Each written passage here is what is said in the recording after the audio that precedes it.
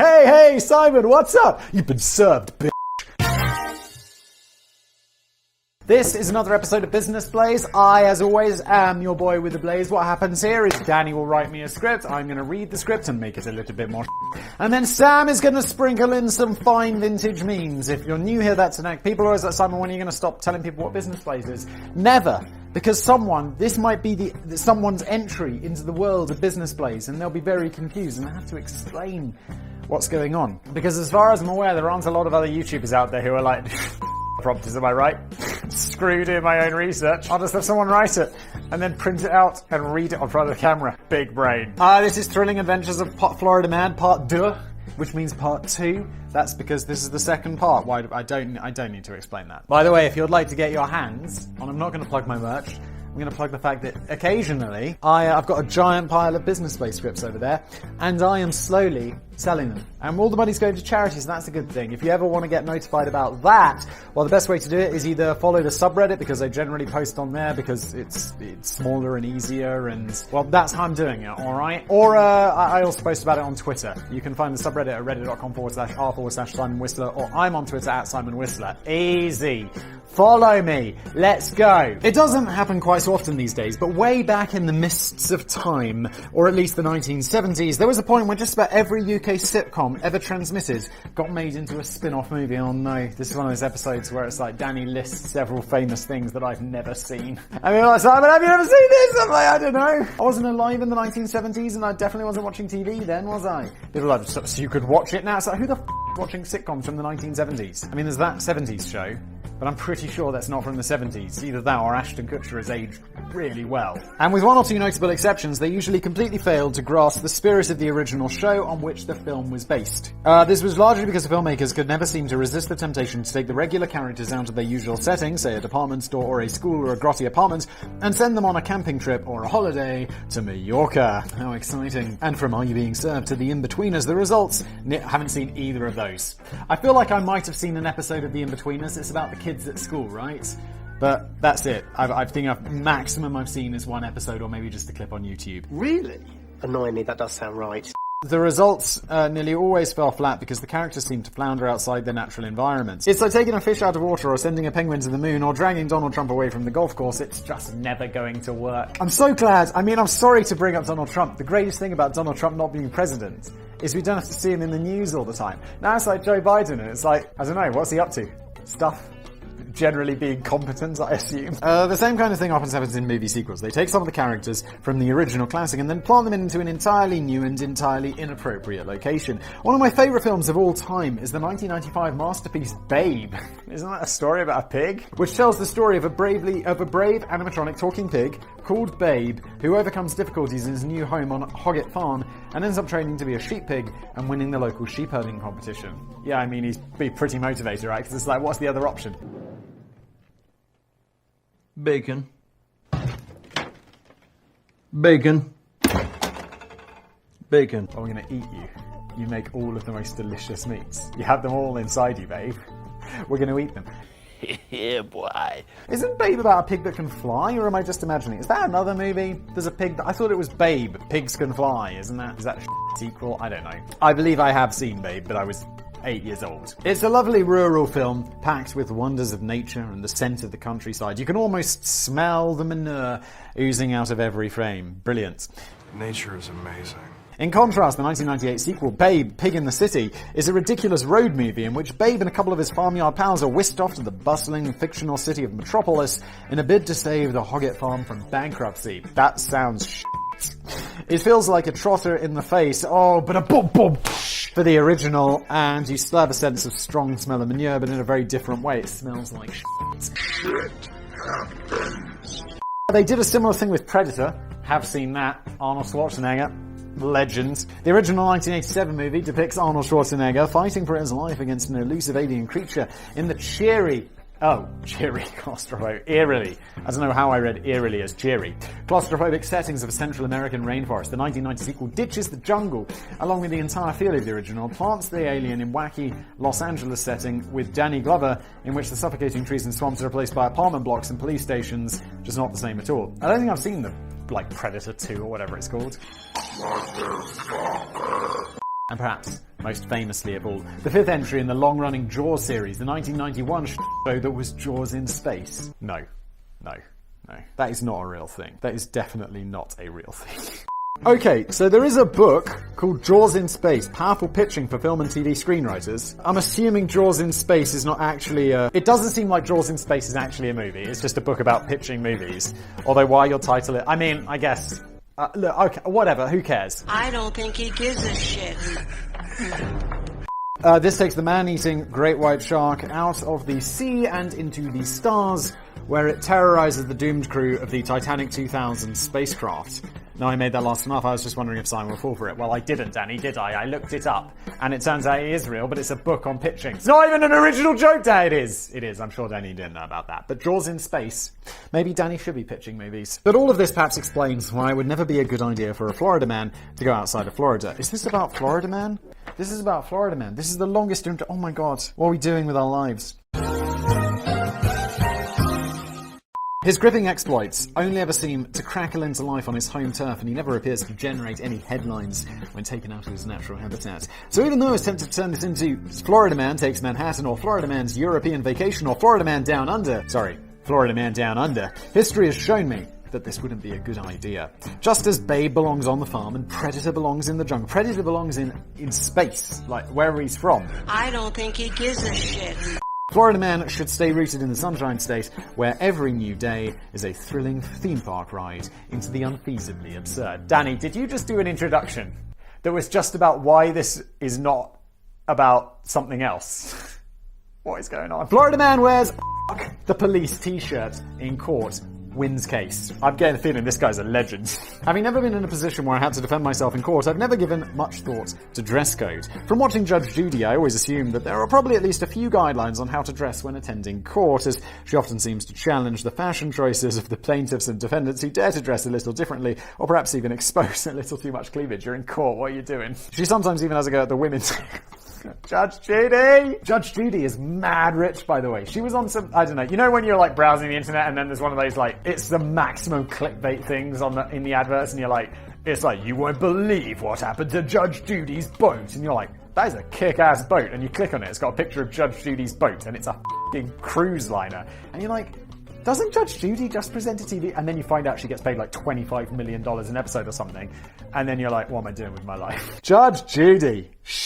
And then you're reading that article about the clickbait, and there's like absolutely nothing happened to Judge Judy's boat or whatever. It's just that that's just how they get you to click. And you're like... But it turns out in most countries, you're just advised to wear something fairly smart and comfortable. I reckon my business blaze hoodie will probably fit the bill. Maybe the ask me about my pyramid scheme design. Maybe you'll pick up some new customers for your pyramid scheme, Danny, in court. I certainly wouldn't have thought wearing a police t-shirt would be considered appropriate, particularly when you're actually taking on the cops in court. Well, it depends on what they've done, doesn't it? Like, because the judiciary is separate from the police. That's kind of the point of it. And if you're fighting the police in court, I mean, no, I get the feeling this guy's going to be a legend. Although the global legality of wearing potentially offensive or threatening clothing is a bit of a grey area, people on both sides of the Atlantic have been stopped and cautioned by the police for wearing t-shirts in public bearing slogans such as Trump or Boris. They've had police cautioned by the police. I mean, does that just mean don't be a naughty boy? This is a caution. But a caution, at least in the UK, I believe, I don't know, I've never had one, because I'm not a yobbo. It's like if you've been a bit naughty, and they'll be like, you're getting a caution this time, which means like they're not going to pursue any charges, but it's like an official warning. It might go on your police record. I don't know. If you're getting in trouble for wearing a Boris t-shirt, well, you police who pulled that person over. Not this is absolutely off Trump. This has nothing to do with my politics. It's just you should be able to express that. You're not hurting anybody. However, I can't imagine anyone would have been convicted of the crime if it went to court. But the court is exactly where Michael Burns chose to show off his police t-shirt when he was contesting a relatively minor incident in which had been given the ticket by Florida State Troopers. Michael has an unusual hobby of filming the police everywhere they go. One night in 2014, he was recording the police as they broke up a late-night gathering of 10 people on the side of Highway 27 in Broward County. Dude, I mean, also, what are you doing just rolling around filming the police? I mean, I get it, but it's like, don't you have anything better to do? Come on! Michael claims that the location was public property, and that one of the officers had asked him to stop filming before admitting that they were just dispersing the group to ruin their fun. Police could be dicks. This is a very minor example of the police being dicks. The police can be real dicks. Michael was later told to leave the scene himself, and although he wasn't legally obliged to do so, he drove off in his car anyway, maybe because there was nothing left to film after the mass gathering had been sent packing. But then he noticed that 6 police cars were following him. Jesus Christ, overkill. He was eventually stopped and ordered out of his car by the same police officer who had asked him to stop filming just moments earlier. Let it go. This is a prime moment where you should just let it go. He left. He did what you said. Don't follow up with this. The police instructed Michael to remove a sticker from his vehicle, which was allegedly obstructing some of the numbers on his license plate. Weirdly, it was reported the sticker bore the initials FOP, which would appear to stand for Fraternal Order of Police. I don't think that's what Michael thinks it stands for. FOP! But it seems unlikely that Michael was a particularly strong supporter of an organisation that attempts to improve the working conditions of law enforcement officers. I get the feeling he's not. I suspect the real initials were FTP. And this is perhaps why the Florida State Troopers took exception to it. Michael refused to remove the sticker and was issued with a ticket by the police. It was this ticket he was contesting in court, claiming that the police had just been acting out of contempt in response to his irritating filming activity. The judge declared that the police had not met the burden of proof to justify the ticket, and Michael won the case. Good. Gotta prove that, like, if it's blocking his license plate or whatever, you have some picture of it or something like that proves that he's in some offence of some ordinance of license plate clarity or whatever. But I don't think there is here. It's worth noting that the slogan only appeared on the back of Michael's t-shirt, and he was obviously facing the judge during proceedings. It's highly likely that she didn't even spot it. It would have been interesting to see if his choice of clothing would have been challenged if the front featured the slogan "Hang the bent judge" in bold letters. It probably would. I mean, that's got to be like contempt or whatever. Bailiff! However, I suspect the eagle-eyed police clocked the slogan, and the Florida man did end up briefly behind bars just 3 months later. Michael had been asked by a club bouncer to leave the scene of a chaotic disturbance that was unfolding before his camera lens. When Michael had refused, the police charged Michael with trespassing, which was itself a bit strange, as Michael had never set foot inside the club, and the video footage shows one police officer advising him that it was fine to hang around the public spot. The police later arrested Michael at his mother's house, where they accused him of failing to respond to a court summons which Michael claims he never received. He was bundled into the police van. One of the police officers allegedly declared to Michael, "We finally got you." Maybe that t-shirt was a bad idea in the long term. Not really. He's going to be getting out of that pretty fast. And then he's probably going to sue them. Also, if you get summons to court, that's something you have to sign for, right? They're not just going to be like, yeah, we sent you a summons. There's going to be like, isn't that what those dudes who were like, hey, Simon, what's up? You've been served, bitch. And you're like, I thought we were friends. This is the worst day ever. I thought I had a friend and I got a summons. Shit happens. Florida man accidentally butt dials 911 while cooking meth with his mum. Oh God. I mean, it would just be like, while cooking meth. That would be enough. And then they just sprinkle in that extra bit of Florida man with his mum. Apparently there's a time when nearly half of all calls placed to emergency services in the US were cases of accidental pocket dialing or butt dialing. I don't know about you guys, but I got whatever it was, maybe like the phone before last, and they had some feature where if you like press the power button and the volume up button like 3 times in a row or whatever, it'll like just start dialing the police. And this happened to me twice because I had no idea about this like hidden feature. I was just like listening to music with my headphones, and I'd reach into my pocket and I'd try to do volume up, and because on the iPhone they're both on the same side, you don't really know which one is which, like when the case is on. And so I'd always just, because it doesn't matter if you press the power button on the last model, and I'd just be like turning up the volume, pressing the power button at the same time, and it would think that I wanted to dial the police. And I turned it off and stopped dialing the police every day. Which probably annoyed them. Probably killed people because they couldn't get an ambulance or whatever because I was clogging the lines. How dare you! I blame Apple, allegedly. It's a feature, not a bug. This was partly because on many of the older phones, the pushing down and holding of the 9 key was all it took to connect with 911. And it's still a pretty big problem today, with an increase in ridership on roller coasters copping for much of the blame. Really?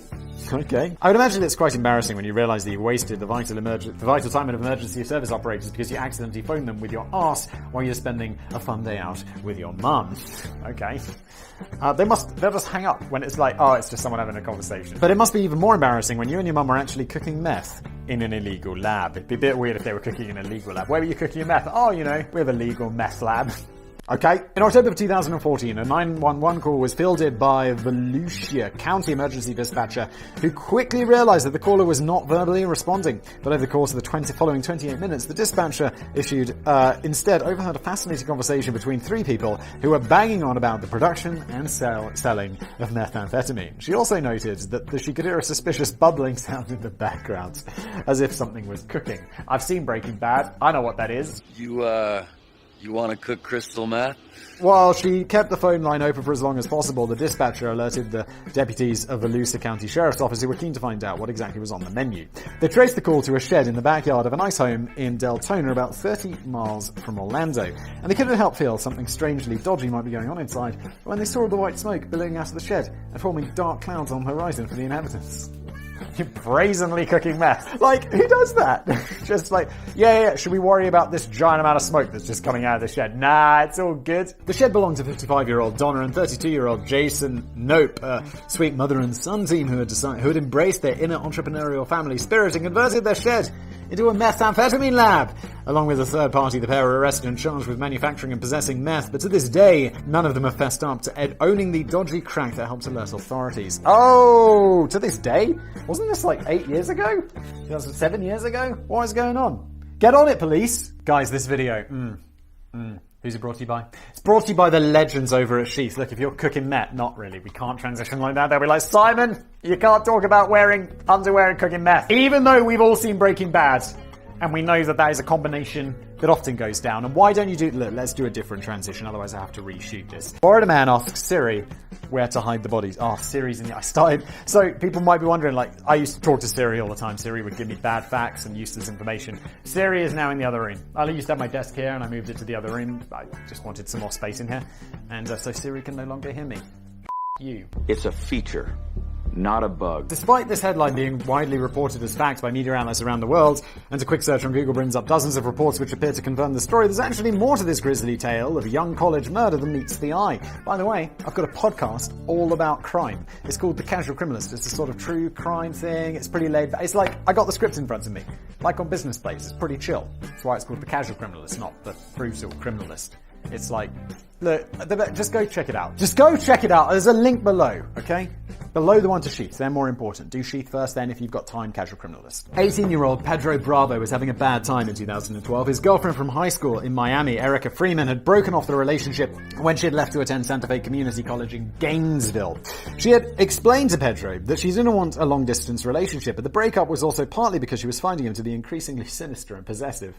I don't want a relationship with you, Pedro, because you're sinister and possessive. Also, the reason I'm leaving and moving far away is because of you. I have no idea of the distance between Santa Fe and Gainesville. Santa Fe could be in California, for all I know. Is it in California? I don't even know. Let's carry on. To make matters worse, Erica had started dating Pedro's best high school buddy, Christian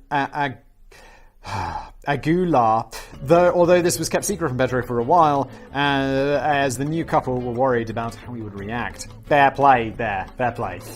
You can't blame them. When Pedro eventually found out he was not a happy bunny in September of that year, Pedro offered to give his old pal a lift to Best Buy because Christian wanted to buy the latest Kanye West CD. That might be considered a crime in itself, but things got considerably worse. Christian never got a chance to buy the CD. Following an argument over Erica in a car park, Pedro drugged and strangled his former pal to death. Fucking hell. And then bound the body up with duct tape and partially buried him in a remote forest about 60 miles away, where the body was discovered a few weeks later by local hunters.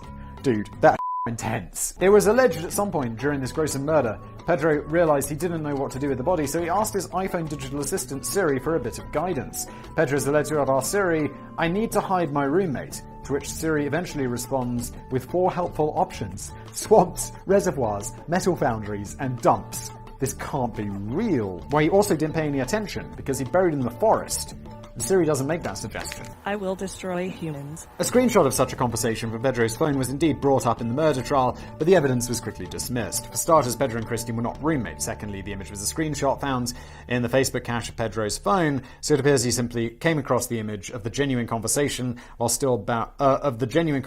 browsing Facebook. And most crucially of all, Pedro's phone was an iPhone 4, and Siri wasn't even introduced until the later iPhone 4S model. But that's not to say that Pedro's phone didn't leave a trail of other compelling clues. Gainesville police officer were able to pinpoint the movements of his phone, which travelled in the direction of the remote forest and the shallow grave, completely contradicting Pedro's version of events. It was also noted that he used the flashlight function on his phone for 48 minutes and 18 seconds to hide the body, which is at least a testament to the iPhone 4's battery power. Wow. I mean, smartphones must be an absolute boon for the police, because it's like, yeah, you were burying a body. Why use the flashlight for so long? I don't know.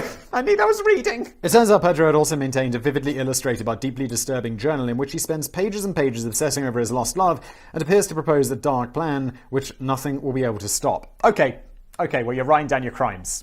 I mean, forget all the phone stuff. He wrote down his crimes. Or plans to do crimes. It's not going to work out well for you, pedders. Siri has since gone quiet on the subject of hiding roommates, though. The assistant now only gives vague responses to the topic, including, I used to be able to answer this question. What? So for future reference, you're probably best off asking for recommendations on Twitter. Don't do that. Pro tip for criminals. Florida man uses private plane to draw giant radar penis. I've seen this story, yes. It's a refreshing change. To very briefly mention a Florida man's story, which doesn't involve anyone getting arrested and sent to prison. It's all very intense when they end up like, oh yeah, he murdered his friend and buried him in the woods. It's like hilarious. I think I mentioned it before, but I once took an improv comedy class and they were like, lesson number 1, everyone always wants to go to death. And death isn't that funny. It's like, au contraire. Welcome to Business Blaze! Oh, it's not funny. FlyRadar24 is a Swedish online service that shows real-time aircraft flight tracking information on a map so you can track flight paths around the world if that's your scene. I sound like a right stado, but I absolutely have that app. I'll just be like hanging out and I'll be like, oh, there's a plane going overhead. And I'll just be like, I want to see what that is, where it's going. It's cool. I'm a sado. I'm such a sad. Any aviation fan who was using the site one night in 2015 may have been surprised to discover that a Florida pilot of a private airplane registered to B&M Aviation had taken a flight path which resulted in a giant cock and balls appearing on the radar map just south of Orlando. That's Sam, please put that there. It's not clear why the pilots had taken such effort and devotion to create this giant sky penis. The chances of it being entirely coincidental must have surely been pretty slim. Dude, no, there's no chance. And there's also a smaller penis. He did it twice! It could just be that the pilot was a bit bored, or he was making some kind of political statement about the 2015 Orlando mayoral election. I would do this, but I'd just draw a penis in the sky because why not? Sit around all day and draw pictures of dicks. There's no other, like, people are always reading into it like there's got to be some other motivation. It's got to be like some act of protest or something. And it's like, no, sometimes I just like drawing a cock. Why not? Dicks? Like a man dick? Yeah, like a man dick. But whatever the motive, some critics felt that the pilot's actions were a bit of a dick move. But to be honest, I think he deserves some kind of Bell End Legend Award, if there was such a thing. Good work, Florida man, keep it up. Why are people upset about this? It's just a laugh. It's just a bit of a laugh. You see penises drawn on everything. I'm in the park, and every day, like, you know, not every day, but like, I'll take my kid for a walk, and we'll go down this one bit in the park, and there's a giant penis just graffitied onto the ground that no one could seem to be able to remove. And it's just like, okay. I mean, I'm not offended by it. It's just like, like you ask, what is that? I'd be like, it's a drawing. Also, Americans have been asking me on Twitter what a bell end is. And I just recommend you use Urban Dictionary. One word, bell, B-E-L-E-N-D. Let's bring it to America. It's sort of like, I'd say equivalent to douchebag. You know, it's got nothing to do with the actual thing. It's just like, it's an insult. Florida man who allegedly threatened family with Coldplay lyrics ends standoff after SWAT team promises him pizza. What is going on? Finally, I'm all for the idea of non-lethal methods to bring a standoff conclusion to an end with minimal bloodshed. And it's encouraging to see the Pensacola Police Department has been experimenting with beanbag projectiles and immobilizing foam rather than just riddling the suspect with bullet holes and asking questions later. Immobilizing foam sounds like something out of sci-fi. Can you just shoot foam at people and then it hardens and they get stuck in like position? Is that a real thing? Immobilizing foam sounds good to me. Not so sure about the beanbag projectiles. Yeah, that could leave a bruise. But it seems to me that we can now add pizza to that list of non-lethal but highly effective tools that are employed by local police. In 2019, a SWAT team in Pensacola was called out in response to a call about a possible battery. The suspect in this case was the 33-year-old Charles Evan McLemore.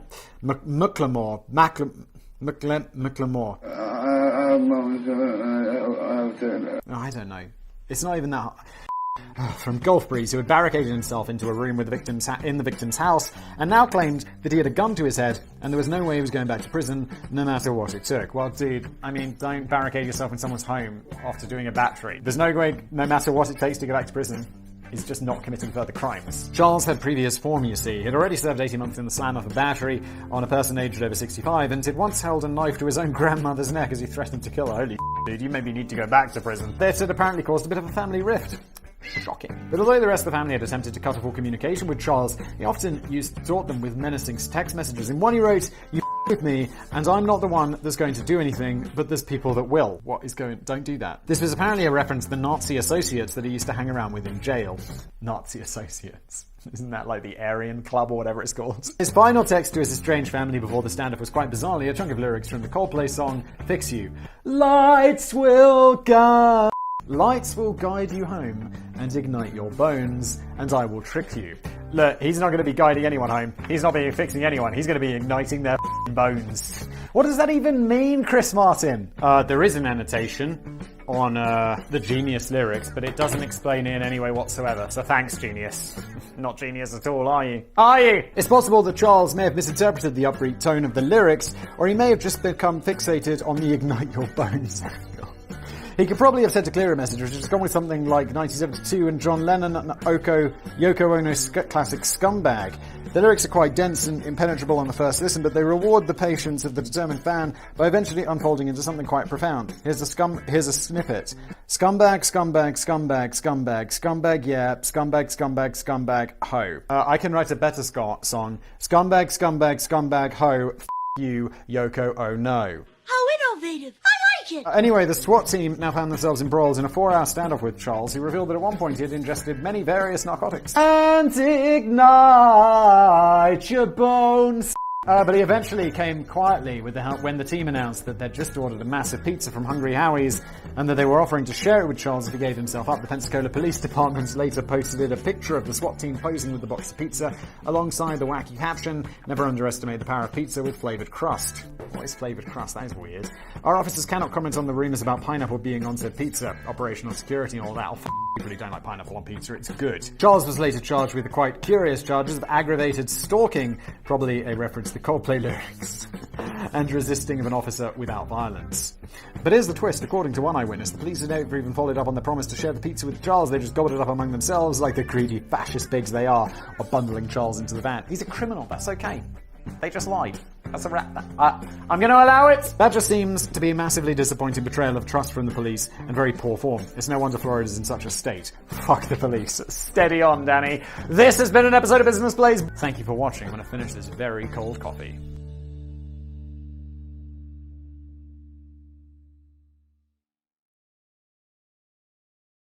And ignite your bones. You weirdo. You f***ing British, pompous, spaghetti full word using dickhead. Hello everybody, welcome back to a brand new episode of Business Blaze. I am your boy with the Blaze. This is another one. Every time I make a video about Florida Man, whether it's on this actually got kicked off because I've got another channel called Top Tens, and every time we made a Florida Man video, it's just like, oh, here, have 1 million views, Simon, why not? Enjoy! And so I made them on Business Blaze as well because it's funny, we can laugh at them on here, it's a bit more of a giggle. Yeah, I like it when YouTube's like, have 1 million views. So, this is Thrilling Adventures of Florida Man, Part 3, Spaghetti Sauce with a Vengeance. That was a very long title. I'm sure Danny's introduction is only a page long. Excuse me, what are you doing?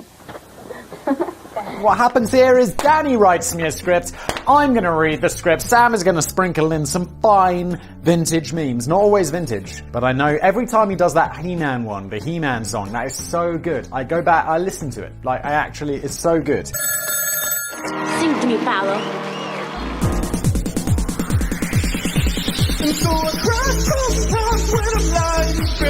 With a few honourable exceptions, and I'm thinking mainly of The Godfather Part 2, so many movie sequels fail to top the original or even come anywhere close. I've never seen any of the Godfather movies, to nobody's surprise. And the problem, and I do think the second Back to the Future movie is my favourite one of the three. I probably think less so as I've grown. As a kid, I was like, this is amazing, they went to the future. And now I'm like, okay, look, 3's obviously the worst. 2 is probably my favourite movie as a kid. Now I'm probably going to say the first Back to the Future movie is the best one. It's like 1, 2, 3 in order. But 2, 1, 3 used to be. What are we talking about? Get back to it. And the problem gets worse when filmmakers realise they made a bit of a pig's ear of the sequel, and so they try to have another go and accidentally end up creating a long-running franchise with rapidly diminishing returns. Arguably, the Police Academy and Die Hard and Rocky films get progressively worse as they go along, beginning with a classic slice of cinema and later climaxing with something barely fit for the straight-to-DVD bargain bucket. You dudes are setting a bad example. Can't hear you, bro. I'd say the same thing about those movies with the cars, Fast and Furious, except, well, they've always been shit. It's as if the studios and directors just so rarely know when to stop and bask in the glory and go out on a high. It's really hard to stop when you're at the peak, because you're like, you don't know whether it's up or down from here. You're just like, well, I may as well keep going, because the worst case it is down. But I mean, you don't know. You must continue. Except even Francis Ford Coppola couldn't resist making The Godfather Part 3 and souring the legacy of the earlier classics with a rancid squirrel turd of a movie. I suppose he's still got time to turn things around with Godfather Part 4. Is Francis Ford Coppola still alive? Marlon Brando's in The Godfather yet, right? And he's long dead. Of course, we do occasionally see notable examples of long-running movie franchises which make a pretty good fit of maintaining some degree of quality while raking in box office dollars. So far, Danny, I'm well aware that this introduction is about the fact that this is Part 3 rather than anything to do with Florida Man. So we are, 3 or 4 minutes into the video and we haven't covered the title. Every bit of YouTube advice you get is like, make sure to get into the content quickly, except for Business Blaze, which I don't know why do you watch? I'm obviously not talking about Fast and Furious. That was shite to begin with. Danny! I honestly don't read these ahead. But Star Trek and James Bond have both fared well over the years, even though they are bound to be a few bumps along the way. For every Wrath of Khan, there's a search for Spock. For every Goldfinger, there's an Octopussy. Oh god. Some James Bond movies are so Some Star Trek movies are so Bearing all of that in mind, it's tempting to send Florida Man into early retirement before he jumps the alligator, so we can all remember the joyous triumph of his early daring adventures without the fear that he might one day regenerate into George Lazenby. But let's forget all of that and approach this with a big dollop of sunny optimism. I reckon we can squeeze out at least another 27 chapters from The Gift That Keeps On Giving. Danny, you have no idea. You have no idea, really. The thing about gifts like this, like Florida Man, is like when I do an advertiser spot, it's like, generally, little peek behind the curtain here, I have to guarantee that a video will get 100,000 views at the Business Blaze level. Some channels you might need to guarantee 200 or 150 or even 1 million. I don't have any channels which can do that, so I don't make that kind of money. And when you do something and you know it always works, you're like, well, okay, I'm going to assign that to a sponsor because I know that it's going to get over 100,000 views, and that is money in the bank. Boom. Florida Man facing 2 weeks in jail for eating evidence in court. Light snacking is generally frowned upon in court proceedings. Wasn't there a clip the other day of a guy's in court, like Zoom court, or however you do it nowadays, which seems like a security nightmare, and he's like doing surgery or something while he's like for a parking ticket or some crazy I'm like, what is going on? When facing the judge, you're unlikely to be granted permission to stop for a minute and put the kettle on for a pot noodle. And you're not usually given the chance to ask the jury if anyone's got a spare Kinder Surprise egg. If you're in America, no one does. And if they do, they're going to get fined. Those are illegal! And all the people still send me. They still email me. They're still like, Simon, look, I found a Kinder Surprise. And I'm like, that is not a Kinder Surprise. It's a Kinder Joy. It says there right on the fucking front, doesn't it, mate? I just don't reply. I just spam filter that these days. I'm pretty sure, like, Kinder Surprise automatically goes to my spam filter. But I suppose if you're really desperate, you could always try eating the evidence. And that's exactly what Florida Man Richard Maston did in 2014. Although it's not because he was hungry, and perhaps surprisingly, he wasn't even the one in the dock. Richard was a retired cop whose evidence had helped bring the case to trial. Having stepped down from the police force after 35 years of duty, Richard was now the executive director of Miami-Dade Crime Stoppers, and his organization had picked up tens of thousands of crucial tips from sources who were guaranteed complete anonymity. One such tip had led to the arrest of Lisette Alvarez of Hialeah. Jesus Christ, what is with these names? Who was originally suspected of being a cocaine dealer. Legend. Not really. I'm not glorifying the use of drugs. During the case, but was now just facing one charge of possession. Possessing the drugs she was going to deal, allegedly. During the case, Lisette's attorney had been pressing the court to turn over evidence that had led to his client's arrest, including a printout of the anonymous tip. Richard Maston was eventually ordered to bring the printout to the courtroom so that Judge Victoria Brennan could privately examine the evidence in her chamber. But before handing it over, he became increasingly concerned that the judge was going to share the tip with Lisette's attorney and blow the identity of the secret tipster. And Richard was not having it. And as he later pointed out, the way I look at it, we make a solemn promise to our tipsters that we never let them be identified. It's not going to happen on my watch. It's a judge. Judges are not, their whole point is they're impartial. They will look at it in their chambers and not in public court. That's the whole bloody point. You've been a policeman for 35 years. You must have had some, judges if this is actually a concern for you. Before the judge had a chance to ask him to hand over a slip of paper, quick-thinking Richard made sure that neither the judge nor the attorney would ever get a glimpse of it. He dramatically started ripping up the paper and then popping the little bits into his mouth for a leisurely chew before swallowing every last shred of the evidence. It took him a while. Well, one, why didn't they stop him? And also, didn't they say it's a printout? So just subpoena it. If it's that valuable, get a subpoena, go back to Crime Stoppers or wherever this came from and get another copy. Just go to his print queue and see what he's been printing and be like, print on ice. Not difficult. The retired cop was immediately found in contempt of court and was instructed to return the following week for sentencing. He could have faced 2 years in jail and a fine of $500. Those don't seem equal. But Richard was ready outside the court. He joked to the press, I'll bring a toothbrush and some pajamas. He really went to prison for this? This is brilliant. He definitely thinks he's going to get off. I can't help wondering if there was a bit of showboating going on there, though. Richard may have made a scene in court, gobbling down bits of paper in an apparent bid to protect confidence and trust in his organisation, but the judge had already made it clear that she wouldn't be passing on the name of the tipster to the attorney, so the whole thing was just largely pointless. Yes, of course the judge wasn't. Like, even if that attorney got it, and the client asked, the attorney's going to be like, no. But he got off quite lightly in the end. The judge noted that Richard had good intentions, but he lacked the understanding of the legal process. He was fined just $30 in order to study the laws on anonymous tips, and then return to court with an essay on everything he had learned. Why is he at school? If a judge asked me to write an essay on something for like some crime I'd done, I'd be like, what the f***? Fine me, for f***'s sake! I'll do a night in prison. It'll be an experience. Just don't make me write about it afterwards, for f***'s sake. A bit like a grown-up version of being told to write an essay on what I did was naughty and wrong. A defiant Richard later told reporters, if I have to do it again next week or next month, I will. Maybe next time he should just not bother bringing the evidence to court in the first place, but I don't think that would look quite so dramatic on camera. Yeah, I mean, this is kind of worth it for him, right? Because it makes his organisation look bulletproof. Like, they're not even handing tips over to the judge. More people are going to tip. It's probably worth it overall. I mean, it's all showboating and bullshit, because the judge is obviously not going to reveal that information. So, judge. Oh, moving on. Florida man too fat for jail. That's the way out. You know, it's like, oh god, I gotta report to prison. Which, by the way, is a thing I didn't know existed.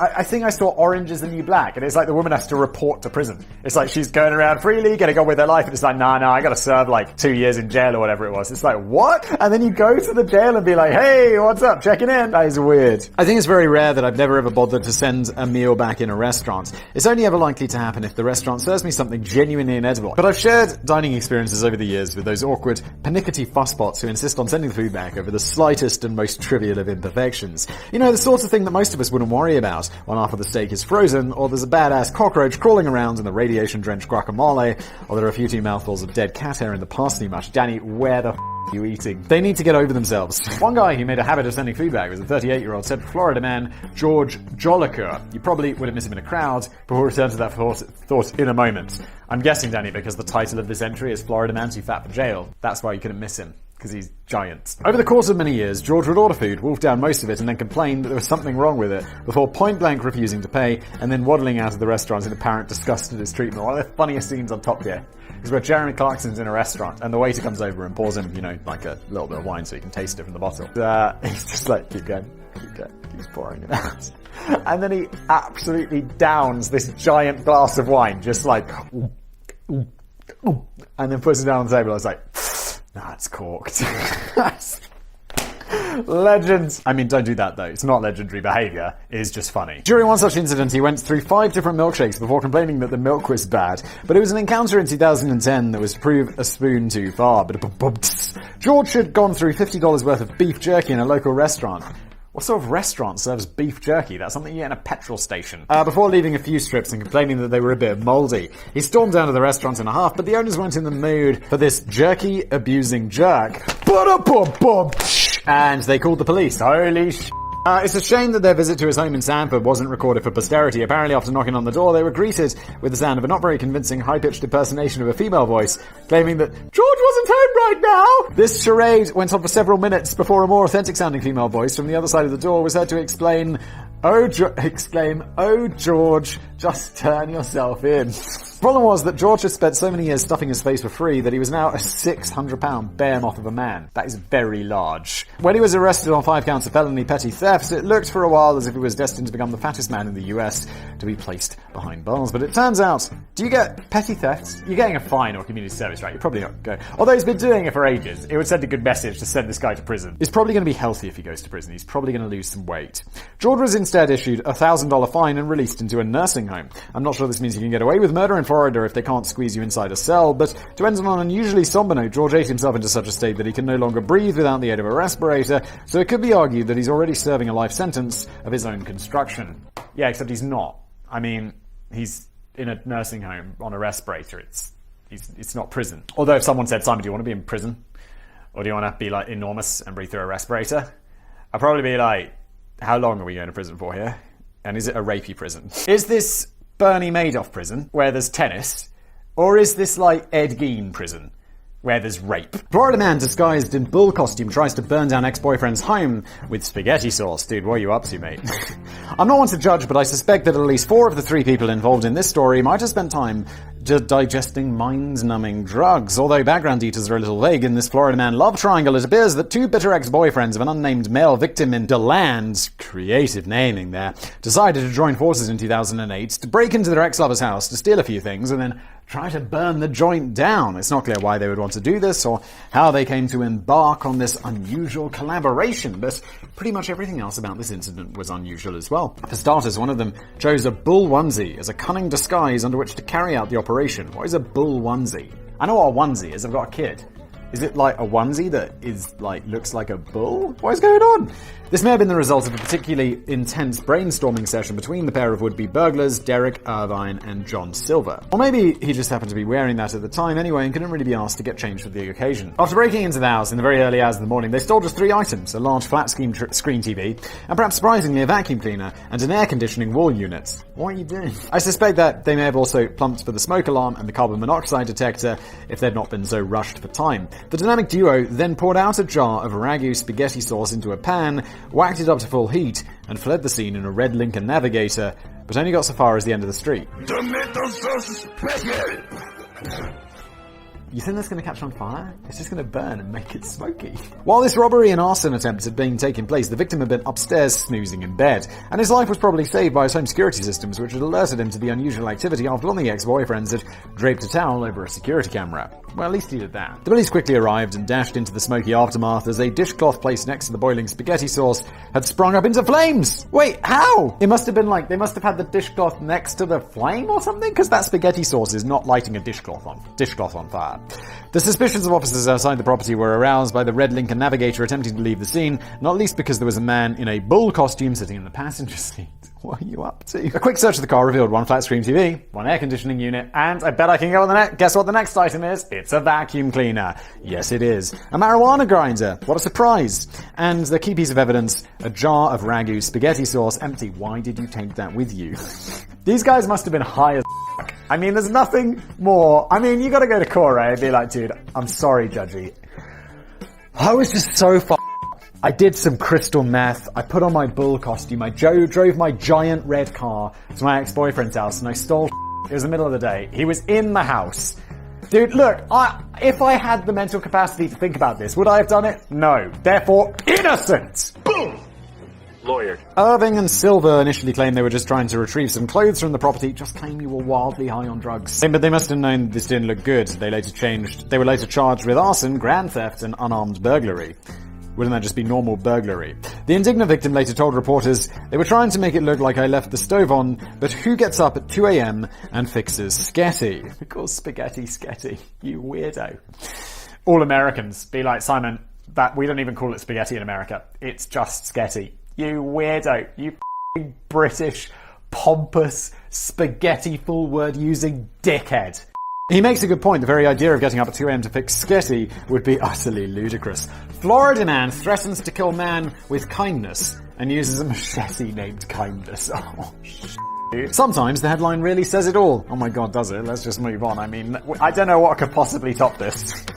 This is a 2-page... No, it's a 1-page entry. Okay, let's do it. In this case, 30-year-old Brian Dwayne Stewart of Milton was a bit of a nuisance neighbour on account of him spending most of his day screaming and shouting and banging his head against the wall. Uh-oh. It's no surprise that the neighbours sometimes used to pop round and ask if there was any chance he could keep the noise down, if at all possible.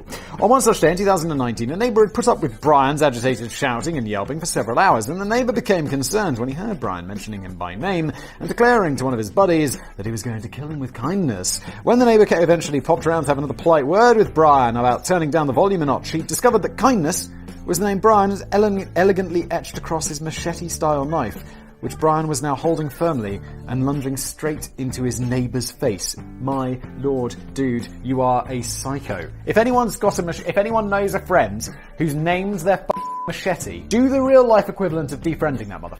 Another neighbor made what was possibly a life-saving intervention by jumping in and blocking the potential strike, thankfully receiving nothing more than a severe than a small cut on his hand. When the cops showed up, they found that Brian stank of alcohol and was a little disorientated.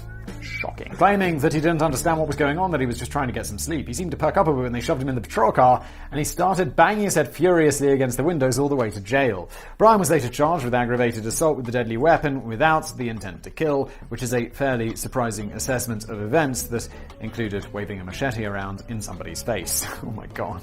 Without the intent to kill. He said, "I'm going to kill you with my machete, kindness," and then he attempted to kill the person with his machete. Kindness. Still, for a man who clearly had a few personal demons, you have to give him some credit for the clever wordplay. I'd like to think he also had a gun and a baseball bat named Coffee and a quick chat. Florida man rescued after trying to ride a hamster ball to Bermuda twice. Oh, I know this one. I've seen this. There's pictures of this. This guy's a legend. I have no idea where Bermuda even is. It's probably far. Isn't Cuba really close to Florida? Although not a Florida man by birth, Iranian-born Ray Reza Baluchi had certainly seen some of the spirit of his new home in Pompano Beach. No idea how to pronounce that, don't care. He endured a pretty tough life on his home soil. Ray was once arrested and hung from a tree by handcuffs just for wearing a Michael Jackson t-shirt and carrying a video of a romantic Western movie. He was later jailed for 18 months for indulging in alleged pro-Western anti-Islamic activities, including eating food during the holy month of Ramadan. You can get arrested for eating food during the month of Ramadan. That's some bullshit right there. After being granted asylum in the US, it's not that I don't respect it. If you want to keep Ramadan, absolutely fine. Got no problem with that at all. You know what I do? Don't force it on people who don't want to. Alright? It's not complicated. After being granted asylum in the US in 2003, Ray got to work on trying to break a string of world records in a bid to help raise money for children in need and inspire those who have lost hope for a better future. He undertook a 6-month run across the perimeter of the United States and once even embarked on a 7-year bike trip, which he claims took him across 55 countries, although it doesn't look like this has been officially verified, and it's unclear just how much money or awareness he raised by doing this. So, no, I'm doing it for charity. Mate, it sounds like you just done a really nice bike ride for 7 years. What are you doing for money? Who are you? By far his balmiest idea was to try and ride a giant inflatable hamster ball from the Florida coast to the Bermuda Triangle. His mode of transport was technically a hydropod, a massive 3mm thick plastic inflatable bubble housed in a large aluminium frame, which was studded at intervals with inflated footballs. He propelled this hamster ball forwards in the daytime by running inside it and pushing it with his arms, and then cooled off in the evenings by stopping to catch a few fish, and then catch a few winks on the hammock that he'd installed in this curious contraption. That's actually quite incredible. The proposed 3,000-mile or 4,228-kilometer trip was remarkably ambitious, or to put it another way, it was doomed to fail. He probably couldn't get out beyond the tide, could he? Like beyond the wash. So it just kept knocking him back to shore. He's like, I want to go. About 70 miles out from St. Augustine. Holy shit. Wait, is St. Augustine in Bermuda or in Florida? I don't know. It's got to be in Florida, right? Because there's no way he made it 2,930 miles. And the US Coast Guard, okay, so US, began monitoring his movements with concern. It's crazy he got 70 miles. That's actually amazing. They eventually caught up with Ray and found him to be quite dazed and confused and most likely suffering from fatigue. He initially refused any offer of help, but kept asking the Coast Guard for the best way to Bermuda. He was later transported to safety of a nearby Coast Guard station. Not that nearby. But just a couple of years later, Optimist Ray decided to have another bash at his hamster ball dream. This time the Coast Guard weren't too happy about his proposed new venture, pointing out the previous rescue had ended up costing the taxpayer about $144,000. Good lord! What did you rescue? Just put him on the boat! It's like hamster wheel and shit. Be like, that dude, we're rescuing your ass! And it's like, just take him back to shore. It'll cost you like $100. What is going on? In a sternly worded letter, Coast Guard Petty Officer Mark Barney declared that his planned voyage was manifestly unsafe and that Ray could face a possible 7-year jail sentence and a $40,000 fine if he pushed forwards with his latest hamster ball plan. However, this did nothing to dampen Ray's spirit, and he knew he'd be perfectly safe this time. He gleefully told the press, "I'm Captain Bubble." He got arrested and spent 7 years, not really. This time he got as far as Fort Pierce. I have no idea where any of these places are, Danny. Before everything went tits up again and the Coast Guard were forced to carry out another rescue. I hope he got a bill for that shit. As far as I can make out, Ray didn't face any legal repercussions from the fiasco, and it's even quite possible that he might have another go one day. He still seems quite keen to crack on with more wacky stunts to help raise awareness for whatever it was that he was meant to be raising awareness about. Come on! If he's worried about getting sent to prison for wasting taxpayer money, he could always just try and put on about 400 pounds of weight and claim his get out of jail free card. He might need a bigger hamster ball though. He certainly would. This has been an episode of Business Blaze. I have been your boy with the Blaze. Look, thank you for watching.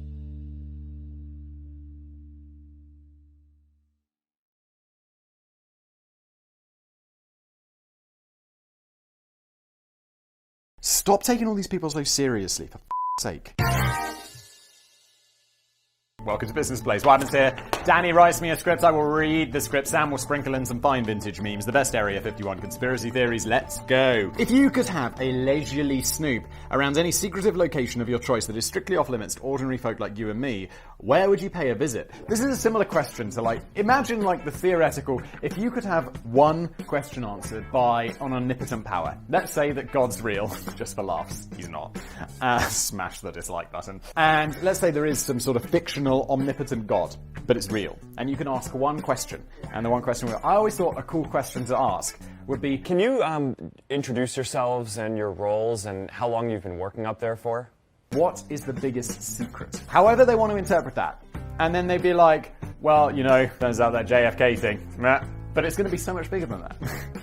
The thing will just be insane. I have a few ideas for... I'm going to upset everyone before we've even begun, haven't I? I have a few ideas for places that I'd love to see that are cloaked in enigmatic shadow and mystery. The Vatican Library, Secret Archives. I bet that's really boring. Fort Knox in Kentucky probably just contains gold. The tomb of the first Qin Emperor, Qin Shi Huang. You don't want to go there. It's filled with mercury.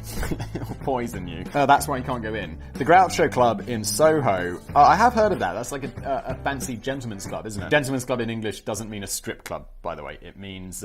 like a club where rich people go and hang out and stuff. I don't know. They're open to women now, I think. I imagine there's laws about that. David Hasselhoff's tool shed, the interior of the public toilets in I suppose I could get in there myself if I paid 50p, but my curiosity has limits and I'm not paying those prices. I'm sure a lot of people would plump for Area 51, the remote and super restricted military base in the Nevada desert, about 85 miles or 135 kilometers north of Las Vegas. I'm not sure it'd be that interesting though. On the surface it doesn't look like much, just a hangar, a guard shack, a few radar antennas, officers, shelters, and probably a bike shed and a private bingo hall. Danny, what do you think the military gets up to? But you suspect that a guided tour would drag on forever. As Area 51 is likely to be a fair bit bigger than it looks, it's believed that the star surface is just a visible exterior, planted on top of a massive underground labyrinth base, where all the real work takes place. Like that Shire Mountain. That is so... I did a video about that on Mega Projects. It's so cool. It's like, I wish that, it's where Stargate SG-1 takes place. It's not going to be that interesting. Nothing's that interesting. It's always more boring than you think. I always remember, with conspiracy theories, it's always the boring option. And there's plenty of other things to cram in and explore on your fun day out. Area 51 is only one relatively small part of the Nevada test and training range, which covers nearly 3,000 acres in total. That's twice as big as Delaware, and approaching the size of Connecticut. I have no idea what that means. I don't even know where Connecticut is. I know Delaware is an island, right? It's near New York. I have absolutely no idea where Connecticut is. Connecticut could be next to Ohio. Also have no idea where that is. Or it could be... It's got to be in the northeast. It sounds northeastern, right?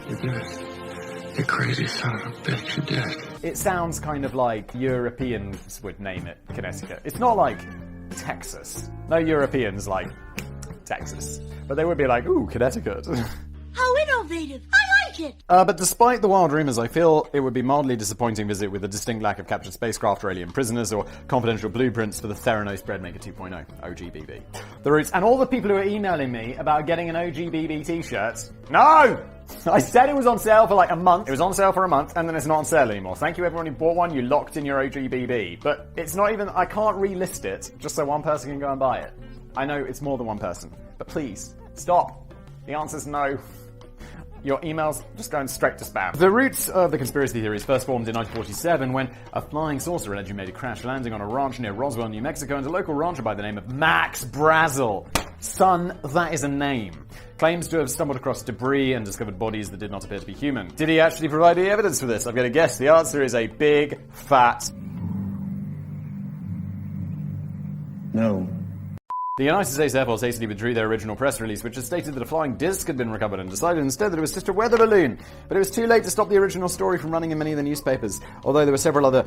It's not a UFO... I mean, if it's a UFO, it's not aliens. It's just like the military are testing because they're the military. They don't want to tell you about all their secret spacecraft. Or planes, or whatever. No one cares. Although there were several other dubious sightings of UFOs in the area in the 1950s, the subject being largely forgotten by the mainstream media for a few decades, until a 1980 book called The Roswell Incident helped reignite the suspicion that the government had covered up the crash landing of a UFO carrying extraterrestrial beings whose bodies, either dead or alive, were later transported to Area 51, the hip new hangout for alien visitors. The flames of conspiracy were further fueled by the shocking revelations of Robert Lazar in 1989, a man who claimed to a Las Vegas TV reporter that he spent some time working as a contractor in Area 51. Robert alleges that the government was attempting to reverse engineer captured spacecraft to use for military purposes, and during his stint as a researcher, he came across alien technology, autopsy photographs of extraterrestrial creatures, and a mysterious new substance called Element 115, which helps power the spacecraft. It seems that Robert was talking out of his arse, though. His educational career and background were totally disputed by the universities and employers on his CV, who claimed that they never heard of him. For example, during a period where he made that he was working out at the Los Alamos Particle Laboratory, later bankruptcy filings revealed he was actually working as a photo and film processor. Wasn't this guy interviewed by Joe Rogan or some shit? Like, stop it! Stop giving this guy...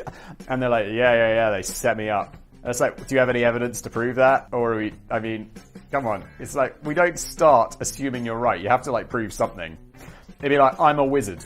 Prove I'm not. Prove I'm not! You're a wizard, Harry. I'm a what? Harry, you're a wizard. I'm a what? And it's like, well, we have all this proof you're not. But you made that proof up! I'm not a wizard, Hagrid. I'm just Harry. Stop taking all these people so seriously, for f***'s sake. Robert reckons this was just the government trying to erase his existence. I hate it when they do that. Interestingly, in 1990, he was sentenced to 150 hours of community service in order to stay away from brothels after his involvement in a prostitution ring. And he was arrested again in 2006 for shipping illegal chemicals across state lines. Uh-oh. 150 hours? For his involvement in a prostitution ring? America, come on, it's like life without parole, isn't it? Come on now. As recently as 2017, his workplace was raided by the FBI. Oh. Sam, play the meme!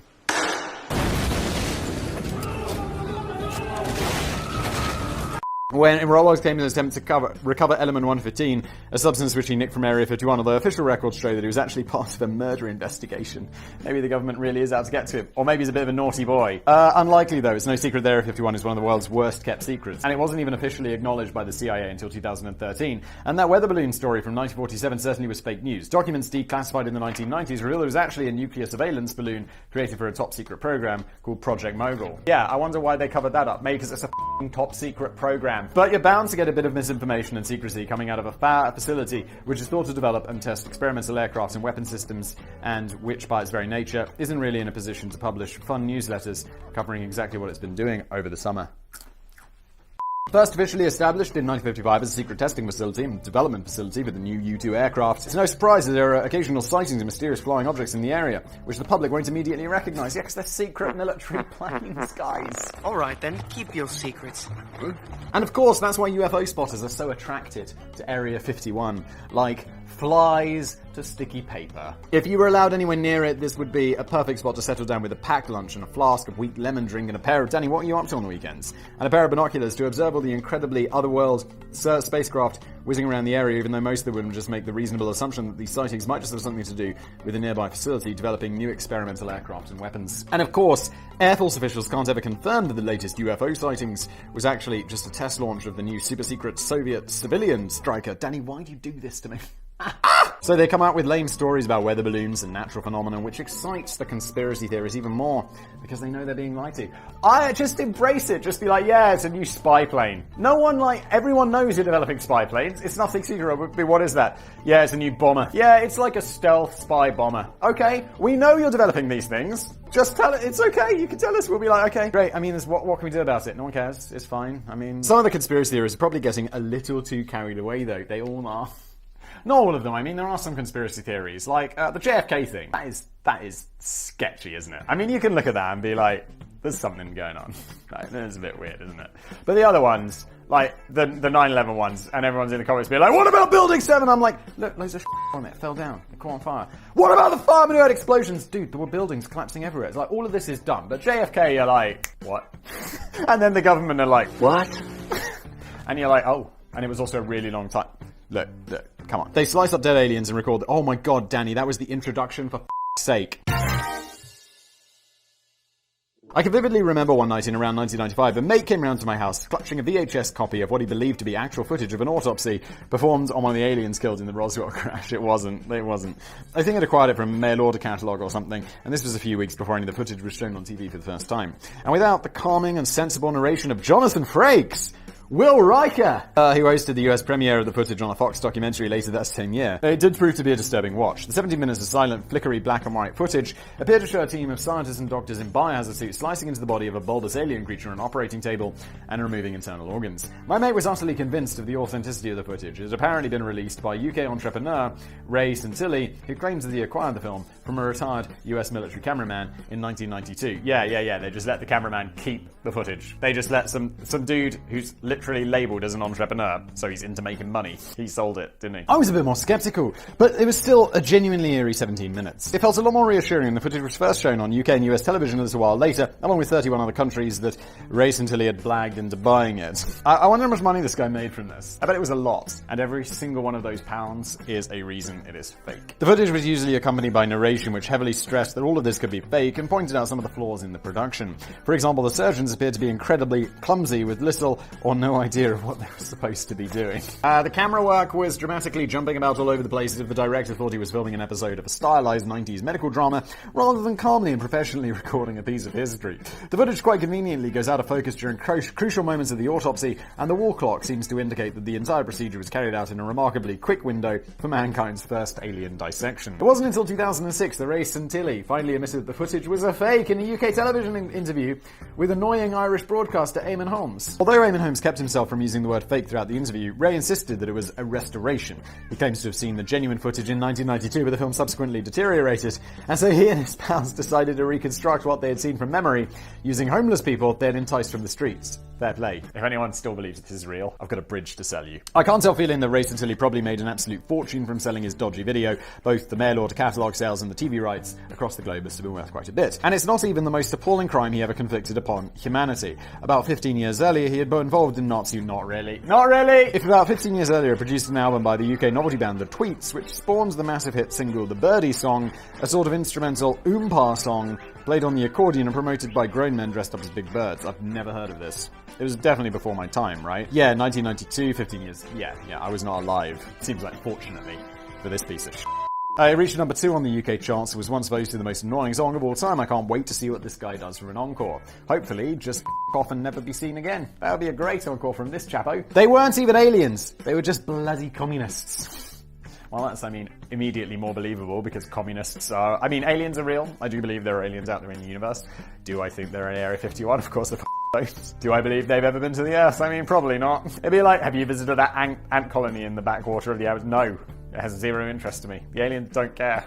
All of the alien stories, it's like, they're coming out for our resources. It's like, yo, where the do you think they came from? And how much energy do you think it took them to get here? They need our gold! No, they don't.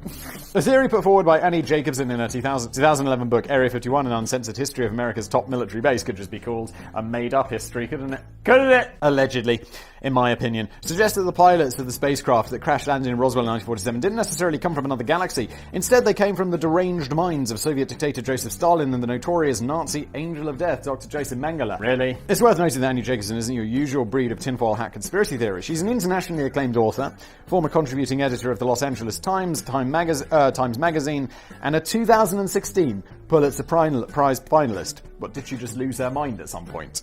But she claims to have spoken with several unnamed scientists and engineers who had worked within Area 51 and revealed that the aliens were actually just kids, and not just any old kids, but communist kids with genetically modified foreheads. What is going on? This woman has credentials, like genuine credentials. Joseph Stalin had apparently been inspired by the total mayhem and chaos which was alleged to have erupted across the US in 1938 following the radio broadcast of Orson Welles' controversial adaptation of the War. Once you could do so, you could... The War of the Worlds. Wait, that wasn't real. That's just an urban legend. No one lost their minds when that was broadcast on the radio. Everyone knew it was fiction, except for like 2 people or something. Instantly, I'm like, you were nominated for a Pulitzer Prize? Do better research. Look, Simon, who's just a fact boy on the internet, knows that that's fake. None of that really happens, of course, thank you, Danny, but it seems that nobody bothered to tell Stalin. At the time, the Soviet Union was maintaining a frosty relationship with the US, who had the small advantages of nuclear weaponry, capitalism, Coca-Cola, and the TV series Hopalong Cassidy on their side. What is going on? In stark contrast, the Soviet Union had the theremin, ocean paste fishy sandwich spread, and chocolate bars made out of bull's blood and egg yolk. I feel like this is something that they actually did have. Like bull's blood and egg yolk just feel like something the communists probably had. I'm not going to look it up because I'm not that interested. But Stalin knew a thing or two about propaganda. He reckoned that if he could convince the American public that they were being invaded by aliens, he could create mass hysteria and overload the US early air defense warning systems. So because, look, when the military people see the kids with giant foreheads, they're not immediately going to be like, it's aliens. Watch out.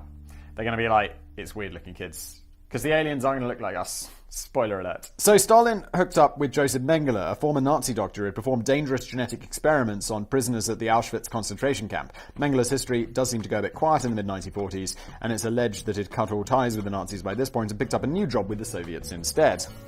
They just looked at his CV and were like, perfect. What the fuck? The new job was to enlarge the heads of abducted teenagers and make them look like aliens before they were forced to pilot flying saucers over US soil.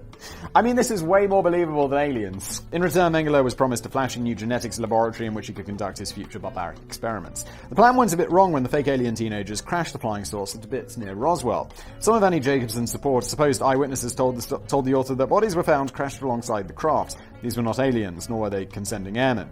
These were human guinea pigs. Unusually petite for pilots, they appeared to be children. Each was under 5 feet tall. They were grotesquely deformed, but each in the same manner as the others. They had unusually large heads and abnormally shaped, oversized eyes. Intriguingly, it appears that the second CIA director, Walter Bedell Smith, was genuinely concerned about the Soviet Union pulling a stunt like this. He sent a string of memos to the National Security Council revealing his anxiety about how a Soviet UFO hoax could potentially leave the US vulnerable to attack. This is incredible. I mean, this author does have all these credentials, but these are just kind of interviews that she did with people who had their own stories, right?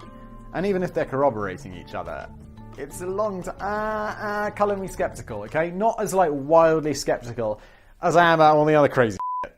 But I mean, come on now. It looks as if he had nothing more to worry about, as the Soviet Union was just stretching kids into weird shapes and training them to crash in the desert. It seems that the Nazi Angel of Death never got his fancy new lab that we know of. He was definitely killed, right? They hung that The Majestic 12. All the coolest fictional gangs have numbers in their titles. The Fantastic Four, the Famous Five, the Magnificent Seven, the Dirty Dozen, the Birmingham Six. The Birmingham Six. That sounds like a murder ring or something. And now we add the Majestic 12 to that prestigious list, also known simply as Majestic, or Magic 12, or MJ12. Oh my god. Because having so many names adds credibility. Following the recovery of the crashed alien spacecraft in 1947, it's alleged that President Harry S. Truman instructed the Secretary of Defense to set up the shadowy government committee to help facilitate the recovery and investigation of the craft. In later years, they set up camp in Area 51 and began brokering deals with the traffic jam of alien visitors that were popping up all over the desert landscape, in return for fresh alien black technology, which led directly to the development of the B-2 stealth bomber. To Majestic, yeah, because, I mean, I get it, the B-2 stealth bomber is an incredible piece of technology and engineering, but always remember the aliens, I mean, they're gonna be so far ahead. Like, all the aliens in, like, TV shows and stuff, it's like, they're ahead of us, usually. I mean, they're not coming to Earth and they're more stupid than us. They're ahead of us, but not like that much ahead of us. The aliens being ahead of us, we can understand them. They can understand us. We have guns. They have guns. There's less difference between the aliens and us than there are between us and monkeys. The idea that the aliens are going to be anywhere close to how we are and not just see us as the way we see bacteria is a little bit absurd and quite arrogant. The Majestic 12 agreed to turn a blind eye to some of the extraterrestrials' more antisocial behaviour, such as mutilating cattle, abducting humans for anal probing, and pissing about with crop circles on a Friday night. Over the decades, the crop circle thing, I did a video about that somewhere else, and people were like, crop circles are a big thing. Try and prove this, try and prove that, and then there were two guys who came out and was like, yeah, we did basically all of them. We just did them all. We thought it was funny. We wanted people to believe in aliens. It's all fake. Legends. Over the decades, the rotating group of scientists and military leaders and powerful businessmen have allegedly been beavering away down at Area 51 on plans to form a one-world government, which would jointly be ruled by the elite of humanity and extraterrestrial societies. Wow. Come on. I'm disappointed that I haven't really heard of many of the alleged members in the Majestic 12, though. President Truman was himself an original member, along with inventor and scientist Dr. Vannevar Bush, the first director of the CIA, and a few retired admirals and laboratory boffins. Sadly, there's no sign at all that the most truly influential people of the 20th century, Tom Hanks, Will Smith, Oprah Winfrey, Hulk Hogan. What is Hulk Hogan doing in there? I'm aware of how destiny is going to take its course, brother. Brothers. We're invited to join the club. I mean, I get that Hulk Hogan's famous, but he's not like these guys. They're like Tom Hanks, Will Smith, Oprah Winfrey, Simon Whistler. It's like, look, I know I'm not up there, and neither are you, Hulk. It looks as if the game night might be up in 1984 when several leaked government secret documents began to circulate among ufologists, which is a real word, apparently. God's sake, which related to the official formation of the Majestic 12 and bore the presidential signature of Truman himself. The FBI later concluded that they were completely bogus and noted that the signatures had been quite crudely copied from other documents and pasted into these new forgeries without even getting rid of the accidental scratch marks that had appeared in the original. amateurs. At least do it properly. Here's the funny thing though. The documents may have been fake, but they contain very obscure, genuine information which has not been made public record even if the FBI couldn't figure out who was behind them. An insider. This has naturally led conspiracy theorists to conclude the documents were officially faked by a higher authority to purposefully cast doubt on the Majestic 12 theories and throw people off the scent. I don't know what it was, I don't know what it is, but it's always going to be the more boring one. By the way, if you've ever wondered why JFK was assassinated, this is apparently was on instruction from the Majestic 12, following fears that he was about to expose the whole operation. So now we know. Yeah, it was that. That was the reason. That was the reason. Time travelers. If there's one place on Earth that's making progress on unlocking the secrets of time travel, it must surely be the hidden underground laboratories at Area 51. Using technology harvested from the endless supply of crashed spacecraft piloted by presumably drunk alien drivers, it's speculated that the true purpose of Area 51 is to provide a private and peaceful environment in which America's finest scientific minds can work together on solving some of mankind's greatest mysteries, which have thus far proved elusive, such as the secrets behind teleportation, immortality, the KFC recipe, and most intriguingly of all, time travel. And there might be some truth to it. Back in 2004, a Florida man conspiracy theorist called Nigel Fruitcake. What? Really? Managed to break into Area 51 with security guards that had all wandered off for a cigarette break, and he managed to record a compelling evidence of time travel experiments which he shared online with an audience of billions. Billions? The footage clearly showed a man being transported back in time to observe firsthand how the ancient Egyptians tamed dinosaurs to help with the construction of the pyramids, and oh my god, and a woman getting transported into the far future time when Elizabeth Holmes from Theranos is finally put on trial. President George W. Bush was forced to publicly admit that Area 51 had indeed managed to discover an effective method of time travel, and Nigel Fruitcake was later hailed as a national hero for helping to expose the truth. But then somebody from this didn't happen. But then someone from Area 51 was sent back in time to the day before Nigel's break-in and threw the poor Florida man down a haunted well, altering the timelines and preserving the secrets of Area 51 long into the distorted future. That's what I heard anyway. Danny, did you just make that one up?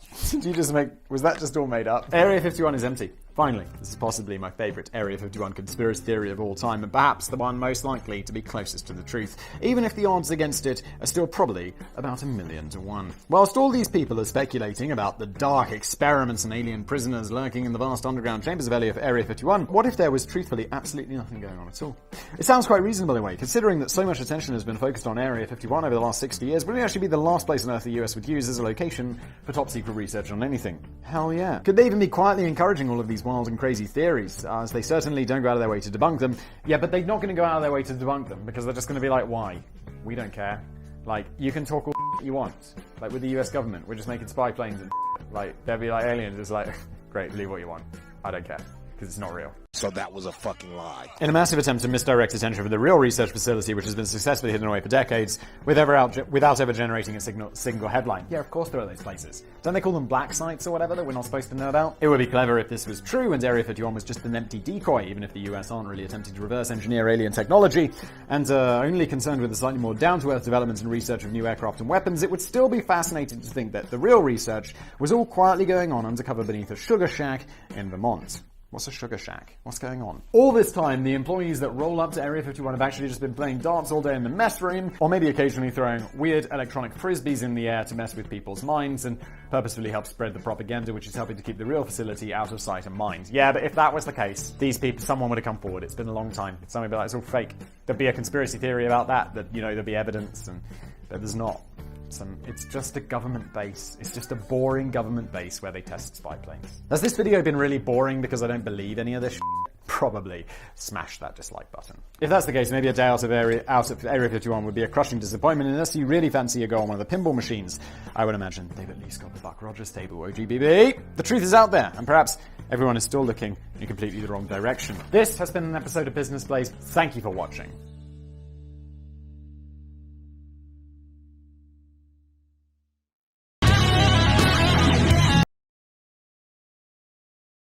Like,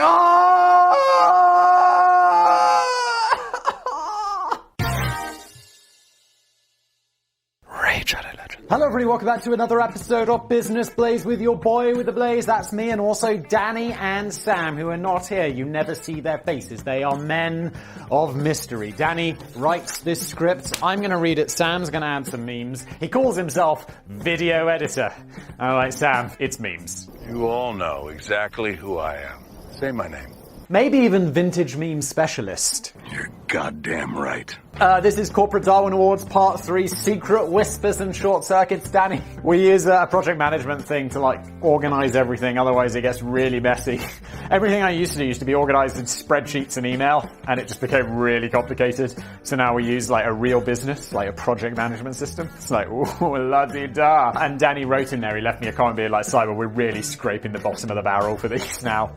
So, let's hope they're entertaining. Danny didn't set a very high bar for this, and I'm passing that low bar onto you. I hope that nobody minds too much if we bend the rules a little for this third and quite possible final entry into the Corporate Darwin Award series. Is that because we've run out of ideas, Danny? Is this why it's the last one? But if this does well, you know, if it gets millions of views, I'll be like, Danny, please find more in the bottom of that barrel. I need more views because I need more money. I'm a corporate sellout, Danny. You must facilitate this. Capital is big. The problem is after you've covered Gerald Ratner dismissing his entire product range as cheap, worthless crap and destroying his business empire with the ease of about 10 seconds, within the space of about 10 seconds, there aren't too many other examples of a major company crumbling to dust in the wake of one simple and reckless mistake. Colonel Sanders never sent KFC to the slaughterhouse by joking that his secret recipe included radiation-infected seagull mullet. Whoa, Danny, we're not implying that it actually contains that. I mean, let's just throw in an allegedly. In my opinion, they don't even have that. This is just a lie. It's just a lie. KFC is the finest food ever created. I do love KFC. I have recently heard KFC sponsor a podcast. And I don't, you know, generally, I mean, Skillshare, I love you, but like when we think of the pantheon of corporate greats, you know, Coca-Cola, KFC, PepsiCo, all of those other giant ones, I mean, the like $1 trillion companies, I don't know, they're not worth $1 trillion, are they? Because isn't Apple just worth? But look, if KFC want to get on board with some Business Blaze sponsorship, I will gorge myself on that product on screen. Look, you know I can do it, KFC. Get on board. Ronald McDonald never gave a candid interview to Oprah in which he admitted that he can't stand kids. Wait, I thought I saw... No, of course I didn't. Of course, Ronald McDonald is not real. As you might expect in the complicated arena of business, there are usually several different factors to blame for the collapse of a once successful company, and perhaps not all of them could be put down to avoidable stupidity. Yeah, I'd say it's a very rare example, and that's probably why we're scraping the bottom of the barrel. But it's still quite interesting to focus on some of the stranger decisions which, at the very least, helped contribute to the downfall. To be fair, in the case of Borders, and by the way, consider this one to be an end of short intro alert, it's perfectly understandable that an established brick and mortar... Oh wait, so that's the end of the intro? Danny, I'm confused.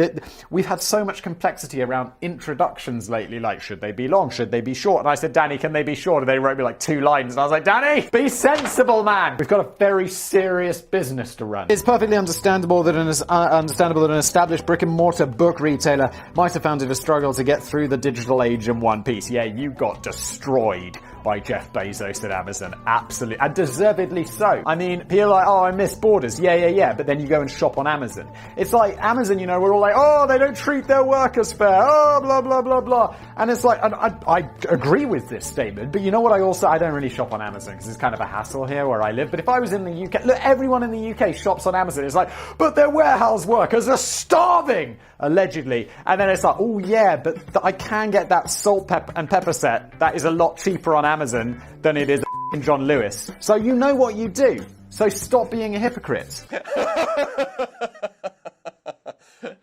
As much as I would miss the wonderful, welcoming smell of bookshops, I'm not very likely to hike into town and pay over the odds for the latest thrilling title from Jeremy Clarkson when I can either order it from Amazon at half the price without even having to bother getting dressed, or just download it for my Kindle. I can always find time to smell my own book collection later in the evening. Borders fell to the power of the... Yeah, I mean, I used to love going to bookstores. And I wasn't Borders. There was a giant bookstore in the UK, which obviously doesn't exist anymore, because why would it? And you can go in and read the books, no one's pissed off, like they even had chairs for reading, so you can really, and there's magazines and stuff, and it's just like you can hang out there for ages, and no one minds, and then maybe purchase. This is why they went out of business, because you know what you can't do on Amazon? Fucking browse the books. You know what you can do? Buy them, because we're running a business. And that is why Jeff Bezos is the richest man in the world, and I can't remember the name of the giant bookstore that I used to go to. Maybe it was a Borders. Did we have Borders in the UK? It was out by Lakeside, Kent people, or maybe Essex people. Was this in Essex? Is Essex next to Kent? There's a big Lakeside where there's a Costco, There's why this is way too niche and geography specific. It's like when you listen to a podcast and it's set in like Los Angeles or whatever. People are like, oh yeah, I'm taking the 405 to work today. It's like no one understands outside of Los Angeles what you're going on about. No one else suffers from traffic quite like you do. And no one knows what the 405 is like of motorways I know. It's like the M6 because I used to drive on it all the time. Or maybe that was the M4. And the 405 that apparently runs through Los Angeles are the like highways I know in the world. And Route 66, but that doesn't exist anymore. What are we talking about? Get back to the point, fact boy.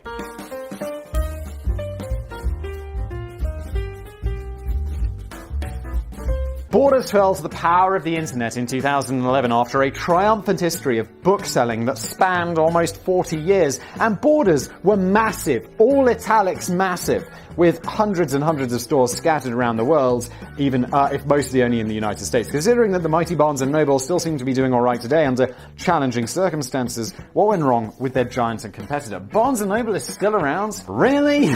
Jeff! Get on it, son! First established in Ann Arbor, Michigan in 1971 by two university graduate brothers, Lewis and Tom Borders. The company took pride in running shops for devoted bookworms, which are actually staffed by equally devoted bookworms. You are unlikely to come across a grunting monosyllabic.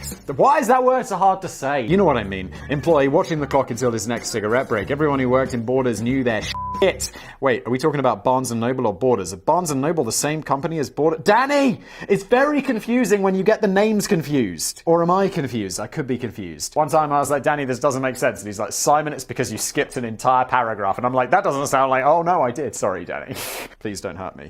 And whether you are seeking a copy of Fly Fishing by J.R. Hartley, mwah! Odyssey of a Cockroach by Yoko Ono, mwah! Or Don't Hassle the Hoff, the autobiography. That actually sounds like an autobiography from David Hasselhoff. Is that real? I can't imagine the others are. Odyssey of a Cockroach is not real. Odyssey of a... Oh god, it autofills. It autofills. Oh god, it's real.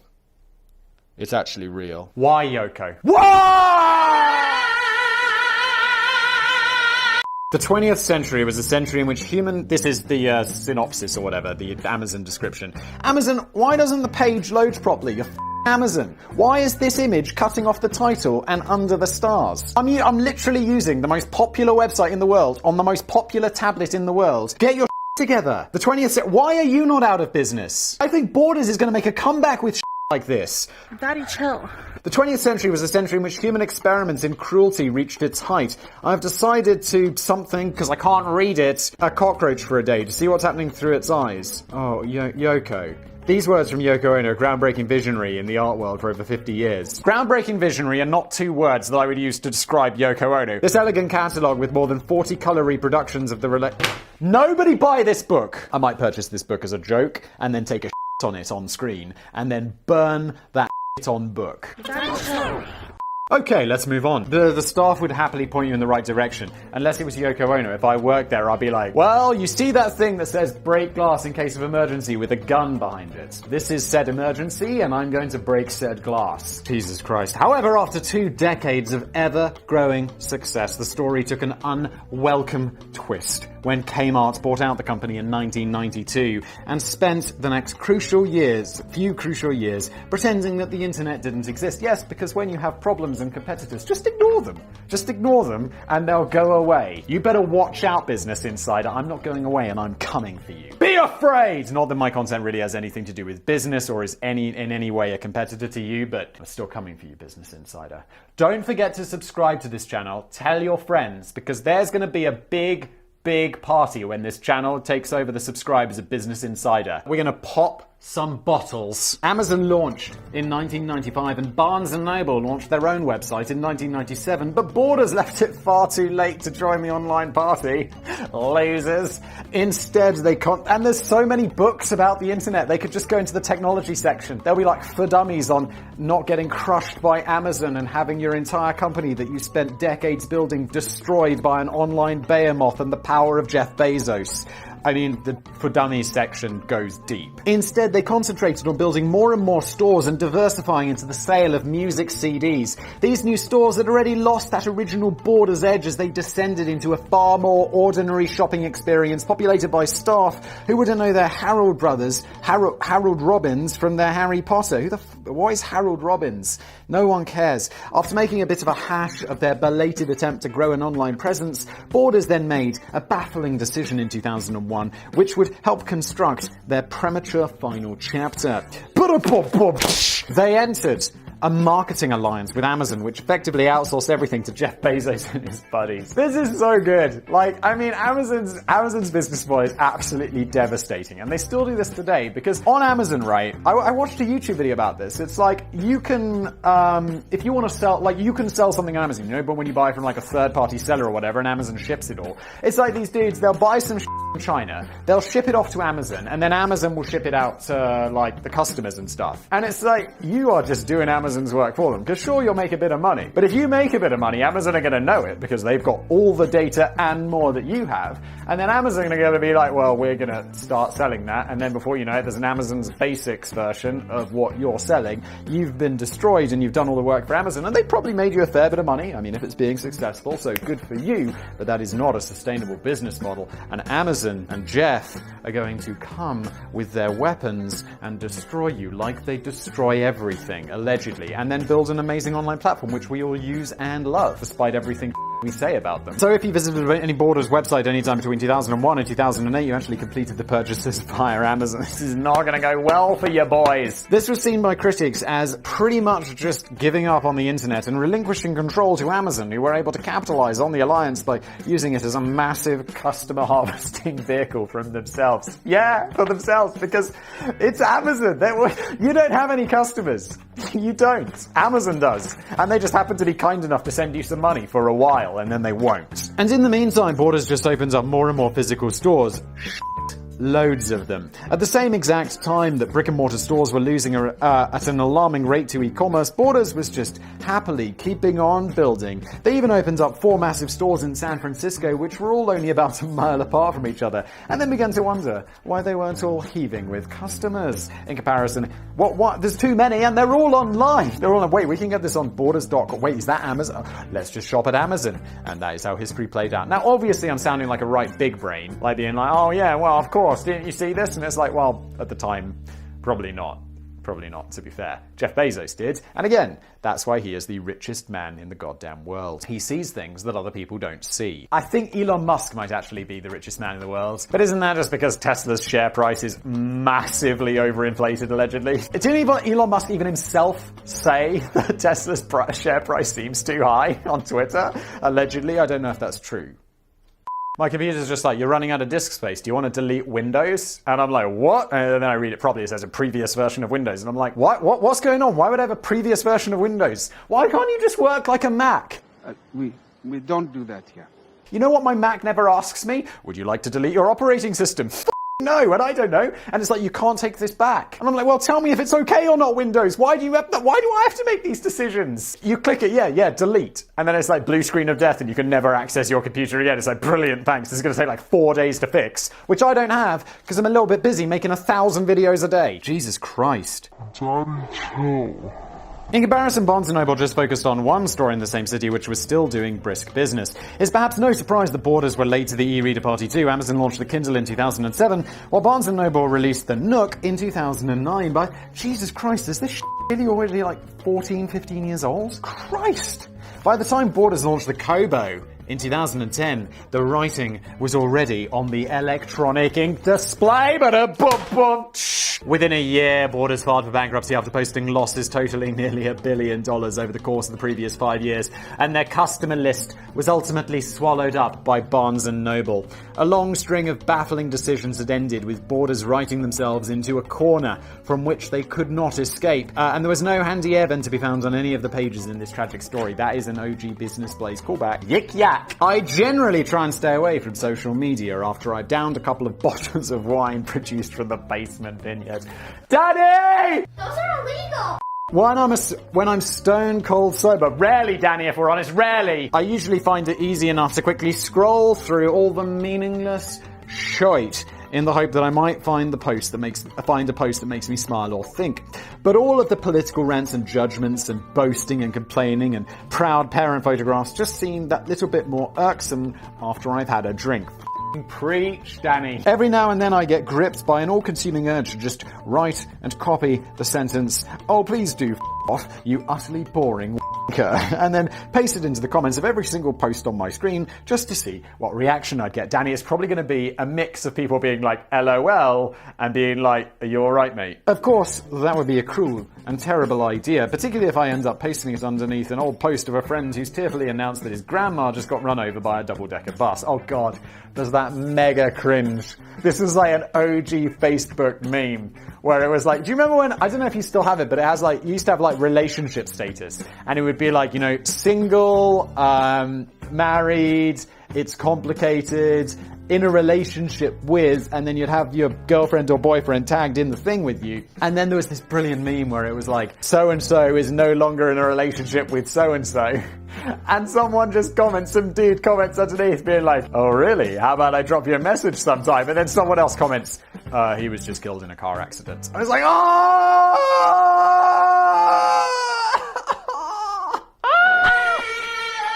Great, but f***ing horrible. And I'm sure I'd regret it the next morning. But maybe it wouldn't be as bad if nobody knew it was me that posted it. If there's no handle or profile attached to the comment, there are zero consequences. Oh my god, tell me about it. Like people on the internet, when they're behind their like keyboards, it's like, oh, you big man. You big man. Someone once sent me a message. They wanted to remove my face and feed it to me. I'm like, fucking hell, mate.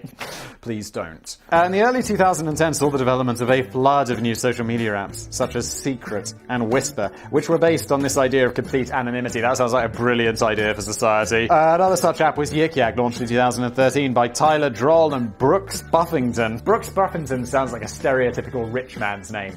It's like, who are you? I'm Brooks Buffington III. Two students from Furman University in South Carolina. Yik Yak was a proximity-based anonymous app which allowed users within a 5-mile radius to post and view messages without ever having to reveal the identity of anyone within the closed circle of the radius. This is actually pretty clever, but also, oh god, this is going to be horrific. The idea really took off in colleges and university campuses of the state, where students could discreetly share gossip, reveal secrets, post shout-outs to his family, and exchange insults and make comments about very local situations and sites. It's no secret that Yik Yak was considered to be the talk of the town.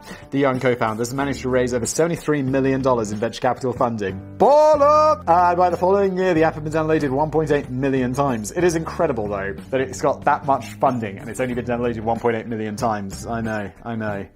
VC. Weirder. At one point, the Yik Yak company was valued around $400 million. But it's not hard to figure out the potential pitfalls of an anonymous app. It's clearly going to develop into a breeding ground for vulgar, offensive, and hateful posts from people who feel invincible from the cloak of anonymity. It could also be good for, like, drug dealers. I mean, super local anonymous information. It's pretty good. I mean, this could be a great boon for drug dealing. Imagine scrolling through the feed while taking a quick snack in a crowded area of campus and discovering that you've been personally named in an explicit or viciously insulting post of someone nearby who's observing you. That's bound to feel a bit creepy and put you right off your pot noodle. Taking this several steps further, the app could be used for aggressive messages, racist abuse, or even death threats.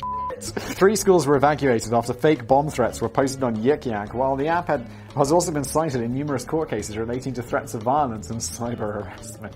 It's like, how could we have ever predicted this? It wasn't all bad news. A study at MIT Media Lab found that anonymous platforms contained only 1% more profanity than Twitter. Yeah, but I mean, look, if we're setting high bars of like social situation standards, it'd be like, you know, posh person's dinner party or something before people are cracking out the booze, like very polite conversation up here. And then somewhere about 400 feet below me, you have the bar that is set for Twitter, the arsehole of the internet, allegedly. While fans of the app argued criticisms of Yik Yak were overblown, and it often played a positive role on campus, facilitating a great deal of drug act, not really. Most notably, it actually helped to prevent a suicide at the College of William and Mary in 2015. But it's difficult to see exactly what Yik Yak could do from here. Maybe the very idea of anonymous social media is doomed to fail. Wait, anonymous social media is just go onto Twitter and be like, what's your email address? johnsmith@mailinator.com. Problem solved, anonymous Twitter. It's not like they're, well, you need to send us like a copy of your passport and 3 bank statements.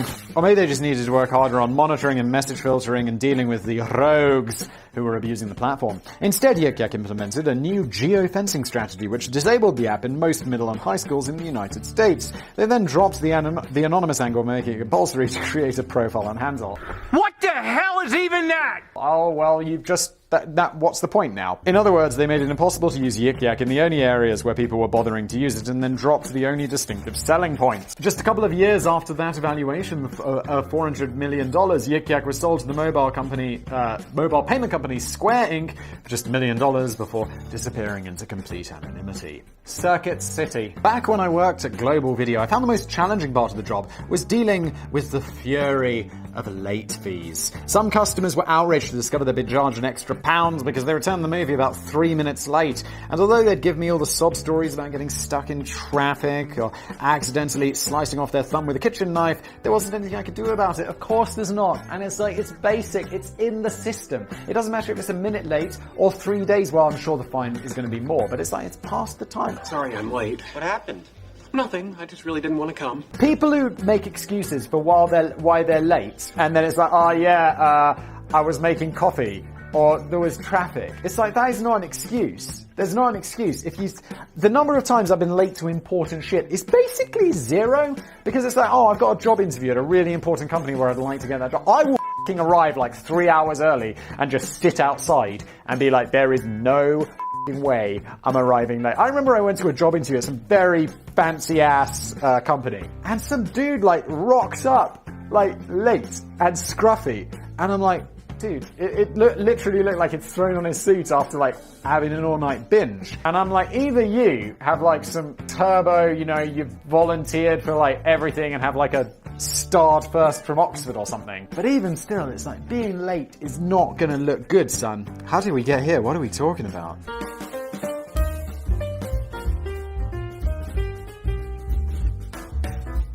The system wouldn't let them rent another film until the late fee was put in the till, and although it was sometimes tempting just for me to avoid the hassle by shoving in £1 from my own pocket, I lost half my wages if I made a habit of doing that every night. Yeah, I remember, I've been working for minimum wage, like when I was a kid and stuff, and it'd be like, £1, it's like, bro, I'm making £4.50 an hour. It's like, I would be like, I'm taking a break, you get like half an hour break in the day or whatever. And it would be like, yeah, I could get something from the bakery section, but it's like 50p. And that's like 10 minutes work or like 8 minutes work or whatever. And I'm just like, the really depressing thing is, it's not worth it. I would like look at the chocolate bars and be like, well, okay, this Snickers bar is 100 grams and the Mars bar's 93. Well, I'm going to go for the Snickers bar. And it was weird how the fine just kept ticking up every day until it reached ridiculous proportions. One guy brought back a copy of the original Blair Witch Project several months too late, and the system told me to charge the guy £486 in additional fees. He probably could have made the film himself at that price, legit. I think he closed his account and took his custom to the out-of-town Blockbuster. Yeah. But during the late 1990s, the US electronics superstore Circuit City launched an ambitious plan to shake up the video rental industry and abolish the concept of late fees altogether. In partnership with the law firm, Jesus Christ, Zifrin, Brittingham, Branca, and Fisher, Circuit City launched the new DivX format in 1998. I should mention straight away that this has nothing to do with the brand of video codec products that stole and later trademarked the same name several years later. Yeah, I know DivX. I mean, allegedly, definitely not, from a long history of piracy. Absolutely not. The original DivX wasn't a million miles away from the then emerging DVD format, but the twist was that you didn't just rent the new DVD discs and then take them back to Blockbuster a couple of days later. You actually bought the disc for around $4.50, but it would only be watchable for 48 hours after the initial viewing. Once this ticking time limit expired, the disc would self-destruct, or at least it would become useless and destined only for the bin. My scanner sensed it. Just let it go.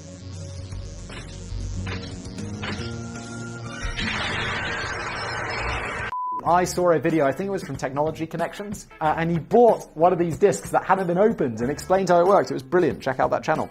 You need to buy a separate DivX player to buy into this new movie rental revolution, as the discs use triple DS encryption as an alternative channel modulation coding scheme that wouldn't work on a standard player. Wait, maybe this was something else. The one on Technology Connections, it was like a DVD that you'd buy, like a rental, and it would be in a plastic case. You'd open it, you could play it for a couple of days, but after a couple of days the back had oxidized, so it wouldn't work anymore. But this sounds different. The new DivX player plugged into your phone line, and this is how the current status of your disc was monitored. Okay, so this is, I mean, the oxidizing thing is obviously different, but a lot cooler, and this sounds super expensive and like a massive hassle. Future's now, old man. In some ways, you can see how the idea of renting a new movie without having to worry about making the return trip in time might sound quite appealing, but it seems that nobody at Blockbuster was going to lose any sleep over this. For starters, the initial cost of the new DivX players is $499. About twice the price of a standard DVD player at the time. Good lord. DVD players used to be $250. That's insane. For your money, you got lumbered with a device which required regular access to your telephone line, and this was a problem back in the days when early adopters of the internet were already juggling the use of the telephone with their modems. Oh, the brilliant days of the past. The discs themselves are of an inferior quality than a standard DVD, and there was no capacity to include the special features and audio commentaries that you'd expect to find on a typical new DVD rental. And although you could top your disc viewing time by shelling out more money through your DivX account to temporarily postpone the self-destruction of the disc, this seemed like a long-winded approach to enjoying long-term value from a rental. I mean, you could just buy the damn DVD if you were that bothered about it. No, I get it. It's like, you're like, oh yeah, well I've got this one, let's just extend it for one more night because we missed it last night, and then you pay the extra $2 or whatever. No, I get that. That's actually quite smart. I disagree, Danny. What? The DivX format was officially discontinued a year later, instantly rendering every single DivX player and disc on the planet utterly worthless. They better give you goddamn money back. That was $500 goddamn dollars in the 90s. That's more today. And this misfire from Circuit City ended up losing the company about $337 million. Savage! But this still wasn't the final nail in the coffin for Circuit City. Oh no! Originally founded by Samuel Wurzel in 1949 as the Ward's Company, this business from Richmond, Virginia evolved into Circuit City in 1981. It became the one-stop high-tech superstore from which to buy your TVs and boomboxes and Mattel Electronic Simon games. What's the Mattel Electronic Simon game? Danny, these references I don't get. I'm sorry, Danny. At one point, Circuit City was raking in revenues of $12 billion from over 1,500 stores scattered across North America. By the turn of the millennium, Circuit City was losing ground to competitors such as Best Buy, quite literally in many ways, as Best Buy was snapping up all the prime real estate and pouring fresh investment into them, while in comparison, Circuit City's out-of-town stores were beginning to look increasingly outdated. Yeah, going into an outdated electronics store is not something you want. You don't want your store to look like it's from the past because you're there to buy modern shit. Like, if you walk in, it's like, why are the CTR box, what are they called? God, I don't even remember the name. The big boxy monitors, cathode ray tubes, CRTs. You don't want to see those when you walk into like a Dixon's, which is like, or does Dixon's even exist anymore? It's like UK Best Buy. It does exist, because I see it at the airport sometimes. In a bid to reduce costs in 2007, Circuit City decided to get rid of one of their biggest assets, the knowledgeable and experienced staff. You're fired. You copy that? You're fired. You're fired. Not a million miles away from the concept of Borders, closing the book on staff who knew exactly what they were talking about, Circuit City blew the fuse, on 3,900 of its higher paid staff and replaced them with people who were willing to work on much shittier contracts, allegedly. This must have felt particularly annoying when the very same year the CEO of the company, Philip Schoonover, awarded himself $7 million for driving Circuit City into the earth. Ah, yes, CEO remuneration. Mwah! What have you done? Well, I've made the company extremely bad. How about a massive paycheck? And you're fired. But we're firing you, so here's a golden parachute. You're fired. You're hired. We'll just throw, a few $100 million your way.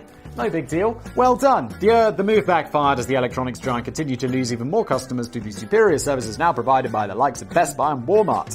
By 2009, shortly after posting losses of $239 million in a single quarter, the business entered liquidation. Although the name still exists today, the brand and trademarks have changed hands a couple of times over the last decade, and it's currently owned by area retail veteran Ronnie Schmoll, who oversees a much smaller and largely online operation. But it seems a shame that a company with a 40-year history, which helped spearhead a revolution for consumer electronics superstores, was allowed to fizzle out and die after a couple of poor decisions. Maybe one day somebody will write a book about it, which later gets adapted into a movie. In an ideal world, the book will exclusively be available in several stores of Borders, all squashed together like sardines in a bus crash.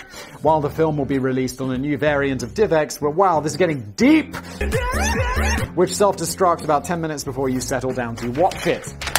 This has been an episode of Business Blaze with your boy with the Blaze, brought to you, written by Danny, memes added by Sam, and I'll see you next time.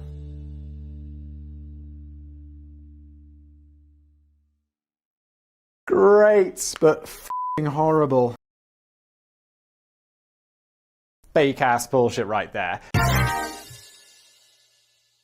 Hello everyone, welcome back to a brand new episode of Business Blaze. I am your boy with the Blaze. A few episodes ago, I have no idea what all of these come out, because you might be going, what are you talking about? You never even told the story. Who are you? What are you f***ing liar? I was saying I was in trouble with my voice. I've been working with a singing teacher to improve my ability to shout in the Business Blaze videos. You gotta shout from the tummy.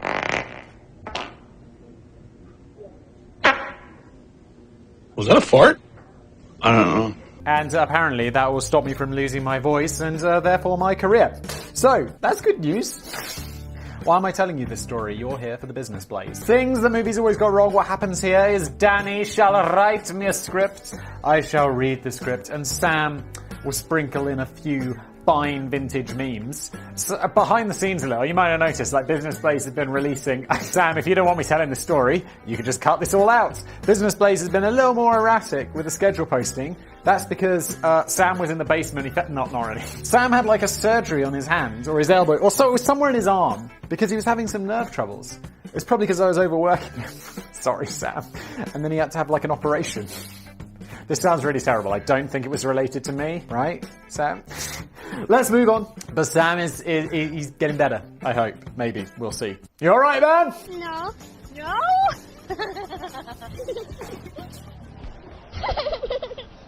I had to stop going to the cinema with my mate Russell in the end. We had made several trips over the course of about 20 years, but the whole experience was just becoming too annoying towards the latter years as we got a bit older and wiser and grumpier. Danny, taking the well-trodden path. It's like I become old. I don't know if I become more wise. I become more grumpy. It's probably got something to do with my absolutely brutal work schedule. Well, I just got older and wiser, he just got grumpier. Oh no, I'm Russell in this. Whenever I make the effort to visit the cinema, I ideally just hope to be entertained for a couple of hours or so, and perhaps even convince myself that it made a nice change from going to the pub. I have to say, like right now I've got a bit of sadness inside me. The last time I went to a cinema was over a year ago. It's very sad. Partly because of COVID, partly because I now have a kid, so I just get to do less myself than I used to. Which is fine. People are like, oh, it's so wonderful having a kid. And I'm like, yeah, it is. And it's definitely worth it. But it's also, I miss going to the cinema. I miss going to the pub after work with my mates. That's more of a COVID thing. But Russell is a bit of a history and general knowledge buff. See, now people often think Simon knows. He's such a big brain. He's made so many videos. But you could ask me, I sometimes look at videos that have gone out on, Geographics. We made a video about Le Mans, the race track. Or is it just a race? See, this is what I'm talking about. I don't even know. And I'll be like, oh my god, I can't remember a single thing about it, and I made that video a week ago. Because I'm constantly making It's like I'm being entertained. It's honestly great to be able to learn about Le Mans, and my job is to read about Le Mans in front of a camera for 20 minutes. But it is if someone asked me a question about when was Le Mans founded, I'd be like, 1920s? Maybe? But I'm really not that much of a general knowledge buff. After the final credits roll, he feels compelled to stay frozen in his chair and angrily point out a long list of inaccuracies that he spotted throughout the film. It's almost as if he's paying good money just to take on the role of a teacher marking the homework of a thick-witted child. Yeah, except it's a movie that was made for hundreds of millions of dollars. I'm sure it wasn't made by some idiots. Although I have seen the movie Patterson. Oh my god, that was the biggest hipster pile of shit I've seen in my life. If you've not seen the movie Patterson, it is worth watching just to be like, what is going on? And I'm sure, like, my parents saw it and were like, oh, it was brilliant. It was brilliant. The poetry was inspired. And I'm like, my parents don't sound like that, and I think they just enjoyed it. I don't think they said the poetry was inspired. I'm now largely saying this because, like, you know, I'll make fun of them, but I realise they watch this for some reason. Hi! Things reached a head in 2011 when we were stocking up on supplies in the foyer just ahead of watching the Spielberg film War Horse. I was buying popcorn and nachos and Coca-Cola. I always buy wine, and if they don't have wine, I bring my own. Russell was buying a bloody notepad and 2 pencils. For me, this was the final bendy straw, that broke the War Horse's back. 2 puns, 1 sentence. The new viral sensation. The weird thing is that usually Russell seemed to cope better when we were watching a sci-fi or a fantasy film or something. If we'd been watching a film packed with fire-breathing dragons and elves and magic spells and unicorns, he'd be unlikely to complain that the sword-fighting sequence was bordering on the slightly far-fetched. It's like, I hate all that fantasy bullshit. It's like, oh yeah, there's a dwarf. It's like, well, dwarves are real. What was this? Are dwarves real? Oh yeah, I mean, but like elves, I'm out. Like magic spells, I'm out. But if they said, it's not, like, if they were like Harry Potter, right? And he's like, Luminor, and his wand lights up and all that. Oh, sorry. Luminor, and his wand lights up and all that. I'm like, that is some fake-ass bullshit right there. But if it was like, his wand is actually from the future and it's got magical it's not magic, it's got technology in it, which voice commands, and it can do all of these things. Like, it can cast his patroniums or whatever. And I've read the books. I don't know. I like the books. Oh god, why did I like the books? He's casting his patronium or whatever. Like, and if it was like, yeah, it's a magical technology from the future. It's not, it's a technology from the future that uses a holographic projection. I'll be like, cool. As long as it's not magic, I'm in.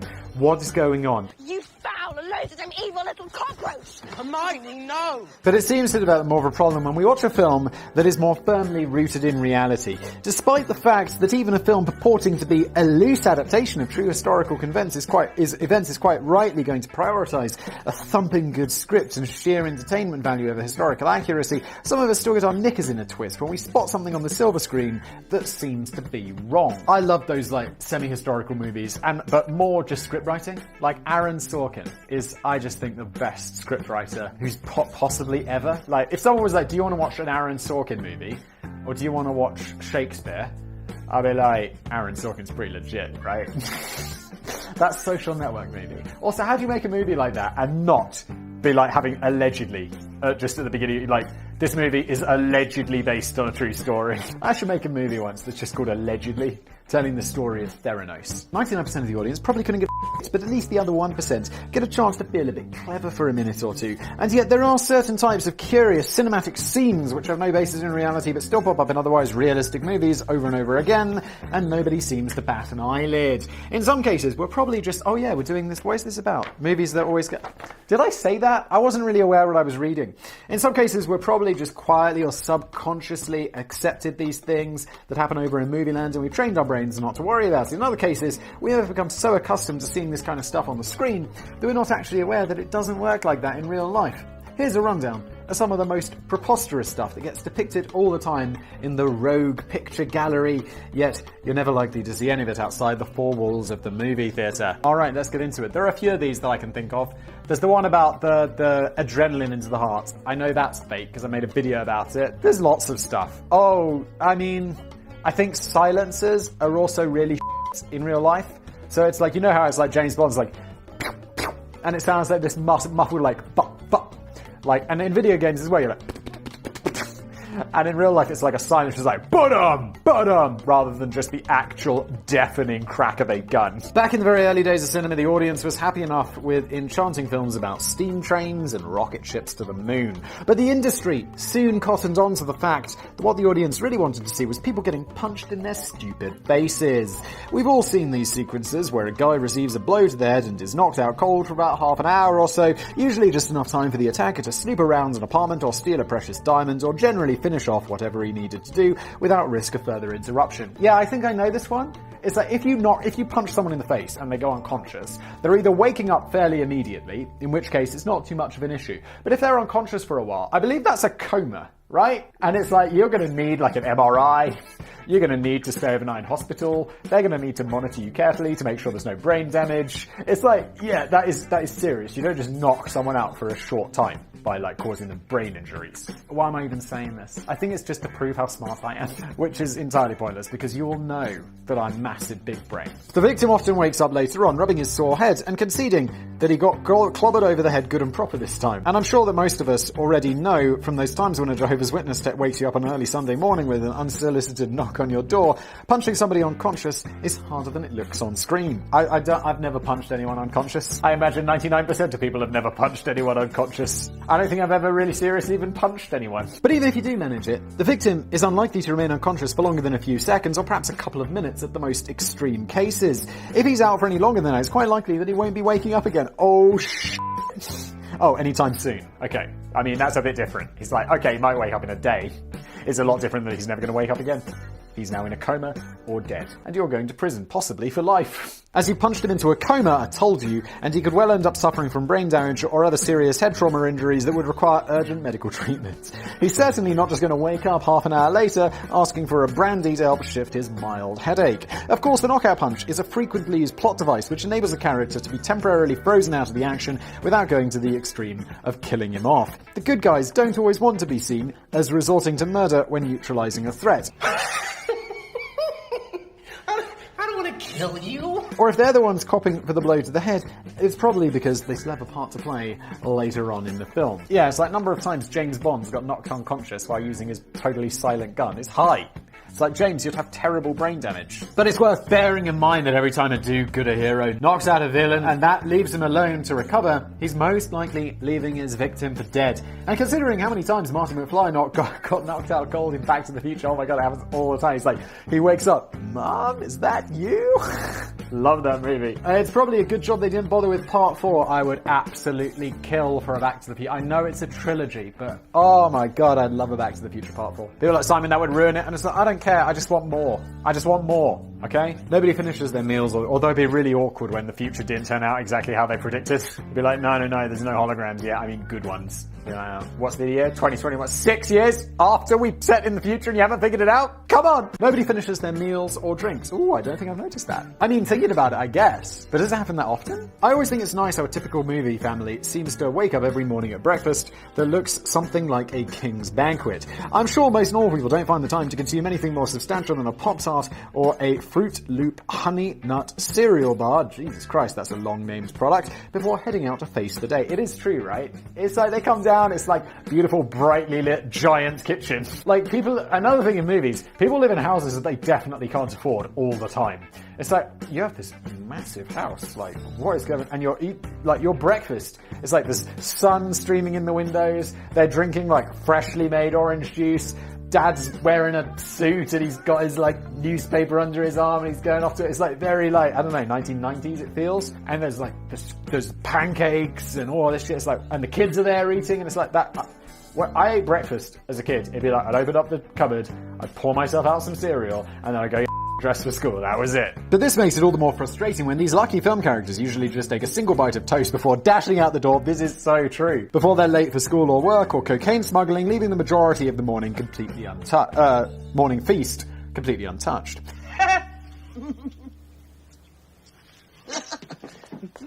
And it's the same story in bars and the coffee shops of Hollywood. In fact, running a bar in a movie might be quite a lucrative enterprise, as most fictional customers tend to just take one sip of a drink before slamming far too much money down on the bar and making a hasty exit to deal with an unexpected situation that's just cropped up. Yeah, I don't know whether this was just an American thing or like just leaving money.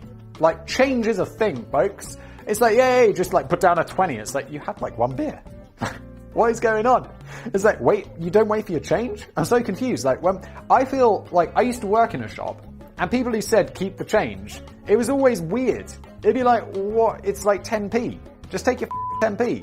Why? It's going to make my till not balance. Come on. It's not like I get to keep the change. You're not tipping me. And even if you were, it's 10 pee. Bars, restaurants, and breakfast tables are quite a handy location for movie scenes, as they provide an excuse for multiple characters to naturally convene and exchange dialogue without them having to do anything too distracting or weird. But this is not meant to be a mukbang. We don't really want to hear them convey new plot details over the noisy mastication of sausages, pancakes, and egg muffins. So as soon as the scene has served its purpose, everyone rushes out to the next chapter and leaves the food and drink behind. This also explains why movie dogs tend to get so fat that they can't physically move anymore, as they get treated to the most generous dollops of leftovers in the world and enjoy a richer and more varied diet than humans. Is that true? Like, do the movie dogs get fat? Surely they're just trained that. Am I taking this too literally? Hacking into the mainframe. Oh, this is so beautiful. We all know this one is so fake all the time.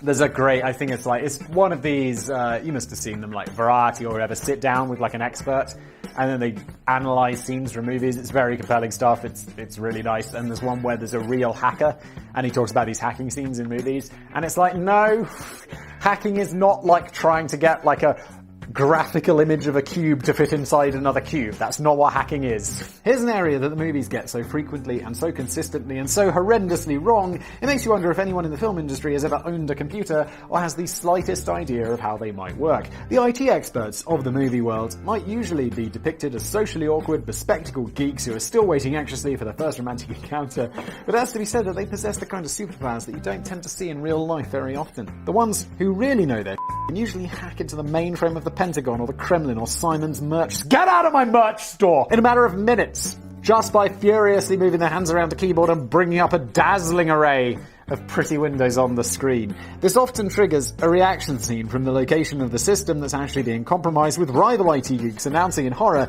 that the system has been breached as alarm bells and flashing red warning messages fill up their screens. This itself is complete nonsense, as the whole point of hacking is to remain undetected, and the vast majority of targets won't be aware of the situation until long after the deed has been done. Yes, the hackers don't want to advertise that they're in there. It's like, yeah, I hacked your shit.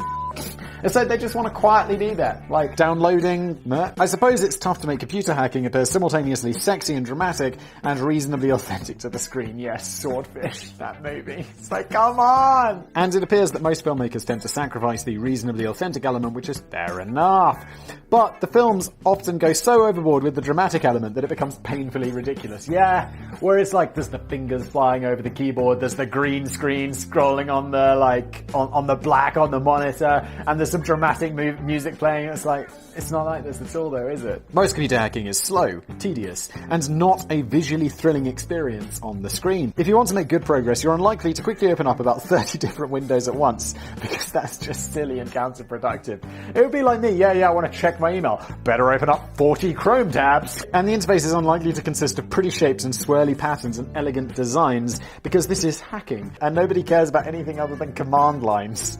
And while we're at it, all those thousands of times we see the computer wizard zooming in and enlarging any element of a photograph without losing the slightest shred of quality don't really seem to abide with the basic principles of photography, no matter how advanced their Commodore 64 software might be. Yeah, the zoom and enhance stuff. I used to love that TV show CSI, but it is ridiculous, and it's like zoom in, enhance. And it's like, you're looking at like his bank card inside his pocket, now we know who he is.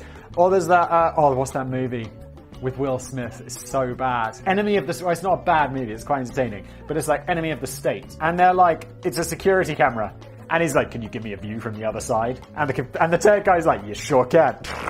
And the camera seems to spin around to the other side as if there's somehow way he could get it.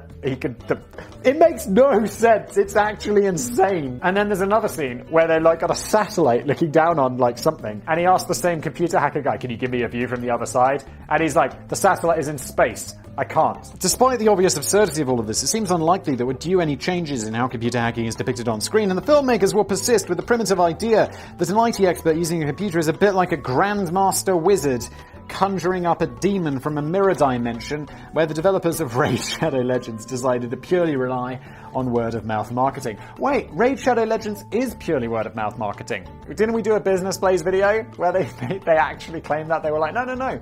All of these people talking about Raid Shadow Legends, they're just people who like the game.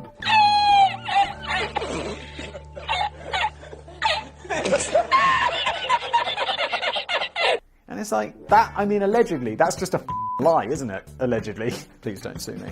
skipping a beat. This is an example of how distorting the truth on the cinema screen could potentially lead to dangerous consequences for real life viewers. This is the heartbeat one, isn't it? Where you inject, like, I don't know, whatever into Uma Thurman and she's like, I'm okay! And I've never seen Pulp Fiction, fun fact. We usually figure it out pretty quickly when a character in a film is meant to be suffering from a heart attack. They might have been enjoying a good meal or playing a game of baseball with the grandkids or making a speech at their own retirement bash when suddenly they'll start clutching their chest in agony and then stagger around for a bit, making spluttering noises before jerking to a dramatic halt and dropping limply to the ground like a sack of Monster Munch.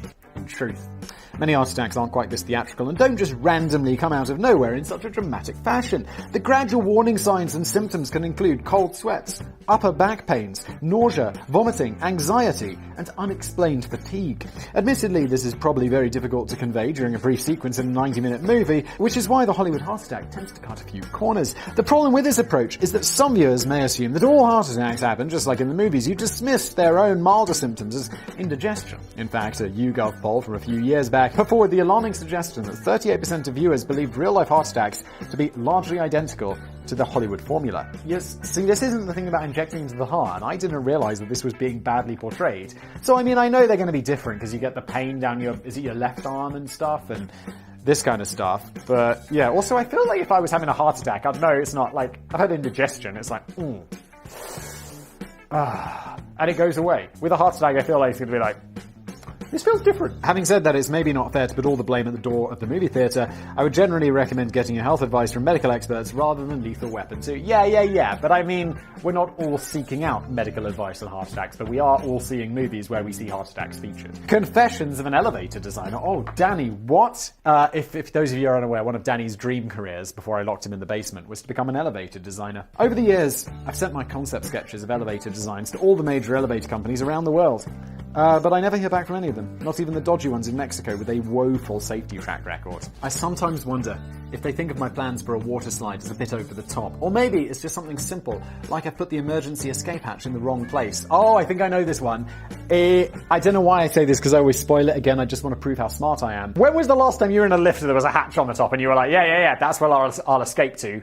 In the movies. It's like, there's no hatches up there, it's just a ceiling. But I see them in films where also like vents, ducts that Bruce Willis will climb through in movies. They're not that big in real life. Like, there's a duct there. Can you see that duct? I don't know if that's above the thing. That's like ventilation for this office. And it's like, I don't know, a smallish cat could fit in there.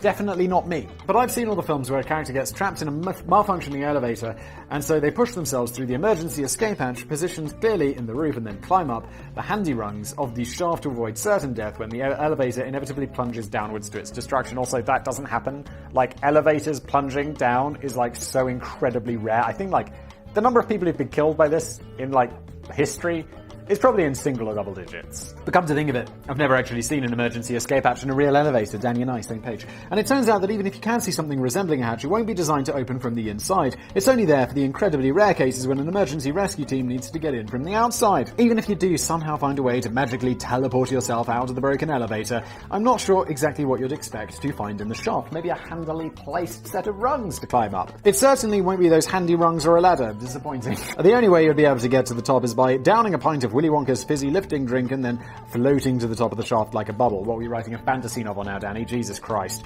And not that there'd ever be any risk of the elevator plunging downwards to doom anyway. I'm led to believe that these professional elevators designers now kind of know what they're doing and they install brakes and things to avoid the risk of making a gooey mess. Oof. And also that thing about, if you're in a falling elevator and as it gets to the bottom, if you just jump, that doesn't work. You will be fucking destroyed. On a very similar note, despite what you may have seen millions of times in movies, nobody can make their way out of a locked room by climbing through an air vent. Danny and I, same page! I don't read these ahead.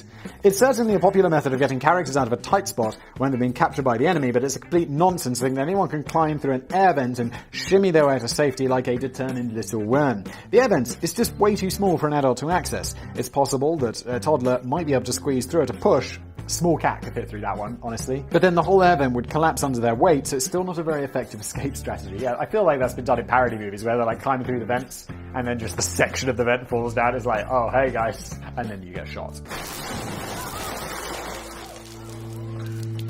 My copier! My precinct! Charles!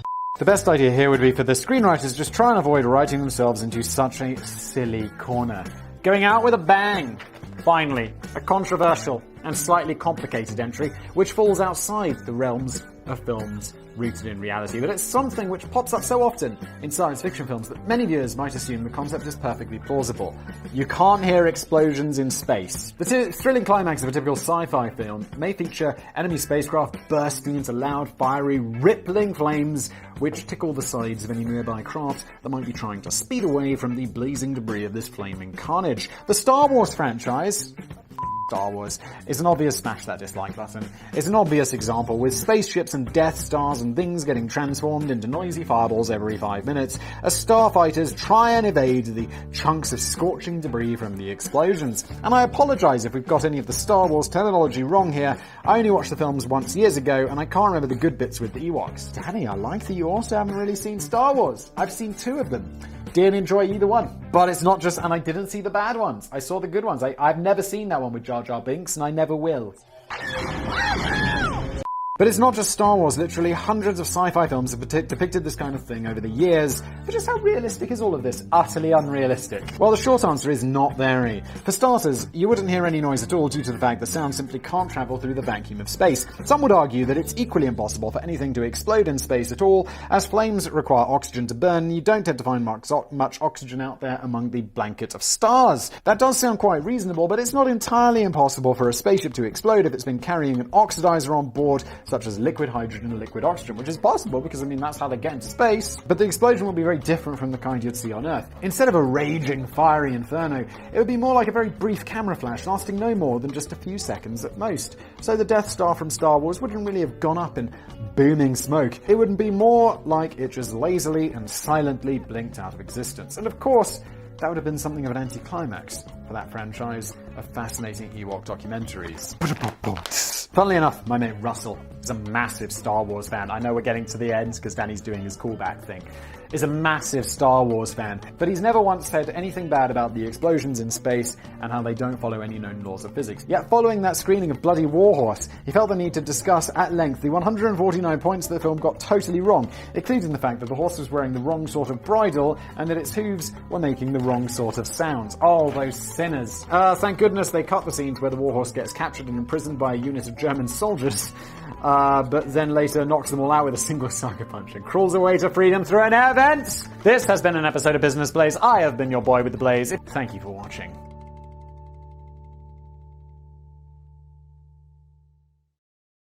Luminor! Hey! Pick that up! Hello everybody, welcome back to another episode of Business Blaze. I am Fact Boy, your boy with the Blaze, also known as Dickhead. My name is Simon, and this is The World's Dumbest Criminals Part 2. Because whenever I make one of these, this is where I've got to explain why. Why is it a part 2? Well, the first one obviously did really well. Creatively bankrupt. So I say to Danny, look, we need those views. YouTube has blessed us with another topic that is going to work. So your work's about to get a lot more repetitive. Enjoy. And this is World's Dumbest Criminals Part 2, Goldilocks on cocaine. Why is the cocaine involved? Because why not? Cocaine is amazing. Allegedly. This is not an endorsement of drugs. YouTube gods, this is what we call comedy. Shit, unfunny comedy. Danny will write this, he has written it. I'm not going to sprinkle any memes. Sam's going to do that. I'm just going to read it. I'm just like the middleman. I'm the man who you want to remove from transactions. I can only remember once getting burgled in my life. I'd accidentally moved to a flat by Morecambe Beach for a few months. That's a long and painful story. And I came home one night to find the flat had been completely ransacked. When I was a kid, we lived in the middle of nowhere. And every time we'd come back from holiday, it'd be like, oh yeah, someone's broken in and stolen some shit. It obviously wasn't a particularly nice experience, but I was very lucky in a way that the only items that appeared to be missing were some music CDs. Ah yes, back when those had value.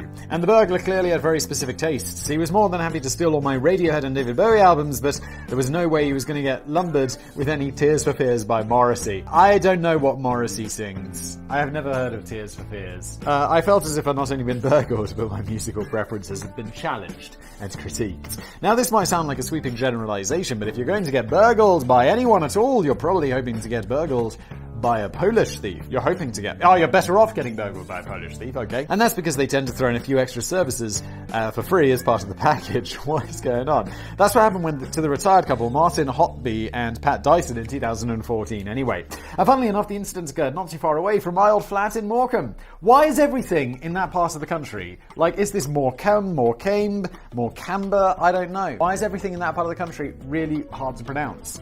As the couple lived in Burnley, in the same county of Lancashire. Wait, where's Lancashire? I've no idea. My geography's terrible. It's like southeast, I know where Bristol is. I know where Cornwall is, because it's at the pointy bit at the end, and Scotland is north. Everything else is kind of a mystery to me. But whereas I had returned to find that my flat had been turned completely upside down, Martin and Pat came home back from a short holiday to find that their house was noticeably smarter than they'd left it. It's debatable whether 28-year-old Polish man Lukasz Czernavski was technically a burglar at all, or just an unsolicited house sitter. He appears to have helped himself to a few things here and there, but he was more interested in making himself at home and having a bit of a spring clean. When Martin and Pat stepped through the doorway, they were surprised to find that their post and newspapers had been thoughtfully removed from the doormat and stored on the kitchen table, and the whole house looked considerably cleaner and tidier than usual. Dude, get the fuck out of my house. If I came back and my house was tidier, I'd be like, why has someone gone through all my shit? Oh, that pile of mess was organized in a very specific way. My cleaner in my office is way too diligent. She comes in and I'll keep, like, I'll buy cameras and microphones and all this shit, and I'll keep the boxes, for a little while just in case I need to return them, but she always throws them away. So I've got all this very expensive equipment which is going to be a nightmare to return if any of it breaks, and I always forget that she's going to throw away the boxes, so I don't put them in a cupboard or anything, and yeah, it's not brilliant, to be honest, but it is what it is. Otherwise, I'd just have hundreds of boxes everywhere. The mystery of the self-cleaning house was finally solved when Martin wandered upstairs to find an intruder tucked up in his bed, fast asleep. Poor old Lukasz had a bit of an rude awakening when Martin started to question what the hell he thought he was doing. But the conversation proved to be a little awkward, as Lukasz didn't speak much English. Instead, he cowered under the sheets in fright as Martin and Pat called the police. Dude, run, go, it's time to go. Lukasz later claimed that he'd assumed the house must have been abandoned because the garden was wildly overgrown and everything was in such a state. Oh, dude, that's so rude. This might not have been a glowing review of Martin and Pat's hat cleaning standards, but Pat later sniffily declared, I don't know how he could think our house was derelict. Martin has volunteered in the estate manager and worked in woodland management for the last 30 years, and he liked our garden to be like that. Yeah, alright, Pat. Steady on. Sounds like it's just a bit lazy, doesn't it, Pat? Whatever you say, Pat. Yeah. No, he loves the woods. That's why we never mow our lawn. But it appears that a retired couple did later display quite a bit of good humour and even sympathy for Lukasz, who had been kicked out of his own lodgings in Leeds and was desperate to find a new place to call home, so he just breaks into someone else's house. Legend! And it's not like he was trashing the place. During his brief stay, he'd got the groceries in, washed his undies and hung them out to dry, had a bit of a tidy up, washed the pots, and enjoyed a nice perfumed bath in the evenings. Pat told the press it was like something out of Goldilocks and the Three Bears, although he was more like Baby Bear. In terms of burglars, he was the most domesticated one I could have ever asked for. Fancy washing his dishes and airing his smalls. I would have happily put him up in the cellar as our butler. I think he would have been very good at that. So Pat's essentially saying, he would be a good slave. It's like, Pat, you can't just have people living in your basement and working for free. Pat, you're not running business, Blaze, okay? Lukasz didn't manage to keep an entirely clean copybook. It was noted that he'd been rifling through the couple's jewellery. Although he hadn't taken anything, Pat also commented on how he'd burnt one of the saucepans. But after admitting to burglary in Burnley Crown Court, again a bit weird as not stolen anything, that's because burglary, interestingly enough, doesn't have anything to do with stealing. It's entering with intent, I think, to steal. Or to vandalise, perhaps, or break things. I can't remember the exact thing, but you can be a burglar without stealing. Lukasz was given a 2-year conditional discharge in order to pay £200 in costs. This might have been for the burnt saucepan. There's a fancy-ass saucepan, okay? I don't think it would have been entirely unfair for Lukasz to send Martin and Pat a bill for cleaning costs, say about £200. But unlike Goldilocks, at least he didn't have to face any porridge. Maybe it's Danny doesn't like porridge. You learn something new about Danny every episode.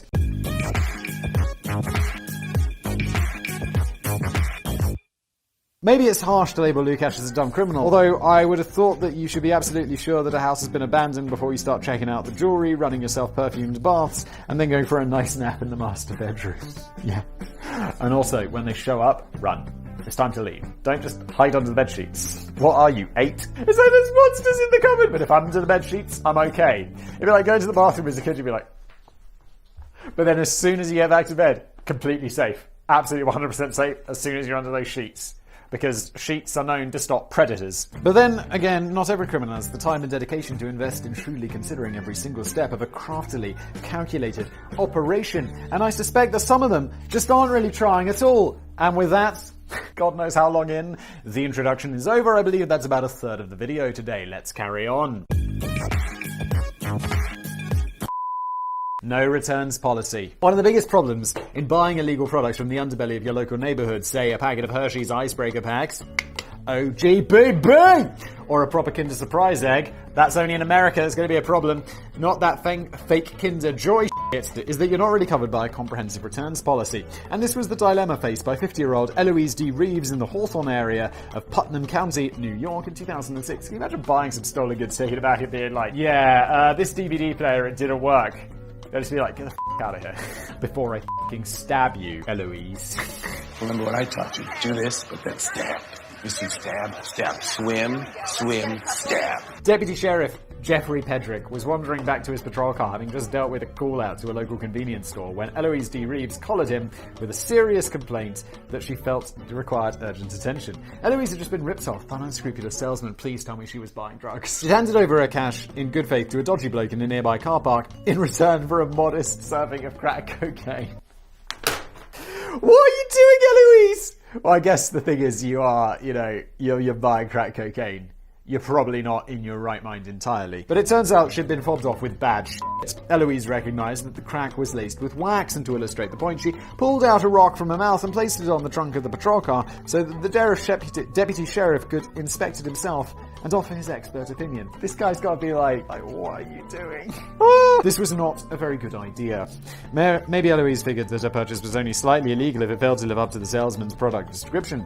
But the deputy sheriff didn't seem particularly interested in getting Eloise her money back. Instead, he informed her that she would be arrested if the sample tested positive for cocaine. She was later charged with possession and released on a $1,504 bond. That's incredibly specific. Meanwhile, the guy in the car park was questioned and searched, but nothing was found, and he denied ever having met Eloise D. Reeves. Yeah, of course he did. This must happen to them all the time, and it'd be like, you've got to be set up so if the police come to you as a drug. Isn't this why they do that thing where they have the people collecting the money and the other guy with the drugs, and so they're not tied? There's ways they get around this, and it's pretty clever, because obviously it's a big problem that they have to deal with. How about a scarf? You'll look dashing in jade. If you buy this Usyk, you'll have it made. We've got cocaine, ecstasy, dope, crack, GHB, ice speed, ketamine, nitrous, and heroin. Eloise, you are the dummy here. I'm your co-provider. Get the shit aside. Another shocking example of law enforcement officers taking the side of corporate business over the everyday consumer. Yeah, that's what we're looking at here, Danny. Meanwhile, over the other side of the Atlantic in Chadwell Heath in Essex, a group of dim-witted burglars may have spent a bit too much time in targeting the wrong bits of loot. They broke into the home of the elderly Dee Blythe in 2000 to give them some credit. They got away with a couple of TV sets, a VCR, a stereo, and gems worth over £2,000. Who has gems? What's going on with gems? Number of gems I have, 0. Does anyone have gems? Does gold count as gem? I have a lot of gold. Not really. And they don't appear to have got caught, which is a rare achievement for an entry in a Dumb Criminals video. So what are they doing here, Danny? But they may have got away with it. But they may have got away with even more if they didn't stop for a leisurely snort. Of what? Gems? During the ransacking of the house, they came across a jar of white powder, which had been helpfully labelled Charlie. Oh no, I know what's happening. Charlie's like, it's the ashes of their dog, isn't it? It's like they had a dog named Charlie, and they put him in a jar, and they labelled it Charlie. It's not cocaine. I mean, also, who breaks into a house, sees a giant jar of white powder labelled Charlie, and be like, I mean, that's like 100 grams worth of Charlie right there. Like, what is going on? Although I don't think that the term is widely used in the US, Charlie is a popular nickname for cocaine here in the UK, so I'm reliably informed. It is. Now, considering that they must have guessed at some point that the house belonged to an elderly lady, it seems a tad unlikely that she'd keep a nice big jar of cocaine in the kitchen cupboards for unexpected guests. You never know. And it also seems unlikely that if you were stashing a highly illegal Class A drug in your home, you would trouble labelling the jar with a sticker that reads, highly illegal Class A drug. But that didn't stop the optimistic burglars from emptying the jar onto the kitchen table and sorting out the white powder into neat lines. Oh, good lord. It's not exactly clear how much they snorted before they realized they weren't getting much of a buzz from this. Maybe the stuff had been laced with wax too, or maybe it didn't contain any cocaine or wax at all and was actually the cremated remains of Dee Blythe's beloved pet Labrador, Charlie, who had only recently passed away and had been temporarily placed in a jar while awaiting the arrival of the proper cremation urn. Dude, you sniffed dead dog. Fuck. The dead shall serve. This better be good. Apparently the police officers on the scene were in fits of hysterics when Dee explained that the burglars appeared to have been snorting Charlie's ashes. No doubt! It's all over, lawbreaker. Your spree is at an end. And Dee seemed to take it all in good humour too. She said it was horrible knowing they were in my house, but the idea of them trying to get high on a dog certainly made me feel a bit better. Francine, can I ask you a question? Sure, anything. Why don't you go back to your own house and stop bothering? I don't know, I feel a bit weird about people sniffing my dead dog. Like snorting it, not like, oh, it smells a little bit rotten. Like the Rotten Turtle fragrance, which I will shortly be launching. That is actually happening, OGBB. Good boy, Charlie. The man who slipped up. I imagine that a few typos and errors have crept into the occasional business play script. Yeah, no shit, Danny. But in my defense, it's not always that easy to type accurately in the dark. Danny, I'll see about passing a new candle down to you if that one I sent last month has run out already. Can't believe it's run out already. What are you doing? Burning it all the time? When you're not writing, blow it out, Danny. But if I was putting together a quick demand note, I'd try my best to make sure that everything was spelled correctly, particularly if it was only 10 words long. Otherwise, I'd feel a bit embarrassed when my victim pointed out a careless mistake. When 40-year-old man with no front teeth wandered into a branch of Fifth Third Bank, that's confusingly named, in Cary, North Carolina, in 2008, he had certainly come prepared for robbery. But I'm disappointed that he didn't apply just a bit more time and consideration to the composition of his demand note. Thomas Why? Had scribbled out his note mere seconds before entering the bank, and it read, "Be quick, be quiet, give your cash, or I'll shoot." I mean, it's very to the point. I'm assuming he meant, oh, be quiet. I even read it wrong. No surprises there. It says, be quick, be quit, give your cash, or I'll shoot. So, yeah, I apologize. But when he handed over the threatening note to the bank teller, it appears that the teller didn't have the heart to correct his sloppy spelling. Instead, Thomas was handed $400 in cash before he made a hasty exit from the building. If you're robbing a bank, the penalties are going to be and you're threatening with a gun, the penalty for that is going to be absolutely massive. You're going away to prison for a very long time. Like, definitely years, maybe close to a decade, I don't know. But for $400? $400. However, Thomas had made an even bigger mistake with his choice of demand note. He'd actually written it on half of his own payslip. Oh, dude, come on! I'm gonna be amateur, Walter. Which he left behind at the scene of the crime. Now, Thomas was no fool when he ripped the payslip in half. He'd been smart enough to make sure that he composed his demand note on the half that didn't reveal any of his personal details. Clever man, he'll go far. Unfortunately, he'd ripped the note in half just seconds before entering the bank and discarded the other half on the ground directly outside the main entrance. I thought you were extraordinarily dumb. It turns out you're just slightly less extraordinarily dumb. So the wow, this is a word I don't know. Perspicacious police were kicked to match the two halves and form, let's just say, so the skilled police were quick to match up the two halves and form a complete payslip which contained Thomas's name and home address. And the long arm of the law caught up with Thomas. Honestly, a very short arm would do on this one. You don't have to reach very far. He later admitted guilt of the robbery, but I couldn't find confirmation on any sentence he must have served. I would hope that it included a littering penalty. I know the US can be pretty tough on litter bugs. Good. I don't like people littering. It's unpleasant, and I see people doing it, and I don't have the guts to be like, hey! Pick that up! Because I'm not a Karen. But it's also like such a douchebag move to like litter, not to correct people. Or people whose dogs take a shit and then they're like, don't need to pick that up. Fuck you if you do this, you f***ing asshole. FBI spokesman Rob Rice later commented, it's fairly unusual that we see something that specifically stupid. Why is the FBI gets involved with this? Surely the local police could be like, it was that guy, just go arrest him. FBI, what are you doing? Don't you have like serial killers to catch and the man who defended himself. I'm always suspicious of people who point blank refuse to hire a professional to carry out a difficult job and instead insist on making an amateur hash of things themselves. But it's one thing to have a go at fixing a faulty boiler or a broken washing machine yourself. Dude, don't fix your boiler yourself. That shit will poison you to death or blow up or something. I'm like scared of my boiler. It's like it can gas me. It can half burn the gas and gas me. It can set me on fire. It can blow up. I mean, boilers are dangerous. Don't be fixing the yourself. Don't be a pussy. Broken washing machine, I mean, I guess you could tackle. I mean, honestly, I'd have no idea where to start. I'd be like, this is an absolute mystery. I don't even know how it works. It's just a magical box which cleans the clothes. I have one of those washing machines that is a tumble dryer as well. So you put your clothes in, dirty, and they come out clean and dry. It's like, whoa. Witchcraft.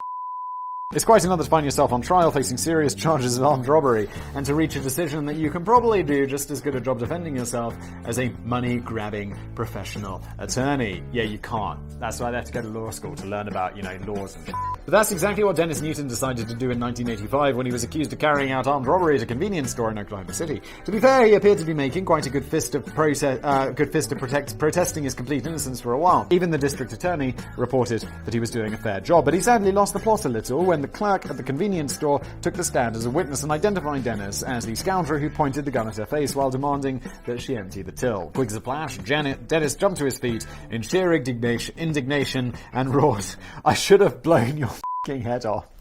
Dude, no! Just don't do it! That is worse than, like we've discussed many times about don't write down your crimes. The number of criminals we've covered on this channel who get caught because they wrote down their crimes in some way. It's like, on Casual Criminalists as well, it's like, why did they get caught? Well, they wrote down their crimes, and the police found the writing down of their crimes. Just don't do it! This is worse than that. It's rarely something worse than that, but this is it. After taking a few seconds to compose his thoughts and consider his remark, he then meekly turned to the jury and added, "If I'd been the one that was there." Just, he should have gone there. "Please, disregard that outburst from my client." Who is him? It took just 20 minutes for the jury to convict Dennis Newton and recommended a 30-year prison sentence. Oh, good lord, although it's not exactly clear how much time he served in the slammer. I imagine that every professional attorney in Oklahoma shook their heads in dismay and smugly muttered to themselves, "Rookie error." Florida man executes perfect robbery, foiled by sheer bad luck. Well, this is about dumbest criminals, so is it really going to be bad luck? Finally, I thought it might be nice to offer Florida man a guest star appearance in this video, and give him a rare pat on the back in the wake of all the derogatory headlines that the poor guy usually attracts. One dark night in 2018, after the bustling city of Fort Myers had long since fallen asleep, a guy called Christopher Cron, cool name, was about to put a grand master plan into action. He left no stone unturned in his meticulous planning and research. Some might have questioned the idea of robbing the same very restaurant at which you're successfully holding down a good job as a bartender. After all, you don't on your own doorstep. Well, that's rule number one. But Christopher Cron felt that his strategy was foolproof. After all, he already knew the layout of the restaurant like the back of his hand. He knew the alarm code, and he knew exactly where the money and the good stuff was kept. What could possibly go wrong? Well, the fact that immediately when this crime comes to light, they're going to assume it was an inside job and start looking at the staff. Just don't do it! That's what could go wrong, Christy boy. With hindsight, he probably should have worn a balaclava or Dude, come on, man. Or something so that his face wouldn't be instantly recognizable on the security cameras. But nobody's perfect. Wait, how is perfect robbery? Maybe he should have also made an effort to fully memorize the alarm code too, instead of instantly triggering the alarm as soon as he stepped foot inside the building. Some might judge that Christopher made a bad decision when, under the deafening screech of the alarm, he carried on casually rummaging about for a bit of booze after having completely forgotten where the money was kept. Christopher, what are you up to? And if we're has he actually committed a crime yet? I mean, he did break in, but then he just hangs out. He sets off the alarm and has a drink. It's like, alright. And if we're really being hypercritical of Christopher's plan, it would be in regards to what happens next. How can this get worse?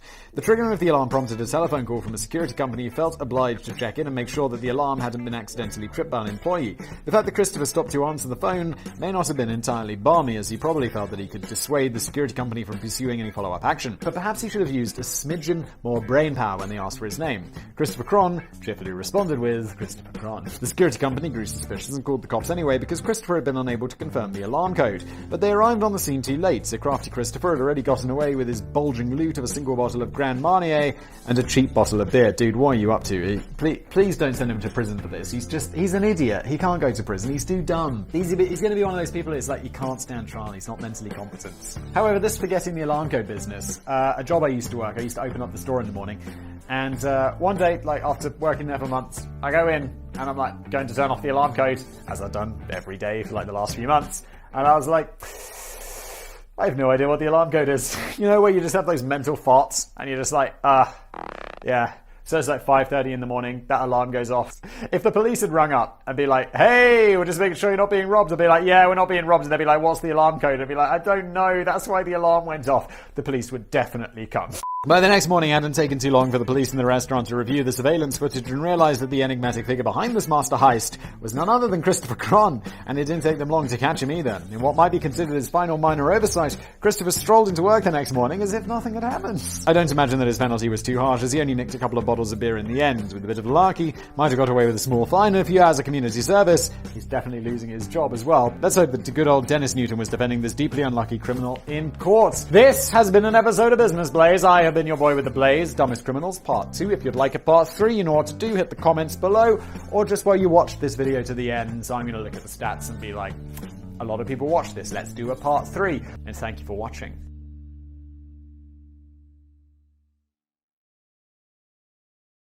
Fuck you if you do this, you f***ing asshole. Stupid scientists with their degrees! Hello everybody, welcome back to another brand new episode of Business Blaze. Welcome back. What happens here, as always? Stop this mindless violence! Danny has written me a script. I am going to read the script, and Sam is going to sprinkle in some fine vintage memes. Let's do this. This is all about the best scientific conspiracy theories. Is this going to be one where it's like, because I don't want to say they're the best, like what does that mean? Sometimes I come up with these titles and I'm surprised Danny doesn't write back to me like, Simon, are you sure you mean this? Because it just seems a bit dumb. You're a big brain. I know you're a big brain, Simon, so why have you come up with a title?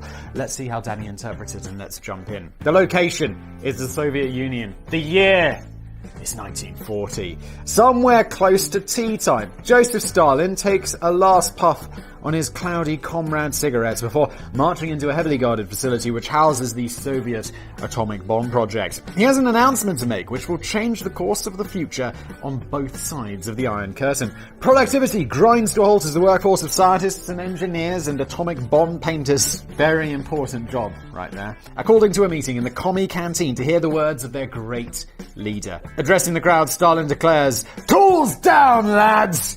Stalin in the house!" That's actually what Danny wrote. I've got a dead good idea, which is probably going to save us a few quid. Let's forget about building a bomb and just poison the capitalist pig water with fluoride so all the little kids grow up to be complete imbeciles. Sounds good, yes? Keep it real! Stalin out! I imagine he just drops a mic. Boom!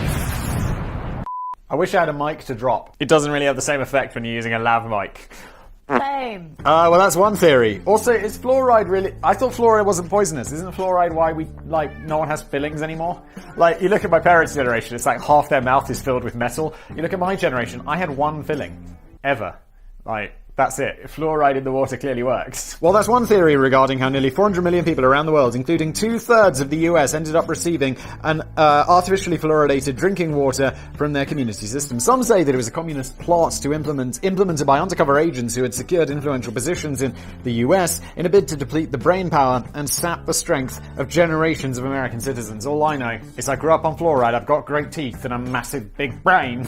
Others suggest that the Soviets just copied the idea from the Nazis, who had long been adding fluoride to the water in the segregated Jewish ghettos in order to keep the residents subdued. This is such bullshit. Unless, vast amounts of fluoride cause some problems? That doesn't sound true. Meanwhile, some reckon that the sinister plot was wholly American and that the big corporate giants such as Kellogg's and Nestle were in on the scheme to pollute US tap water with fluoride poison under the flimsy pretense that it was good for children's teeth. Yes, but why? We always have to ask, why? Whatever the origins, the introduction of fluoride to US water in Grand Rapids, Michigan in 1945 did sound a bit sneaky. The problem with the secret experiment into reducing the rate of cavities and tooth decay amongst the 30,000 school kids of Grand Rapids is that nobody bothered telling the guinea pigs. And that's always going to cause suspicion. In this case, it forms the anti-fluoridationist movement, which sounds like a bit of a mouthful, and it's still going strong today. But what exactly is meant to be the problem with fluoride? It depends who you ask. If you ask a idiot, or if you ask someone with two brain cells to rub together. Oh man, I feel like wow. At the lower end of the crazy spectrum, it's believed that fluoride can actually damage teeth and bones, and that's a claim not entirely without foundation. Yeah, I think if you have loads of it, it's not good for your teeth, right? Because this is the thing with babies, they can't have the water and also the toothpaste at the same time because it's too much fluoride for their little bodies, and they get all up. Moving up the scale, some anti-fluoridationists allege that this natural and abundant element can lower IQ, cause cancer, is actually just toxic waste from North Korea, or it's just part of a government-sanctioned mind control program. Oh, and if you're in doubt, just ask Alex Jones. Look, there's one thing, if anyone learns anything from this video, it's that we should be asking Alex Jones about absolutely f***ing nothing ever.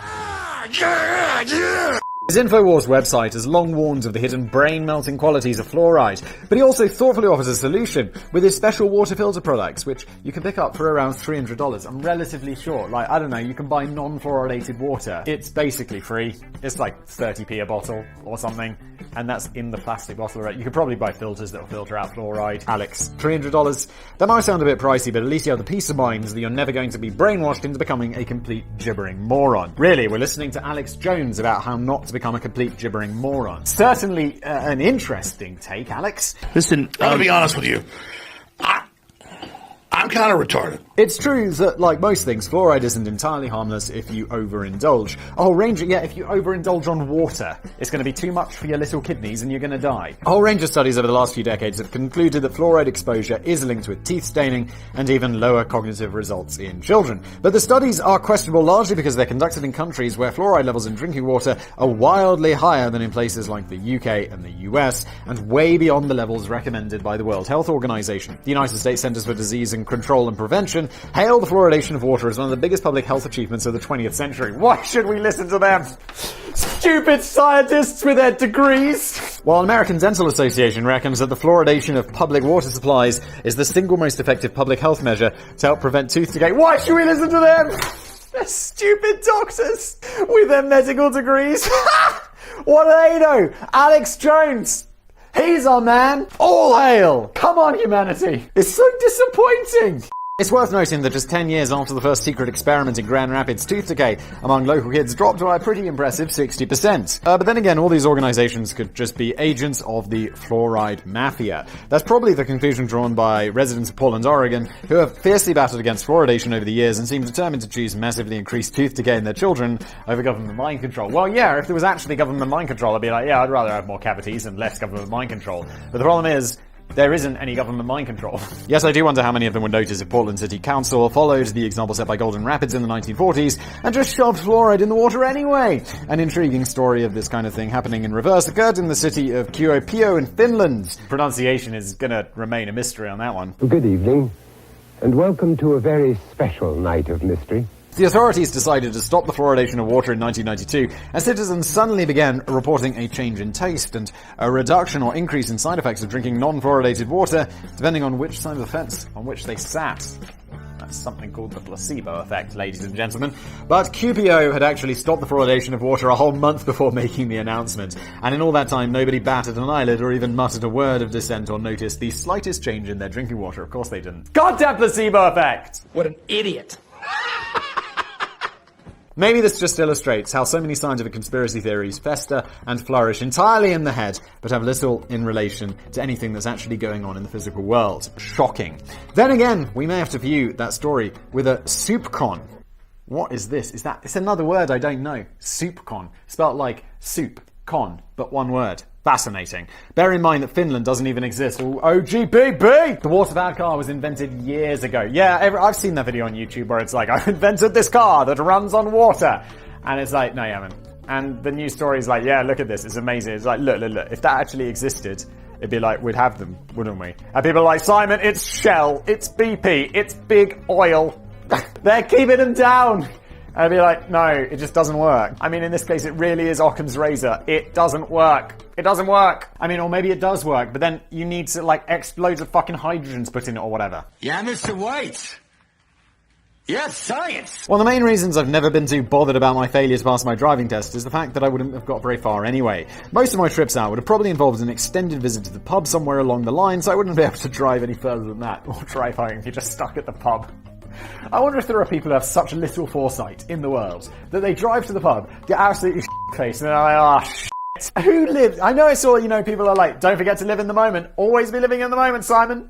Don't worry about the future. Live in the moment! Put y'all seatbelts on. Psh, YOLO.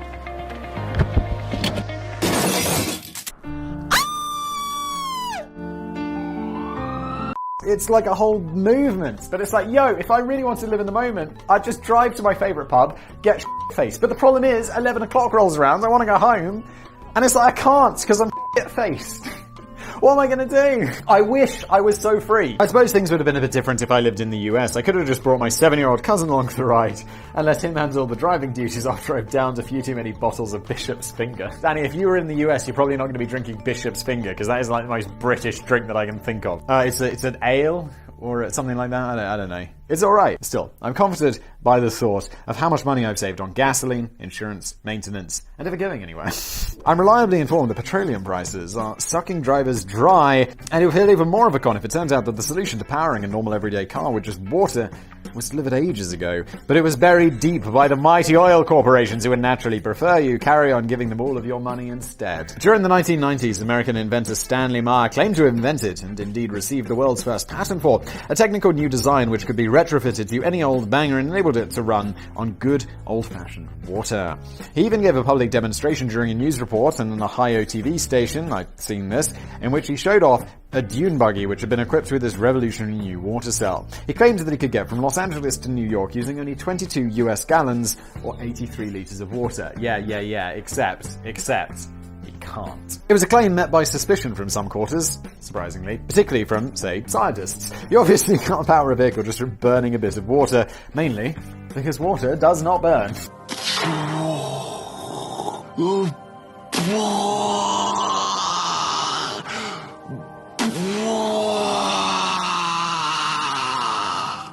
The only feasible way around it is to shove an electric current through the water and derive some energy from the consequent split of the water molecules into hydrogen and oxygen. But this method of electrolysis would use up more energy than it produces, so you'd need to put a bit more in than you get out. That has something to do with, the laws of physics. As a system for powering a vehicle, it would be about as effective as half a pedal on a Sinclair C5 with a flat battery and a stack of bricks in the trunk. Stanley reckons that he'd figured out a new way of converting tap water into hydrogen fuel, but his evidence was just a little bit vague, and scientists pointed out that his proposed plans violated both the second and third laws of thermodynamics. Okay, yeah, laws of physics, laws of thermodynamics. Alright, Danny.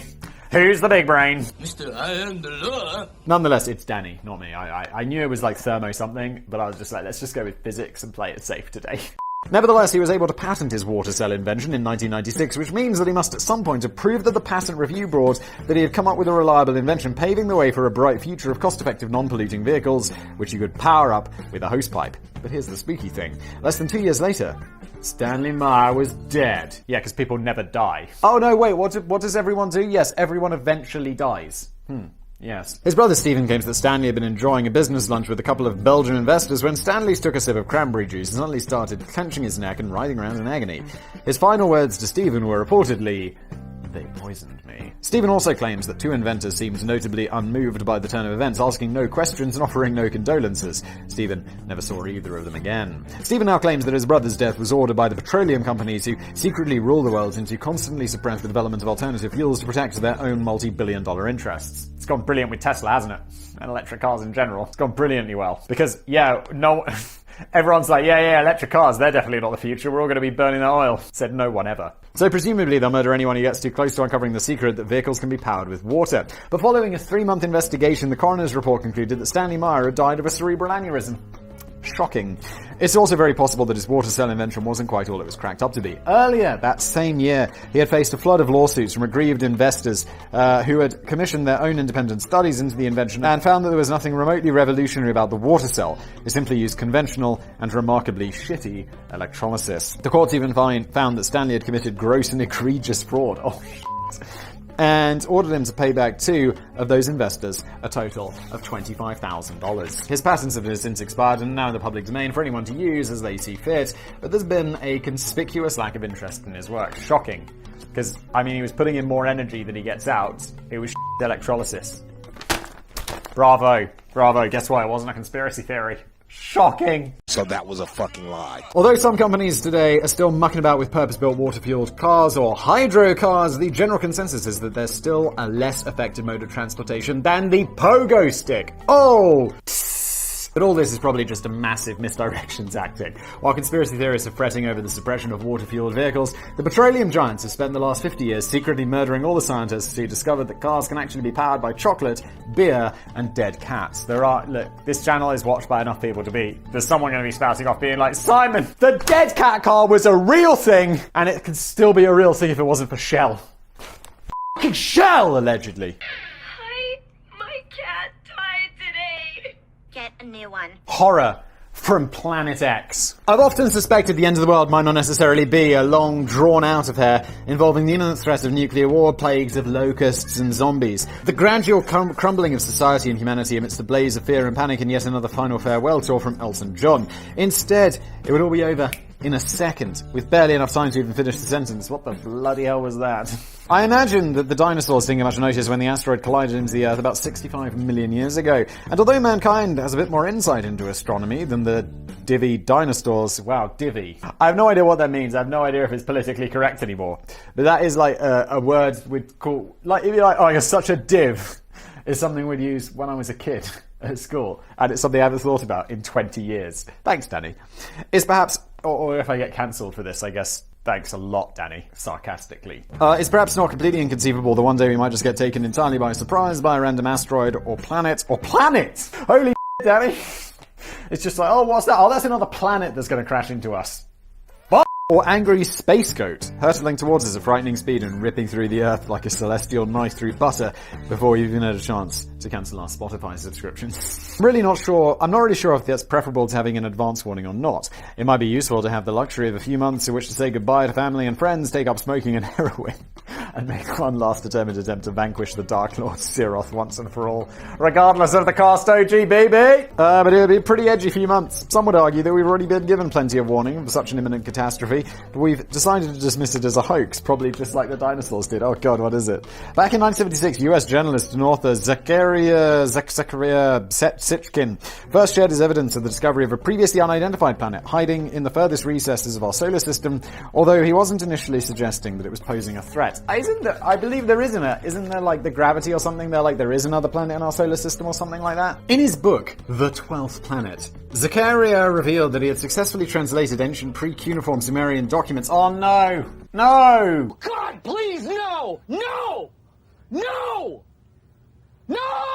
At least you could be like, well, there's gravity and stuff, and I've looked at these equations, but I was like, no, I found the ancient aliens.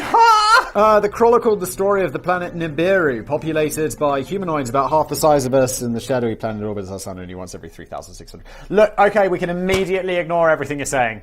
Just immediately, I'm out. During which time it drifts perilously close to Earth. According to the translated tablets, the inhabitants first paid us a visit around 500,000 years ago when they embarked upon a gold mining expedition to Africa and ended up genetically modifying our ancestors into an exploitable working class. Absolutely insane.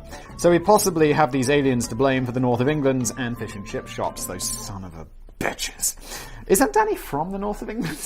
I thought you were from the north, Danny, but now you live in the south. Oh, I'm so confused.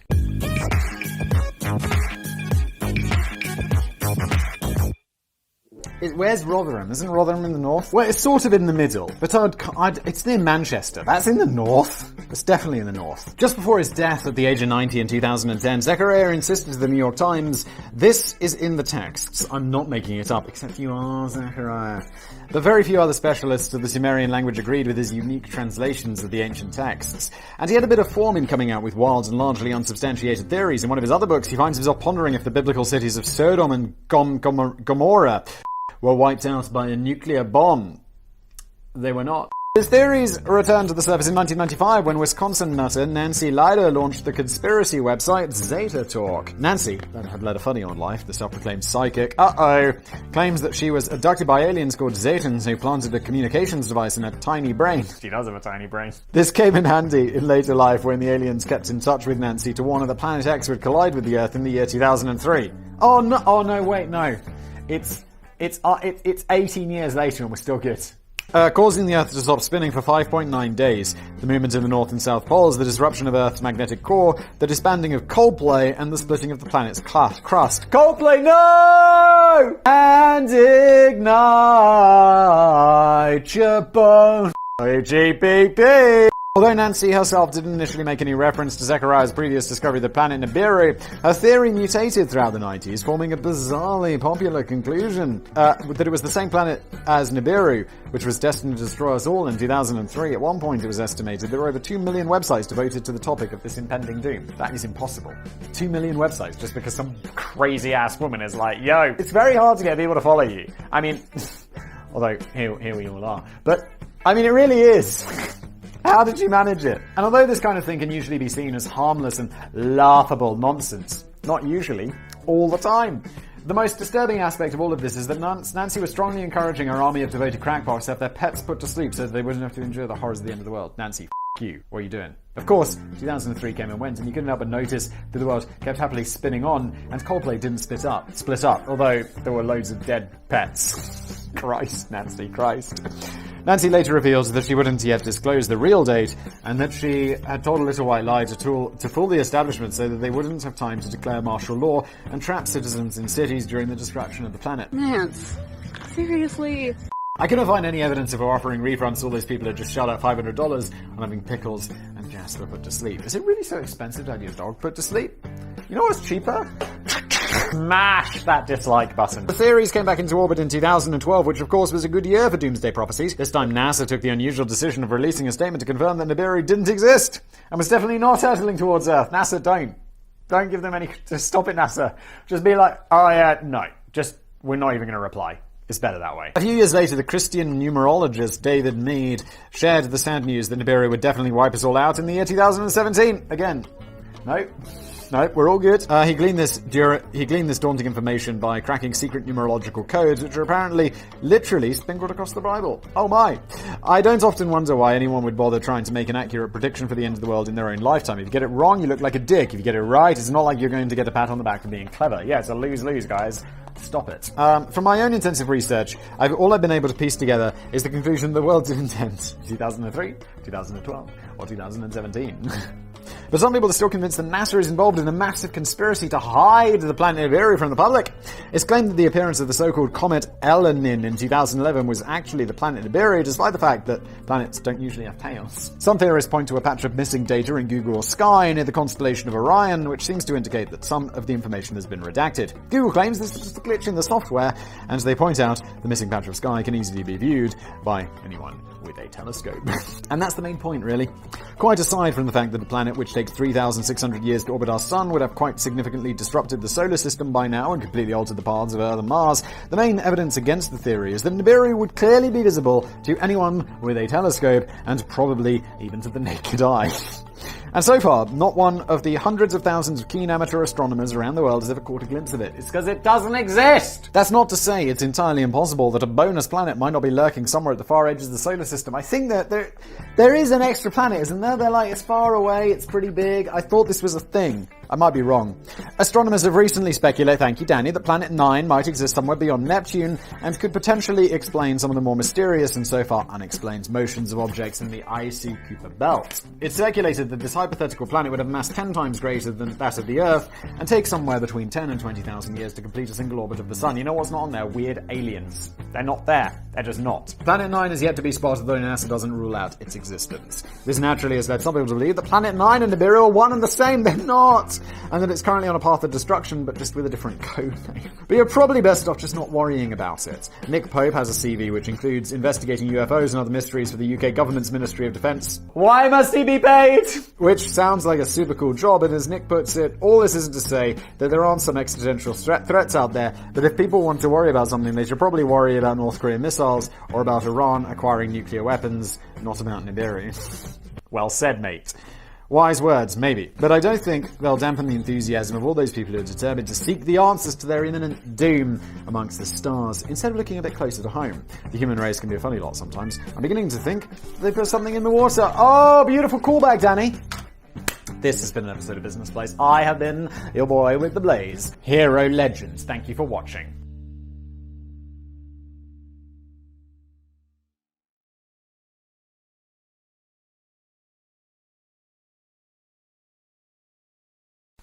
Whereas tennis is like, bah! Squash is like, ah! Badminton is like, ah. Holy shit. I can barely see, my glasses are so dirty. 4 times scientist went too far. Danny writes me a script. I shall make it by adding some comments, and Sam is going to sprinkle in some fine OGBB memes. Whatever happens to the mad scientist. Whenever I see scientists pop up on the news these days, they've always seemed disappointingly calm and measured and articulate and sensible. Some of them even look as if they might lead a healthy social life, enjoy a pint down the pub with friends, and perhaps even pop down to the local badminton club once or twice a week. Oh my god, Danny, you can really read a lot from people's interviews on television. It's like, that guy likes badminton. Danny's like a modern day television-based Sherlock Holmes. It's a far cry from the traditional image of a scientist that I used to see in films and TV. They were always tragic, wild-haired and wild-eyed loners, shunned by society and government funding, and even their own peers, as they conducted their ethically dubious experiments in the secrecy of a chaotic laboratory hidden away in a remote castle on top of a mountain, or in a nuclear bomb shelter, or the dining area of a Taco Bell. I don't think, Danny, I think you're just thinking about like scientists in cartoon TV shows and scientists in real life. Like, I know some scientists in real life. They're very normal people. They do sciencey shit that I don't understand. So what are you working on? Oh, I'm working on like something to do with the something. And I'm like, cool. I was beginning to worry that I've been misled all these years, and that the mad scientists never really existed outside of the pages of fiction. Oh no, Danny, they did exist. There was that Russian dude who's like putting the monkey's head on another monkey's head. He's like stitching 2 dogs' heads onto one dog. Legend. Oh, smash that dislike button. But a couple of things have since convinced me otherwise. For starters, I know that Simon has a few scientists locked away in neighbouring zones of the basement, and they sound like they've gone a bit nutty in their ongoing quest to unlock the secret of immortality. Yeah, but they ain't close, Danny. Soon we won't even need those cryogenic chambers you found. Danny, why do you always make fun of me for wanting to be immortal? I think it's brilliant. Who wouldn't want to be immortal? Everyone in the comments, apparently. In the middle of the night, I'm occasionally awoken by the sounds of manic giggling and shrieking, along with screams of "It's alive!" and "Nothing is involved can stop me now!" It's nothing in Z, so I assume I'm supposed to do this in a German. If you want me to do a German accent, Danny, just put in square brackets. Anything you put in square brackets, I won't read. It's just how I'm programmed as a fact boy. Oh, I should also read that "It's alive," I guess, with more passion. It's alive! Daddy, chill. I hope my neighbours aren't in yet. As I mentioned, a shop opens next door. They open at 11. We've got another hour and a half. I think we're good. They're probably not getting ready for the day just yet. After delving through the history books and back issues of popular mad science, it turns out that the world used to be positively bursting with examples of strange, hairy scientists who got a little too carried away with their own groundbreaking experiments and ended up tossing the badminton club membership card in the bin as they embarked upon a fiercely dedicated journey which would take them to the brink of insanity. Badminton's a weird sport. Like, I never thought really much about badminton. I was forced to play it at school, like every sport that you have to learn. And I'm like, okay, I mean, I get it. It's kind of like lame tennis. And then you occasionally meet people who are extremely into badminton. Like, there's maybe 2 people I've met in my life, and I don't really remember who they are or where I met them, but they're it's not like tennis, where you're like, oh yeah, I play a bit of tennis. And you're like, okay, cool. I play a bit of squash. All right then. And someone's like, no, I'm really into badminton. I go to a badminton club every Saturday. I've got my badminton partners, my team. We destroy all the... It's like, whoa, badminton. You mean the one where it's like, Whereas tennis is like, bah! Squash is like, ah! Badminton is like, ah. But then again, I've seen them play, I've seen people play competitive badminton, and it does get fairly intense. Let's stop talking about badminton. It's a boring sport that I'm only making more boring. Smash that dislike button. Although at the very least, some of them crossed the line, and that really won't do at all. Unless that line is the difference between mortality and immortality, Danny, then we all know what the answer to that is. Don't tell anyone else, just share it with your boy. That was the introduction. Brilliant. I was watching a YouTube video the other day. I mentioned this on my Twitter. You can follow me at Simon Whistler for... It's probably not worth it. Yeah, and I posted a video I watched of someone saying, like, YouTube introductions should be short. The best YouTubers get to the point immediately. And I was like, yeah. I entirely don't... I mean, I agree. Introductions should be short, and the best YouTubers do get into it immediately. The Spectacular Science Circus. Donating your dead body to medical science is probably the most useful parting gift you can give to the world. So much more worthwhile than just burying the body underground for the sake of ritual. That's not doing anybody any favours unless you're particularly concerned about the well-being of worms. Also, it's not good for the worms either, Danny, because they're pumping your body full of, like, poison and formaldehyde and all of that shit, which will eventually seep into the ground and poison the earth. So you're doing absolutely no favors for anybody. You should, first of all, decide whether you want to give your body to science or donate your organs. Those are the two options you have. Anything else, you're kind of a bit of a dick, aren't you? And then decide how you blast into space, buried inside a tree. I don't know, all of these weird things you can do these days. But I suppose, or just get buried or burned. Whatever. You're dead. Who cares? But don't forget to be an organ donor. If like one person watches this video and is like, oh yeah, I wasn't an organ donor and now I am, I would consider this video an extreme success. If it got 4 views and one person became an organ donor after watching this and just going to tick that box or filling in whatever form you need to do wherever you are, you could probably do it online. Success. Because loads of people die completely unnecessarily because there's just not enough organs because they're all getting burned. Like, this is insane. What is wrong with our societies? During the rant over.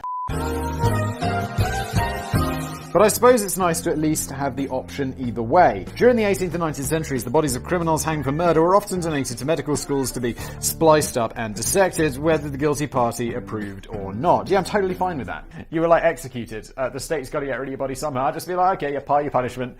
We're going to chop your body up.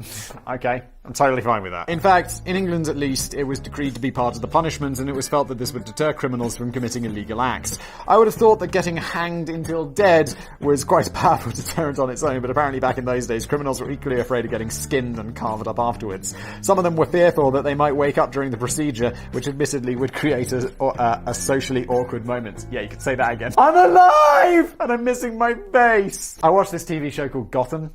And it's completely, I don't know if you guys have seen this, it's about like Batman when he's young and shit. And it's quite good. I have to say it's quite a good show. But all of the stakes are completely gone. Because I swear all of the characters have died and come back to life. And now it's like, oh yeah, the main character died. But they haven't really, have they? So they could kill off, someone. I'll just be like, he's coming back. He's coming back at least once. It's happened like 5 times. What the f***? One such criminal to have been dished out this punishment was a man called George Foster, who had been found guilty of murdering both his wife and child in 1803. Not that many criminal bodies were donated to medical science, so there was usually a competitive clamour amongst the medical schools to try and get dibs on the latest criminal cadaver. But in this case, after George Foster was hanged in Newgate, London, his body was delivered to an Italian physicist and physician. Wow, that's a combination. Like, what are you doing? Like, a physicist and physician. Do you just want to, do it so children don't get confused? His name was Giovanni Aldini, and he did something quite unusual to poor dead George. Giovanni was the nephew of acclaimed scientist Luigi Galvani, who had spent much of his time pissing about and applying electricity to dead frogs to see if they started twitching. Young Giovanni had inherited this peculiar interest in electrocuting dead bits of animal, and had also succeeded his uncle in the post of professor of physics at the University of Bologna. He later spent much of his time travelling around the laboratories of Europe and putting on macabre carnival-style events in which he enthralled the rapturous crowds by electrocuting the severed heads and bodies of dogs, cows, horses, and sheep. Always remember the past was the worst! It's like, what do people do for entertainment? Well, we're going to go to this show, and this guy is going to attach electrodes to a severed head of a dog, and we're going to watch it do weird shit. Like, in the 1700s, totally normal. In the 20th century, in the 21st century, so that's some you gotta find on the dark web. Whoops of delight and astonishment would echo around this laboratory circus. As the severed animal heads convulsed, jaws began loosely chattering and eyeballs started rolling around in the sockets. One reporter dubbed it Satan's puppet show. The only sane man in the room. Everyone else was like, woo! Yeah, make those eyes roll! And one guy's like, you guys are fucking crazy. But what Giovanni really wanted in order to draw in an even bigger crowd was a human corpse. What the fuck? I remember when I was a kid there was an autopsy on live TV and I was like, bro, what is going on? This is at least 50 years ahead of its time because we all know in like 30 years YouTube's going to be like, yeah, no, we're just cool with everything now. Yeah, it's an autopsy? Go for it. It's an ISIS beheading? Sure. It's like, oh my god, YouTube, stop. He'd already got his hands on the bodies of a few criminals in Bologna who had been sentenced to death, but the problem was that the criminals were decapitated under the region's law, and there wasn't anything very interesting he could do with the body, which had been drained of blood and was missing a head. Wait, I thought he could just do it with a head. That's going to draw a crowd? A weird, sick crowd? So Giovanni was over the moon when he arrived in London in 1803 and was given the opportunity to take home the freshly hanged body of George Foster, complete with a head and everything. Taking it back to Italy, like 200 years ago. It's going to get smelly, yo. Some suggest that Giovanni had proudly boasted that he could bring George Foster back to life in 1803. Come on. It's more likely that he just wanted to sell tickets for an extra special demonstration of his new electrostimulation techniques for deceased limbs. Or put another way, he wanted everyone to sit back and lap up the live entertainment as he shoved conducting rods up the arse of a dead convicted murderer. Oh, the past was the worst. I actually have a t-shirt that says that. This is The Boy with the Blaze. I think this is actually new. Purchase this at purchasemerch.co. You can also get a t-shirt that says The Past Was the Worst. Sleeper hit! That is very popular. Thank you for purchasing it if you purchased it. Well, it wasn't just up his arse when Giovanni took to the stage, or at least showed up at the Royal College of Surgeons in London with his cool new props. He applied the rods to George's rectum, face, chest, legs, and various other parts of the corpse, and then he turned the dial up to 11. Well, at least he didn't take it back to Italy, so it didn't get a chance to get all smelly. In response, the dead body of George convulsed and began to violently punch and kick the air. The jaw began to quiver, the corpse appeared to take sharp breaths, and at one point George's eye actually popped open, prompting some of the non-medical members of the audience to believe that Giovanni really had mastered the dark art of reimagination. Reanimation. There's some shit going down at the Royal College of Surgeons. Witchcraft. Of course, it done no such thing. Really, Danny? Thank you. I believe we'd have been aware if they had a way to raise the dead in 1803. Somebody would be like, Simon, we can raise the dead? It's a conspiracy theory! Shut the up. The corpse fell silent again after George had been unplugged from the mains.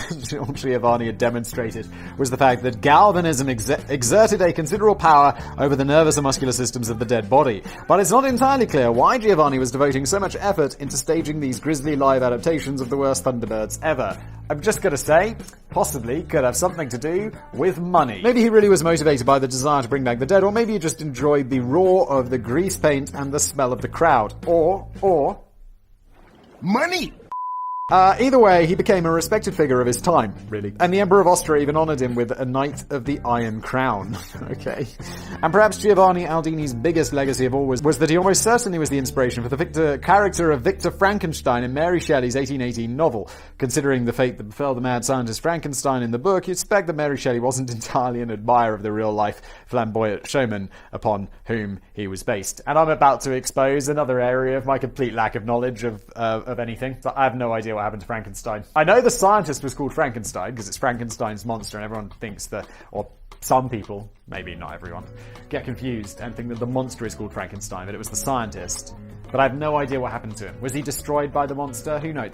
Him being destroyed by his own creation would feel like the correct trope. In fact, maybe that is the origin of the trope. Don't know, but also great news. Don't care. It does make you wonder what would have happened if Giovanni had managed to bring George Foster back to life, though. No, it doesn't, Danny. No one wonders this. It's like obviously impossible. Would the authorities have sent George right back to the gallows to face a second death? Almost certainly, yes. Would they have had the authority to do that, considering that George had already technically been served a death sentence? No.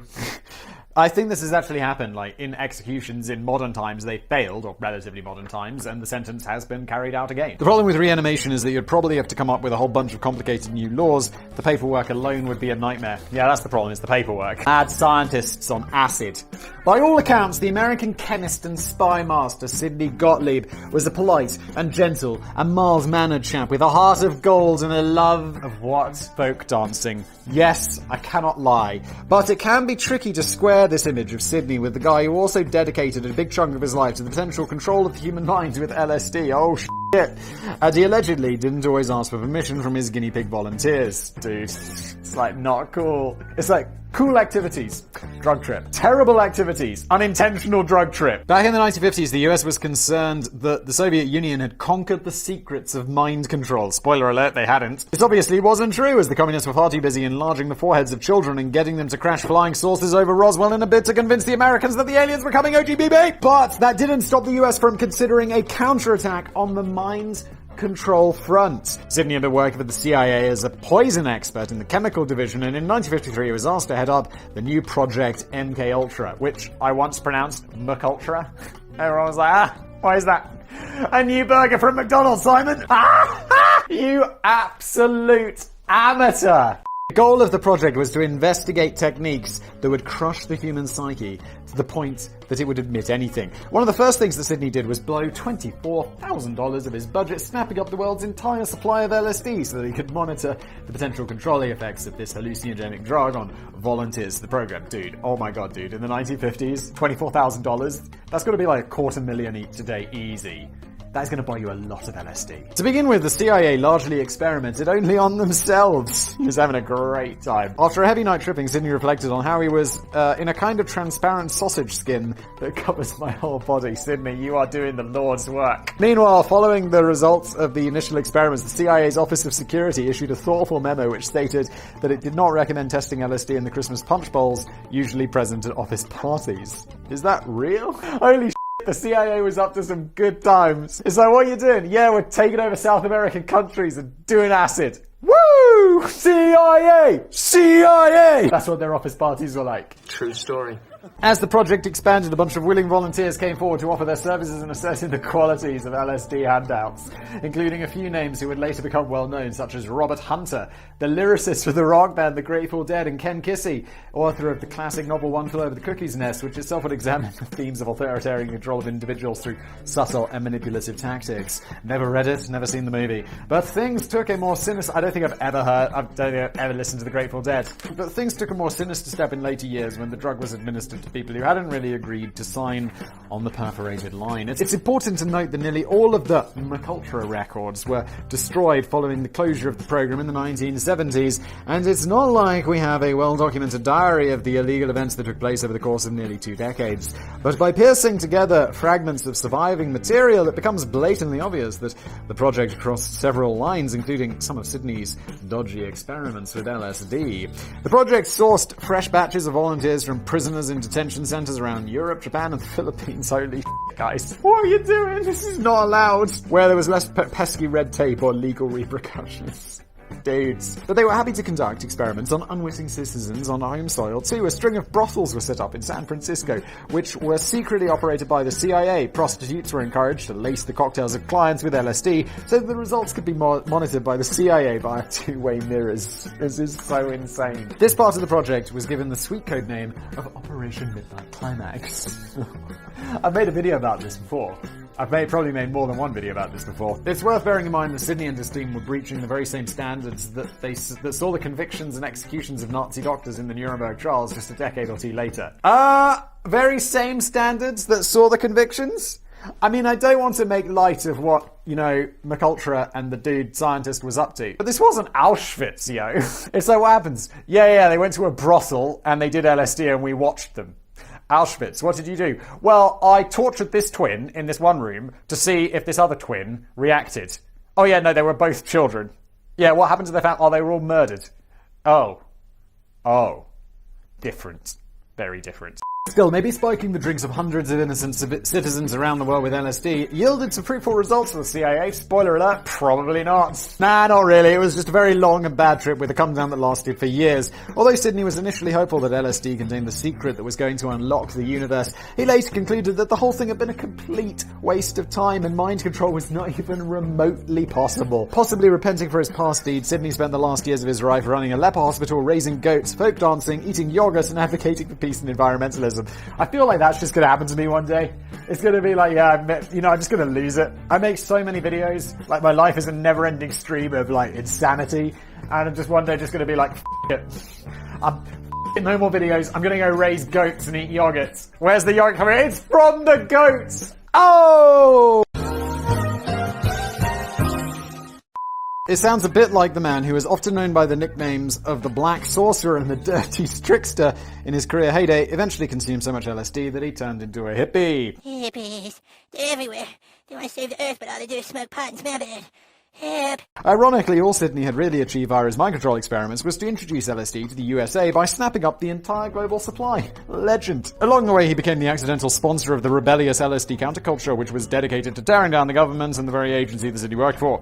And that's some really heavy shit to deal with. The scales of eternity. Considering the vast number of universal mysteries that have so far eluded the grasp of mankind, it seems to me that some scientists waste their time getting bogged down with entirely the wrong questions. For example, in 1901, Dr. Duncan McDougall, great name, McDougall, spent a considerable chunk of his time trying to discover the answer to old chestnut that always comes up in discussions around the pub table. How much does the human soul weigh? Nothing, because it's not real! For fuck's sake! And in case you're curious, the answer is allegedly 21.3 grams. Isn't there a movie called 21 Grams or something? I know this story. This was some guy who, he put people on a big weighing scales, and when they died, he was like, oh my god, 21.3 grams left your body, and then it turned out there was a big... Spoiler alert. I'm just gonna stop, because Danny's about to tell this story, and I've already spoiled it, haven't I? Although if you're watching this channel and you believe in souls, hand it over, that thing, your dark soul.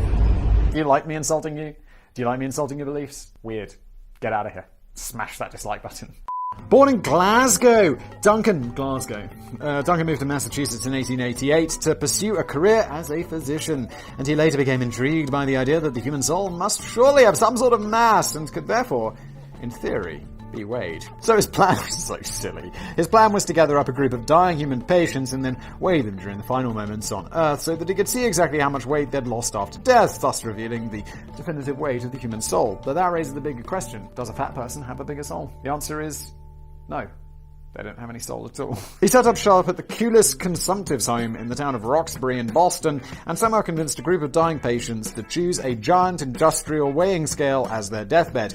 It was important that the patients were suffering from extreme physical exhaustion, as Dr. Duncan didn't want them wriggling about all over the place while he was trying to accurately weigh them. The owners of the care home did occasionally express reservations about the project, as did many religious and scientific critics of the experiment who grew concerned about the potential implications of proving that the soul was a very physical manifestation. The scientists are not concerned. The scientists shouldn't be concerned. If you're a proper scientist, you'll be like, okay, go ahead. And if you do find that 21.3 grams escapes from the human body, we're going to be on that shit and trying to replicate it and figure out how and why and what it is and if it is actually a soul, because that's what science is. The religious people just be like, it was the soul. He showed it was the soul.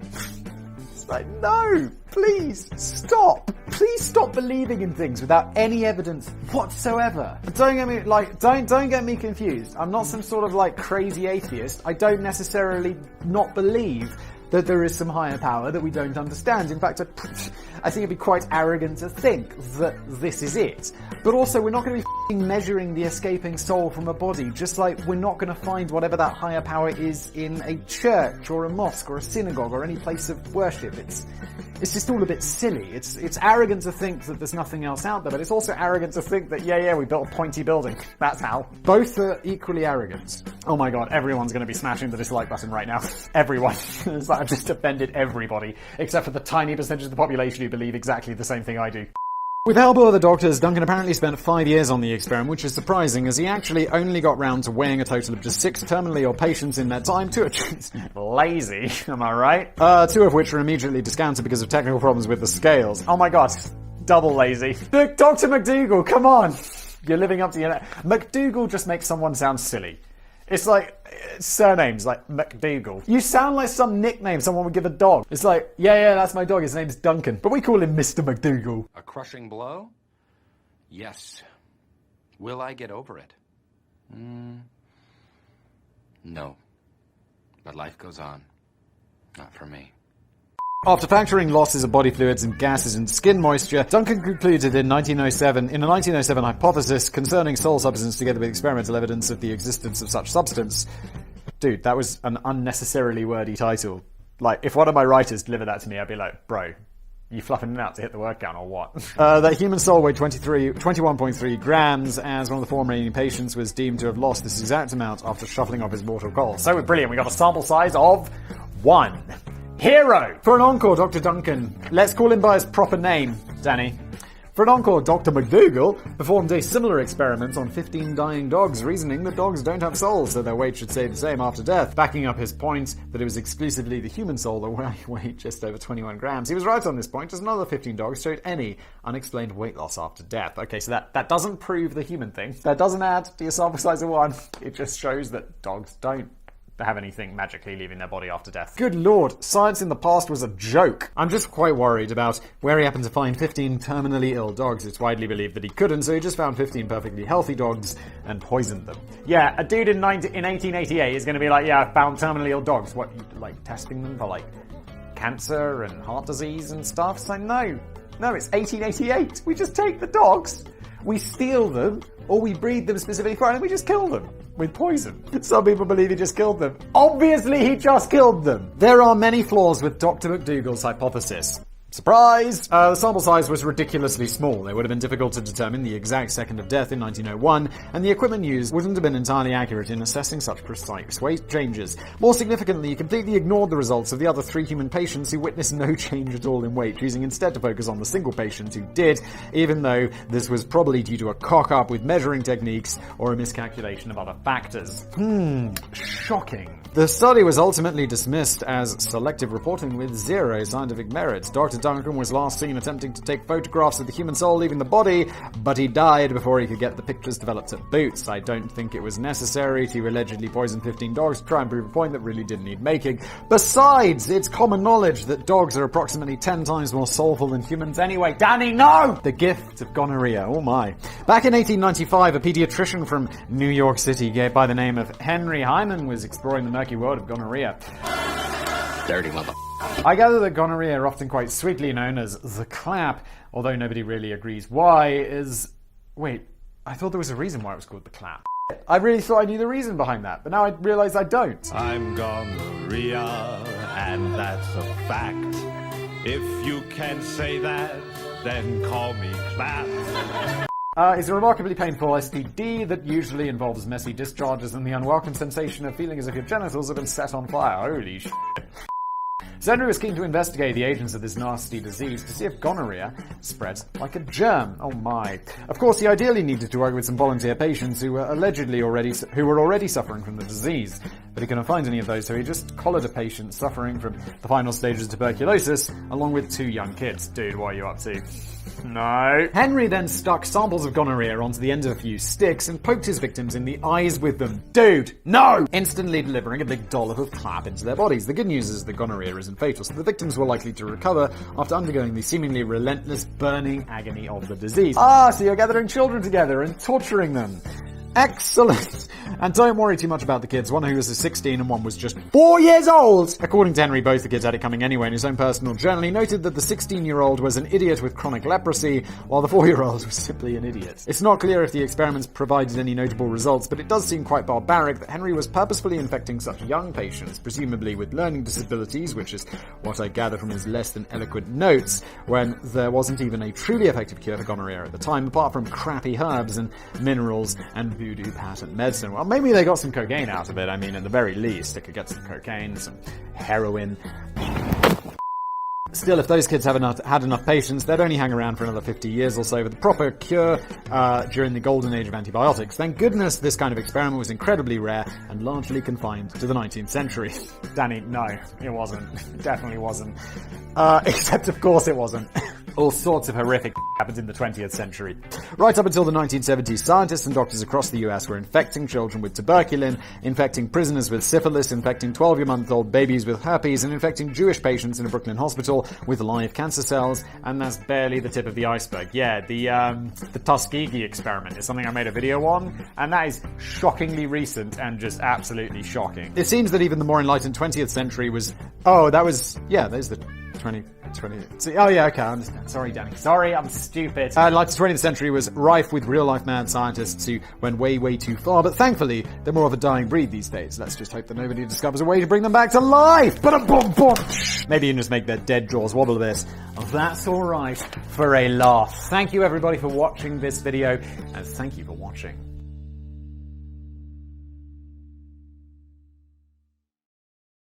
CIA! CIA! I want the dolphins are f***ers. Where's the dolphins are f***ers t-shirt? Alright, steady on. Maybe I will make it. Let me know if you want it.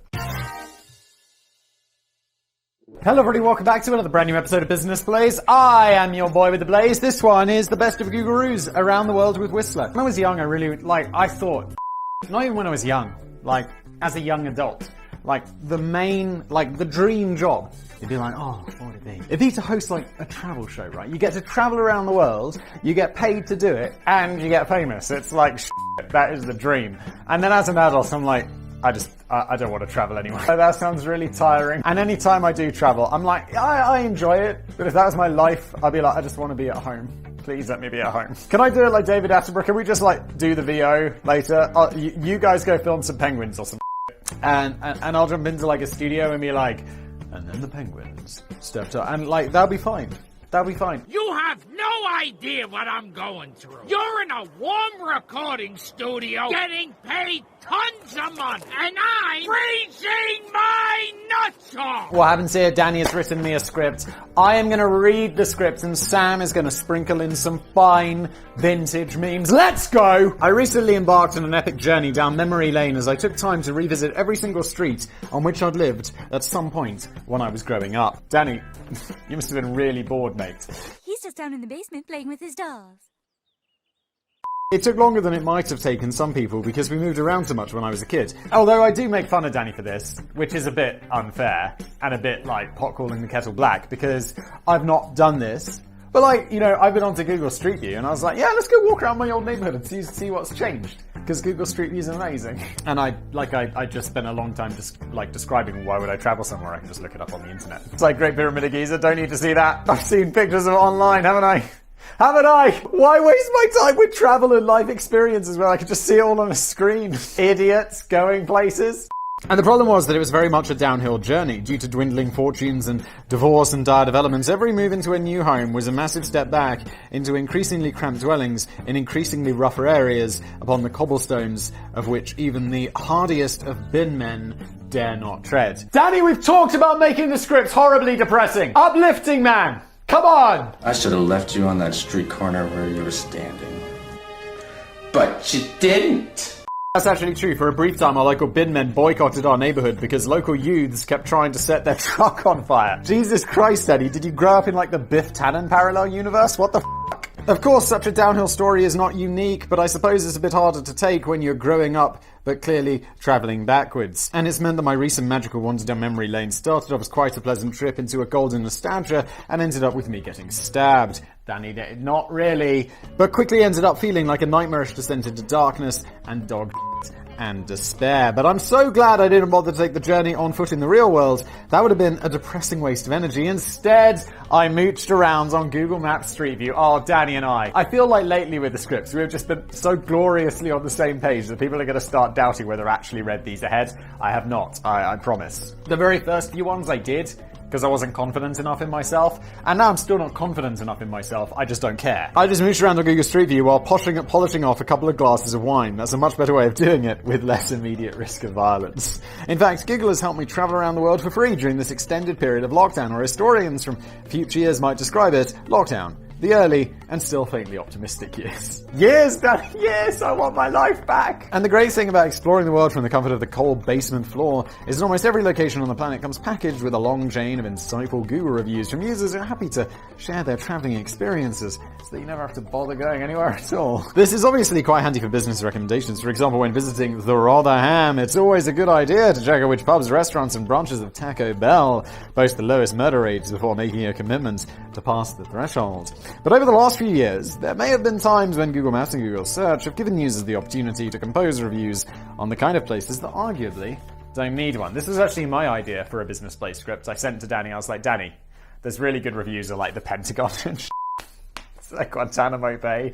Write me something up, Danny. I know it's easier for you because you can just copy what other people have written. It's basically plagiarism. It's free money, Danny. Just do it! Not just hotels and that. It's not really plagiarism. Relax. I once was hiring a new writer. I often hire new writers. They got loads of channels. But like when I first start working with someone, I'll absolutely like plagiarize check them.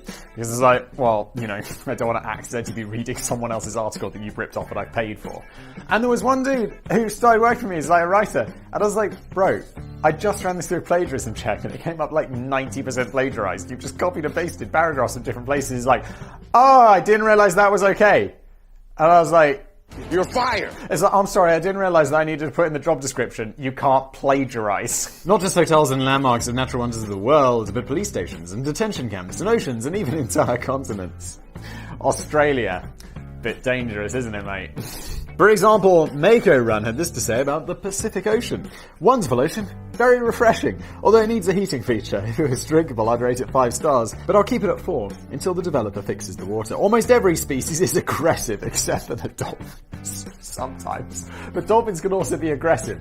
I think dolphins are rapists. Like, the dolphins do, like, rapes, they use drugs. Dolphins are f***s, is what we can take away from this. And no, I'm not putting that on a t-shirt before you all get in the comments being like, I want the dolphin as dolphins are f***ers? Where's the Dolphins are f***ers t-shirt? Alright, steady on. Maybe I will make it. Let me know if you want it.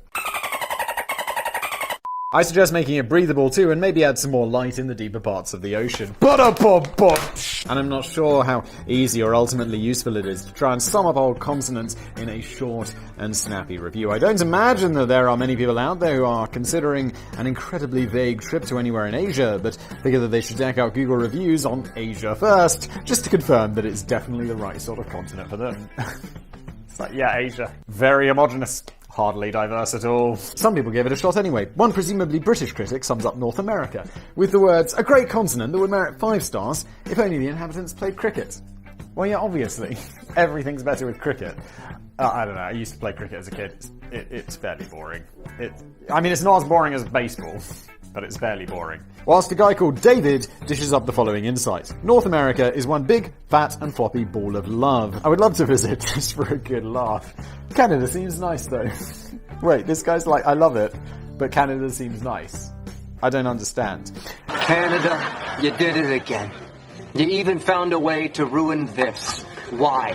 Why do we let you be a country? Moving over the pond, Jeremy is happy to give 4 stars to the continent of Europe. For some reservation, he describes Europe as the cradle of modern civilization. Lose yourself in a whirl of rhapsody and romance. Loses a star as the man in the car was rude and the cheese was smelly. So specific. But Jacob K was less impressed with the old continent. He complained, "It was too far away from where I live, and the people there didn't speak English." Well, they did, but not all the time. Also, the food was good, but there weren't any hot dogs. Oh, there are hot dogs. There are hot dogs everywhere. Only go if you're prepared to spend a lot of money and smell like smoke. This must be from back in the day. I'm assuming Jacob K is American. Because one, we used to be able to smoke inside, I figure.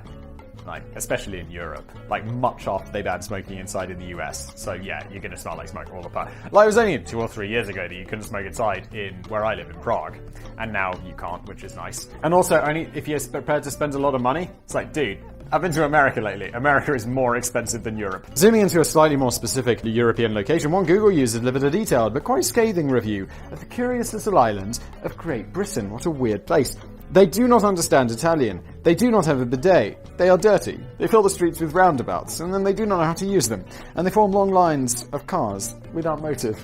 They put pineapple on pizza. They use flip-flops as winter shoes. They walk in the rain. Use garages as dumps. Park in the most improper places. Eat everything as long as it's fried. And take a bath 12 months a year everywhere. Wait, what's wrong with taking a bath? I don't understand. Does that mean we only bathe 12 times a year? Or that it's okay? What's wrong with taking, or do we just take lots of baths? I don't personally like taking a bath. It's like you're just sitting in your own dirt. Also, I think Americans first put pineapple on pizza, by the way. Enjoy the fact that your royal overlords are a frail old woman and a tiny baby. Or is this person coming from Italy? I guess they're coming from Italy. I'm so confused. He's got a point about the pineapple on pizza. What kind of deranged monster would even think that's vaguely acceptable? Shut the up, Danny. Pineapple pizza is good. And it's what you're having for dinner tonight! Getting even more specific and perhaps even vaguely useful, Google Reviews is crammed full of critical commentary on some of London's most popular and famous attractions.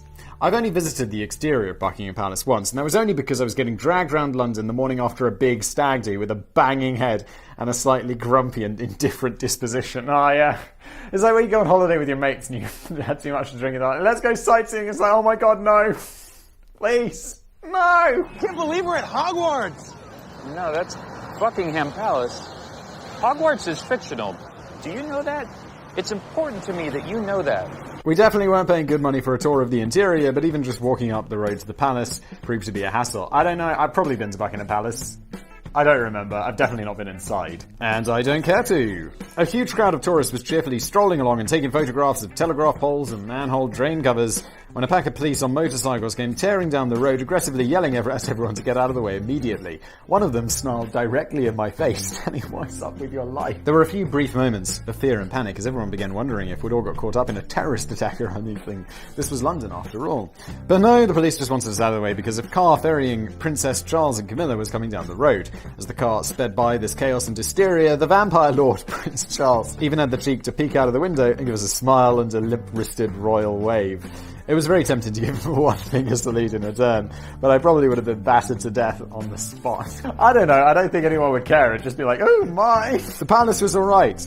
Also, so everyone's been hitting me up on Twitter saying that Prince William was, according to like The Independent or something, the sexiest bald man alive. And look, I'm not in the running for sexiest bald man alive, not by a long shot. But Prince William? I mean, that's an objectively not good-looking man. Right? Or am I insane, ladies? I mean, he's weird and his face is all like... The palace is alright, but I don't think we're missing out on much by not venturing inside. As one Google reviewer put it, Hampton Court is far better historic example. This knackered old overrated council house will be better turned into affordable housing. Hampton Court Palace is pretty baller though, I have been there. We did take the chance to check out Big Ben on the London trip, but as usual there was scaffolding all around it, and it seems to be permanently under construction. One Google reviewer was less than impressed though. Look, a clock. We don't have that in America. I'll be honest, I've seen big events. Gay! We sadly didn't get the chance to take in the British Museum, but maybe it's just as well. Emily M reveals, I went to a friend's house once and he had a lot of stolen stuff. I felt quite awkward looking at it. Same feeling here. It's like, yeah, it's so true. Like that Egyptian mummy exhibit, it's like, wait. Is this just Egypt's history that we stole? It's like, yes it is. Yes it is. Oh, it's slightly awkward. Should maybe give that back. We gave all the countries back. Or they fought for freedom. But we should give it back. That'd be a nice thing to do. Moving back across the Atlantic, some of America's finest national parks have attracted surprisingly negative feedback on Google. Arches National Park in eastern Utah may boast the highest density of natural arches in the world, but one visitor was left feeling disappointed. The park was extremely underwhelming. I went in with low expectations, ready to see a couple of rocks with holes. Instead, what I saw were many stone pillars that resembled circumcised donkey dicks. Overall, it had some pretty nice rocks, but don't take the kids. What is wrong with your brain? Here's a stark word of warning if you're ever thinking about visiting Sequoia National Park in California. This place is dangerous. There are bears, mountain lions, and worst of all, sketchy people. Hide your wives, hide your kids, hide your husbands, because they will come through your window. There are bugs and stuff, and they will bite you on your face. Don't waste your time here. Go to Vegas. For sure. Vegas is more practical. It has 7-Elevens. Badlands National Park in South Dakota, located at the edge of the Great Plains, may feature dramatic pinnacles rising out over the prairie, which have helped bring movies such as Dances with Wolves to life, but not everyone is taken with the experience. I didn't see what the big deal was. We drove 1,000,000 years to see some semi-impressive rock formations. And there were rattlesnakes, all caps, everywhere. You lose cell service because you're in nowhere USA. The only thing bad about these lands is the entire experience. Waste of time. Thank God I was drunk in the back seat for the majority of the trip. So yeah, hey guys, thanks for driving. I'm just getting absolutely faced in the back seat of a car. Like, what is going on? If national parks are anything, you could always book a guided tour of the Pentagon while you're in the lands of opportunity. But Logan wouldn't advise it. I don't like their design and overall colour scheme. Too sparse and too formal for me, and too many computers. What's with all the uniforms? The shape annoys me as well. It should be a dodecagon. Does he mean dodecahedron? What's a dodeca? Is a dodecadon actually a thing? Oh, I don't know. Don't care. Let's move on. One particularly beneficial aspect of Google reviews is they can potentially help shed a light on some corners of the world that we don't often get a chance to hear about or experience for ourselves. For example, the platform could deliver a tempting peek into a typical restaurant or market in, say, North Korea. What? Or maybe not. Daniel Peters seemed quite happy with the service provided at restaurants. He raved, best restaurants in the goddamn world! Happy shiny people! Exclamation point! Lots of happy customers! Exclamation point! Such good food! 100 times better than the best French restaurant. Disclaimer, dessert comes with sprinkling of nerve agent if 5-star review not given. Savage! If you ever go to North Korea, Daniel Peters, you're gonna get destroyed by one of those aircraft Gatling guns or whatever that Kim Jong what's-his-face uses to kill people. Scary place, North Korea. Whoa. Still alive?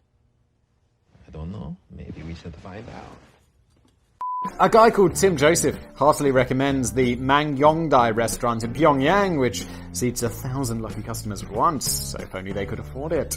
Every time I visit Pyongyang, I have to stop by this lovely place to have dinner with 999 of my closest friends. But a user by the name of Eclipse discloses a cautionary tale following an incident at the Tai Dong Gang Diplomatic Club. I always order cooked meal number 6, but one day they screwed up my order and gave me cooked meal number 3. Of course, they looked the same but tasted different. I asked Mr. Labourer number 2 to give me cooked meal number 6, but he called his manager and now I'm on my way to work up number 4. Meanwhile, a market in South Hamyong felt some customers feeling a little shortchanged. One review reads, the shelves were completely empty, but luckily, that's all that's needed to make traditional North Korean cuisine. Very clever. This review from a fellow customer goes into a little bit more detail. Quite frankly, the merchandise selection was poor and overpriced. For example, in Tojo, the market there had a much more extensive skewered rat selection. The prices started at 10 chong. Customer service was non-existent, and I had to wonder if these people had ever sold anything to anyone. I was met with glowering stares at every stall. This may have had something to do with the Kim Jong Nom Nom Nom t-shirt I had on, but still, what happened to basic customer courtesy? All in all, I will not shop there again after I get out of Gulag 16. Yeah, Kim Jong Nom Nom Nom. There are some locations that you probably rather not experience firsthand at all, despite some of the high-profile names that it may have attracted in the past. Ronnie Cray, the Yorkshire Ripper, and Charles Bronson, the violent armed robber, not the American actor whose name he stole, have all spent quality time in the infamous UK Psychiatric Secure Unit. Broadmoor Hospital. Broadmoor sounds scary. Like, Broadmoor, it's like, we'll send you to Broadmoor. It sounds like you're gonna go to Arkham. It's like, oh,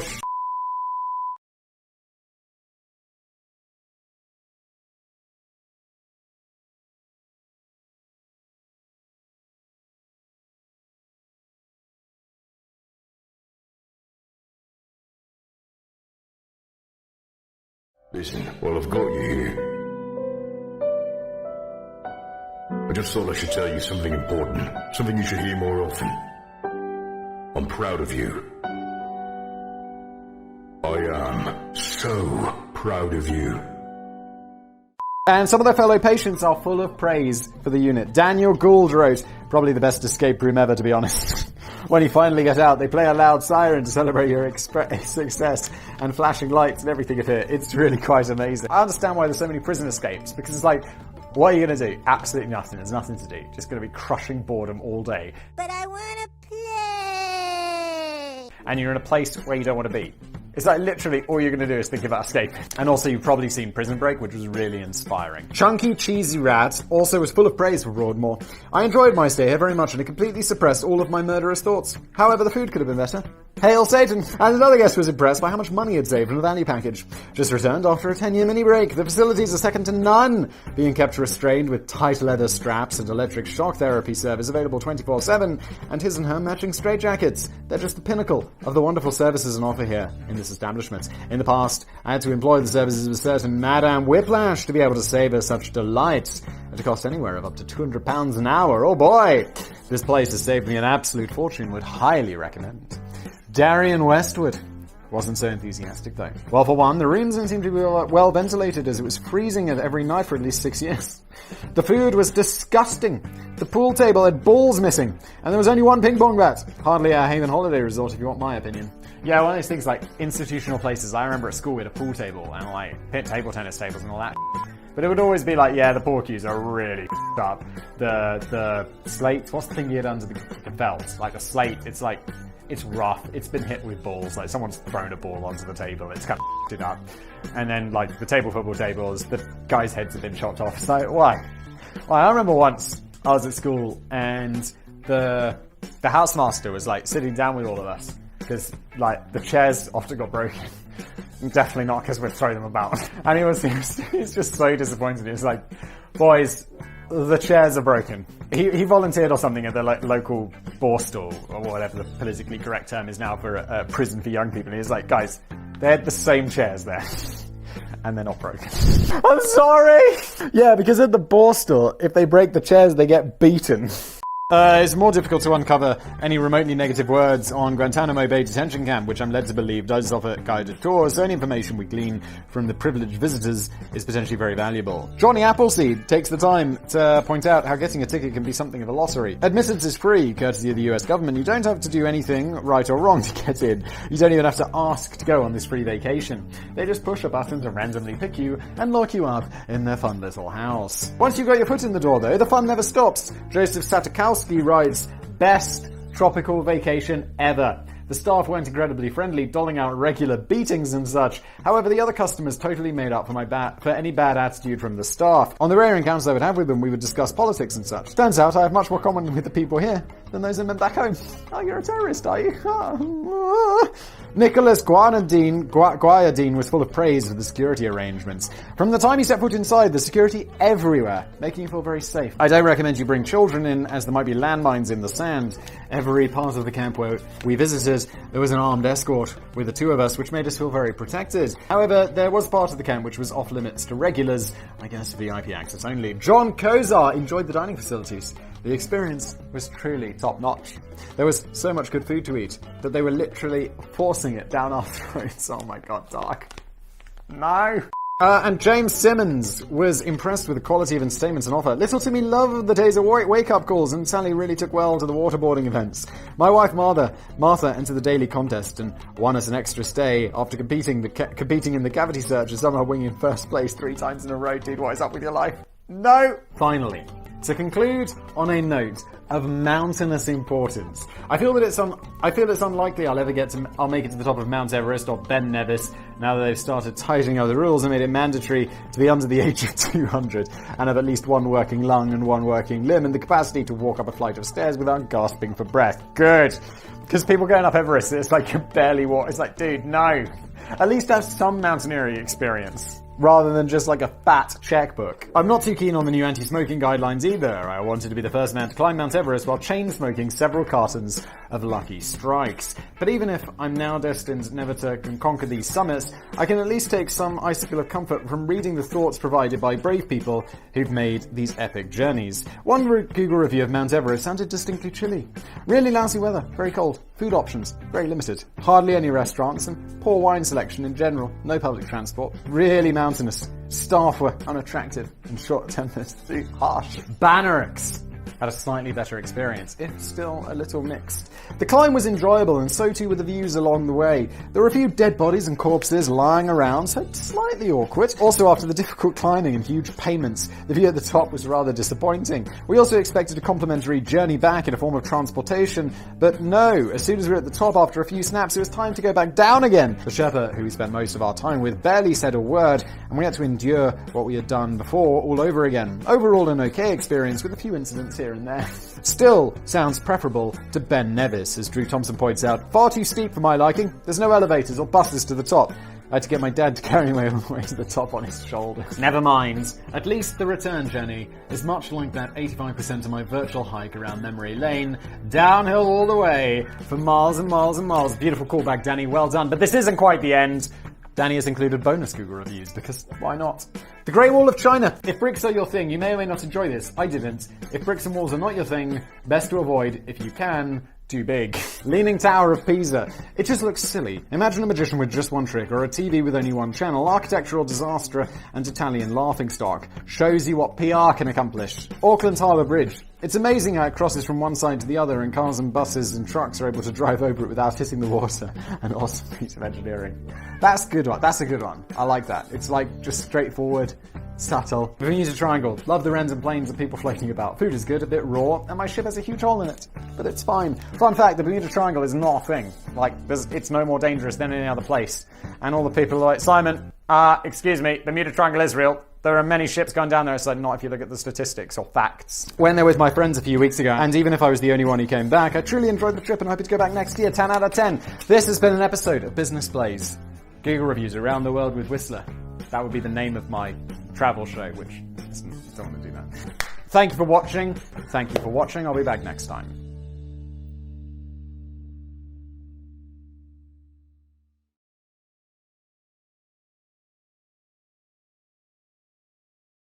Pimp Simulator. Ooh, I love this. I've always wanted to simulate being a pimp. What happens here is Danny has written me a script. It feels very light today, but I counted the pages, and it's 8 pages or 7 pages, so it's the normal length. Very, very long. Gay! Always. Danny, you don't have to write these so long. Danny, please make them shorter. My legs are so tired. Please, Danny. And Danny's like, Simon, here's 8 pages again. Get ready for a 40-minute video. And everyone in the comments is always like, Simon, these wouldn't be so long. These wouldn't be so long, Simon, if you didn't add all this bullshit that no one needs. And I'm like, okay. That's absolutely true. But also, if we had all the bullshit and they were half as long, they'd be half as long still. Why are my glasses so foggy? Am I sweaty? I'm a little bit sweaty. Summer is here. Or spring is here. Or maybe my shirt is just dirty. Dirty mother. So Danny has written me this. I will read it eventually. And then Sam is going to sprinkle in some fine vintage memes. Let's go. An evening falls. Oh, it's a story. I love it when Danny starts with a story. An evening falls over the city of Fruitaland in Wicomico County, Maryland, during a tomorrow, which is not too far away from today. Mr. and Mrs. Campbell settle down in front of the TV with a plate of hot dogs and pickles. Danny is painting a scene of America. President Trump Jr., oh God, is about to give an address to the nation, and the mood appears to be slightly tense as he limps up to the podium, looking disheveled and defeated. He informs the citizens of the United States of America that following a misjudged Zoom meeting with a bunch of other notable leaders of the world, it was eventually decided the best way of resolving everyone's differences was to engage in a nuclear war, and see who was still laughing at the end of it. Nobody, Danny. Nuclear war, it's like we're all gone. Nobody's going to be laughing. Everything is destroyed. I just want to mention, a regular recurring meme on this channel is the fact that the past was the worst. And I read, one of my favorite books is 1963, which I think has a different name, or Dallas 63.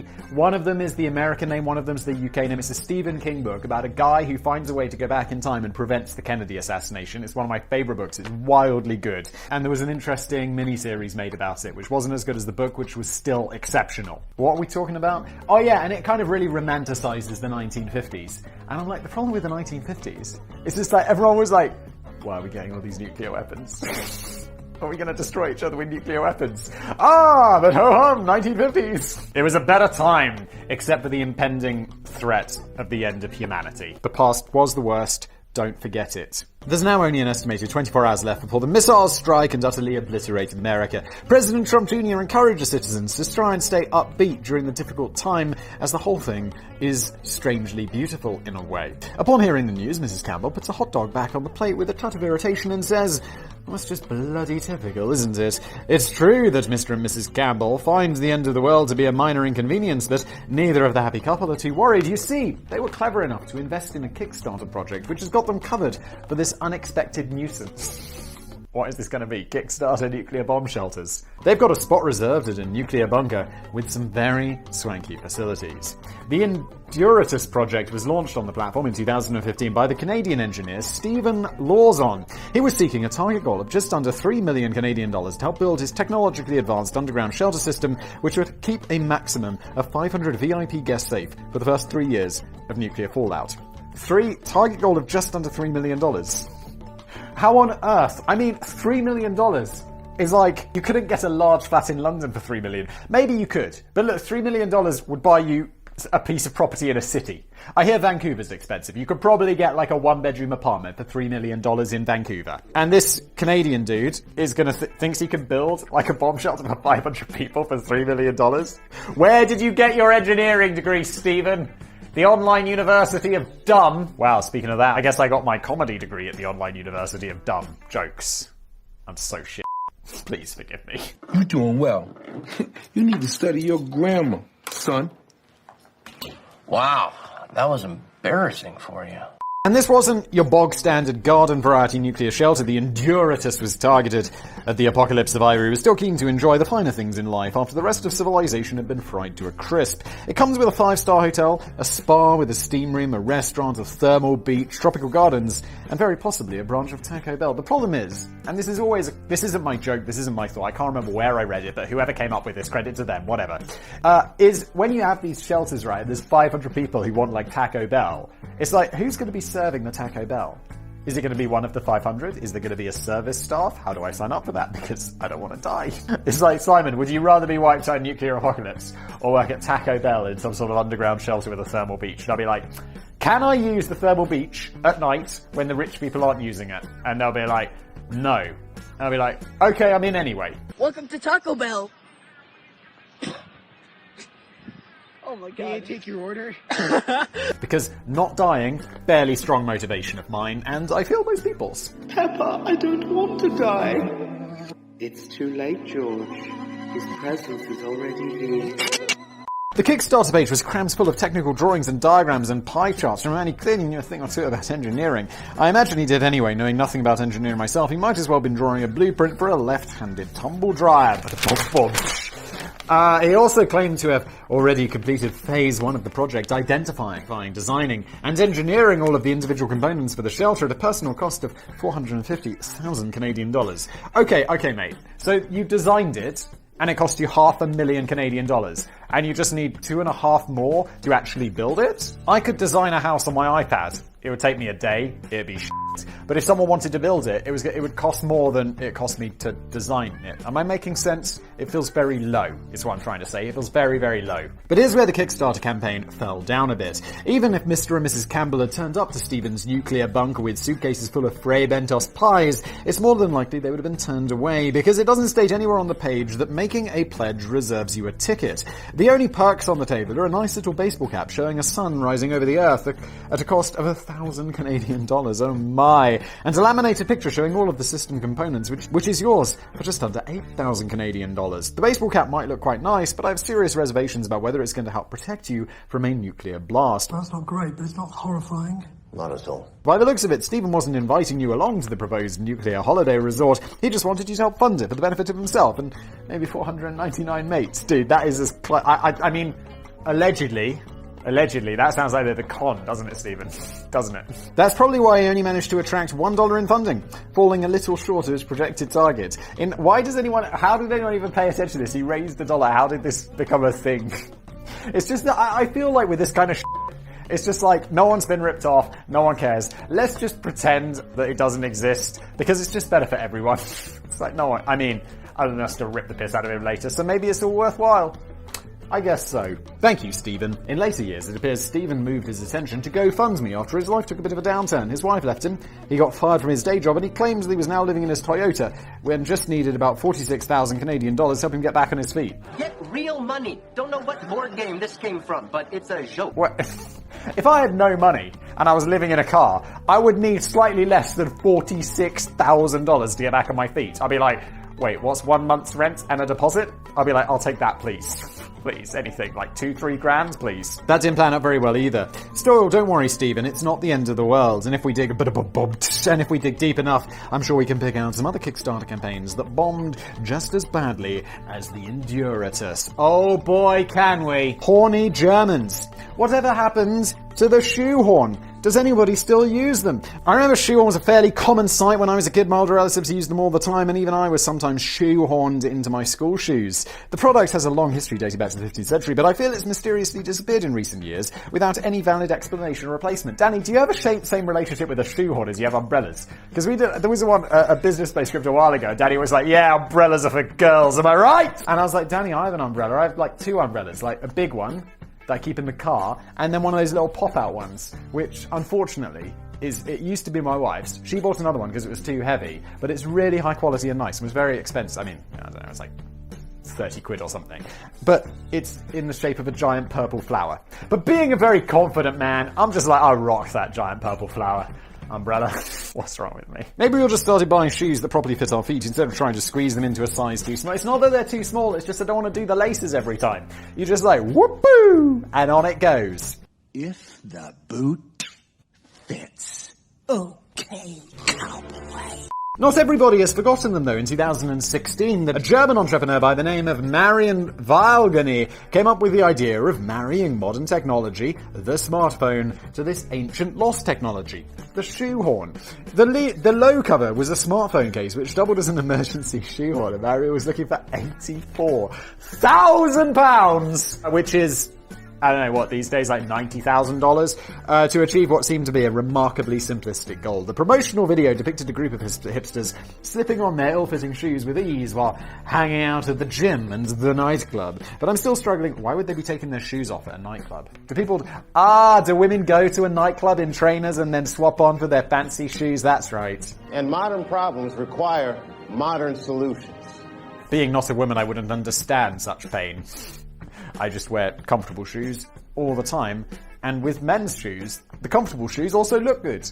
But I'm struggling to see why there would be such a great demand for the low cover, even from hipsters. For starters, there's a potential hygiene problem here. Dude, I mean, already though, your mobile phone is a piece of shit hygiene-wise. I don't know, you're taking a shit. It's in there with you, you eat dinner, it's there with you. Like, it's everywhere. It's disgusting. The multifunctional case also serves as a phone stand, but you wouldn't put your dirty trainers on your kitchen table or desktop, so why would you put a phone stand on your table after it's been poking around your smelly feet? Come to think of it, would you really put a used shoehorn right next to your face every time you take a call? I don't know, I don't think it's that dirty. It's like, I'm wearing socks, aren't I? I don't really have a problem with this, and I'm like a bit of a germaphobe. But I also feel that shoehorns were never really required to be portable anyway. Whenever I saw a shoehorn, it was always kept quite close to a shoe rack, poised for morning duty. There's surely not that many people out there are constantly changing their shoes throughout the day at the bus stop, the supermarket, and down the pub.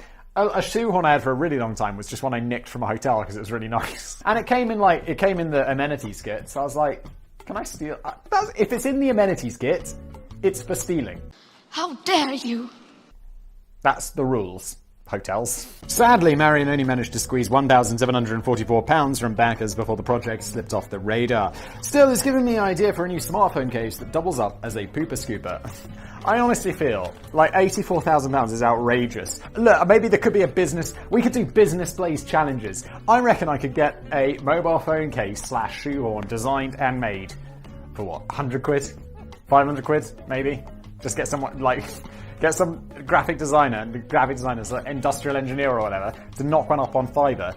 Go over to AliExpress or wherever and be like, yo, or Alibaba, wherever, you know what I'm talking about. I don't know how any of this stuff works. It'd be like, yo, can you make me a shoehorn that is like stuck onto a mobile phone case? And they'll be like, yeah. And then we'll ship it, and we don't need to charge anyone $84,000, and we'll find out ourselves that no one will ever buy this. Monterey Jack. Pimp Simulator. Ooh, I love this. I've always wanted to simulate being a pimp. I can remember back in the golden age of 8-bit gaming when software labels first realized that sticking the word simulator at the end of a title made a game sound quite technical and serious and advanced. In many cases, it was stretching expectations a little bit too far. BMX Simulator. So it's a BMX game. Pro Powerboat Simulator, Beach Buggy Simulator. They may have sounded quite flashy, but the simple 2D graphics and gameplay may have disappointed anyone expecting some kind of half-authentic simulation for their £2. I was playing an amazing game that is years old now, but this was years ago. But speaking of simulations, there's a game called BeamNG, which is just like it's designed to be very realistic. So they have cars, and they have all of the axles and wheels and all of this stuff. And it's like the physics sandbox is incredible. So you got this car, and it's like you just crash it into shit.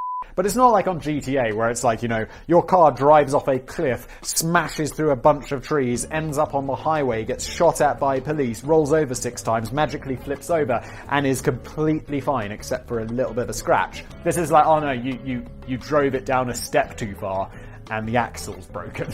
And you're like, it's a bit too realistic, but it is enormously fun. Just getting a car up to like 150 miles an hour and just plowing it into like and you can have anything. You can make like a really thin thing, so it's just wraps around it, and then you can slow it. It's golden. If you haven't played it, give it a try. When Whistler Gaming launches, that's what we'll be playing.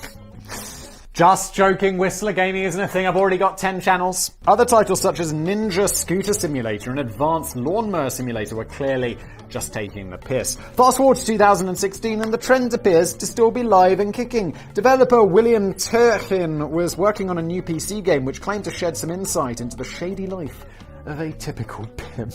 What is going on? Monterey Jack Pimp Simulator. Isn't Monterey Jack a type of cheese, or am I imagining that? We're set in the 3D environment of Pimpadelphia, and you could choose to take on the role of a man, a woman, or a robot pimp. Oh, you're not even a regular pimp, you're a robot pimp. Wow! But weirdly, your character is portrayed only as a single hand on the screen, and quite disturbingly, the only purpose of the game is to wander around the mean streets of the city, slapping everyone in your path. Because yes, in the real world, like simulating, If it was a genuine pimp simulator, it would be a horrible insight into the horrors of like unregulated sex work and pimping and all of this stuff. It would be like, wow, this is just, I mean, it'd be like Murder Simulator. Really just dark and horrible. Is Wayne Brady gonna have to choke a bitch? If you like dark and horrible things, you should check out my podcast, The Casual Criminalist, also one of those 10 YouTube channels linked below. I'm no expert, but I'm pretty sure there's more to being a pimp than just randomly attacking everyone you encounter. Yes, Monterey Jack reveals a lifestyle in which the protagonist simply wanders into strip bars and fast food restaurants, punching strippers in the face, picking up waitresses and tossing them over the counter, and occasionally smashing glass bottles over the heads of complete strangers. Later on, it appears that your floating disembodied hand can also develop superpowers to magically remove all the clothing of every innocent pedestrian that you bump into during a fun day out in Pimpadelphia. Don't move to Pimpadelphia. No one would live there. You'd be like, where do you live? Pimpadelphia. It's like, oh no! Incidentally, the graphics looked a good 20 years out of date, but I think that's probably the least of the game's problems. Agreed. Perhaps William felt he could avoid any accusations of glorifying violence against women by including an apparently female playable character, but I don't believe that painting the fingernails pink on one of the floating hands really does much to dilute the impact of the game, in which the player is largely invited to either brutally assault or undress every woman on the street. Also, William has a very weak understanding of domestic violence if he believes that women can't beat other women, or indeed men. It's like, dude, by making that, you've actually just made it worse. William managed to raise $305 of the $44,300 that he reckoned he needed to finish the game before the project was suspended from Kickstarter.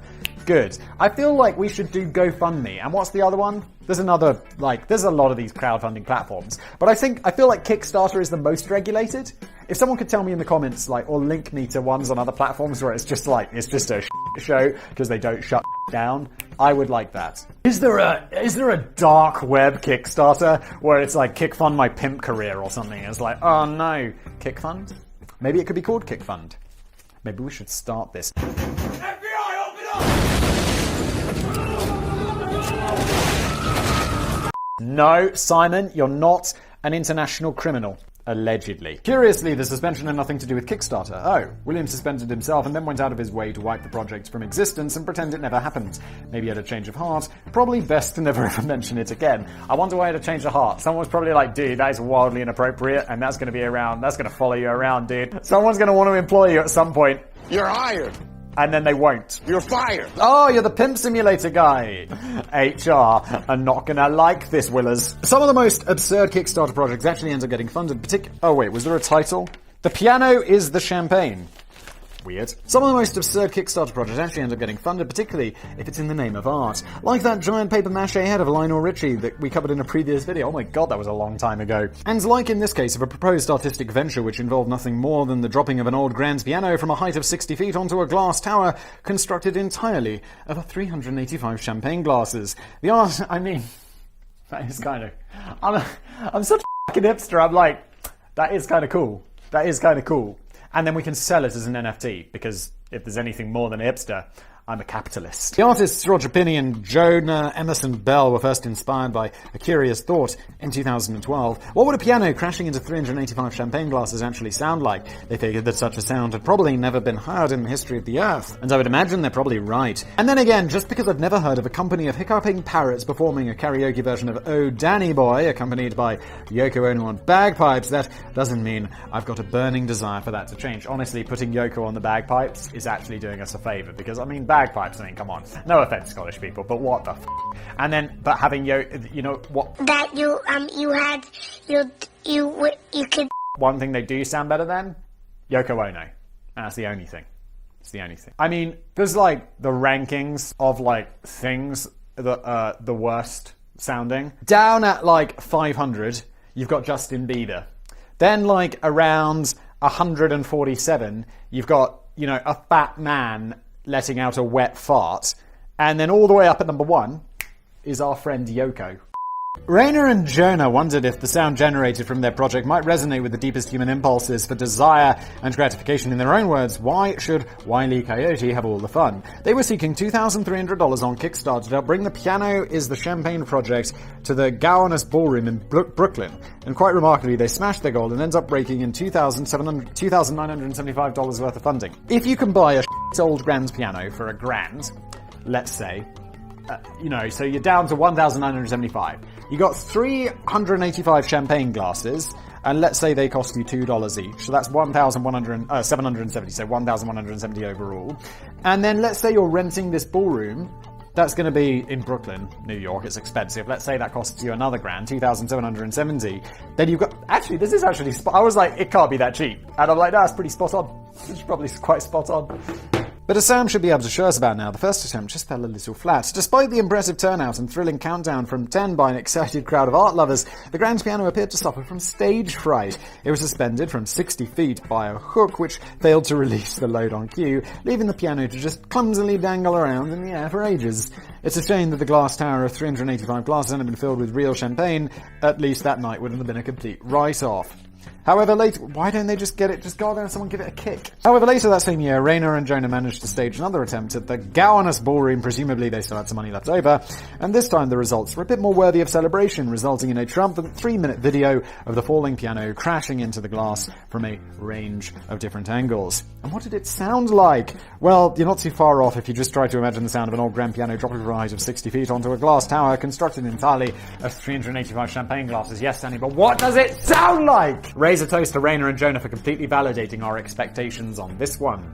It's probably just going to sound really loud. There's going to be like the occasional bum bum bum from a piano and tsh of glass.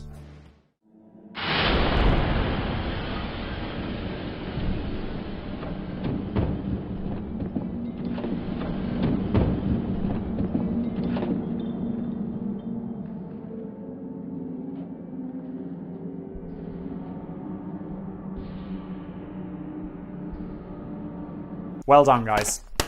Well done. However, if it was this year, someone would have made a video of it and sold the exclusive video as an NFT for like $7 million because is wild right now. The Zano drone. I thought it might be nice to finish on a positive note and take a look at Europe's most successful ever Kickstarter project, the Zano drone. Well, I say most successful.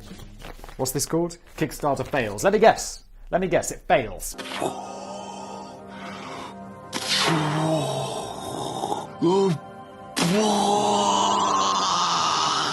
That's how it originally seemed during the first half of the year of the launch in 2015. Unfortunately, the whole project drifted off aimlessly into perhaps one of Kickstarter's biggest ever disasters, and there was no happy ending for any of the backers. Based in Pembroke Dock in southwest Wales, the Talking Group was founded by keen inventor Ivan Reedman, who had come up with something that seemed wondrously revolutionary at the time, particularly for people who enjoy taking endless selfies. So that's at least half the world's population right there as its target audience. The Zano drone was a palm-sized drone controlled by your smartphone. It pitched on Kickstarter as an ultra-portable, autonomous, intelligent, and deployable HD video capture program.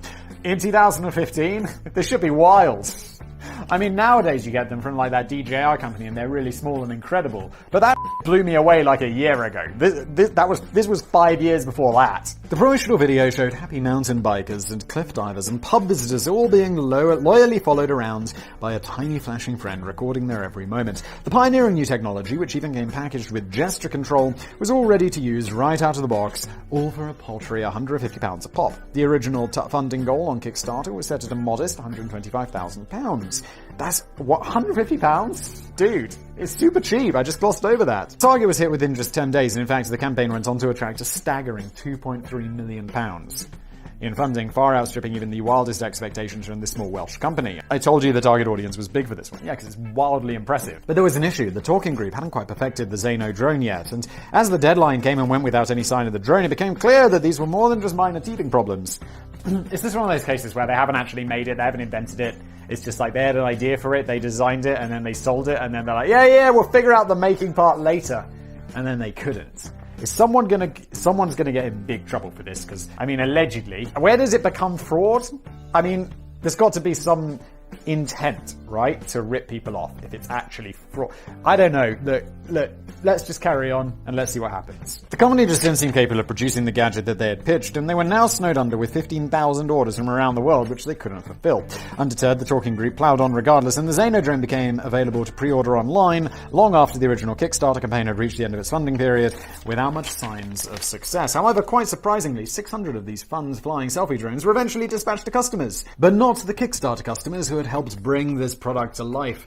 From the original 15,000 backers, only 4 ever received a drone. Wait, did it work though?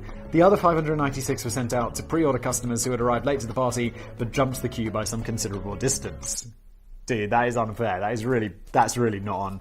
Just to rub salt in the wounds, these pre-order customers were given an instant refund if they sent back their drones, whereas the original Kickstarter backers weren't getting anywhere with their own requests for a refund for a product that they still hadn't received. They weren't missing out on much with the Xeno drone, though. Those 600 customers who received a drone reported they'd spend £150 on a useless piece of shit.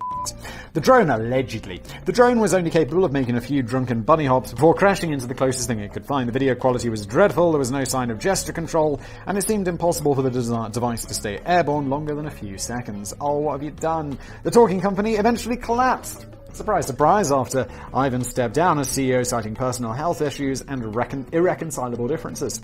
And any hope or prospect of delivering the promised drone to customers was abandoned.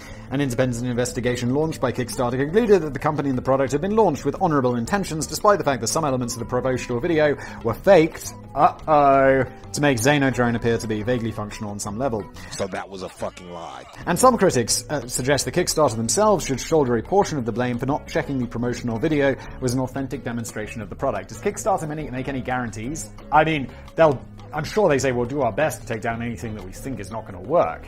But they can't shoulder the blame. I mean, that opens them up to wild liability. But the main problem was that the campaign had been too successful in a way. The company had become overwhelmed with orders for a product that they hadn't quite figured out how to make, and they ended up going into panic mode and shipping orders of the only bit of junk they had on the table before getting swamped with refund requests. Nobody got rich from this mess. The company may have burned through the £2.3 million, but they also ran up another £1 million worth of debt in a desperate bid to create something that worked. This is sad. I mean, it would have been more entertaining, for sure, if it was like, yeah, they made a product, it did exist, and then they shipped out some piece of from China and they all knew about it.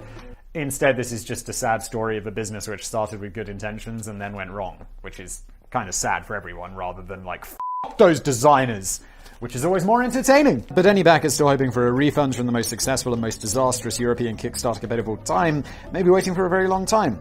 Maybe even until the end of the world. Nice callback, Danny! This has been an episode of Business Blaze. I have been your boy with the Blaze. This OG BB shirt is not for sale. Thank you for watching.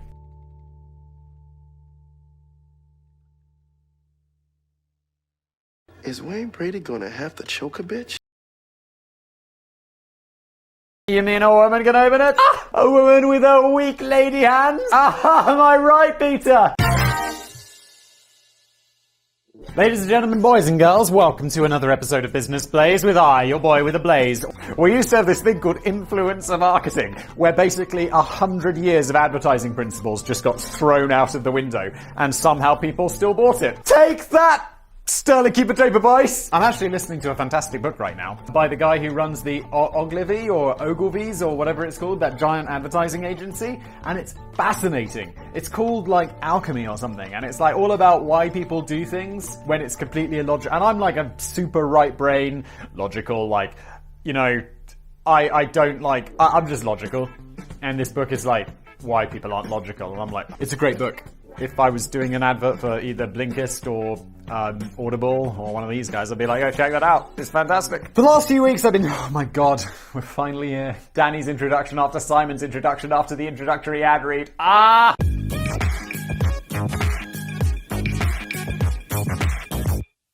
For the last few weeks, I've been chewing over the best way to market my new basement brew that I've been secretly manufacturing in the middle of the night when everyone else has gone to sleep. I'll admit that it's not the perfect brew, as my resources are a bit limited. Danny, you have any resources in there? Are you making it out of rats again, Danny?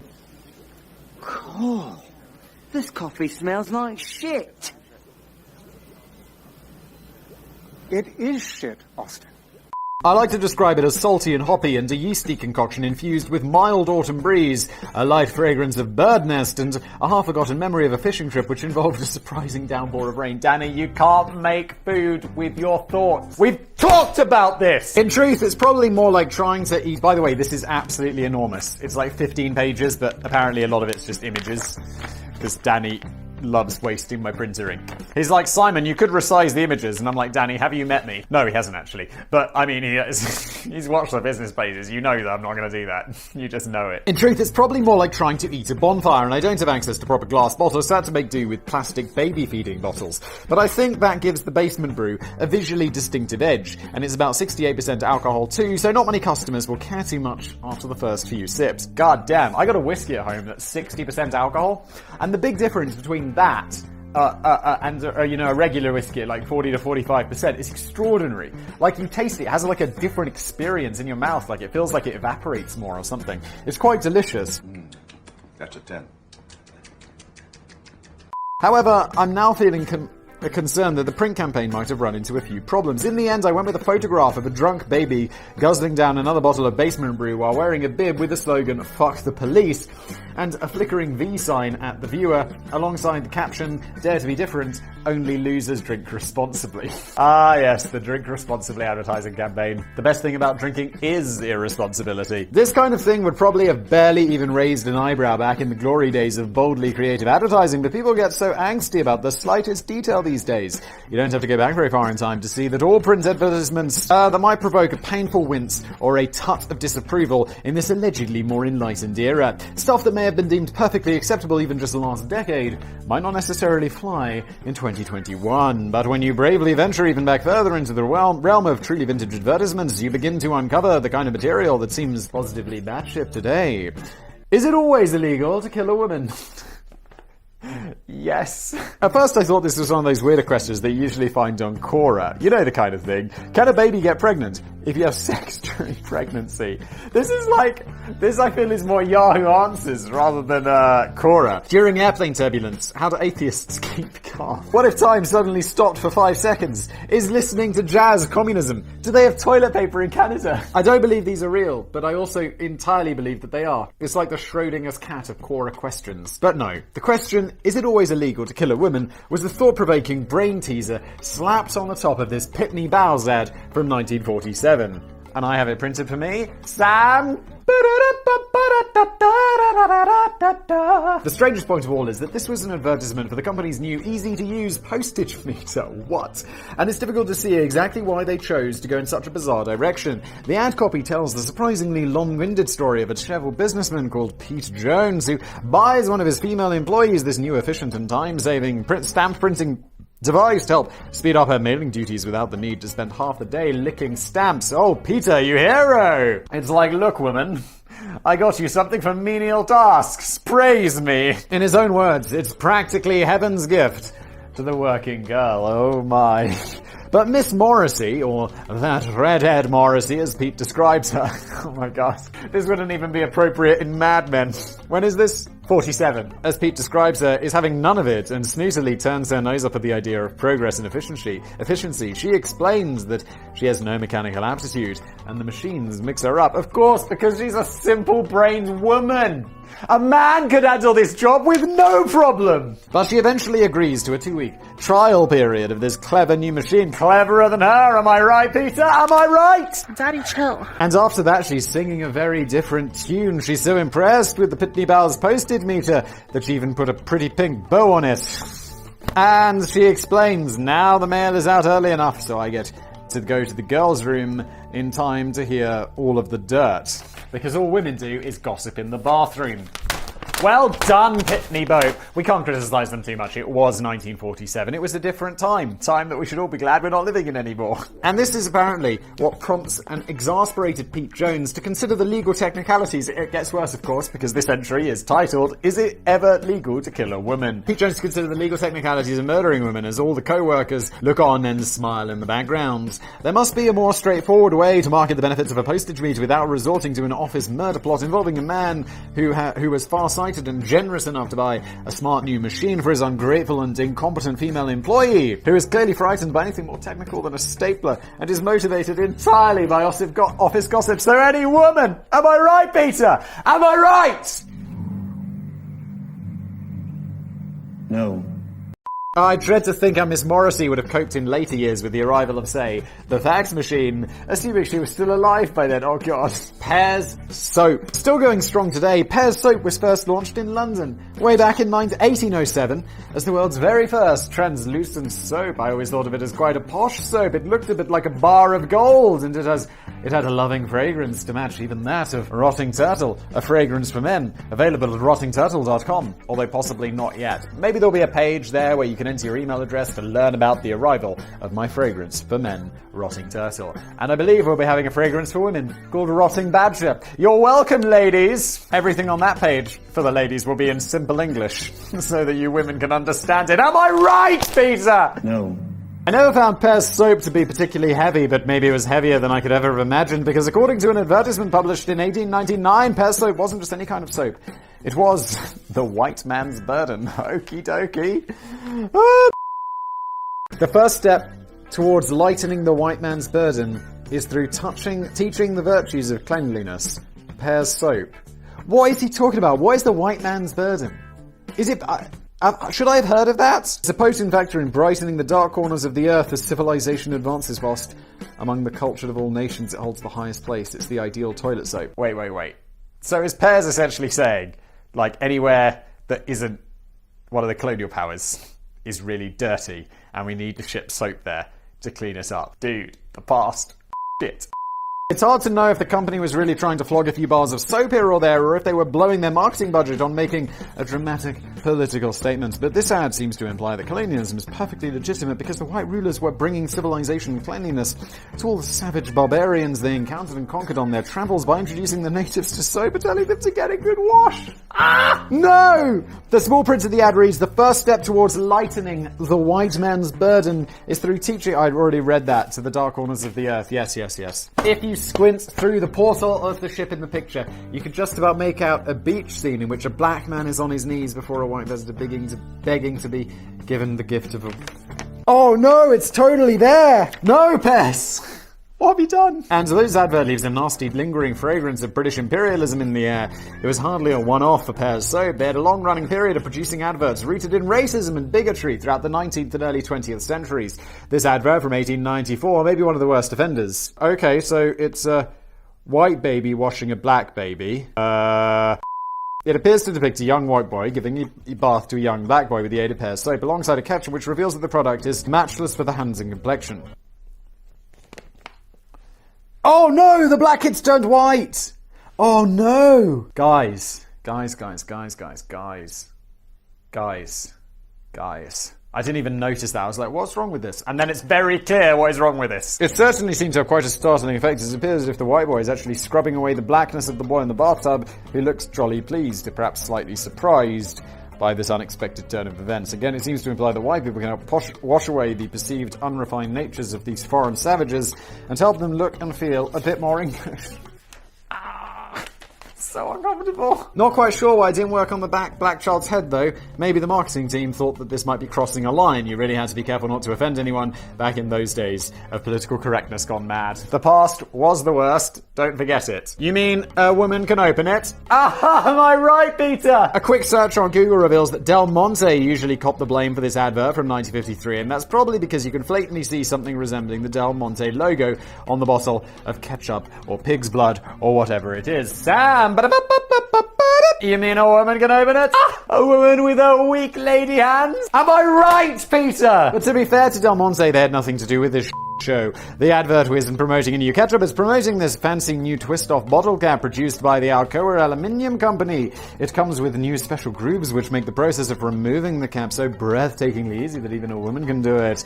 You're breathtaking! The ad even underlines the word woman just to make sure that you understand the incredible point that you're making. I guess the advert was targeted towards women. Because any man could, even with without the underscored woman, a man would be able to understand, clearly underlined for the benefit of women. Am I right, Peter? The accompanying ad copy goes on to explain how the new bottle cap can be removed easily without a knife, blade, bottle opener, or even a husband. But a bum. So that's good news for single women who were previously facing the gloomy prospect of life without ketchup unless they could find a strong husband to come and rescue them from such depravity. and also lift them up to a higher moral standing and make them complete. I'm gonna stop.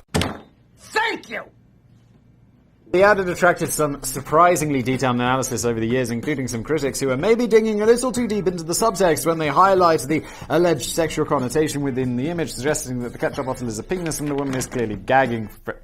Stop it! This is like, although I guess this is actually, I don't know if it's true, but you know, like when you're in school, and, I don't know, either theatre or English, and you're doing like, you're reading a book from like the 18th century, and like, don't forget to read between the lines. What is the author trying to say about the relationship between character A and character B? And you're like, well, they're married. And it's like, no, between the lines. It's like, oh, well, they have a deep underlying tension related to... What are you talking about? It's like, they just don't like each other anymore. That's okay. I don't think we need to go that far. It's just an ad which demonstrates the sexist stereotypes of the 1950s by clearly marking out women as the weaker sect, as they are. Including even removing a bottle cap without manly assistance. Funnily enough, I seem to be finding it increasingly difficult to open bottles and cans and jars myself these days, so I might have been a bit more appropriate face for the Alcoa aluminium twist-off bottle cap. But I'm convinced that I'm the victim of a government conspiracy to make things harder to open in a bid to reduce citizens to a state of powerless submission. I'm so thirsty, I have to get a drink. Cochon Prodigue. I don't know how to pronounce that, but I'm not going to look it up. Prodigue. Cochon Prodigue. Pig appears to hold quite an unusual pedestal in marketing. On the whole, you don't tend to see meat products packaged with striking visuals of the dead animal that you're about to eat. But when you're buying a Big Mac from McDonald's, the paper wrapping doesn't come emblazoned with pictures of slaughtered cows hanging from hooks. But it seems to be more acceptable if the dead animal happens to be a pig. I can remember buying packets of pork scratchings in the UK, which featured a jolly pig in a butcher's hat on the front, giving a cheeky wink to the customer. It's like, eat me, come on. But even that wasn't quite as bad as this disturbingly graphic image produced by Cochon Prodigue sausages way back in 1919. Oh god. Sam, there you go. I mean, come on. Oh, it's French. He's like, this is so weird. I mean, it's less inappropriate, it's more just weird. French advertisement was persuading customers to explore the benefits of free-range pork sourced from happy pigs raised in an unfenced environment with plenty of access to the glorious outdoors. The caption on the poster translates as, "We eat with pleasure and without fatigue, the good sausages of the prodigious pig." Oh my god. And then to really ram the point home, we see the joyful pig happily carving itself into tasty slices with a massive knife.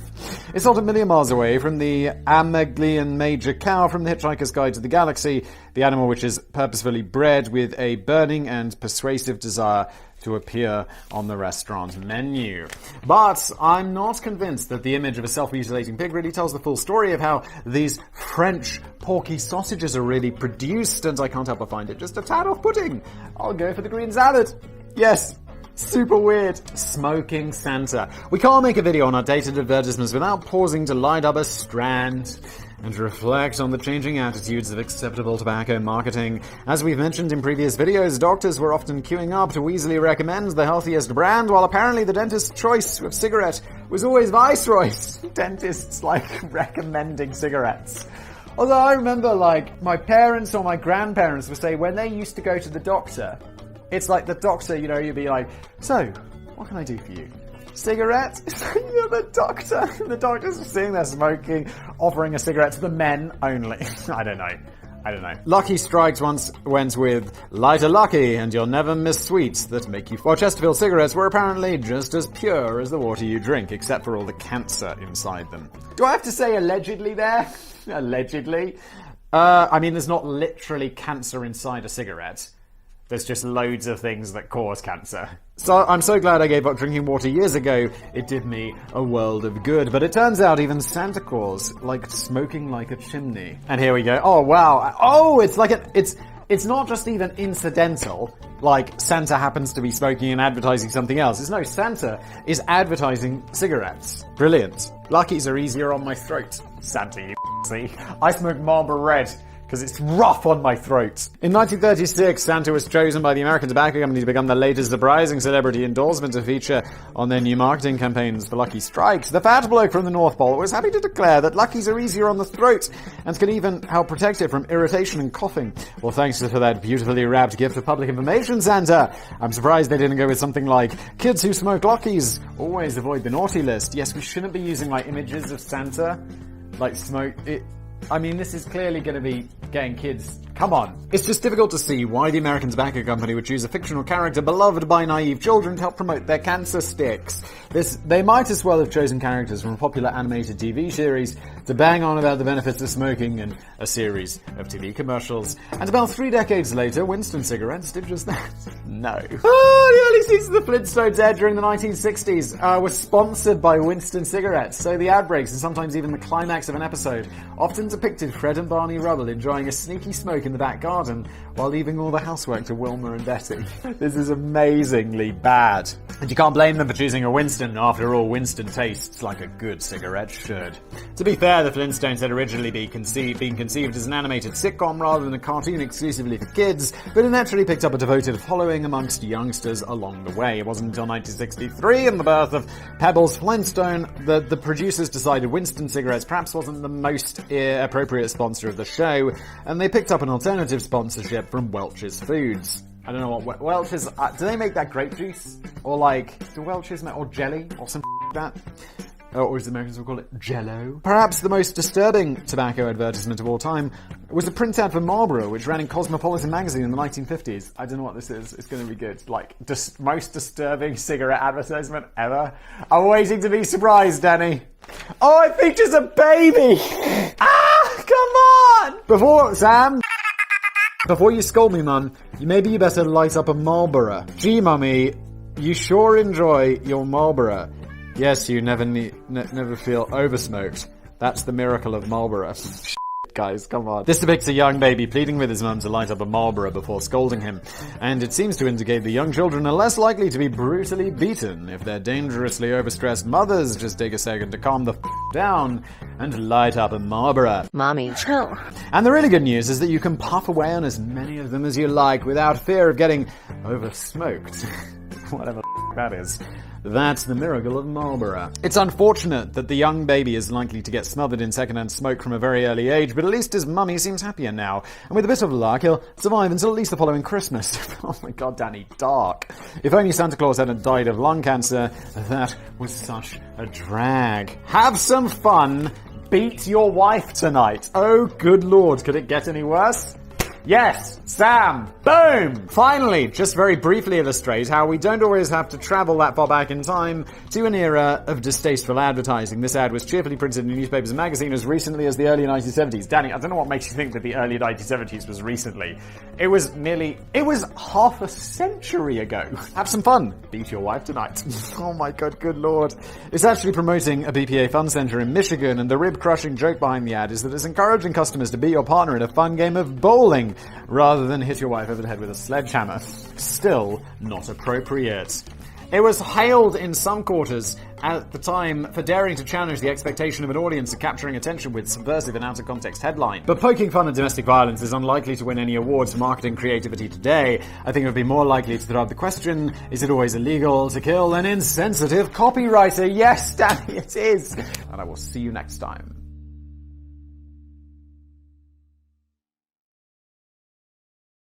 Are you making it out of rats again, Danny?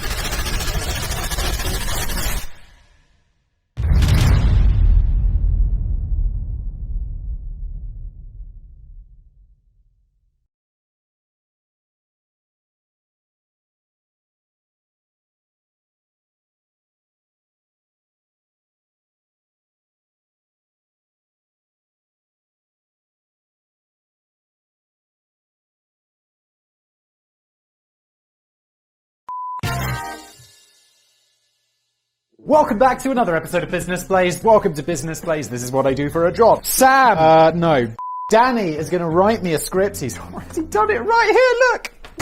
I'm going to read it. I'm going to add some dumb jokes and some stupid comments. And Sam is going to sprinkle in some fine vintage memes. Let's go. Rent a white guy and other bizarre jobs. Uh-oh. This was like, we have like, when I come up with a topic idea for Danny, I'm like, Danny, I hear you can rent white people. And I expected Danny to give it a bit more of a PC title. But you didn't. I never really enjoy that awkward moment during a party when you get to chatting to a complete stranger and they suddenly ask what you do for a living. So much to unpack here. It's the first line and there's already stuff to unpack. One, Danny, what are you doing at parties? Coronavirus! Do you have COVID? Have you had COVID twice? And also, the what you do for a living is always a weird one. Because I like have to look at the person and I'm like, how old are you? Because if it's anyone my parents' age, I can't say I'm a YouTuber. If it's someone younger, I'm like, I'm a YouTuber. 5 years ago, I couldn't really say I'm a YouTuber because people would be like, what the hell is even that? I would imagine that the situation becomes even more awkward if you're either unemployed or a serial killer. Danny, why would it become more awkward if you're a serial killer? You're not a party, so I say, oh, what do you do? I murder people. I've murdered many people. I've murdered at least 3 because that's the definition of a serial killer. No one says that because that's not what... You'd just be like, I'm an accountant. I serial kill on the side. Perfect if this video is brought to you by Magic Spoon because they make cereal. I'm sure they'd love that. No. But I never really know how much detail they want from me. Not that much, no one cares. The person doesn't know anything about me yet, and they surely don't need a detailed breakdown of my working day at this point. Yet if I try to dismissively sum up my occupation in a sentence and move the conversation along, the stranger often gives me a funny look, as if I'm not playing the game properly. Maybe it's harder when your job is a bit unusual and you know it's going to take a while to explain, but you can't really be asked to do it for the millionth time. I have to say these days, when you're at one of these things and there's new people you don't know and you have to talk about I never ask people what they do because then they'll ask me what I do and then they'll ask me to explain it and it will go on forever. And this is the problem about having a job which other people find interesting is you have to explain it for ages. I should just come up with something boring like what do you do? I consult on the impact of tides. I don't know where that came from, but that's what I would consult on. The impact of tides on the global shipping industry. Thank you! You're welcome. Maybe it's harder when your job is a bit unusual and you know it's going to take a while to explain, but you can't really be asked to do it for the millionth time. Preach! But when I was a postman, I could usually get away with, I'm a postman, and leave it at that. I suspect that most people would broadly understand the concept without me having to do it with start to chalk up diagrams and flowcharts on the walls of your house. That's right, a minute, Mr. Postman.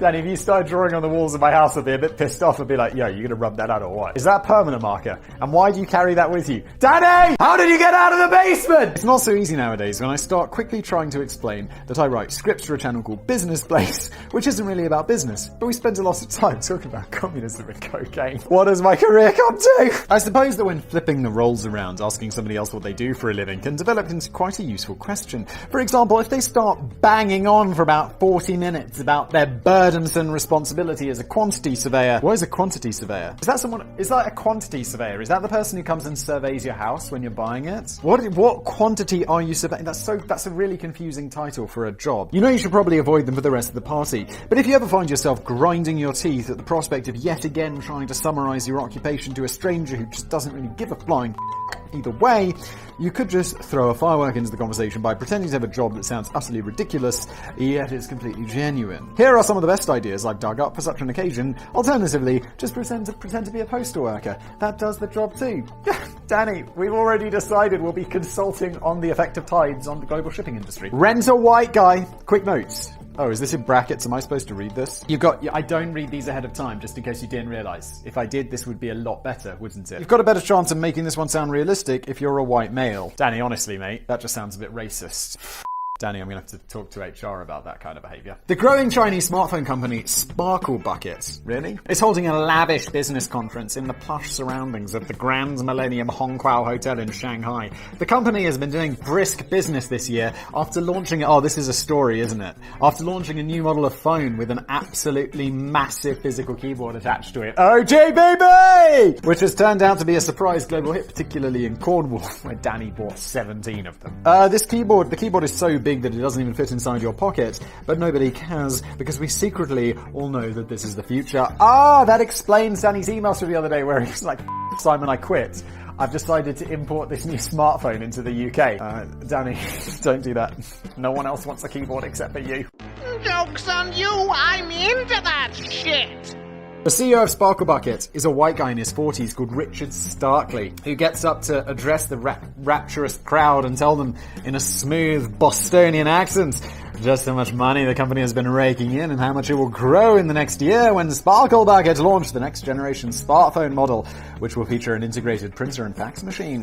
Following the speech, he receives a standing ovation from the audience. Confetti is thrown onto the stage! And somebody lets off a couple of fireworks, which is not a very sensible thing to do during an indoor business conference, no. But that person's also a legend. Turn out the light! Let her rip, boys! Richard, this is how I now imagine all Chinese business conferences. White dude, lights off, fireworks. Boom! Bombs away! Richard takes a bow, exits the stage, picks up a bundle of cash from a Chinese dude backstage, and then goes back to his hotel to check to see if he's got any calls for more work lined up this week. Because Richard Starkley is not the CEO of Sparkle Bucket. He doesn't have anything to do with the company and doesn't even know the slightest thing about smartphones. He's just a clueless white guy available for hire. This sounds amazing. What an amazing job. It's like being an actor, except people actually give you credit for shit. Can you imagine they're just like, yeah, come here to see, like, representative CEO of a company. It's like, I don't have to do anything right. No, but I get all the praise for running a giant successful company. Yes, and I get paid. Yes, is it a lot? It's not a lot. Oh, okay, is it a little? It's a little, but okay, I'll do it. It's like that guy Barney in How I Met Your Mother, and no one knows what he does for a job, and then it turns out he just signs documents that no one else wants to sign. It's like legendary, in fact. True story.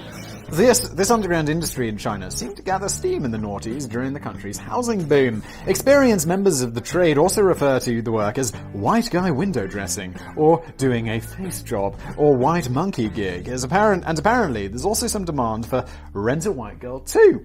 The actual job might be slightly different every time. You could pretend to be a CEO, cut a ribbon at a grand opening, show up at a party and pretend to be a business associate or investor, or sometimes just stand next to a genuine Chinese business person and look like you're vaguely connected to whatever's meant to be going on. Is this real? I mean, I know this is real because I found this and I was like, Danny, what is going on? Please do something about this. I don't understand. I don't understand, bitch. I don't understand. Usually the only requirement is that you possess a fair complexion and a suit, and the pay is not too shabby either. On the strength of a little more than a photograph, some Chinese companies have flown employees in from the West, put them up in swanky hotels and paid them hundreds of dollars in return for reciting lines or standing around for a few hours looking important. I like China. Am I supposed to dislike them? I love China. Wait, hang on. They get paid a few $100s, so you've got to fly around the world. If someone was like, Simon, there's a gig you need to do in China, it's going to pay $230. I'd be like, in China. Once you break down the fact that that's a 12-hour flight each way, so 24 hours in the air, and let's add in 10 hours for other bullshit, 34 hours. Probably going to have to stay there 2 nights. Let's just rack it up. It's getting to 72 hours pretty quickly. How much am I getting paid per hour again? It's going to be like $3. Although, listen, Chinese companies, if one of you want to bring your boy with the blaze out to pretend to be the CEO of a company, I'll do that for a laugh. Actually, I better not do this because it won't look good for my brand, pretending to be the CEO of a giant Chinese company.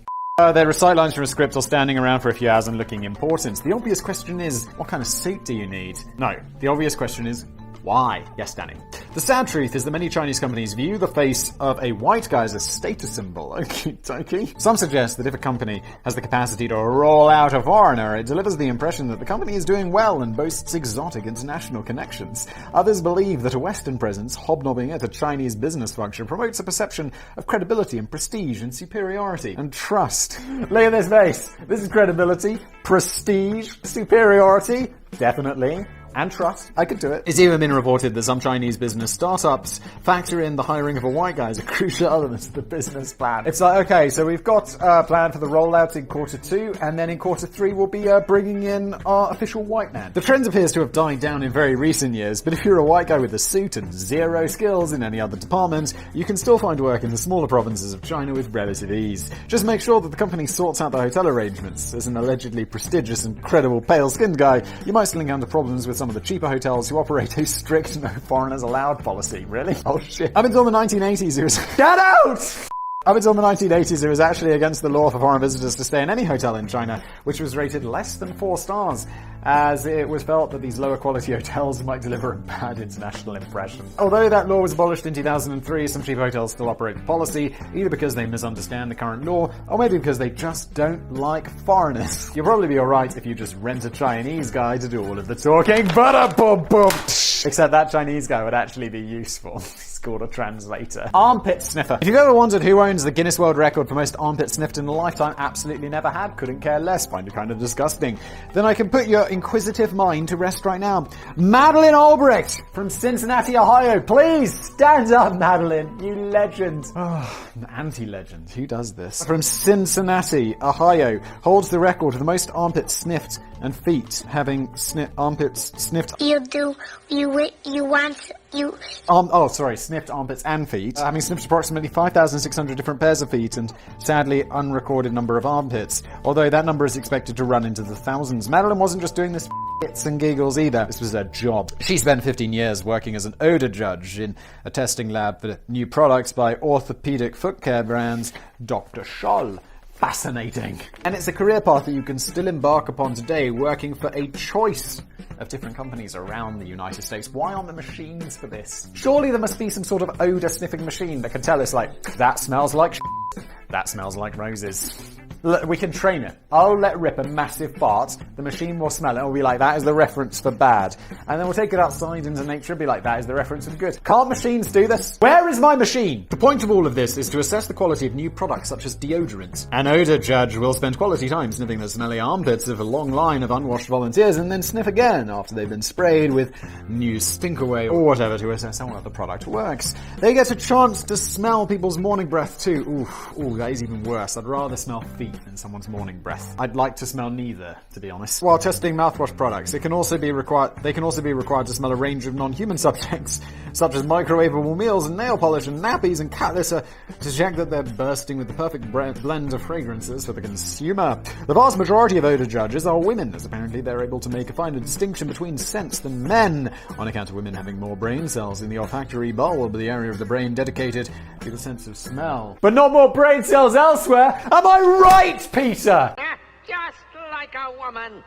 That's not sexism, if you're wondering. It's a callback to an OGBB. I'm still going to get cancelled for that, aren't I? Especially if that other video hasn't gone out yet, because these never go out in order. There's a whole video.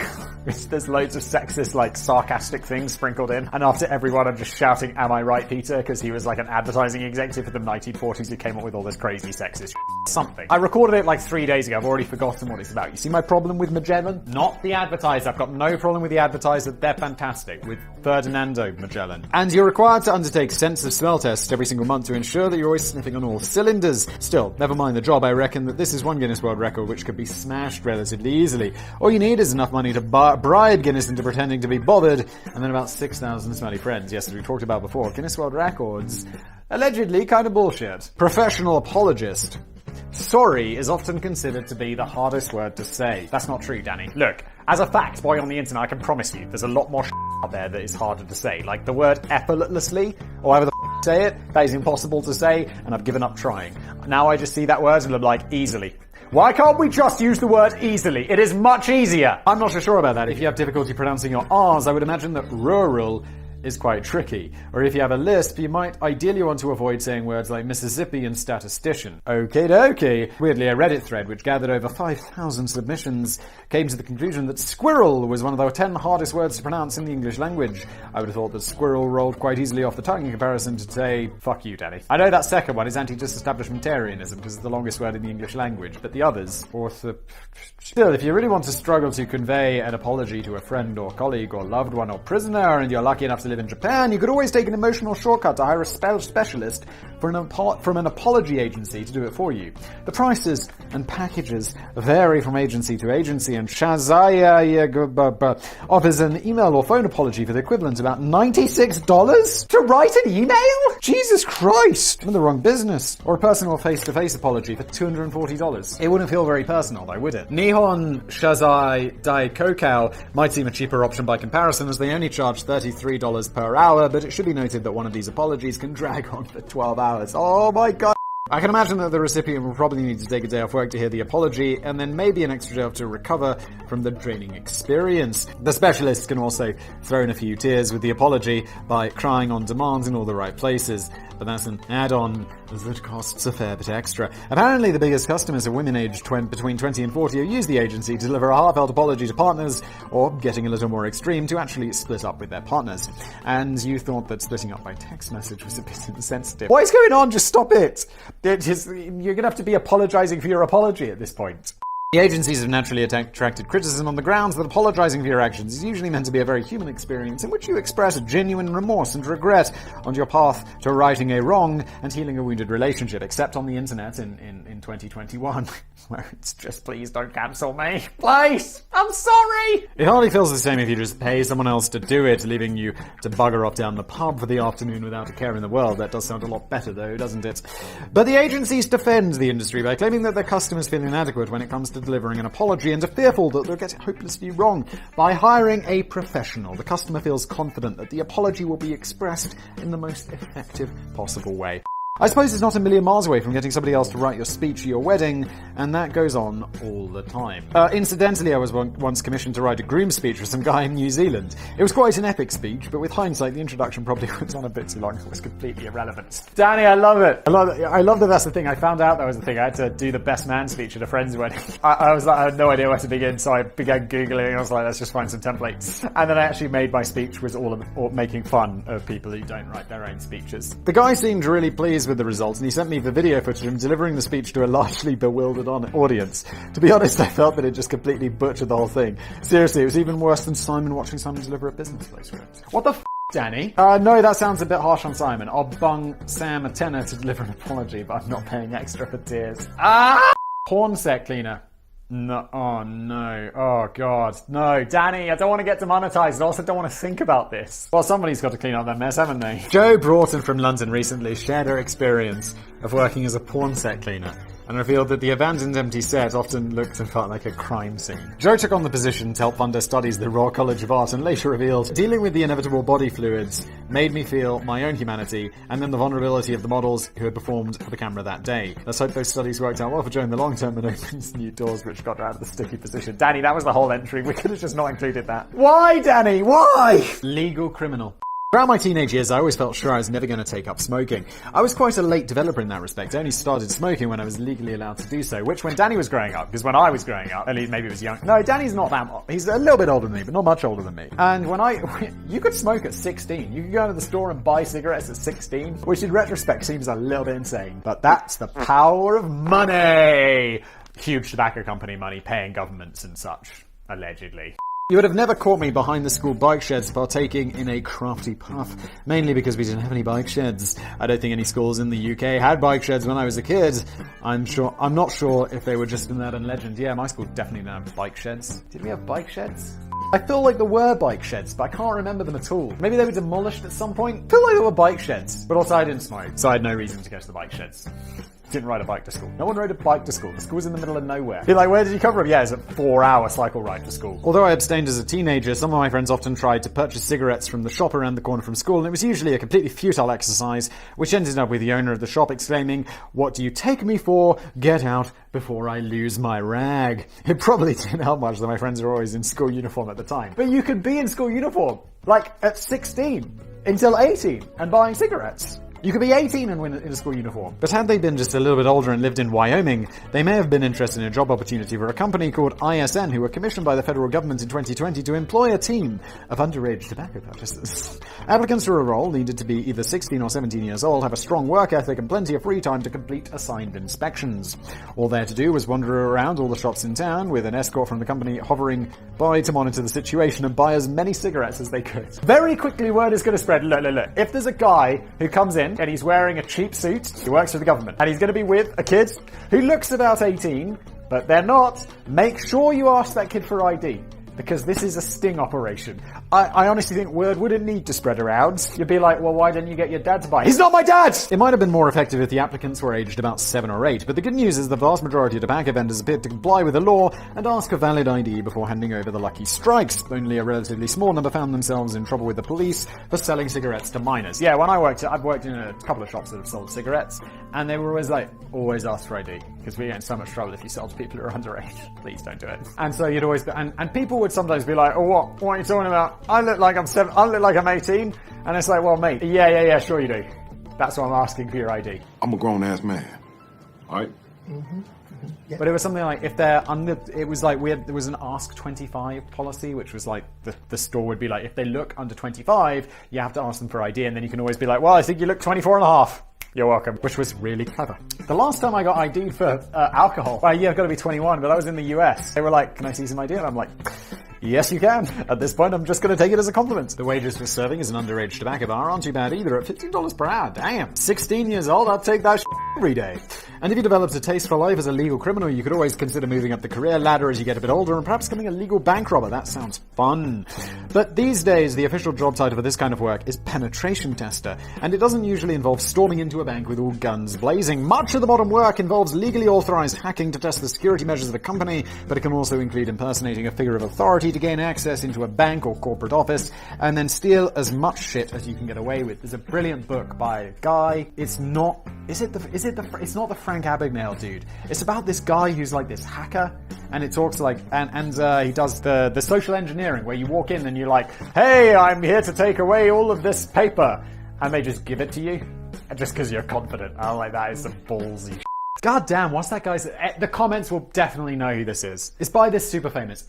Whatever, let's move on. It's very interesting. A guy called Jim Stickler is one of the most famous penetration testers for hire. Over the years, he's been employed by governments, banks, big companies to hustle his way into supposedly restricted areas, plant keyloggers and wireless dongles in key locations, and then get busy stealing personal data, credit card numbers, and anything else he can get his hands on. Jim likes dressing for the occasion. It appears he particularly likes pretending to be a fireman. He buys the costume and fake badges online, and this is all it takes to convince employees that he should be granted VIP access into the building to perform a completely unplanned fire safety check in, say, a bank vault. This would be so cool. I'd love to do this job. You're just like, you're a legal con man. You just gotta like come up with all this shit, but I'd love this. He's also dressed as a policeman, a tradesman, and a pest control specialist during his long career. And this kind of illustrates the sheer pointlessness of official ID. Just because a policeman or firefighter flashes some sort of badge at you for a couple of seconds, I'm not sure why this should immediately compel you to invest all of your trust in them and believe everything they say. They could be flashing a membership badge for the Barney the Dinosaur fan club at you,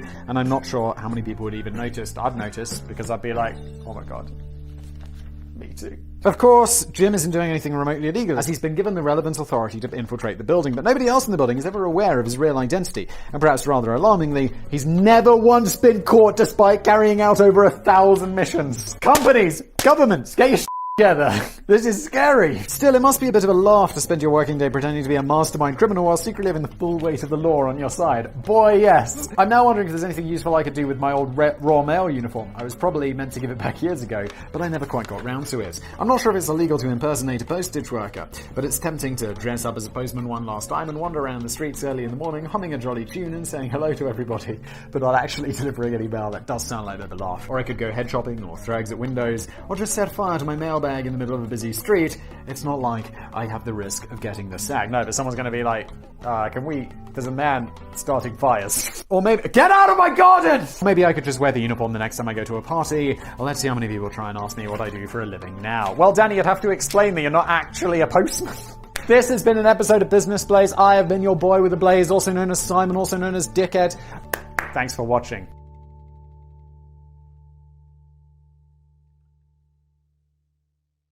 What is that? What is that? Wait, Motherfucker, I gave the first 2 episodes a chance, and now you come back to me. Fuck you. I'd like to begin by making a point about Arthurite. Just joking. The idea that we'd get into the content so quickly. So that was a fucking lie. This is Business Blaze. First of all, there's going to be a really long introduction by me. Then I'm going to do a really long ad read, which you might skip through, or you might not. If you're a double legend, you might even get the product. What? Oh! And then Danny is going to give us an introduction, and then at some point, vaguely in the year 2023, it's 2021 if you're watching this in 2024 or something weird like this, I'll probably be watching this video, watch it at some point in the future and be like, oh, past Simon is always so cringe. I look back at stuff I even made like a year ago and I'm like, ah, everything I make in the past, I'm always like, oh, it's so bad. But then at the time, I'm like, mwah, genius. Hot diggity dog. What is wrong with me? It's like I'm arrogant, but also massively humble. One of the best things about me is just how humble I am. I'm bad, and that's good. I will never be good, and that's not bad. I was also watching a video the other day about why you shouldn't have long introductions on YouTube. It was by the way, there's a guy who runs, if you're interested in YouTube at all, and you're interested in how things are made, you should definitely check out a dude called Paddy Galloway. He makes videos about how to do YouTube for people, I swear, they're like targeted at my level. And I mean, I don't want to brag. I got like millions of subscribers. But yeah, I'm like, holy shit. Watch his video. Like most videos, you look up how to do YouTube and it's like, don't forget to do the tags. Have you considered having a very clickable thumbnail? Whereas Paddy Galloway is like, yo, this is what's up. And I'm like, holy shit. I learned so much from you, Paddy. You legend. Oh, this video is brought to you by who? I gotta load my ad read, I'm sorry. Sam, use the woman with the puppet and the man and the boop. You know what I mean? Or is that just really specifically British? British people know what I'm talking about. Am I right, Peter? OGBB. My Google Drive is out of control. Where is the adverts folder? Why is this not in order, Google? Thank you. Saved by the search function.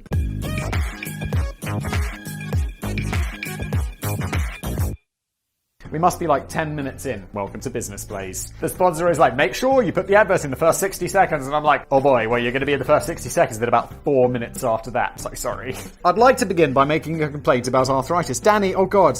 You're not that much older than me. Am I going to get arthritis too? Not that I suffer from it. Why don't I read these ahead? Myself. Decades of consuming the mysterious, juicy goodness of doner kebabs have thankfully left my joints and limbs as supple as a snake overlord. Danny, how do you know about the snake overlord? Just joking, or am I? But arthritis can not only prove to be a chronic pain for those unfortunate enough to suffer from the disorder, it's also very probably to blame for the popularity of the lizard people conspiracy theory. Danny, what is going on? Oh yeah, we're talking about lizard people today.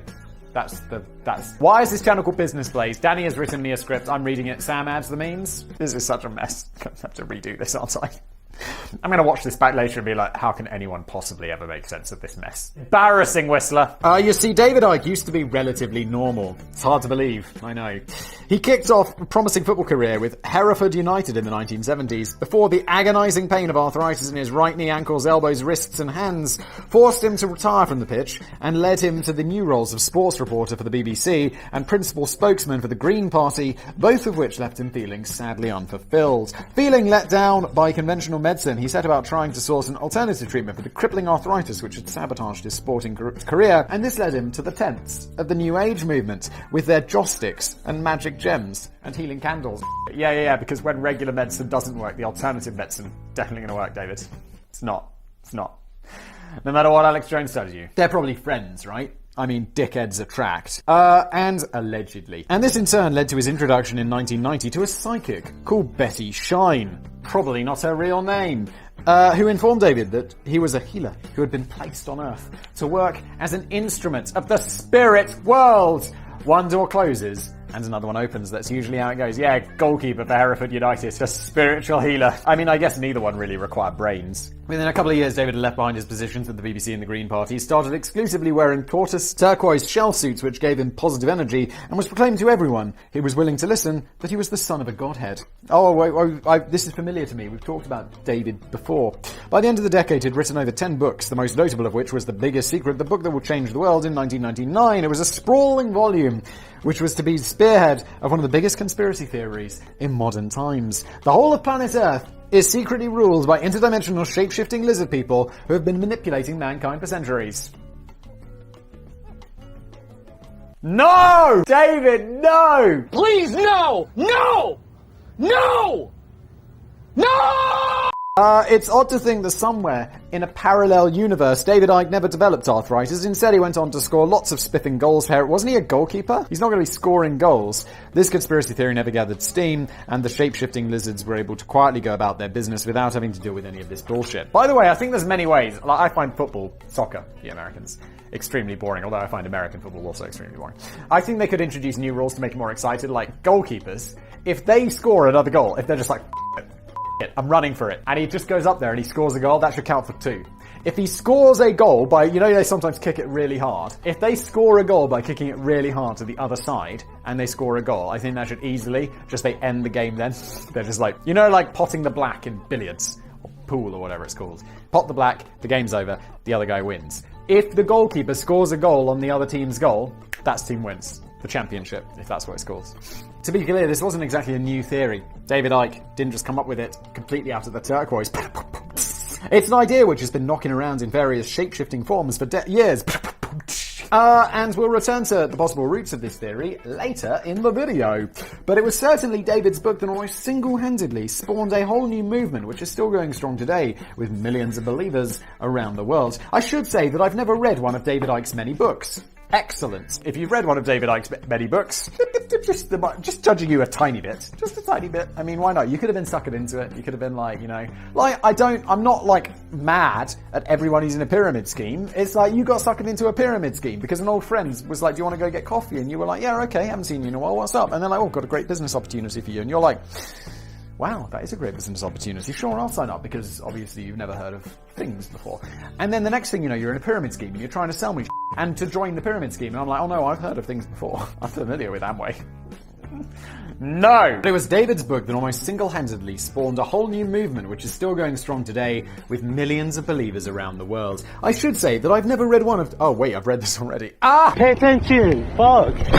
Some of them are over 1,000 bloody pages long, and life just seems too short. I've already got bookshelves heaving with unread works, and I'm naturally going to prioritize stuff like Tintin in the Congo and The Beginner's Guide to Cooking and Not Setting the Kitchen on Fire before I get round to absorbing David Icke. Excellent. I mean, you should get around to pretty much everything else. I'd read Lord of the Rings before I read David Icke, and if you're a regular to this channel, that is f***ing saying something.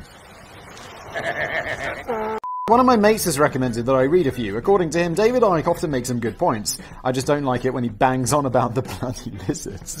But what exactly is David Icke banging on about with those lizards? This is true. You can read a book by a crazy person and be like, oh, that's actually a really good point. Like, I remember when The Secret first came out, I was like, what the f***'s The Secret? I'll read that. And then I was like reading it, and I was like, oh, yeah, I mean, it does make sense. You should be positive. I do think that if you're positive, more good shit is going to happen to you. Because if you're a negative prick, no one likes you. But then they're all like, yeah, and you're sending spiritual energy into the world. I'm like, whoa. Also, I do believe, like, if you put up, like, if you really want a sports car or whatever, you put a picture of the sports car up on the wall, you'll be like, you're going to look at that sports car every day and be like, probably work harder so I can get that sports car. I do believe that will probably work out. But then it's like, no, you don't even have to work hard. You just have to think about wanting that sports car, and that sends it out into the world. And I'm like, done. Obviously nonsense. Let's move on. Alright then, keep your secrets.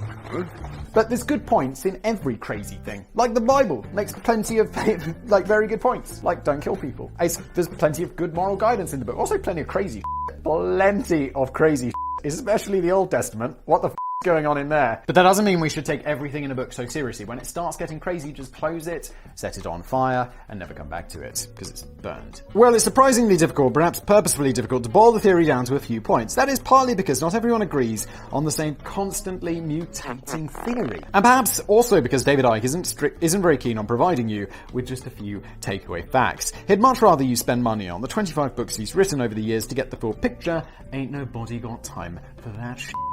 But let's give it a try anyway. Oh god, here we go. For starters, we shouldn't call these aliens lizard people. To be more accurate, they're reptilian humanoids, or reptoids. That is very funny.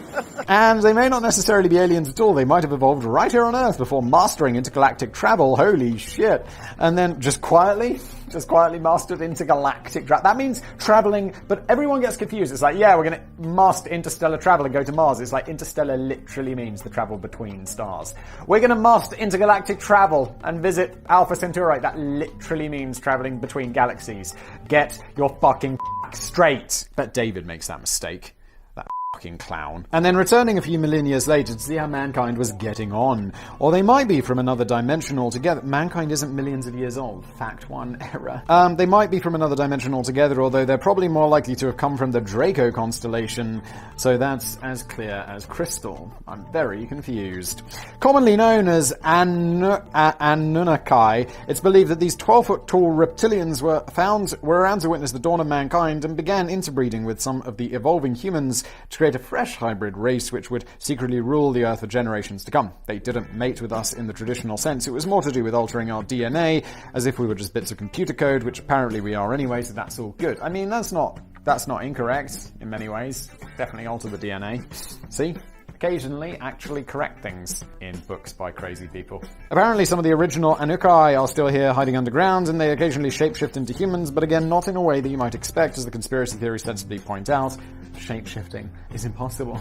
Oh yeah, of course. Just let me catch my breath for a second. I think we actually mentioned something quite logical with that. What they actually do is create vibrations which alter your perception of them. Ah, of course, the vibrations! So you just believe that you're talking to Fred or over the garden fence, when in fact you're really talking to a giant 12-foot lizard.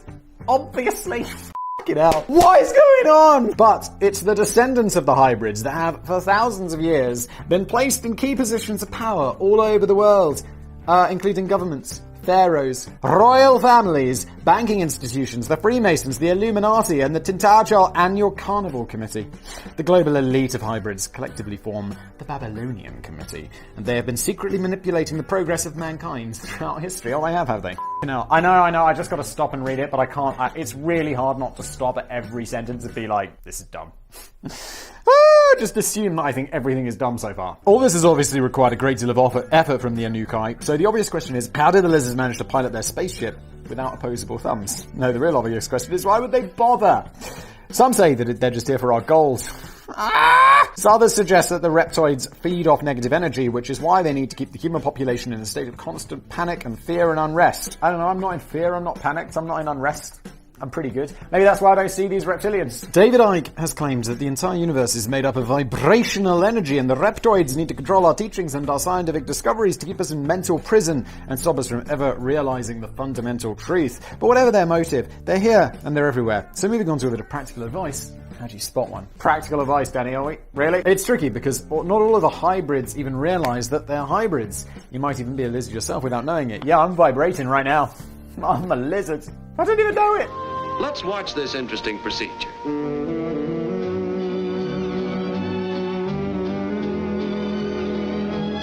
Some of the higher profile reptoids, yeah, when I listen to music really loud, the vibrations interfere and I turn into a giant lizard. Some of the higher profile reptoids have included British monarchy, every US president except possibly Trump, Bob Hope, the Rothschild family, Mark Zuckerberg, Vlad the Impaler, Pocahontas, Madonna, Justin Bieber and Katy Perry. I could have found Hulk Hogan on any confirmed list, but I think that's meant to just be taken for granted. If you're feeling unsure if your next door neighbor or boss might be a talking lizard, there are a dozen of David Icke forums that give handy pointers on what you should be looking for. You should start getting worried if your suspect has green eyes. Uh-oh, I got those. Red hair? Nope, no hair. Quite good eyesight or hearing. My hearing's good, my eyesight is not good, hence the glasses. Unexplained scars on body. Nope, the scars always have explanations because I remember how I got them. A love of outer space. True, love outer space. Big void and nothingness. A smile that displays bottom teeth. Normal smile. Bottom teeth smile. Although this is not officially endorsed advice from the forums, I would strongly suggest looking out for signs that your suspect might secretly be laying eggs, or has a tendency to stand around at bus stops catching flies and spiders with a surprisingly long tongue, or making curious hissing noises. But wait a minute, before we start waggling a suspicious finger at our friends and neighbours, is there any evidence to actually back up this story? Of course there is! I mean, it's not remotely convincing on any level, but let's take a look anyway. Exhibit A is the Bible! Strong starting point, Danny! Brilliant! Exhibit B, the Lord of the Rings trilogy! David Icke points out that Adam and Eve were cast out of the Garden of Eden by the dodgy snake. And this represents a change in the relationship between humans and their reptilian overlords. Another passage from Genesis reveals how the Nephilim roamed the earth in the very early days and started copping off with young human daughters. Nephilim is quite an ambiguous term which is often believed to be fallen angels, but David Icke knows that Nephilim was actually the reptoids. Oh no! And the passage is referring to those first interbreeding sessions. Satan himself is represented as a serpent in Revelations, and this is clearly because he was the leader of the reptoids rather than the fallen genie of the underworld. Oh my god. I just want to stop, to be honest. Why are we even here? Why are you here? Please leave. Go watch something productive.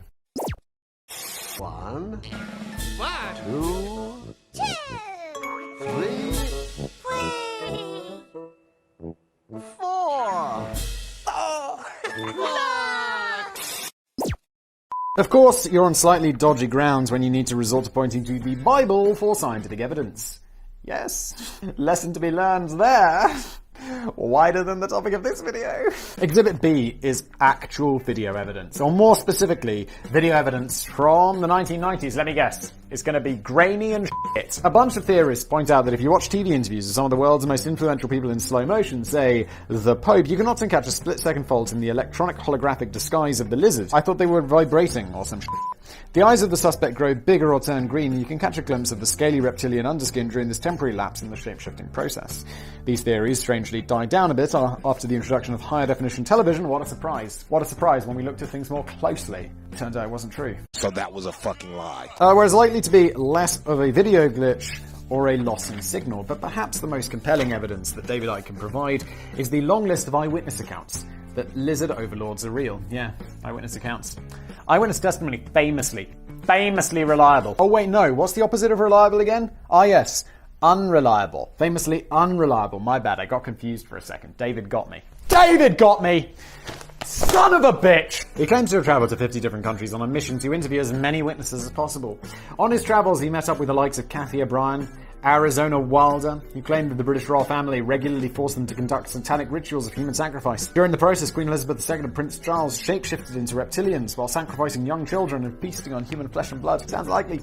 And such sightings of reptilian shapeshifting aren't quite as rare as you might think. As recently as 2017, hundreds of Justin Bieber fans were mortified when they witnessed their hero undergoing a frightening metamorphosis at Perth Airport. One local skater reported, Justin was just hanging around with his big guy, his bodyguard I guess, and we were just staring because he kept turning into a huge reptile. His bodyguard was pointing at us, shouting that he'd kick our teeth in if we don't put our phones away. What? Is this real? Despite the fact that hundreds of it's obviously not real, were snapping away on their phones during the chaotic scene, not a single photograph emerged of Justin Bieber in his natural lizard form. Wait, did hundreds of people really? That's really weird. A few years earlier in 2013, the internet went into meltdown when video footage of a speech by Barack Obama appeared to show a bodyguard lurking in the background he claimed had whose suspiciously unusual features, which confirmed that the president had reptilians working in security. From our understanding, the fuzzy footage just appears to depict a pale guy with a shaved head, but that didn't stop the question being thrown at National Security Council spokeswoman Caitlin Hayden, who responded with good humour by explaining that alien bodyguards are a bit too pricey during the current economic crisis and belt-tightening and cutbacks. She said, I can't confirm the claims made in this video, but any alleged program to guard the president with aliens or robots would likely have to be scaled back or eliminated in the sequester. In the sequester? What does that mean? I'd refer you to Secret Service or Area 51 for more details. That's what you would say, isn't it? That's what you would say! Ha ha ha, yeah, aliens aren't real. Lizards aren't guarding Barack. Ah! Ridiculous! Go ask Area 51. Go ask them, they won't mind.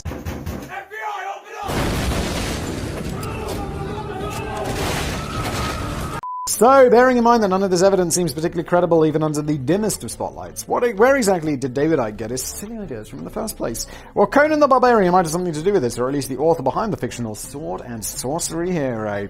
Although legends and stories of naughty serpents have been around for centuries, it was a short story by Robert E. Howard which appears to lay down much of the foundations for the reptilian theory.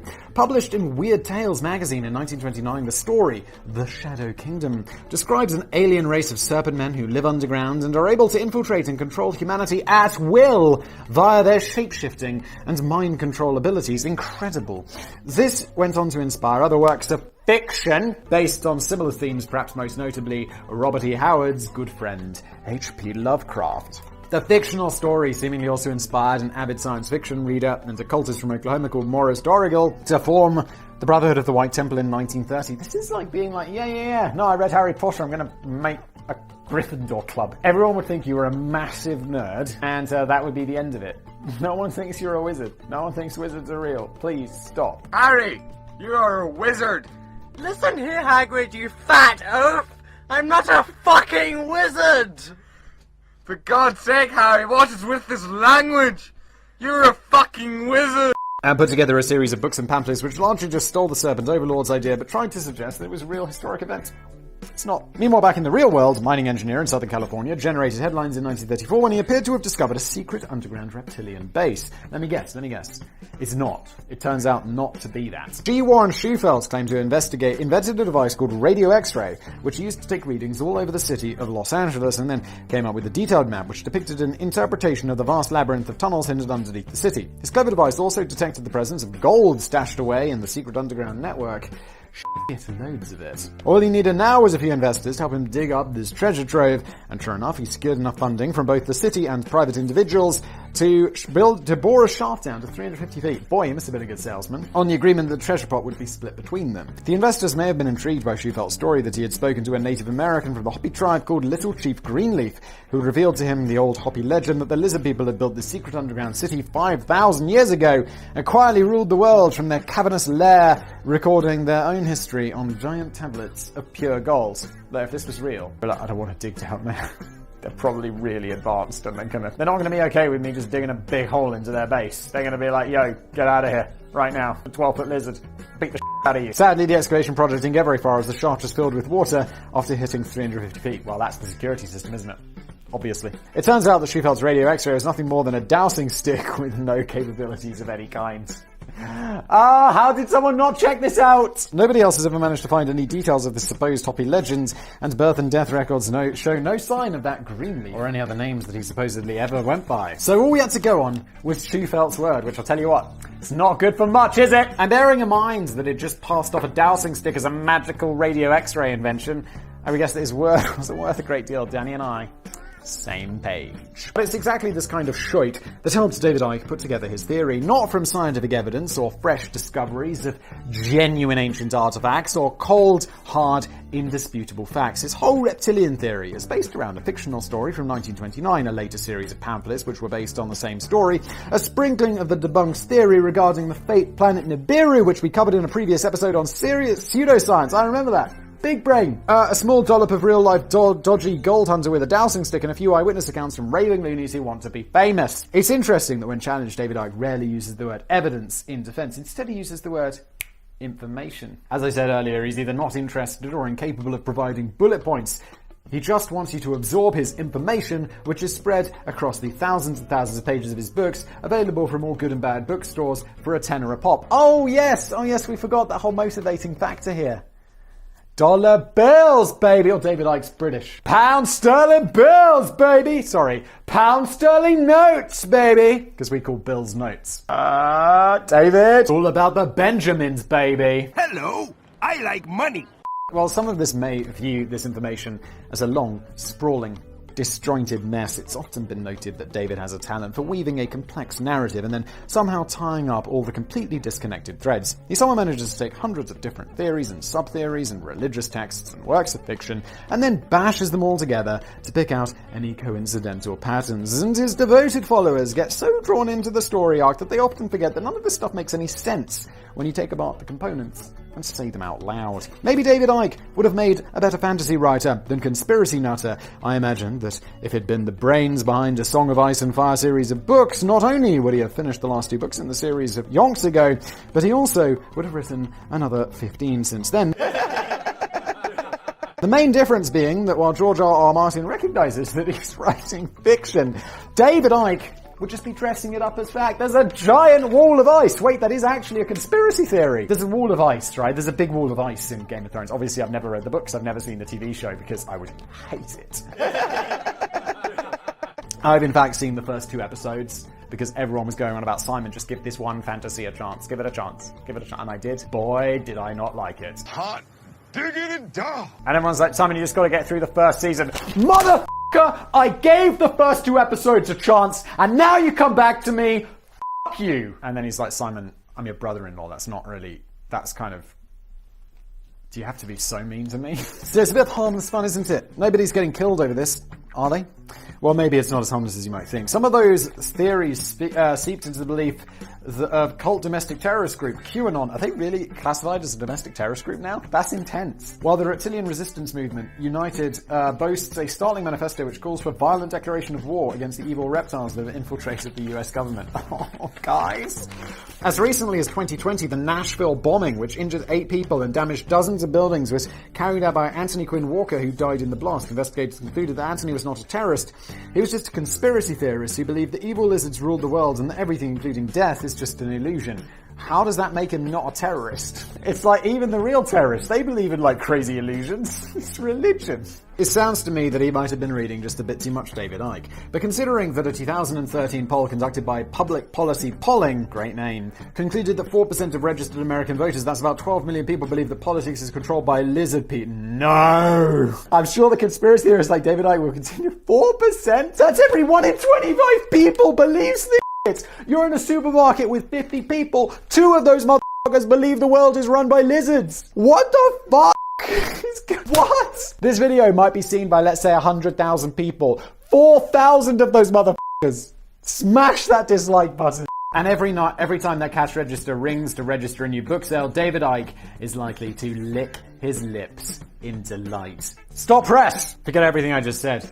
I just realised that Duke of York Prince Andrew completely gave the game away back in late 2019, but not that many people really noticed. Prince Andrew had been under the spotlight following the death of convicted sex offender Jeffrey Epstein. The prince had enjoyed a close friendship with Epstein over the years, and it was alleged that he had a string of sexual encounters with then underage Vivian Roberts Gieffera, whom Epstein was using for sex trafficking. Oh my god, I just realised the other day, I was like, Prince Andrew, like he's involved in these big scandals and I was like, I always just assumed that he was some like royal, like there's loads of royals and you lose track of them. They like, I don't know, who the f*** is Princess Charlotte? I've heard of her. Or Princess Beatrice. I have no idea who they are. Are they like Prince Harry's cousin or some shit? No one cares. And I'm like, but Prince Andrew is the Queen's son! I was like, oh my god, I had no idea.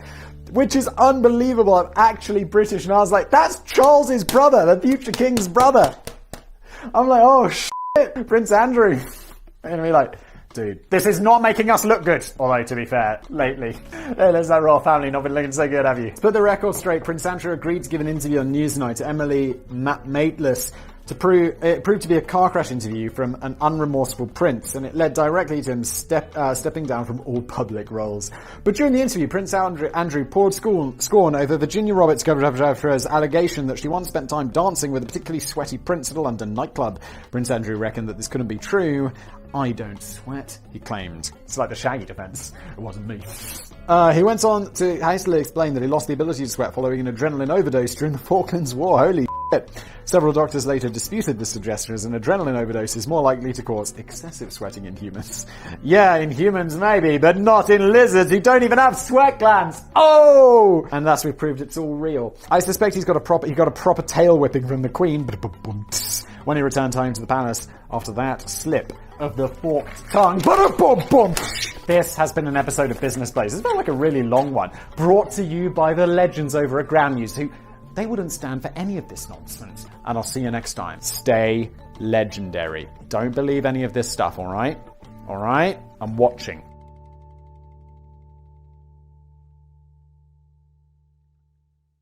Don't believe any of this stuff, alright?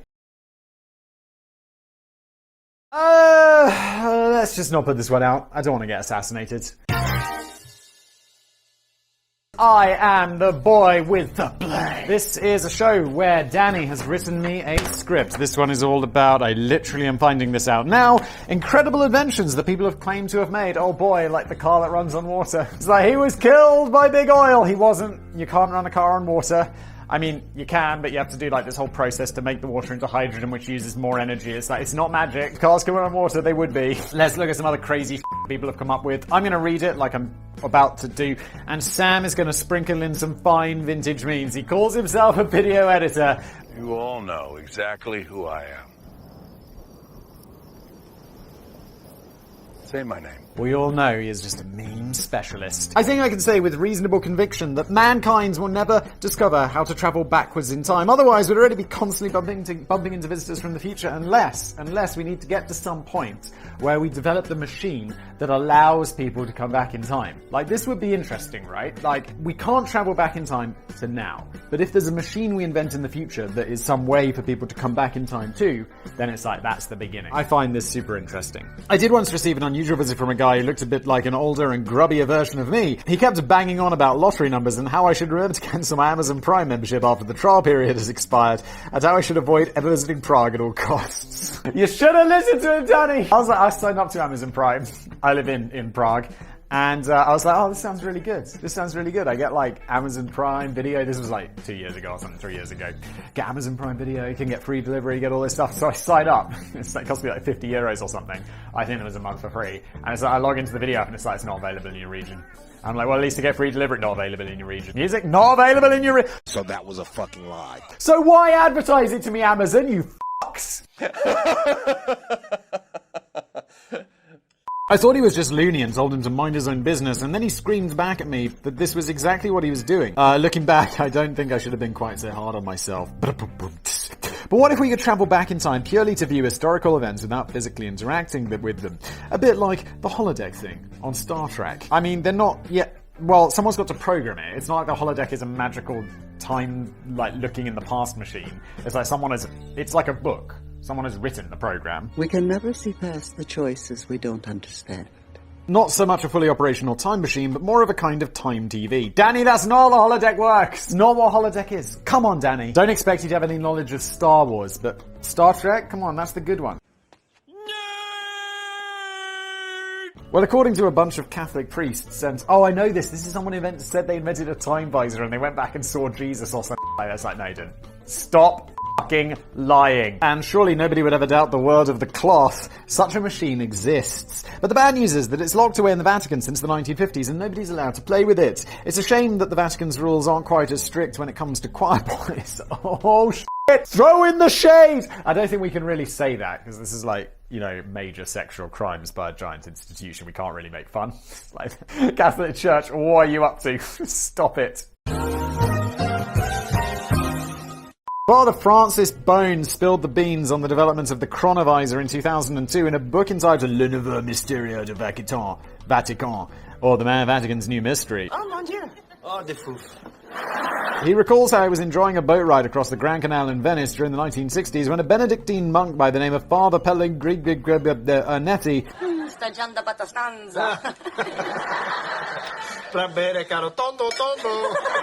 and the conversation turned to biblical interpretations. Father Pellegrino Ernetti later declared that there was no longer a need to debate such interpretations or theories or allegories. He could just hop back in time and view history exactly as it happened, which is handy. I know he couldn't. Stop it. Danny, did we just get immediately into the content today? I'm impressed. Danny, what the fuck, man? A former physicist, he reckons that he had built a secret machine in the 1950s which could photograph the past. He didn't do this alone. He had help from no less than 12 of the world's greatest scientists, including Enrico Fermi, who won the 1938 Nobel Prize in Physics, and Werner von Braun, a German rocket scientist and former Nazi SS member who went on to collaborate with the US and play a key role in getting man to the moon. The chronovisor was apparently a large cabinet with a cathode ray tube equipped with buttons and levers, which allowed the viewer to select a specific time and location. Several antennae forged from mysterious metals were planted onto the gadget, and these picked up the processed residual electromagnetic radiation from history, catching echoes of the past and reproducing them on the viewing screen in pictures and sounds. This guy was actually a physicist. What, physicist of what? Nonsense! I'm a physicist with a subspecialization in crap. Of course, this begs the question, what would you watch if you had the whole of history at your fingertips? I mean, it's got to be better than Netflix. I wouldn't have mind having a peek at a bit of dinosaur wrestling, or maybe you just go right back to the beginning of creation to see exactly how the Rolling Stones first got together. Is that an interesting story? I don't know. I mean, some of the Rolling Stones music's pretty good, but I don't really know anything about them. But Father Pellegrino and his Bible-bashing chums were mostly interested in catching up on biblical events such as the Last Supper, the crucifixion of Christ. Oh my god. Boring! Which I'm led to believe turns into quite a tough watch towards the end. You could just watch that movie with, I don't know who's in it. There's some movie where he plays Jesus and he's on a cross or something. The crucifixion of Christ? Something like that.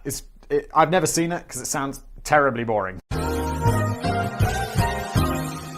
also claims to have seen Marcus Tullius Cicero's speech to the Roman Senate in 63 BC, the destruction of Sodom and Gomorrah, a rousing speech by Napoleon Bonaparte, and a performance in Rome in 169 BC of the legendary long-lost tragedy Thyestes by Quintus Ennius, the father of Latin poetry. If all this sounds a bit dodgy, oh boy, does it! I should point out that Father Pellegrino provided evidence. I'm going to go ahead and make the bold prediction that this evidence is easily refutable. Like, without really any thought by someone with more than an IQ of 7. For example, he took the time to take a quick snapshot of Jesus. Long before the revelations of the 2002 book were written by his priest buddy, Father Pellegrino had taken his story to an Italian weekly newspaper called La Domenica del Corriere, and they ran the headline, "A machine that photographs the past has finally been invented." This is like the tabloid of Italy. The paper later published a moody black and white shot of Jesus captured by the time-hopping monk. Father Pellegrino had also made a full-text transcription of the Thyestes play so that everyone could enjoy this lost masterpiece in full for the first time in over a couple of millennia, while you just happen to remember it all. If there was any lingering doubt over Father Pellegrino's claims, I suppose somebody could have just asked two of the highly acclaimed world-leading scientists who helped build the project, say Enrico Fermi or Wernher von Braun. But sadly, they both died before their names were publicly linked with the project. How convenient. Still, photographic evidence counts, doesn't it? No, when it looks like this. I mean, it's just a photo. It's like me taking a photograph of myself now and being like, yeah, that's a photo of me from last week. It's not. This could just be a photo of anything. It's probably like a photo of just some, I don't know, picture, painting of Jesus. Well, it might be a bit more convincing if the photo of Jesus hadn't just been a reversed image of a postcard produced by the Italian town of Colle Valenza, which had itself been based on a wood carving by the sculptor Lorenzo Cavalera. Shocking. Still, there's that transcription of the lost plate, which he could have just entirely made up. But when this was analysed by Dr. Catherine Elred, an expert on Thyestes from Princeton University, she concluded that Father Pellegrino had composed the text himself. I could have concluded that, and I don't go to Princeton. Based on her findings that the play was far too short and contained Latin words that wouldn't even come into usage until 200 years after it was meant to have been written. Whoops. Adagio! What a shock. Your ploy was easily seen through, and the evidence was easily refuted. Such a big brain. It's more likely that Father Pellegrino just nicked the whole idea and design from a fictional machine that sounded remarkably similar to what appeared in a 1947 science fiction novella called E for Effort by T.L. Shared. Father Pellegrino died in 1994, and an anonymous relative suggested that although he confessed on his deathbed that the photo and transcription were fake, the chronovisor still very much existed. Dude, why? Why?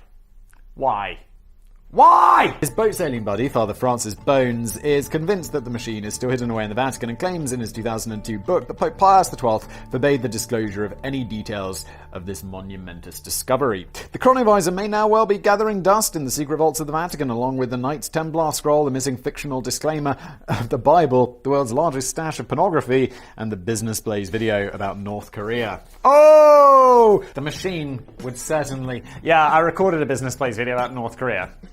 And I was like, it just got f***ing off the rails like crazy. And I was like, yo. I mean, I don't think I'm going to be assassinated by some government or something. But I'm like, boy, that was a mess. That is my doorbell. I'm back. What are we talking about? North Korea. Oh yeah, I just made this video. Just got absolutely mad insulting to North Korea. And I was like, let's just not put this one out. I don't want to get assassinated. And I was like, don't be a coward. I'm not a journalist. Like, journalists live in fear of getting assassinated and I'm like, fuck that. Machine would certainly have helped settle a few long-running pub debates at the very least, and perhaps such a device will exist one day in the far future. Unlikely. So the next time you're enjoying an intensely private moment, don't forget to wink and give the thumbs up to the grandkids. What's up, guys? Hey! And as we travel back in time to hear more wild claims of unlikely inventions, be aware that eyes from the future might be watching you. Watching us. Oh god. Not everyone gets along with the traditional condom. Some people don't like the fiddly fumbling about, and some penises come in different sizes that don't quite fit the mold, while other penises belong to Catholics. Oh shit. We're really firing on all cylinders at Catholics today. But back in 2006, one German sexual health educator by the name of Jan Vinzenz Krauss thought that he had come up with a cunning new solution, the spray-on condom. Jan was working at the German Institute for Condom Consultancy at the time, then he found that he was often getting asked by frustrated men why condoms can't be made in custom sizes. As he was driving through a car wash one day, Jan suddenly felt inspired to draw upon a similar principle to design the world's first spray-on condom. Why do we have to know? Just say he came up with an idea. Why do we know he was in a car wash? Weird. The package would consist of an application chamber and a cartridge of liquid latex which could create around 20 condoms. The idea is that you fill up the chamber with liquid, then shove your wang into the application chamber where it suddenly gets sprayed from all directions by plastic nozzles to create the perfect fitting condom every time. Just give it a little wiggle for the liquid latex to set and you're good to go. This sounds pretty smart, if extremely complicated. Jan said at the time the condom fits 100% perfectly, so the safety is much higher than a standard condom and it feels more natural. He also reckoned that they'd have plenty of fun testing the new device outside of office hours. Oh, Jan. This sounds great, but so does the chronovisor. That'd be brilliant. So it's totally fake. But there were a few problems during the testing stage. For starters, the application chamber made aggressive hissing noises when you switched it on, and most of the volunteers were too scared to put their penises anywhere near the contraption. Oh, no. Why are you looking down there? Why are you looking down there? Keep your eyes above. No, what are you doing? Some of them were brave enough to test it out on their fingers, but even that took some persuasion to be like, I'm not putting my willy in there. It's not happening. What if it doesn't come out? Just cut off my dick. Jeremy, is this a fucking prank? Don't be stupid. Come on, show me your dick. I got my dick. Becky, I got my dick. Ah! The actual application process took about a minute, but then you had to hang around for a further 3 minutes to wait for the liquid latex to harden. And 3 minutes is an agonizingly long time in that situation. It's difficult to imagine how you'd cope during those early stages of rampant excitement if suddenly you had to stop, shove your knob into a terrifying portable car wash for a minute, and then hang around for 3 minutes just staring at it and waiting for it to set. Maybe that would be a good time to do an ad read or something. Alright then, this video is brought to you by... This is not where I plan to do it because I don't read these ahead and I don't know where things go, but the high price tag, about twice the cost of regular condoms, also meant that this was always going to be a hard sell, and the project appears to have quickly shriveled up in 2008. However, maybe the idea isn't entirely without merit. As I write this script, Durex is gearing up to launch spray-on condoms in the very near future, and this stuff appears to squirt straight out of a spray can, which sounds like an improvement on the cacophonous car wash concept. It sounds as if they're coming soon to a chemist near you. That's kind of cool. Meanwhile, Jan also abandoned his later plan to develop a remote-controlled bra for the really clumsy or lazy-ass lover, and instead settled down on producing a range of condoms that are just available in different sizes. Genius! Now that's a clever idea. That's where we were going to have the ad read here. So actually, it's kind of okay place for it. Synthetic trachea. Trachea? It's this thing, right? Sweet. I've always wanted one of those. How innovative. I like it. This has got to be one of the most catastrophic examples in recent history of invention that failed to live up to the creator's hype. Paolo Macchiarini is a Swiss-born Italian thoracic surgeon with a remarkable CV which encompasses degrees and stints as a researcher and surgeon and professor in prestigious universities and institutions around the world. By the time he was settling down in the new role of visiting professor at the Karolinska Institute in Sweden in 2011, which by the way is possibly the most acclaimed medical university in the world, as it decides who wins the Nobel Prizes in physiology and medicine, Paolo was already a bit of a celebrity. He claimed to have invented a pioneering new medical technology for patients who were having severe problems breathing with a dodgy windpipe. Or a trachea. The idea of trachea transplant was always considered a tough nut to crack in medical science, and even today would only ever be considered as a faintly desperate last resort. Not only does the patient need to hang around waiting for a suitable donor, but even when a donor is found, there's a very serious risk of the body rejecting the donated organ and causing further serious long-term problems down the line. So Paolo's new synthetic trachea sounded like a giant medical breakthrough. His first experiment in 2008 on a patient from Barcelona called Claudia Castillo eventually involved stripping away the cells of a windpipe taken from a deceased donor and then seeding the bare scaffold with cells taken from Claudia's own bone marrow cells, eliminating the risk of biological rejection. I've heard of this. I know this is a technology they've been playing around for a while, like using like the scaffold of the organ or the piece of the body and then the bone marrow cells building upon it. So cool. Later experiments got rid of the need for a donor altogether as Paolo unveiled his completely new synthetic trachea, which seemed to indicate a new custom plastic airway could be fitted inside patients and help transform their lives without the need to wait for somebody to throw a 7. And in theory, the discovery had the potential to work with other replacement organs too. It seems as if Paolo is on the brink of reshaping organ transplantation in a big way. Yeah, if we crack this nut, it would be absolutely insanely cool. Paolo was now becoming a medical science rock star as news of his amazing operations generated headlines on the front page of the New York Times. NBC commissioned an investigative documentary into the life of the suave and charming surgeon, which they called a leap of faith, but things turned a bit weird in that department when Benita Alexander, the award-winning producer who had been assigned to put the project together, ended up falling in love with her subject and agreeing to marry him. Oh no! I mean, okay, that doesn't seem like... I don't think there's an ethical problem there, but there's going to be a conflict of interest now, isn't there? Still, it sounds as if the wedding bash is going to be something quite special. Paolo reckoned that the ceremony would be officiated by none other than Pope Francis. Shit! While the VIP guest list included some of Paolo's closest celebrity buddies, including the Clintons, the Obamas, and Vladimir Putin. That is a guest list, isn't it? Though this is when things started to unravel. For starters, it turns out that much of Paolo's impressive CV had been completely fabricated. Oh, dude!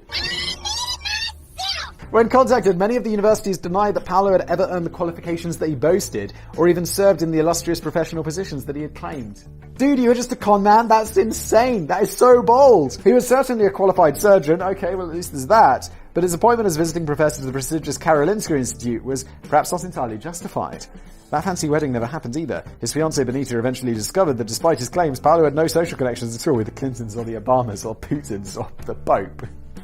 That is so crazy. He also failed to disclose to Benita that he was already married and had been for 30 years. This guy is just a con man. Shit. But the biggest problem was that Paolo's amazing synthetic trachea didn't seem to work. It's believed that Paolo performed the procedure up on 20 different patients, and all except 2 of them died shortly afterwards. Oh my god. Even the 2 survived. How many patients? 20. Dude, your procedure killed the people. Did it? I mean, allegedly. Or were they going to die anyway and then he was just gave it a shot? Even the surviving 2 patients aren't exactly enjoying the best of health today. Now, we should be a little careful with our words here. Yes. All of this is definitely very much alleged because it has not yet been proven that a patient died as a direct result of Paolo's procedures. But it has to be said that 18 deaths out of 20 procedures is hardly the most compelling recommendation for the synthetic trachea. Yeah, you can say that again. Allegedly. In my opinion. Seems to be. It's been alleged that Paolo deliberately exaggerated any positive health results on his patients while desperately trying to bury the negative results. Like any good scientist would. That's a joke. An approach which would become quite tricky when his patients began dying in droves around him. Allegedly! The alarming part of the story is that the Karolinska Institute went out of their way to defend their superstar surgeon in the wake of those emerging allegations. Wait, I thought he didn't even go to the Karolinska Institute. What an incredible con man. You did it. You crazy son of a bitch, you did it. Perhaps part of the problem is that windpipe repair is such a niche specialty that nobody else higher up the chain really understood what Paolo is even meant to be doing. It's good when you're on top and no one else understands, so you can just be like, yeah, whatever. I don't understand. I don't understand. I don't understand. I don't understand. He was pretty much given free rein to carry out his highly experimental procedures without gaining the necessary clearance from external authorities and agencies, without risk analysis, without rigorous testing, without following the usual protocols. Look, I understand that surely there's got to be some way to deal with this. Because I know the people at the people who decide when you can do clinical trials and stuff, they're not all going to understand the intricacies of every single drug. There's going to be experts they consult and all of this to get a full picture. Shouldn't they be doing that at least? I feel like science has got this one down already, haven't we? It was as if his supposed celebrity status had given him a free pass through all the usual red tape. It definitely shouldn't. Yet despite an independent investigation finding him guilty of scientific misconduct, the Karolinska Institute stood by their star surgeon for several more years as if it had done nothing more serious than take a few naughty shortcuts. Seems like a bit more than that, doesn't it, allegedly? The Institute eventually decided to terminate Paolo's contract in 2018, and the following year Paolo was handed a suspended 16-month prison sentence after being found guilty of abuse of office and forging official documents. I found out that suspended prison sentence is basically where you don't actually have to go to prison. So it's just kind of 16 months in prison, and then you're like, come on, suspended. Yes! Fucking A! Off I go home! Although 16-month prison sentence. Are they going to take away your medical license? I feel like they probably are. You're not a doctor. You're a big, fat, curly-headed fuck. after being found guilty of abusive office and forging official documents. But this certainly dealt a massive blow to the credibility of the people who hand out those Nobel Prizes and to Swedish clinical research in general. Following another investigation into his synthetic trachea products, the surgeon now faces fresh charges in Sweden of aggravated assault on his largely doomed patients due to the great suffering that he made them endure. So it's possible that the surgeon, who appeared to be lost in his own bizarre Bud Light fantasies, OGPP, may yet be held properly to account for his allegedly unethical behavior. But don't hold your breath. Final one, no answer. Finally, to conclude on a slightly lighter note that doesn't involve gasping for air through a dodgy plastic windpipe during your final death throes. Allegedly.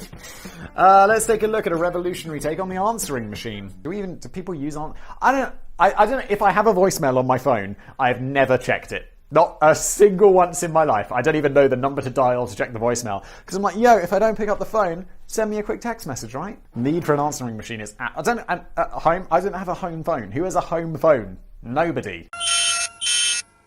Hi, the Powerpuff Girls. Hi. In an old Business Blaze video on talkie pictures and other passing fads, we talked about how it took an extraordinarily long period of time for something as simple as a phone answering machine to really catch on with the general public. It seems like such a relatively simple concept to pull off, yet there were teething problems with the strangely clunky and makeshift models that were produced in the 1960s, and the situation wasn't helped by the United States, American telephone and telegraph companies' complete monopoly on the telephone service, which effectively erected a legal barrier to third-party suppliers providing such machines. Ah yes, monopolies. Brilliant for business. If you are the business that has a monopoly. For everyone else. Which is why I work so hard to have a monopoly on facts on YouTube. Like the good fact boy I am. It wasn't until the Not really. I don't know if there's like a trade commission for like regulating YouTube channels. I don't.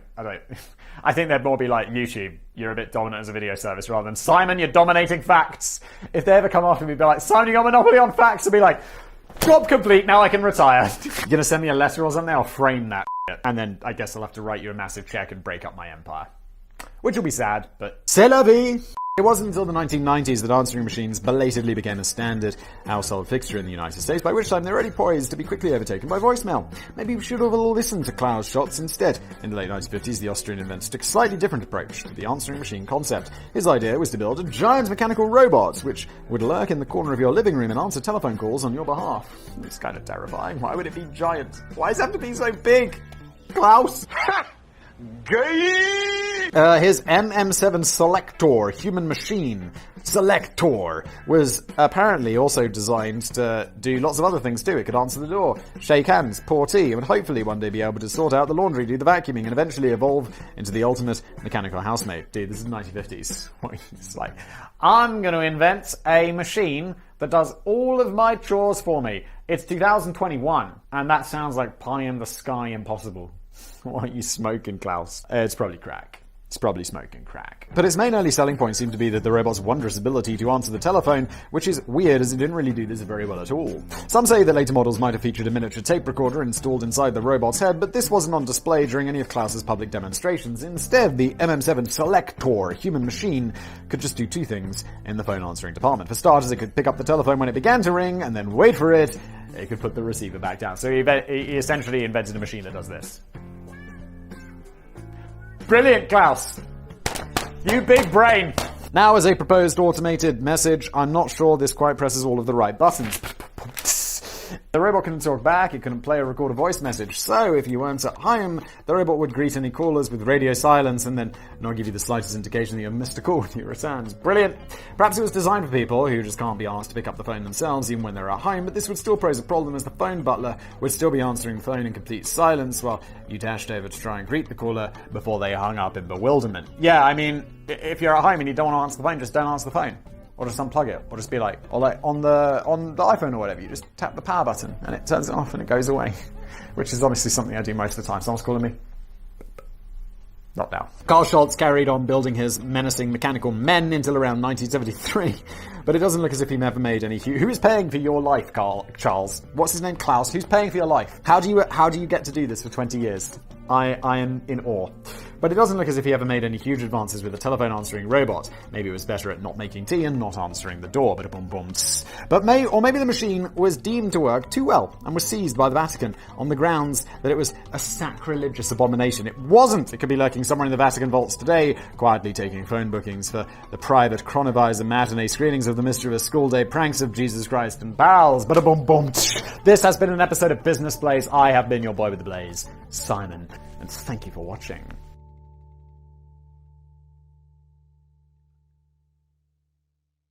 Come on, show me your dick. I got my dick! Becky, I got my dick!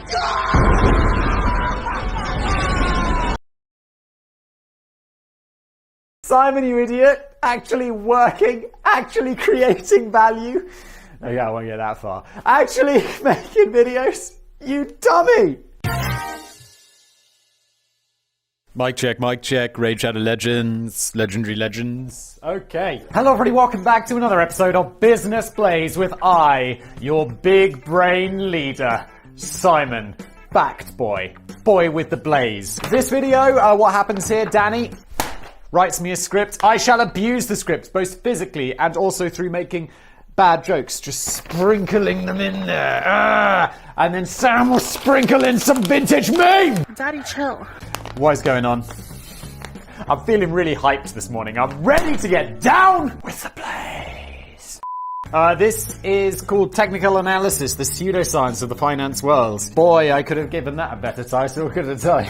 Maybe I have, because I want to be a little bit clickbait. It'd be like, the secret business secret you won't believe. Hot diggity dog. The technical analysis in my mind, like I was looking at, Wikipedia is a great source of what shall I make videos about. Let's look on Wikipedia, see what's interesting. And I was looking at like pseudoscience, like there's a whole page of pseudoscience things, and obviously that's a page that I really like to pull from.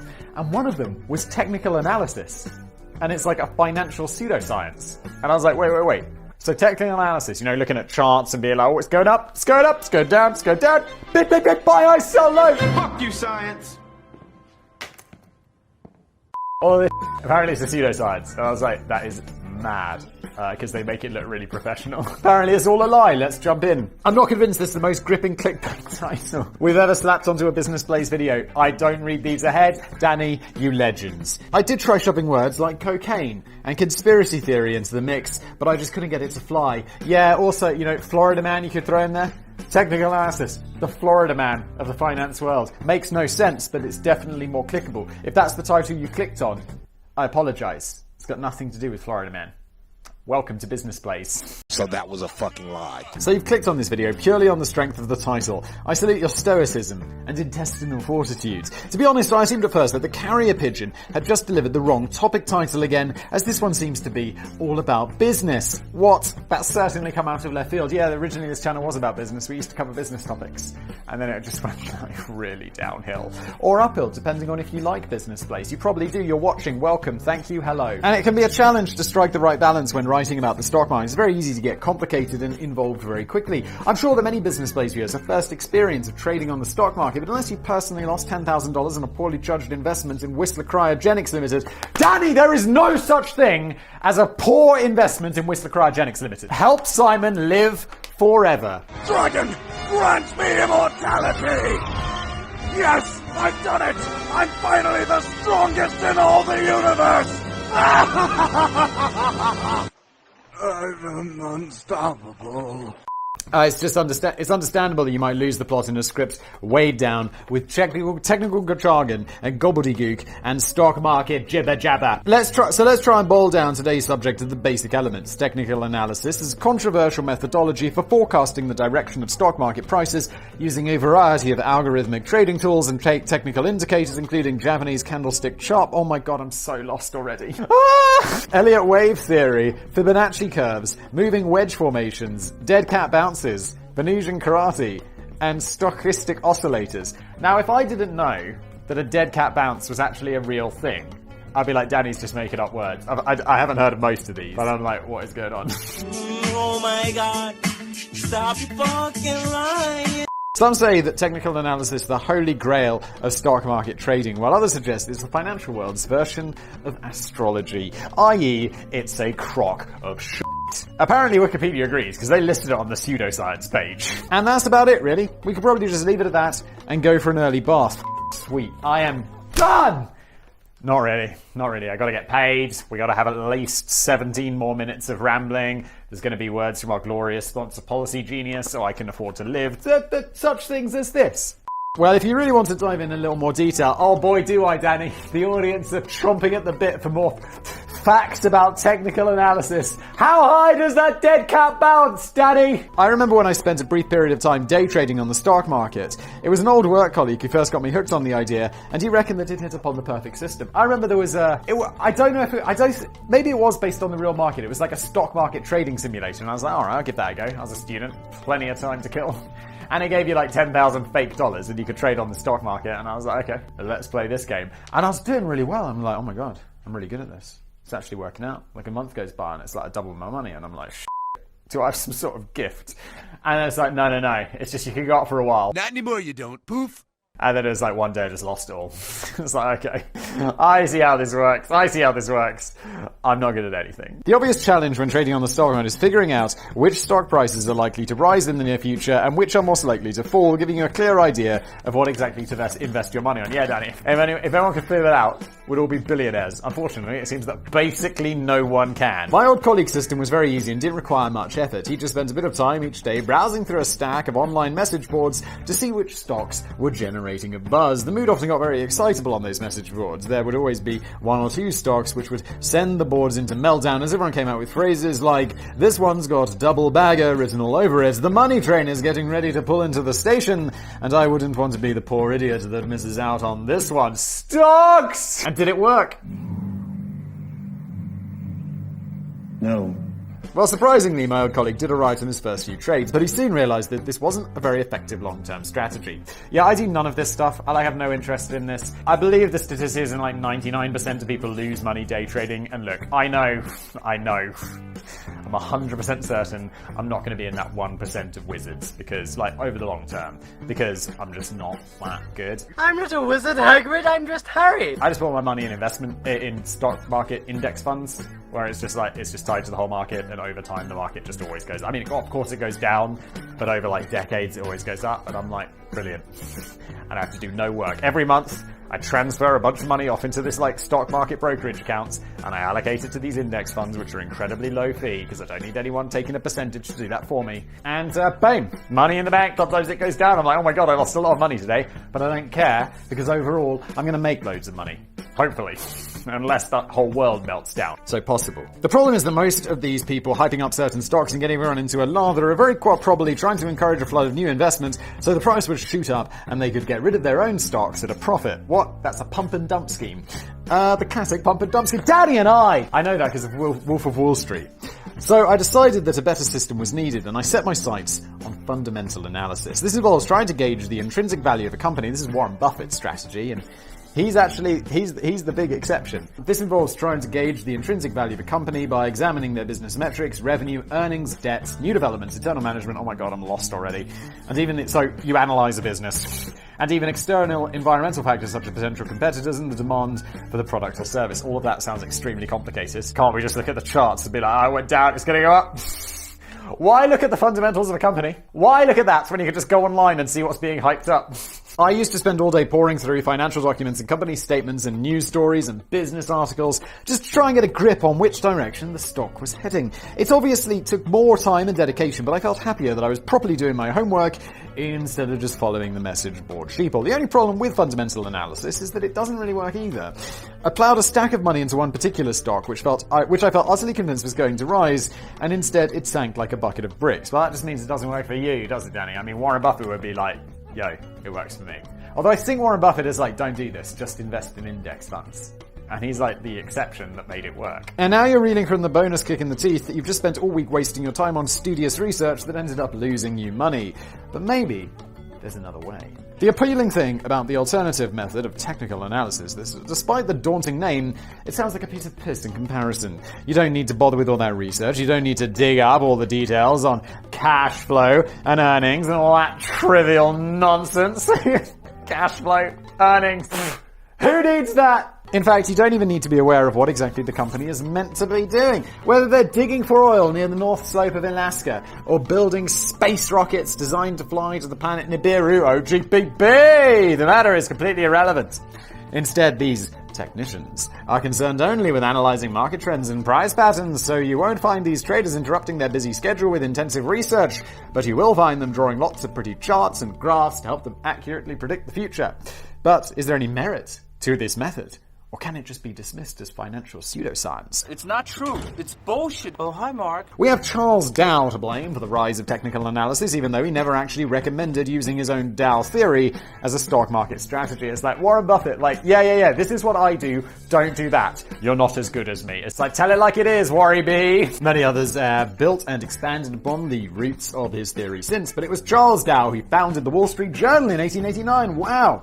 And it was in this very publication that Charles first began sharing his ideas that stock market trends and patterns could be measured. To help prove his point, he went on to create the Dow Jones Industrial Average in 1896, now more commonly simply known as the Dow, which is still measuring the performance of 30 of the world's largest companies today. In doing this, Charles opened the floodgates to the new field of technical analysis, but he sadly never even managed to publish his complete theory before his death in 1902. And it's possible that he wouldn't have been entirely happy with how his pioneering initial work evolved and mutated over the years into one of two basic types of trading now recognized by US regulatory authorities. The main focus of technical analysis is on studying statistical trends, trading signals, and changes in price and volume to pick out predictable patterns which indicate where the price is likely to be headed next. So, predicting the future. One of the main principles of Charles Dow's original theory is quite a biggie, and that's that the stock market is efficient. All of the company fundamentals, along with all the other publicly available factors, have been factored into the current price. In other words, you can spend as much time as you'd like getting bogged down in fundamental analysis, but you're only ever going to reach a point which the market has already arrived. The market has already carried out the fundamental analysis on your behalf, and so you're not going to gain even the tiniest advantage by following in their footprints. You're certainly not going to gain any insight into the future, which has not already been factored in by the market. But I guess the thing is, what if there are things like the market isn't perfectly efficient, so there are things that people do find that are public, because otherwise it's definitely illegal. It's called insider trading, I believe. What are you doing? We don't do that here. The second principle behind the theory is that stock market prices move in short, medium, and long-term trends. A stock price is more likely to continue a past trend than it is to move erratically. Stock market prices not moving erratically? Pretty sure erratic moves on the stock market are something that happened. Fairly sure I read about that in the news. Fake news. The third and final principle is that history has a tendency to repeat itself. True, price movements can be repetitive in nature, and this is attributed to market psychology, which is often based on very human emotions such as fear or excitement. These emotions can be studied and analyzed to chart patterns and predict trends on where exactly market psychology will be leading the stock market tomorrow and beyond. The three, don't put all your money in like, I'm going to get into technical analysis and trading. I don't need an life insurance policy. I'm going to be rich trading stocks. Woo, to the moon! These three core principles that we talked about before the ad break have helped to shape hundreds of different techniques and strategies, which all fall under the quite vague umbrella of technical analysis. For example, the art of creating Japanese candlesticks. I believe that's the chart where they're all like, there's the squares and they're green and red. Involves plotting the history of price movement using a visual representation of candlesticks to chart a stock's highest, lowest, open and close prices in a bid to tease out a trend line from the data. Exponential moving averages are a weighted average of a stock price over a set period of time, which places more importance on recent history to create a dynamic trend line which is responsive to fresh information. And dead cat bounces are based on the theory that a stock suffering a steep and rapid decline will inevitably see a brief and temporary recovery along the journey before resuming its downward spiral, in much the same way that even a dead cat will bounce a little bit if dropped from a great height. Indeed, a cat can survive. Like, they enter terminal velocity really fast, they flip around and they land. Like, many cats have survived. In fact, I believe I could say that most cats survive falls from skyscrapers. I don't understand. I don't understand. I don't understand. I don't understand. I'm not sure if that's true about a dead cat, or if it's been scientifically proven on any level. I would imagine that a dead cat would just kind of splatter on the ground if tossed off the top floor of the Empire State Building. Oh yeah, wait, if it's dead... it's dead before you throw it out, of course it's not going to work. I'm so stupid, I'm so small-brained. I think that maybe it had a better chance of killing a passing pedestrian than a falling penny, though, OGBB. There are naturally tons of other strategies and indicators that we could spend all day discussing, such as Bollinger Bands, McClellan summation indexes, and vortex indicators. Fascinating. But the basic approach is pretty much the same every time. You drop fancy graphs and charts and then start getting excited when certain lines begin to converge or recognizable patterns occur. Sell! Sell! Sell! Business! So, does any of this actually work? No. Well, some people swear by it. It's not just the new age traders who adopt these strategies. Investment banks and hedge funds also make use of technical analysis, and there is a long list of genuinely successful traders who are happy to report that they made their fortunes purely on the strength of technical analysis. But there are a few points to consider here. For starters, if technical analysis was guaranteed to work every time, everybody would be doing it, which would lead to a paradoxical situation in which everyone becomes a winner, but then nobody becomes a winner because the stock market already knows how everyone is going to invest. Ah, yes. Literally the proof right there that this doesn't work for most people. On those occasions when technical analysis does appear to work, it could just be a case of a self-fulfilling prophecy. Yeah, like people who won the lottery are going to be like, play the lottery. Successful YouTubers are going to be like, get onto YouTube. Doesn't mean it's going to work for you. Weird flex, but okay.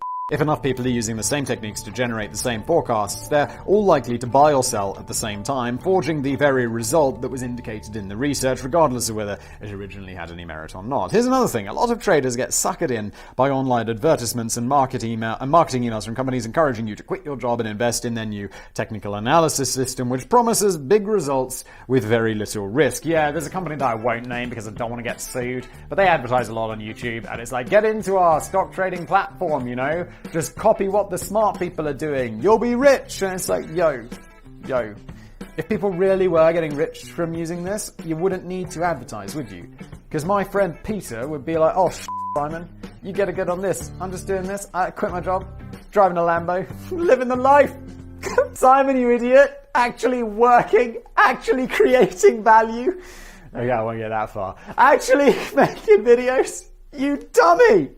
Just get onto this unnamed trading platform which advertises all over YouTube with celebrities. Unnamed. You know what it is. You know what it is. That's how you get rich. Not really. Don't do that. They're probably advertising on this video even though I didn't name them. Hello! But if it really works, why would they even bother doing that? Surely they'd be better off just utilizing their own amazing system rather than trying to sell it to you. Yes, f***ing preach. Like, yo. Look, if you've come up with some magical way of making money, if you've actually figured out something, like some genius dead cat system, that is literally making you tons of money, you don't need to tell anyone else how to do it. If anything, shut the f*** up. Don't tell anyone and lie about where your money came from.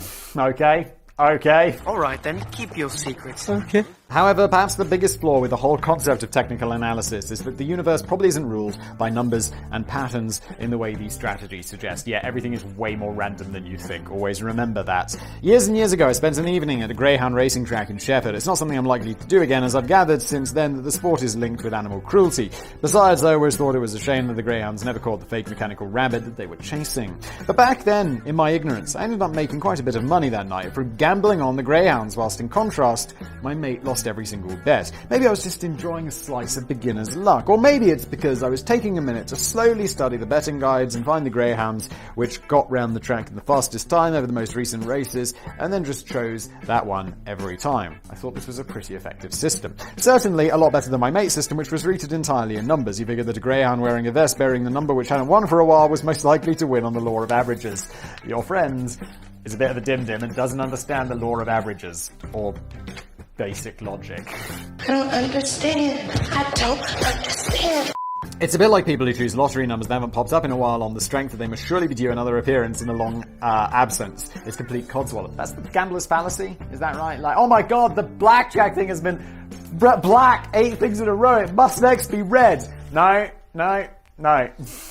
same chance.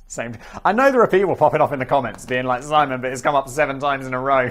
What do you think the chance of coming up 8th time are? And it's like, the f***ing same as the last times is basic mathematics. Everyone reading your comments who isn't as dumb as you is thinking you're dumb.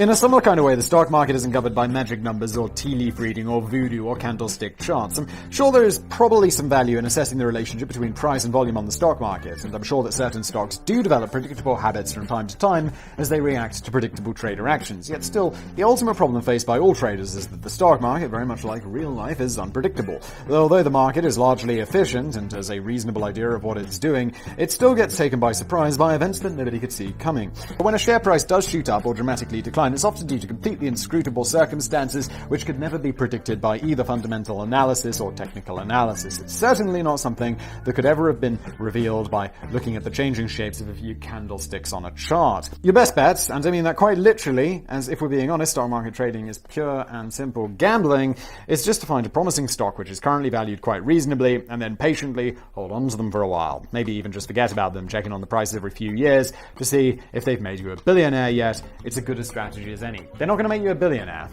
but just putting the money in the stock market, like those nice, stable stocks, preferably in an index fund, could well make you a millionaire. Probably will make you a millionaire if you just invest a little bit of money and you keep the stocks until you retire.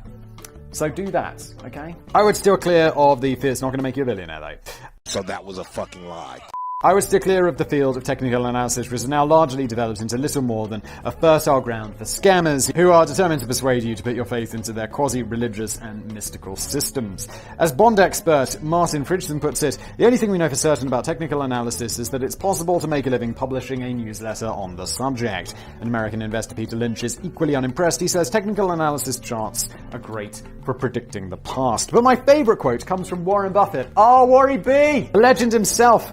An investor who surely knows a thing or two about the market. If you remember, this was a guy who once threw away $200 billion on an act of petty revenge against a guy who crossed him. Lesson there. Don't cross Warren Buffett. When revealing why he gave up the concept of technical analysis, Warren says, I realized it didn't work when I turned the chart upside down and I didn't get a different answer.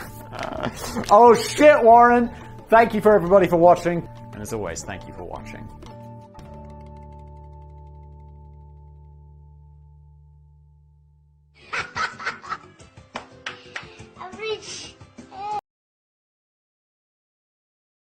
Or there's the bag of dicks, a small bag of yummy gummy sweets shaped just like the product suggests, which comes packaged with a note which reads, eat a bag of dicks.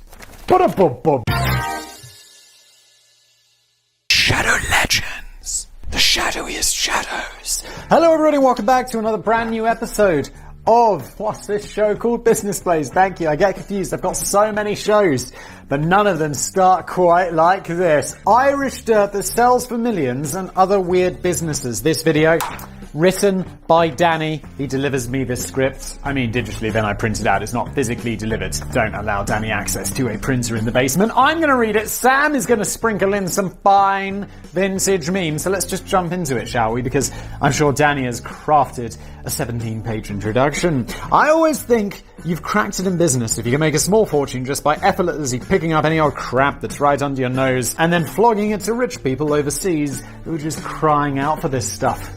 Yeah, that's the dream. Gonna sell my basement dirt. Basement? I could set up a Squarespace shop which we could use to sell basement dirt. Sharp entrepreneurial minds in the UK could certainly make a few quid by exporting homegrown delicacies which are impossible to find over the other side of the Atlantic, such as Kinder eggs. That would be very illegal, Danny. There are surprisingly large fines for people who import Kinder eggs illegally. Those are illegal! Jaffa cakes, crumpets, exclusive Scotch whiskey, Percy Pig. I'm pretty sure Scotch whiskey is available overseas. It's like literally everywhere you go you can find Scotch. I mean, Johnny Walker has like dominated the market. There's no way you go in the world where you can't find a bottle of Johnny Walker Black Label. Percy Pig sweets and proper tea bags that... Shut the up. I don't understand. This keeps beeping at me, but the Do Not Disturb mode is on. I can clearly see the goddamn Do Not Disturb mode is on. What is going on? I don't want to be disturbed! It's a feature, not a bug. Or flipping the coin, American traders could make big bucks from their UK cousins by selling them cornbread. Oh, cornbread is nice. I make cornbread myself because I find it extremely delicious. Oyster crackers, I have no idea what that is. Kraft mac and cheese singles, no idea what that is. Taco Bell sauce, yeah! Proper peanut butter, We get that. We definitely get that. In fact, I think Skippy. Skippy's a giant peanut butter brand that you can buy everywhere, and I'm pretty sure that's American. And guns, of course. Guns, the big one. Skippy. Seriously. Increasing volume by 66%. Name. I'm not deaf. Although, I feel like most guns are made like, they all have like names like Heckler and Koch, or whatever. So that doesn't sound particularly, or Smith & Wesson or whatever it is. I think I called it Smith & Weston once. People were like, it's Smith & Wesson, you idiot! Understood. Hearing within norm. Possible issue, low IQ. Or maybe it is Weston. I don't remember. I also don't care. I'm just saying that Heckler and Koch doesn't sound particularly American. If only there was an international market for basement gravel. Danny. Audience, I don't understand. You're literally not going to believe that I don't read these ahead. But, I mean, because 5 minutes ago I said I should sell basement dirt. Moldy mushrooms or insect droppings, I'd probably be a squillionaire by now. Still, let's not be silly. It's not like you could just scoop up a handful of dirt from the ground you happen to be walking on and make a profit from it. Unless it's Irish dirt, obviously. Then you could quite literally rake in millions and millions of dollars. Why? How? Who would purchase it? This. Americans of Irish ancestry seem to have strong sentimental association with the dark Irish soil, or the old sod, which is packed not only with organic matter and minerals, but apparently also with the essence of heritage, and the nostalgic pride associated with centuries of farming and drinking and hitting each other in the face with big sticks. This is also a uniquely American thing. Like, I find it, America, big country, like lots of immigrants, but it's been several generations now. And people are like, I'm Italian, I'm Irish, whatever. And it's like, no, you're American. And the emotional roots of this authentic Irish dirt is so strong that Irish Americans just want to roll around in the stuff, especially when they're dead. What is going on? This love for the native soil generated big headlines way back in 1897 during the New York Irish Fair that was held at Grand Central Palace on 245 Park Avenue. Running over 20 days, the purpose of the fair was to raise funds for a proposed new headquarters for the United Irish Society of the United States. That is united. They are very united. Let's just be clear. And although there was plenty of stuff going on at the fair, the star attraction was a relatively simple centerpiece. A giant floor map of Ireland had been set up, encouraging visitors to walk across 32 counties of the Emerald Isle, with each section separately containing healthy dollops of genuine soil taken from the respective county. This must have been really complicated to pull off in 89. They got to ship that on like boats and I guess nowadays it's done by planes, so at least it's quicker. But and you could also be like, you could just phone someone up or send someone an email in like, County Clare. Is that an Irish county? I think I only know about that because of Star Trek and they have the Irish holodeck program. Never actually been to Ireland. Homesick Irish immigrants flocked to the fair to find their own plot of homeland on the floor map, where they would weep and rejoice after walking upon the earth they thought they would never tread again. Fast forward about 100 years and the emotions are still running high. During the 1990s, an entrepreneur from Belfast by the name of Alan Jenkins was visiting Irish-American friends in Florida and saw for himself how overwhelmed they became when talking about dirt. Alan must have been like, it's a bit weird, isn't it? His friends, and they'd be like, yeah, I'm Irish. And Alan would be like, no, I'm Irish. You're American. You're from Florida. Actually, I'm Irish. His friends revealed how they felt fortunate enough to have Irish schools and Irish churches and Irish pubs that served Guinness. And even the odd potato. But the one thing that troubled them was the fact that they didn't have any Irish soil to sprinkle over their caskets after they departed the earth. So Alan later hooked up with an agricultural scientist called Pat Burke, who originally hailed from Tipperary in the Golden Vale, and launched the official Irish Dirt Company in 2006. They initially provided 12-ounce bags of genuine Irish muck sourced from a 2-acre field in Tipperary for only $15 a pop. The website crashed within the first 15 minutes of launch, which I'm led to believe usually happens when a site becomes overloaded with orders rather than just because it's a crap and glitchy website. Tell you where you'd never have this problem. You would never have this problem with today's glorious sponsor, Squarespace. So if you're thinking about this, if you're like, I'm going to sell Italian dirt to Italian Americans or such things, then great. Build it with Squarespace, alright? And you're welcome for that business idea. The entrepreneurial duo had battled to overcome a few teething problems, such as the fact that the US Department of Agriculture had slapped a strict ban on the import of foreign soil in case it was crawling with nasty foreign insects. Just sterilize it. I seem to remember from a previous video that it's perfectly acceptable to find about 15 cockroaches in your fast food burger, but it sounds as if finding a single insect in your soil is clearly crossing a line. However, Jenkins and Burke developed a patented method of sterilization. Why do you need to patent that? Just sterilize it. Put it in a big UV bucket light and be like, okay, sterile. Then vacuum pack it and be on your way. A risk of illegal immigrant critters from arriving in the US, and this led to Ireland receiving a controlled exemption from the strict ban. Jenkins, I bet that was an absolute nightmare. You could just imagine this.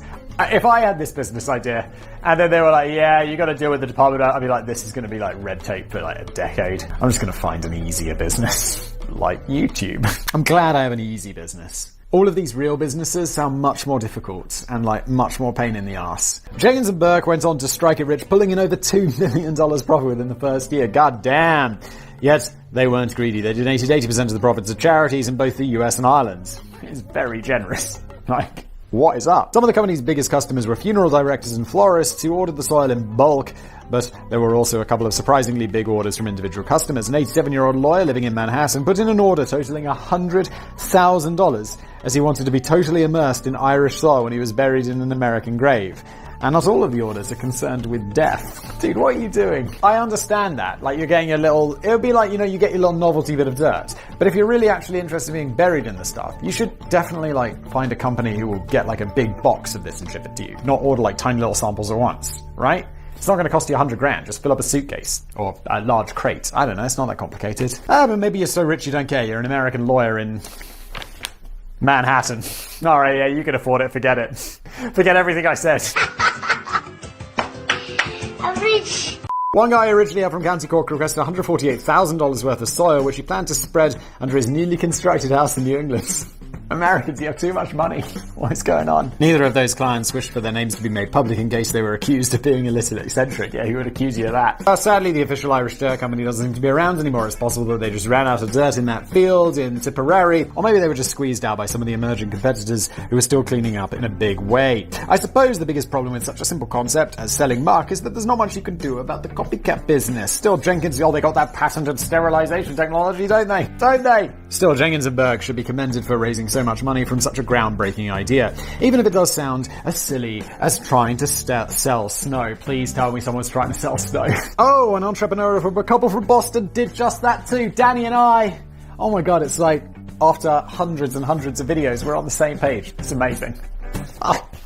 Kyle and Jess Waring were shoveling up mountains of snow from their driveway following the record-breaking blizzards of 2015 when they hit upon the idea of packaging it up and selling it to areas of the US that hadn't been so blessed with snowfall.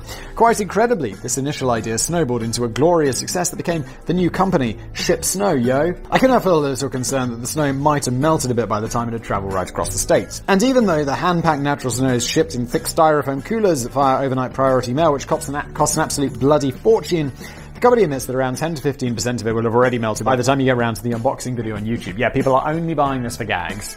Also, God, the wastage. Like, we're getting snow, packaging it up for polystyrene, and shipping it overnight. I know how much that overnight shipping and costs, where it's like high priority mail. It's insane, and it's so wasteful. Please stop. And they recommend that you open it straight away before the rest of it melts. Brilliant advice, guys. Thank you. Extremely helpful. But the business is doing well in places like Florida and California, where the residents now get a chance to build a snowman and have a snowball fight on a glorious sun-baked day. Ship Snow Yo even offers a deluxe snowman kit complete with carrot, top hat, and a felt scarf, and the rather ambiguously named googly eyes. And Kyle and Jess reckon the business is pulling in a six-figure annual income. My lord. Of course, this does sound like a strictly seasonal business, but the couple have that covered too. During the autumn months, they run the spin-off business, Ship Foliage. I had to say it again. People have too much money. And you might have been able to guess this involves shipping all the leaves from the fall on their drive to hundreds of happy customers who apparently have no access to leaves of their own. This has made me wonder if I've been missing a trick all of these years. When I pick up all the special brown gift parcels that my dog thoughtfully leaves behind me in the garden, I always thought I was doing the right thing by putting them in the bin. I should have been moved to Boston and transformed into a wacky and lucrative new enterprise. Or maybe there's another equally bizarre but just as profitable business venture that I could explore, which doesn't involve getting quite so close to the darker side of nature. Danny, did you just call your dog's shits the darker side of nature? Sounds like you don't love your dog. That's literally what people say to me. They're like, Simon, you said one bad thing about dogs. You're obviously a terrible person. Dogs are heroes. Dogs give life meaning. F*** off. What? Doesn't have to f*** off. Hangover helpers. The morning after, the night before, is always a spiritually crushing time of day. Oh boy, is it. You've got a banging headache, the house is upside down and littered with crushed beer cans, vomit is dribbling down the walls, there's a supermarket trolley on the kitchen table, and there's an alligator in the bathtub. Holy shit, Daddy, your weekends, mate. What is going on? Thank goodness you've decided against inviting any guests to this party. Things might have got real out of hand if other people had been involved. So in a wild COVID party by yourself. I am not fucking drunk. Can you tell the time? Yes. I am not fucking drunk. The most frustrating thing about all this is that you now have to clean up the mess, and it's going to take ages, but your fragile physical state is making it difficult to drum up enough motivation to even put the kettle on. So who are you going to call? Hangover Helpers. This Perth-based company was launched in 2015 by husband and wife team James and Hayley Hookway, and their mission is to send a crack team of Mary Poppins-star guardian angels into your house to clean up most of the disgusting mess that you made last night, and rescue you from spending the rest of the day just sat around in your underpants crying into an almost empty doner kebab tray. This is actually a brilliant idea. Be like, help! If it was me, I'd just be like, oh, I'm so hungover. This is just gonna have to wait until tomorrow. Or like normally, like afternoon rolls around and I'm feeling a lot better. Have a nice big lunch and then crack on with the clearing up. But, this sounds, I wouldn't actually want this because they'd be just going around my house and I'd be like, do you want a cup of tea? And they'd be like, yeah, that'd be nice. I'd be like, oh, what have I done? I just want to be in bed. I just want to watch like 17 episodes of Family Guy, please. They arrive armed with breakfast refreshments so you don't even have to bother trying to crack an egg. After you've guzzled down a few healthy sports drinks to perk you up a bit, that is a pro tip. Those sports drinks are legit. Like, what's that one? Gatorade is the shizzle for like, no, not Gatorade. What was I thinking? It's the Lucozade. Not Gatorade. It's absolutely, oh my god, I don't know what it is. Is it those, Bucazols or whatever? There's something in them. That makes you hydrated. It's glorious. Are you sober now? No, I'm never, but I'm You could choose a green meal option, which is all yogurts and almonds and walnuts and fruit and shit. Or maybe you could be sensible and plump for the greasy meal option consisting of bacon, scrambled eggs and toasties and all of that good stuff. Hell yeah. Oh my god, I could go for a toastie right now. Then after you've been spoon-fed, the Hangover Helpers will get to work on tidying up, vacuuming, washing the dishes, deep cleaning the surfaces, taking out the garbage, recycling your beer bottles, coaxing the alligator out of the bathtub. It is Australia after all. I mean, it's entirely possible, like Australia and Florida. Real problems. And perhaps pretty much everything else that you need doing. Well, almost everything. They're not going to clean that vomit from the walls. The website politely points out that our staff are not qualified or expected to clean any mess that has made its way out of the human body after consumption. Well, I'm going to need the pro package. I didn't realize that you need qualifications for this kind of thing. Maybe that's another potential business venture right there. Sadly, it appears that they very recently stopped serving the breakfast too, which surely was at least half of the appeal. Maybe they found that too much of it was leaving the human body after consumption. Oh, that's the worst. Where you're so hungover that you're sick if you eat. I mean, I've not been hungover that bad in a very long time, but that is a rough experience. You're like, oh, I wish I could drink, but I keep throwing up. Jesus Christ. Come to think of it, they're doing this all completely bloody wrong. They should just arrive armed with even more beer. Hell yeah! Everyone knows that hair of the dog is the best cure for hangover, and it means they'll probably be ensuring repeat business the next day and beyond. Can you imagine you just, and then getting super drunk, trashing your house again? You like just living that rock star lifestyle. Super smashing great. Okay. There's never usually much joy in smashing a plate or a mug because I hazard a guess that it's very rarely done on purpose. Under normal circumstances, by the way, fascinating story from my life. Yesterday I just opened my dishwasher and it's completely destroyed a plate. There's like, you open it up and there's just a plate that's just been smashed. And I'm like, what is going on, dishwasher? I didn't realize intensive mode was so intense. Dishwasher, chill. Under normal circumstances, I would imagine that you're teetering on the brink of a pleasurable moment which had been swiftly ruined in a splattering of broken ceramics and a desperate search for a dustpan and brush. Oh, it's the most upsetting thing ever. Especially if you're just about to go to bed. You're like pouring a glass of water you're going to take to bed.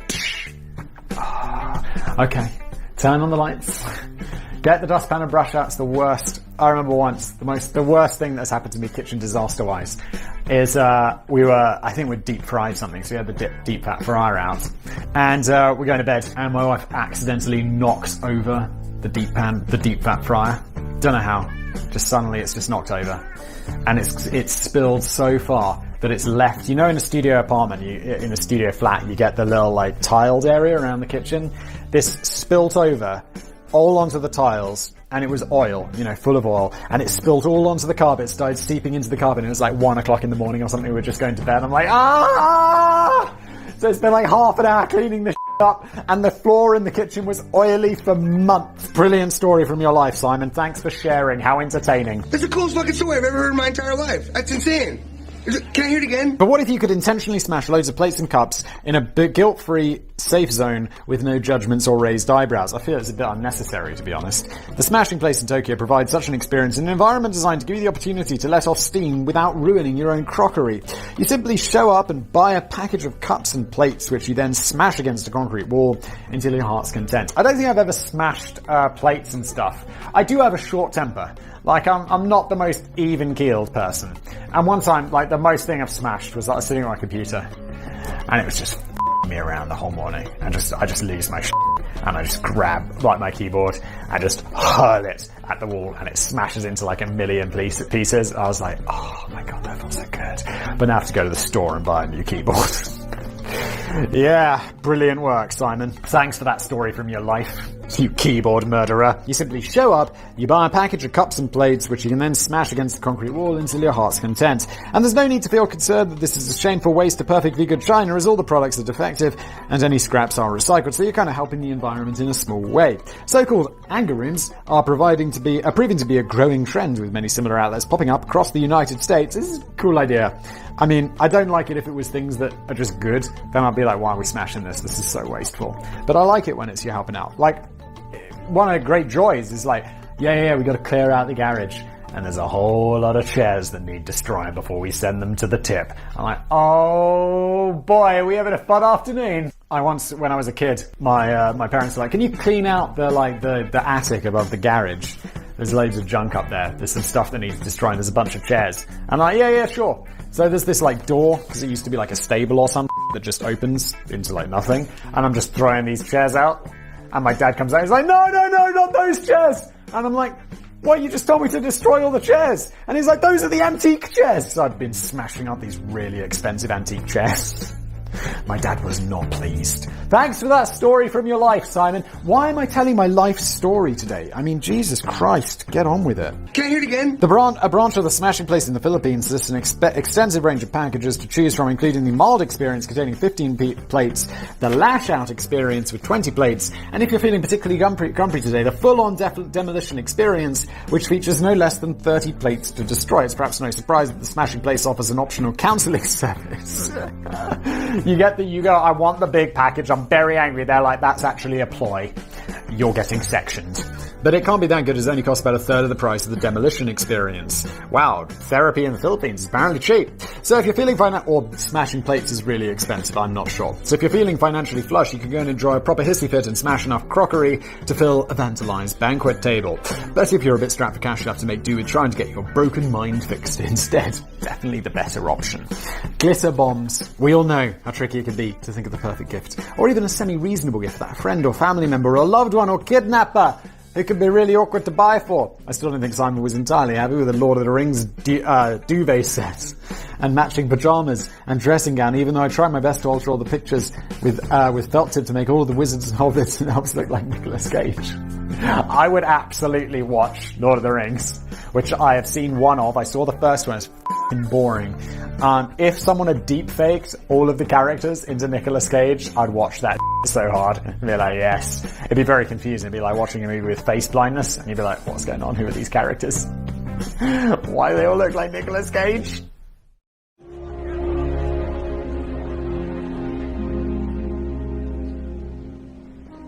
I will take the ring tomorrow.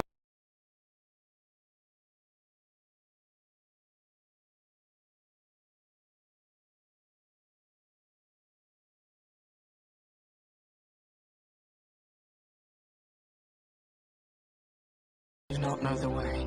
But at least it's getting easier to buy gifts for people you can't stand. Every year, one of my mates sends me a massive Christmas card. This might seem a bit weird considering that the year's 2021 and neither of us are 87 years old, and I haven't returned the gesture since we were at primary school. It's always the lamest card you can possibly find, usually featuring shepherds and Jesus and donkeys and things, but That is not the point. The whole thing is meant to be a jolly wheeze because when I opened the card, I discovered that he's planted an absolute shitload of glitter in there, which falls out all over the place, and I spend the rest of Christmas finding specks of the stuff on the carpet, on my clothes, and on my dog, and in my cereal bowls. Danny, just throw it away. It's a giant Christmas card. You're gonna know when it comes. It's like, it's the giant one. Just fucking throw that shit away.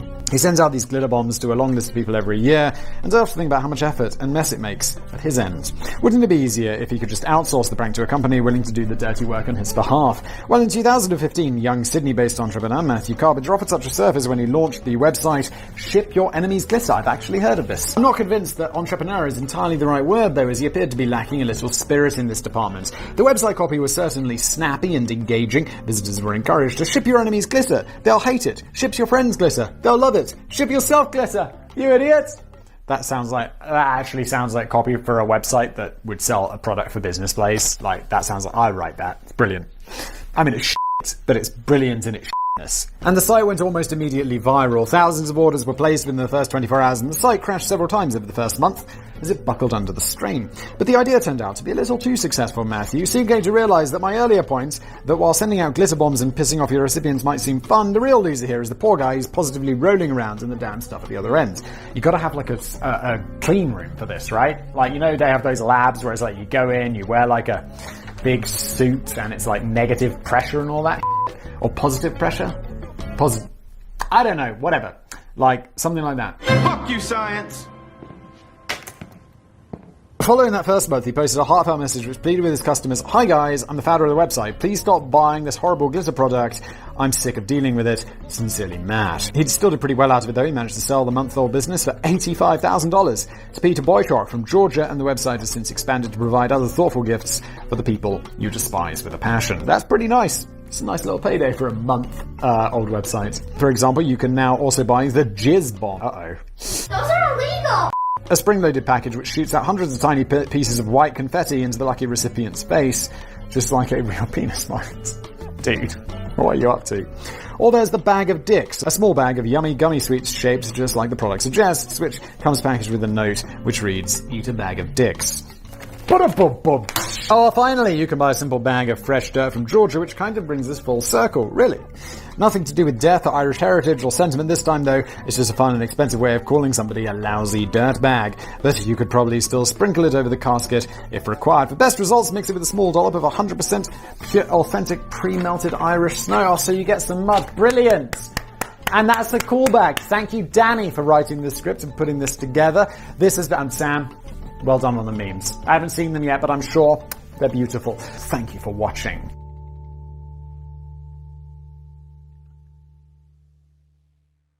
I am not fucking drunk. Jason, you fucking dick. I'm so disappointed in the job I did and the person you turned out to be. Hello everybody, welcome back to a brand new episode of Business Blaze. My name is Simon and welcome back. What happens here, Danny writes me a script, I will read said script, Sam will sprinkle in some fine vintage memes. I go to print this out this morning, there's 10 pages lying on Danny, for God's sake, and I'm like, the last page better just be like just the top line has spilled onto the other page. No, it's a solid half a page there. Brilliant. My poor legs are so tired, Danny, and you make me stand here forever. The only verdict is vengeance, a vendetta. This one is all about amazing times people got called out for fake flexes. I don't know, sometimes Danny's like, "Simon, why is a fake flex?" And I'm like, okay, boomer. I just saw it all over YouTube and all over like the internet where it's like, you know, people are like, "Check out my brand new Rolex, baby."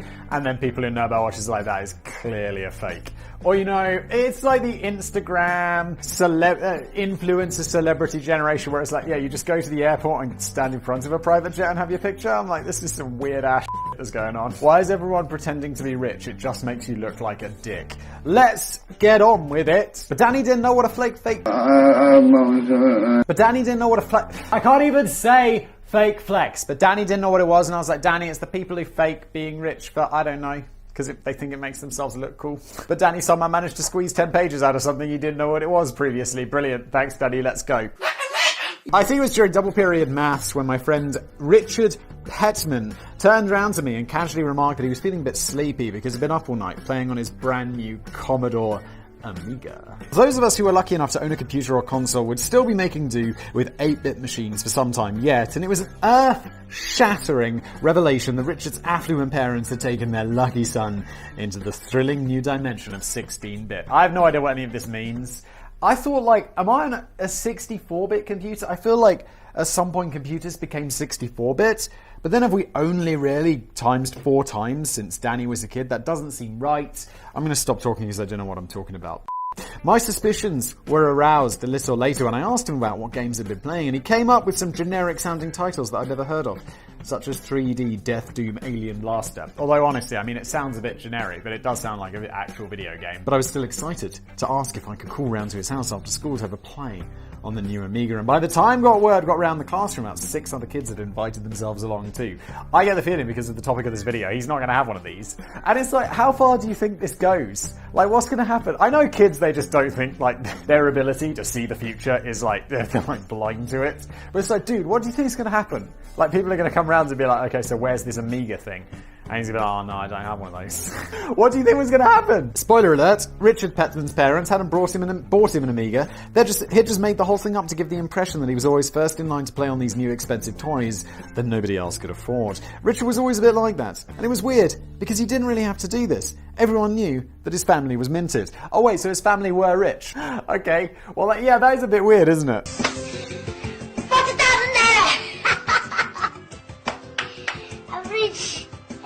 It was even weirder that he agreed to let all of us come round to his house that night anyway, and continue to hype up the fabulous new machine for the rest of the day. He clearly wasn't thinking all of this through. No, he wasn't. Or maybe he was. Shortly after we arrived at his house for our very first go on 3D Death Doom Alien Blaster, Richard dropped the bombshell that had grown bored of the Amiga already, and so just swapped it out for a tatty old handheld Pac-Man game, which I knew for a fact that it had for years. The response from the rest of the kids wasn't very positive. They called him a time-wasting wanker and disappeared down the street to set fire to a telephone box or something. Oh, Danny. I actually felt a bit of sympathy for Richard and just ended up playing Pac-Man with him all night. Even years later, he never admitted that he lied. It's like you dug yourself a hole. It's like, no, I always had one of those Amigas. Richard, you're a 45-year-old man. It's okay. Be like, I had it! You son of a bitch! Oh my god. Stop your fucking lying. Thinking about it now, I'm only just beginning to have serious doubts about the story Richard told about getting a Sherman tank for Christmas and driving it through Rotherham town centre. I fucking love kids. The shit you come up with. It's like, yeah. I'm getting a tank for Christmas. And the immediate response, among adult group would be like, what are you talking about? Where among kids, it's really wow! And this is perhaps a very early and very British and not particularly useful or relevant example of fake flexing. I'm something of a leading expert on the concept of fake flexing. Oh, are you, Danny? Because in the email you sent to me, you said you didn't know what it was. Sounds like you're fake flexing right now. Well, I say that. I didn't immediately understand what this topic was even meant to be about. Oh, Danny's doing a fake flex right now. This is like flexception.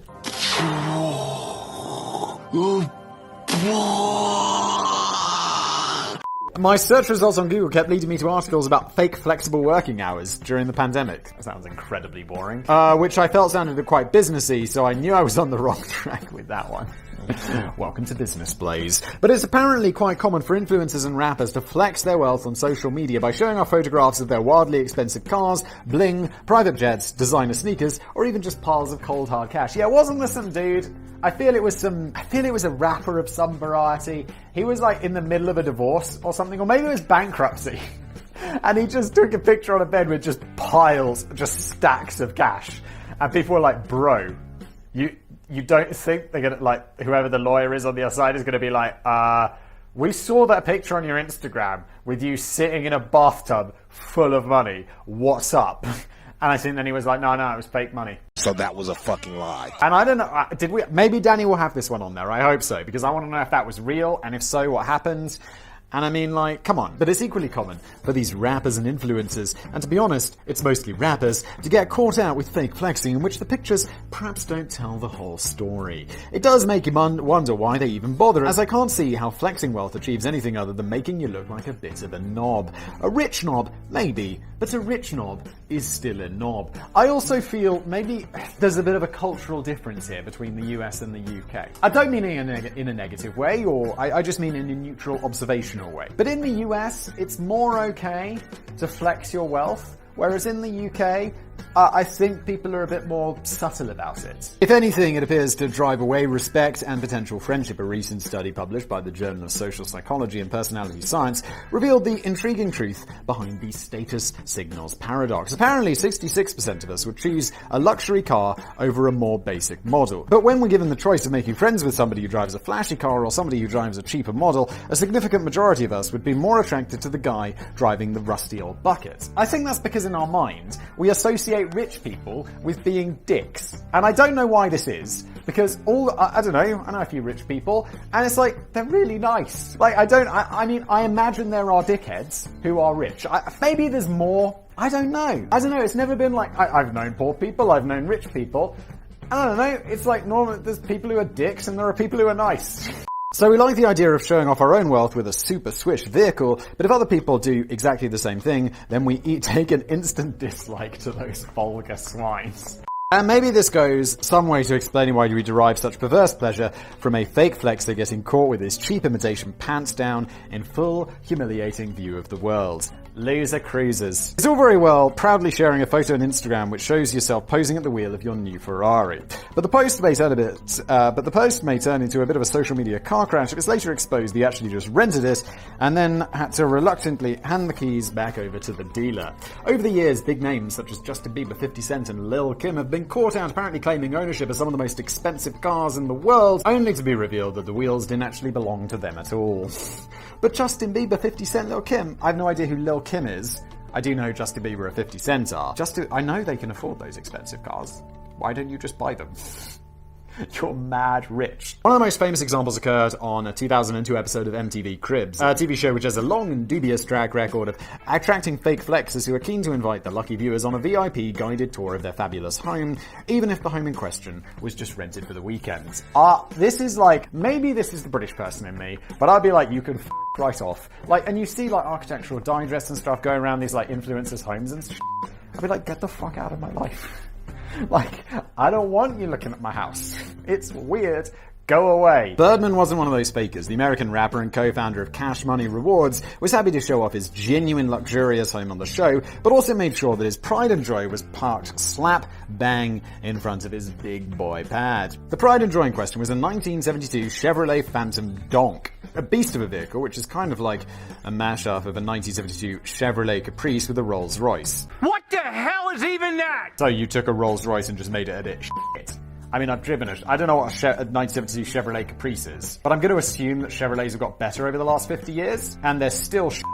Like, I rented a Chevrolet once, and I was like, this is a pile of crap, allegedly. The rapper was clearly very much in love with his Phantom Dog, but it turns out that the car was more of a flight of fancy for Birdman. The Phantom Dog actually belonged to a car enthusiast from Cincinnati. And this kind of thing must be really frustrating for those uber-rich celebrities who are the genuine owners of such high-end vehicles.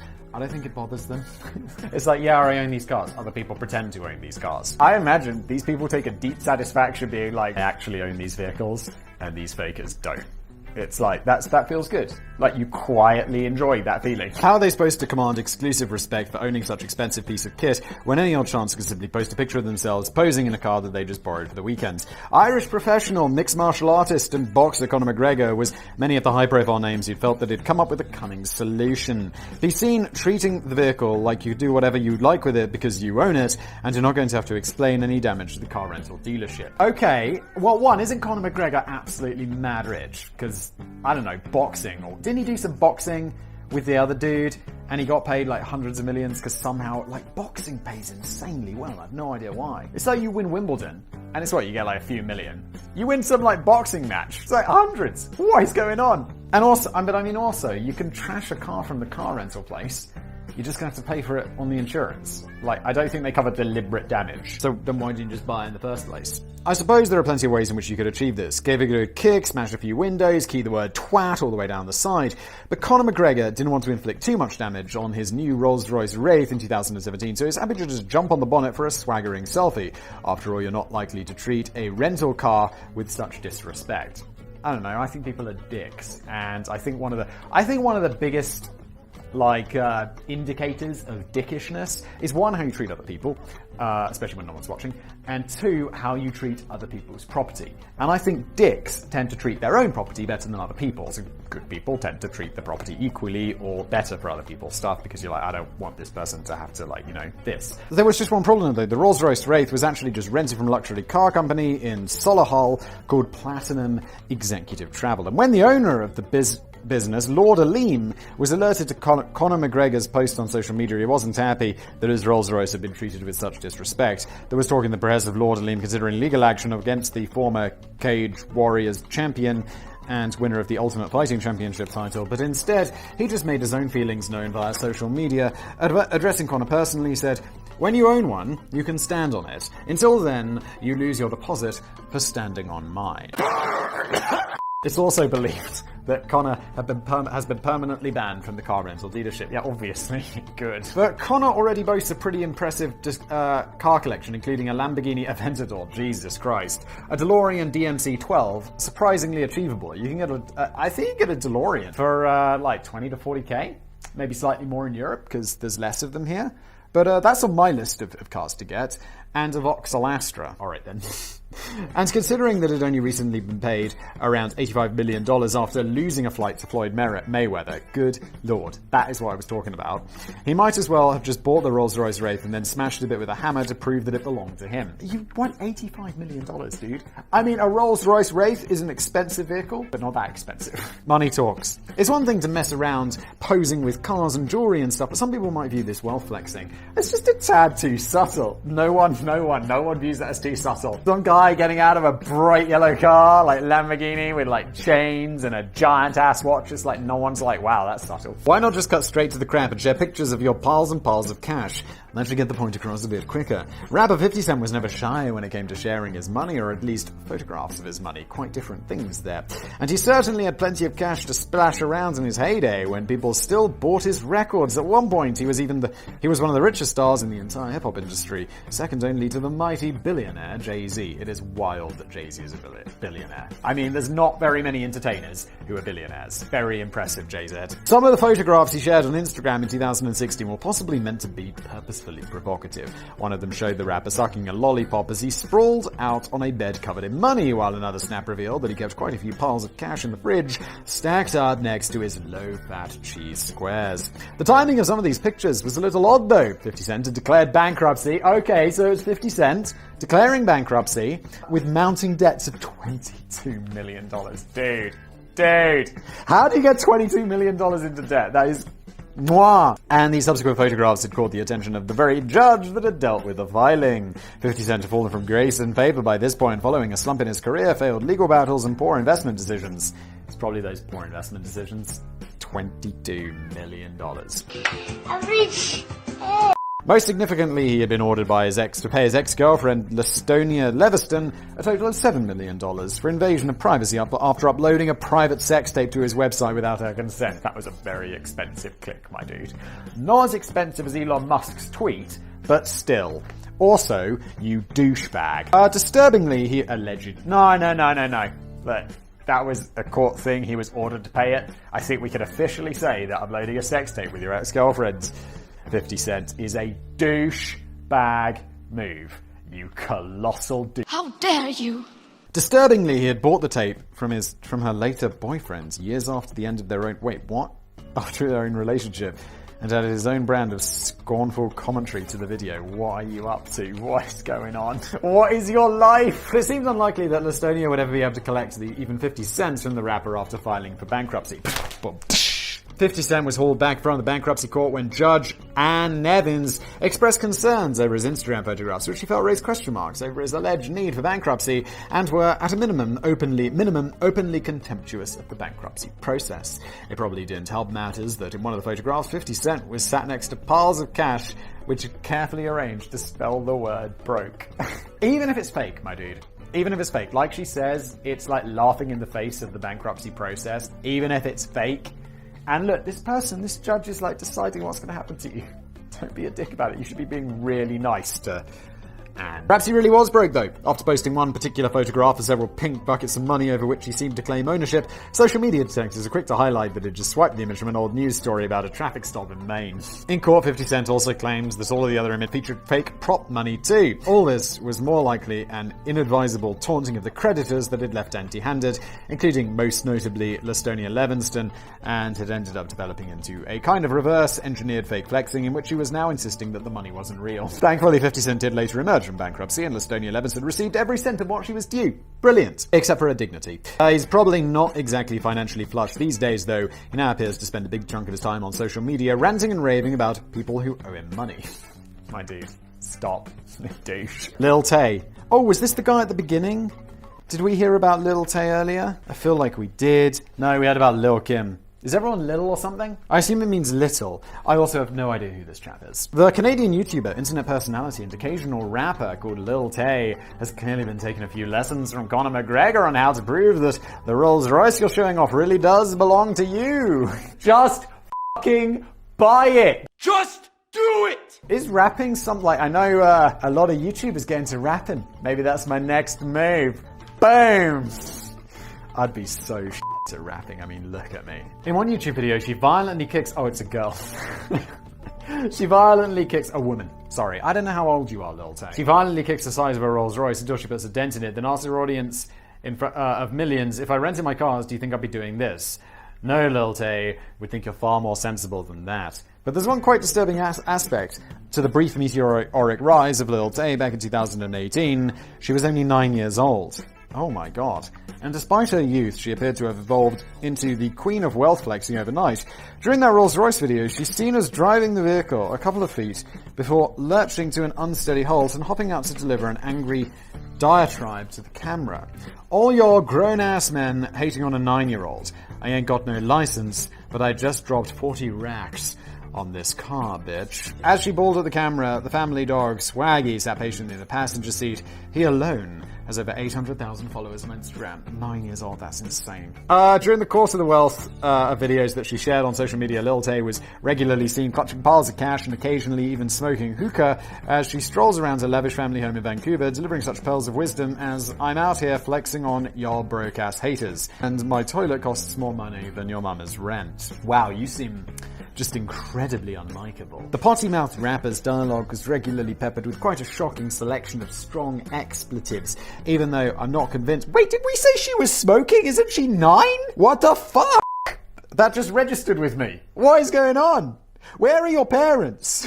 Who are you? Why does anyone care about you? Even though I'm not convinced she knew the meaning behind what she was saying. Lil Tay may have racked up over 2.1 million Instagram followers in the space in a few months by bragging about how incredibly rich she was, but things aren't quite as they seemed. Not by a very long way. Lil Tay's mum worked as a real estate agent for Pacific Evergreen Realty, but all those shots of luxury kitchens and expensive toilets were actually taken in properties that the company had on the market at the time. Whoops-a-daisy. So that was a fucking lie. Who could ever find that out? I mean, other than by looking at the f***ing real estate listings. You dumb. Even the posh car belonged to the boss of the company, who had kindly agreed to let Lil Tay pose with the car for a few nice photographs, completely unaware that she intended to kick the out of it. If that was my Rolls Royce, and that happened, and she put the f***ing dog in the front seat, that is going to get scratched up, and then she kicked the side of my car and be like, your mum's getting fired so hard. Maximum dickhead move, but that was my Rolls Royce. After these revelations broke, Lil Tay's mum resigned from the company before she could be fired. And although Lil Tay may have come across as a bit of a spoiled, annoying brat in the videos, the 9-year-old star probably deserves deep sympathy rather than scorn. It's worth remembering, yeah, you can't really be responsible for this 9. I am way more like, where the f*** are your parents, and why the f*** aren't they doing a job of, parenting? It's not that hard. I mean, it is hard. I'm a parent. It's not super easy, but it's also not that difficult. It's worth remembering that you can't even open an Instagram account if you're under the age of 13, and the real brains behind the operation appeared to be her older half-brother Jason. The guy had long harbored dreams of becoming a YouTube sensation without much success, but he now felt that his cute little sister could be the perfect vehicle to act as the face and voice of all the outrageous things that he wanted to say. Leaked video footage reveals how Jason was feeding scripts to Little Tay and guiding the clearly confused child on what exactly she should be doing with her trash talking and cash waving and car kicking. Oh, Jason! It's like, we should be disappointed. If I were your parents, I'd be like, Jason, you fucking dick. I'm so disappointed in the job I did and the person you turned out to be. Oh, that probably would be years in therapy for old Jaso right there. About 2.5 months after her rise to fame, Little Tay disappeared completely from social media after her mother and estranged father came locked in a very public and very messy battle for custody and control over her future career path. It appears Little Tay had been a pawn in both a dysfunctional family and her brother's dream of building up a YouTube career, which never really got to the stage of generating any real revenue. Oh, boo-hoo. As one observer put it, the now homeschooled Little Tay's brief spell in the spotlight has left her too young to be rich and too famous to lead a normal life. It's been speculated by some that she'll be back very soon to launch the next phase of her career. In many ways, it might be healthier if she's allowed to have a childhood before she finally gets back in front of the camera under her own terms. Yes, there is a reason that Instagram are like, you gotta be 13. Bow Wow. If there's one man who takes the crown for biggest and most prolific fake flexer of all time, it's got to be American rapper Bow Wow, who has been caught out telling more porkies than a drunken Enron accountant called Pinocchio. Born Shad Gregory Moss, he's been rapping ever since the age of 6, adopting the name Lil Bow Wow when he was discovered by Snoop Dogg at the age of 13, and simply by Bow Wow by the time he'd released his third album at the ripe old age of 15. Holy shit. He certainly made enough money from a long and successful career in music, acting, and most recently as a TV host and personality. I feel like I've heard of this dude, but I've absolutely no idea about who he is, what he does, what he's been in, what his music sounds like. But he can't just seem to help himself when it comes to adding a few extra layers of bullshit. And it sounds as if everyone who knows him has their own quirky little story to tell. Fellow rapper Mano recalls the time that they left a nightclub in New York City together, and Bow Wow strolled up to a big expensive black truck and explains that he just needed to wait for his personal chauffeur to turn up and take him home. There followed a few awkward moments as Bow Wow was clearly waiting for Mano to leave the scene, but Mano was in a chatty mood. Eventually, Bow Wow exclaimed, "Yo, I'm out," and ran off down the street like a headless chicken to catch a cab. Dude, why? Aren't you're already rich? A big black truck? Are people impressed by that?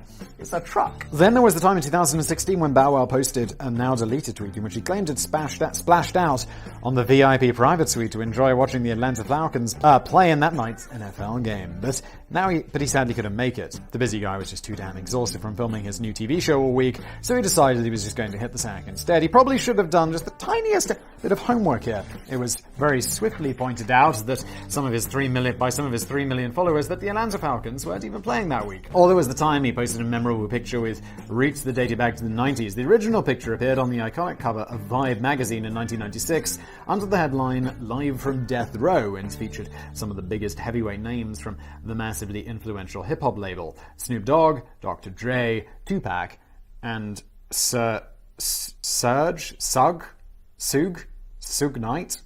The tweet, I think it's Suge Knight, right? I'm kind of having a bit of a laugh there. I'm fairly sure it's Sug. Now I'm doubting myself, but I've heard of him. Oh my god, stop your fucking lying. The tweet version of the cover that Bow Wow shared on Twitter added a few extra faces into the mix. Most notably, his own very young face had been clumsily sandwiched in between Dr. Dre and Snoop Dogg under Bow Wow's new, quietly reflective caption of where it all started. Bow Wow would have been very young when this issue of Vibe originally went on sale, just 6 years old in fact. He originally defended the Photoshop disaster by claiming that he was just retweeting a fan picture that was sent to him, although that doesn't explain the new egotistical caption. He might have got away with it if he hadn't left it at that, but then he started claiming that he had every right to be on the picture as he was signed to the Death Row Records label at 6 years old anyway. While it's true that he started rapping at 6, there's no evidence to suggest that he had even the remotest connection with Death Row or any of its stars before the age of about 13. My dude. That is 7 years later. My phrase, it's a big age difference. It's more than double your age. My favorite story, though, is from 2017. Was about to fly out from Georgia to New York to begin press work on the new TV show, Growing Up in Hip Hop. He posted a picture on Instagram which showed a luxury set of wheels parked on the tarmac in front of a private plane, alongside the caption, "Travel Day, NYC press run for growing up hip-hop. Let's go. I promise to bring you all the hottest shows ever." Literally, just a few hours later, another picture emerged on Snapchat taken on the same day by a passenger on a commercial flight to New York. Oh, that's so good. I love it. The eagle-eyed Snapchat user had spotted a fellow passenger with a familiar face staring into his phone while sitting in the cramped conditions of economy class. Oh, dude. It later transpired that the rapper's image of a private plane had just been nicked from the Fort Lauderdale VIP transportation website, a company which was actually based hundreds of miles from where Bow Wow was meant to be taking off. Wait, he just photoshopped it? He didn't even go to the place? Dude. He seemed to get a bit angry about this one, complaining that his critics should stay out of the big boy lane. That's the economy class big boy lane, obviously. All this fake flexing sparked a new social media craze called Bow Wow Challenge, in which users shared outlandish, extravagant pictures of their wealthy lifestyle before revealing the comedy punchline. So, for example, a picture taken on a supposed exotic holiday would be later revealed to be a desktop screensaver, or a picture of the user's Land Rover going through a car wash, and it would later pan to reveal that it was just a toy car in the shower. But maybe Bow Wow was smarter than we think. In reaction to the merciless piss-taking of Bow Wow Challenge, he said, "I love it, because people don't understand the scientific method to my madness. You gotta just watch the show. Everything's for the show. What are you talking about?" He seems to be implying that he's doing all of this on purpose to drum up publicity for his TV career, but I'm not sure if it's just an attempt to save face by claiming that he was actually kidding and the real joke is on everybody else. Yeah, it's like, no, it's just joking, it's just a joke. It's just a joke. That's it. That's definitely it. That's it. Or perhaps you really can generate genuine attention and respect from fake flexing. I wouldn't know about that kind of. Just excuse me, I gotta have another look at my complete collection of Simon Whistler decal stickers that cost me more than your mama's rent.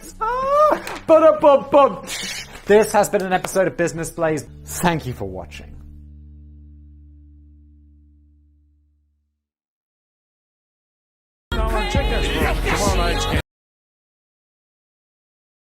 Be like Danny.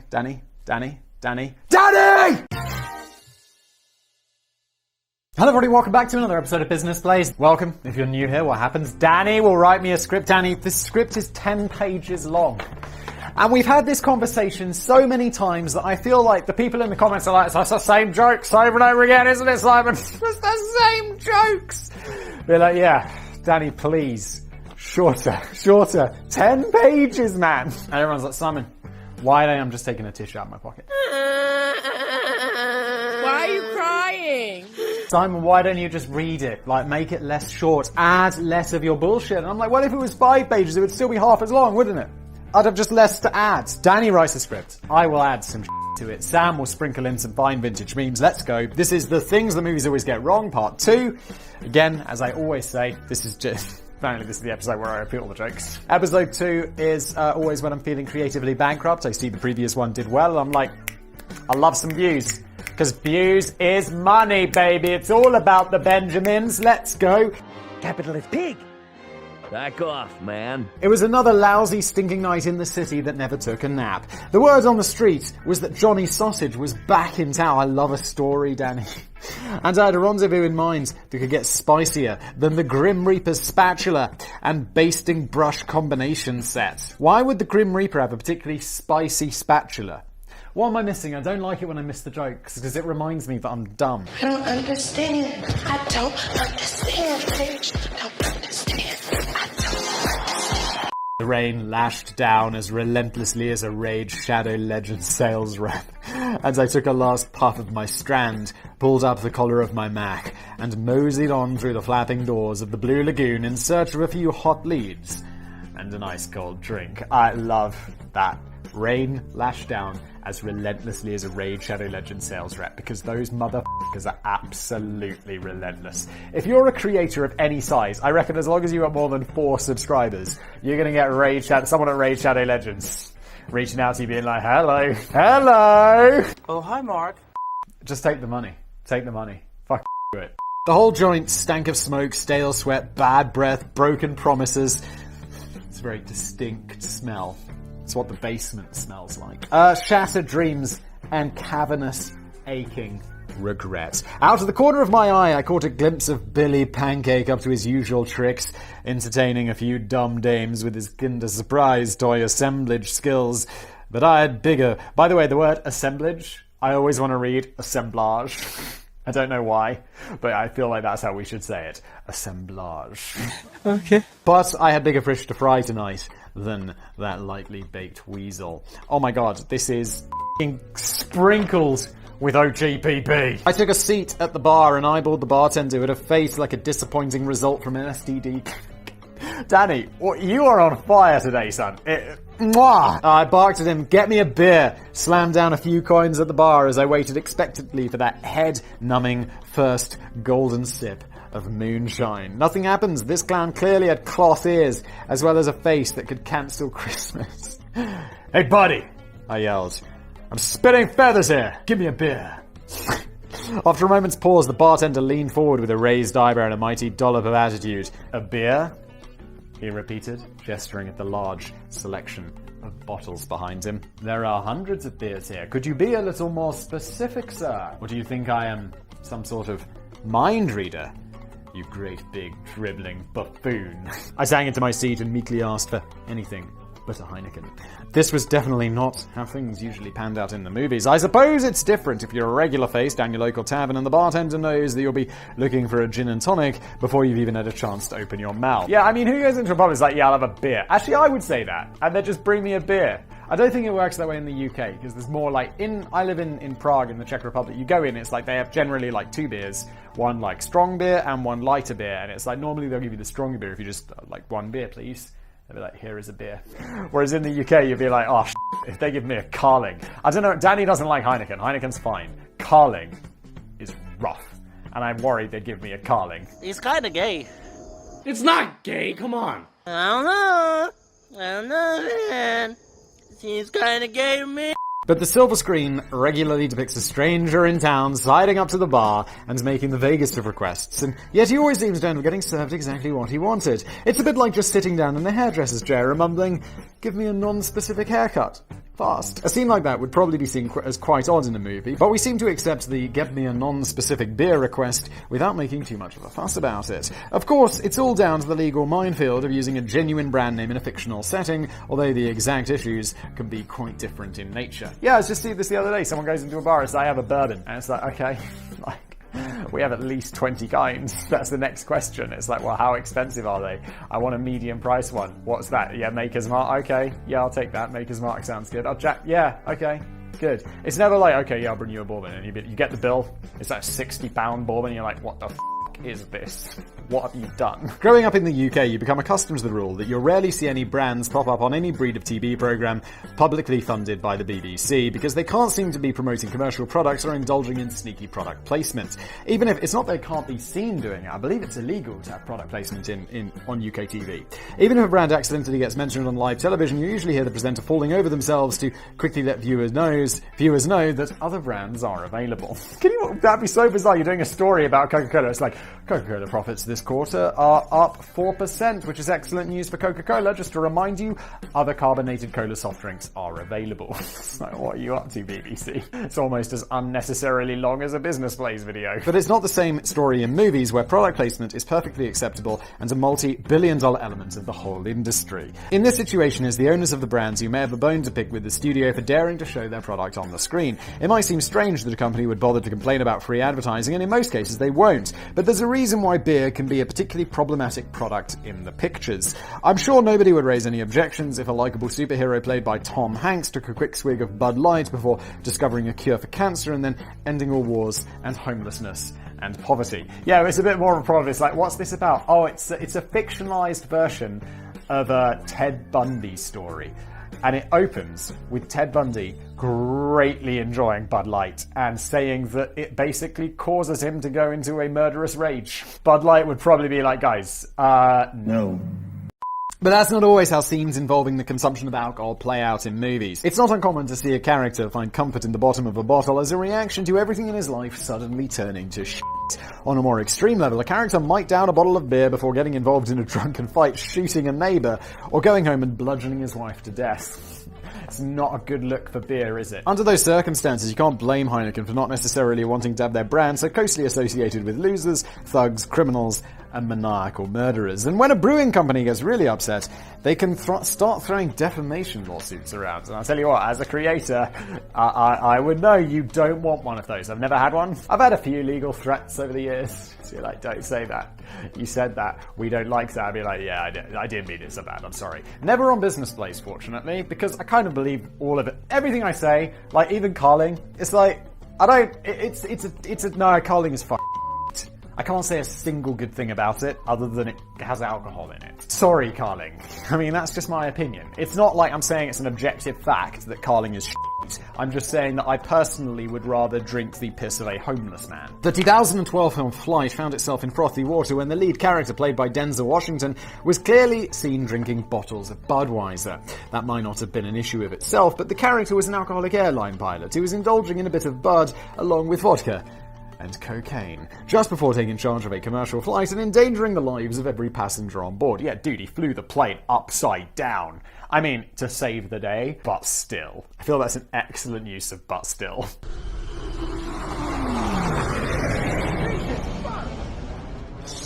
Although it was too late to do anything about the theatrical release, Anheuser-Busch, the makers of Budweiser, insisted that the brand logo be digitally removed from all subsequent home media versions. The problem with branded beer in TV and movies has only grown in recent years. Back in the good old days, it was deemed acceptable to at least show fleeting footage of real brands on the ground that it was barely visible. But the advent of high definition has made it easier to spot such subtle authenticity. So nowadays, most fictional bars and fridges are stocked with custom-produced cans and bottles of fake prop beer, such as Heisler, which is one you've seen that if you look up, maybe Sam put an image of Heisler beer on the screen now, you'll have definitely seen this in movies, and now that you've seen it, you'll continually look out for it. The same goes for, I believe it's Morley cigarettes, which look like Marlboro cigarettes. They have all the same like red shit on them, except they're called Morleys. There's another one, there's a newspaper as well. People are always looking at a newspaper and it's the same prop newspaper. You'll see in many different TV shows. You may have seen characters taking a swig of the dummy beer Heisler in a long list of films and TV shows over the years, including The Social Network. Oh, Aaron Sorkin is such a legend.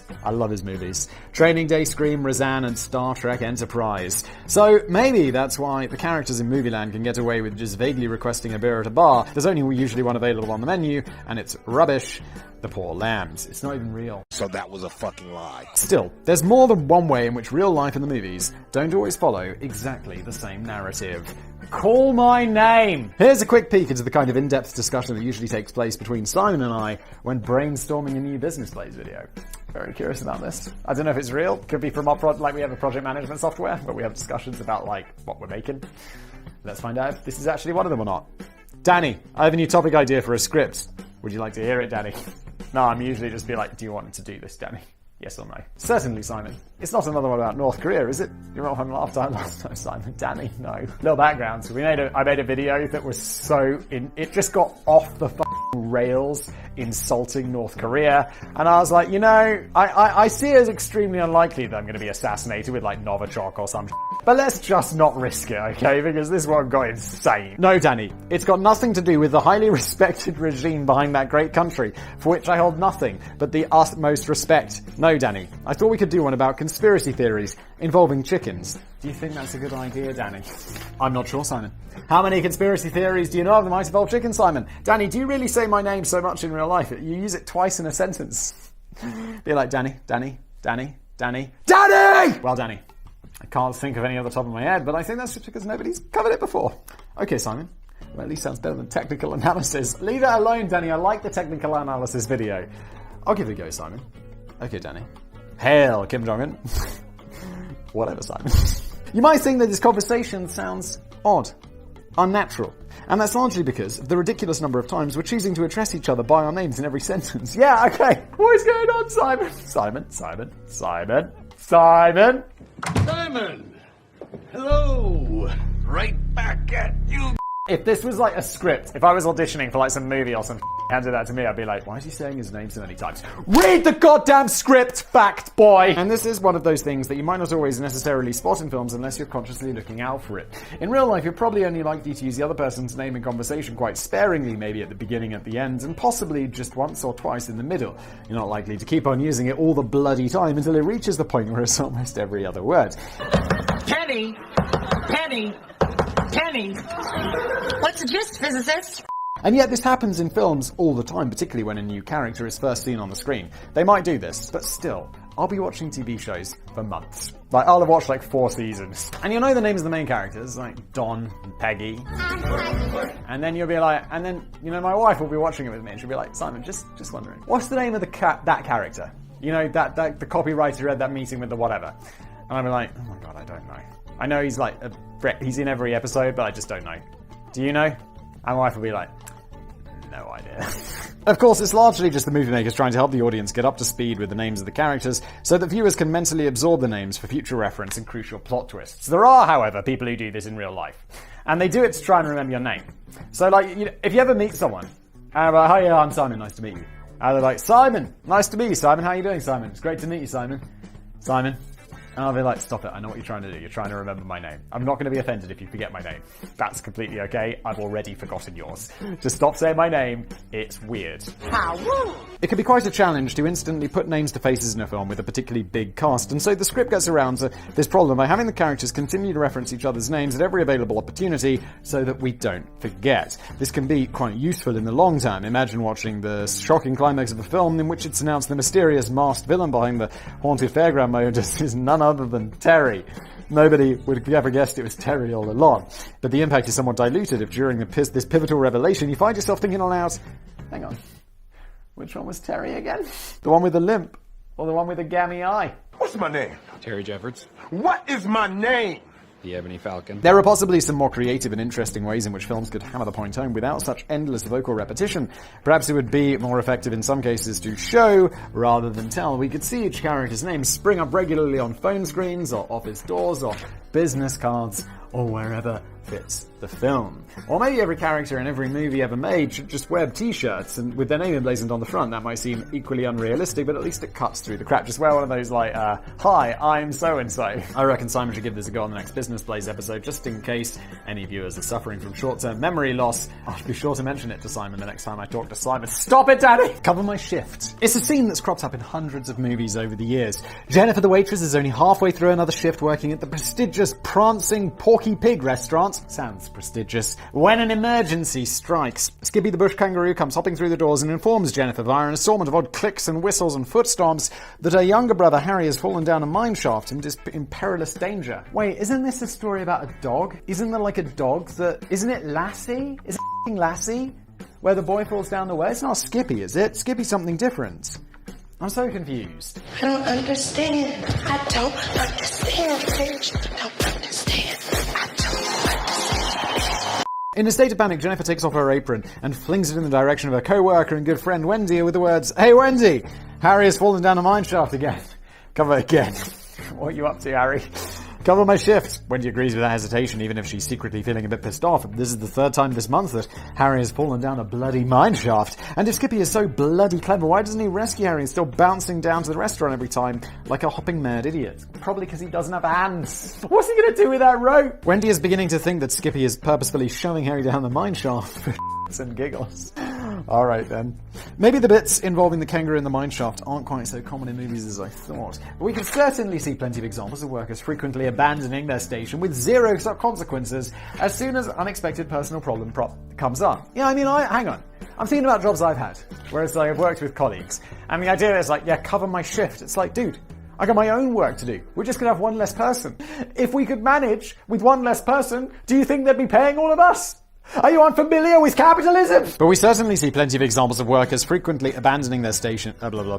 And the point is that the whole cover my shift routine wouldn't really work so easily in real life. For starters, you probably get fired if you made a habit of running away from your job, and it's not really fair or realistic to expect a co-worker to suddenly cover twice as many tables or cope with twice as much work at the drop of an apron. But to be fair, I think we can forgive the film studios for taking a shortcut over this one. If we're engaged in a dramatic scene in which Jennifer is informed that her brother has been kidnapped by the mafia, we don't really need to see her having a 10-minute conversation with the manager or desperately phoning around other employees to ask if they'll come in on their day off and help her out during an unexpected absence. Best to just drop the apron on the floor and leg it. The viewer is rushed straight to the scene where Jennifer takes down the mafia with her kung fu skills and then invites her rescued younger brother for a celebratory stroll around the nearest mine shaft. Queens of the Wild Frontier. Some movie genres are never meant to have much basis in reality. You can't complain too much about the lack of authenticity or accuracy when you're watching a science fiction film or a swords and sorcery film with talking trees. Yeah, dude, I'm never going to be watching a swords and sorcery.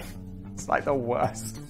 So, stop. Maybe we should add westerns to that list of old genres which belong in the realms of pure fantasy with little relation to truth or history. Doesn't surprise me at all. I mean, I've seen westerns. It's not really going to be like that. I can remember when Brokeback Mountain, never seen it, first began generating headlines and acclaim back in 2005. The Oscar-nominated movie, which was thoughtfully dubbed the gay cowboy movie in some quarters, courted controversy with its bold storyline involving two male leads who find themselves engaged in a complicated and emotional sexual relationship. This is some veteran western fans and even real-life modern-day cowboys spluttering with disbelief into their jugs of firewater. Except weren't gay cowboys, like, quite common?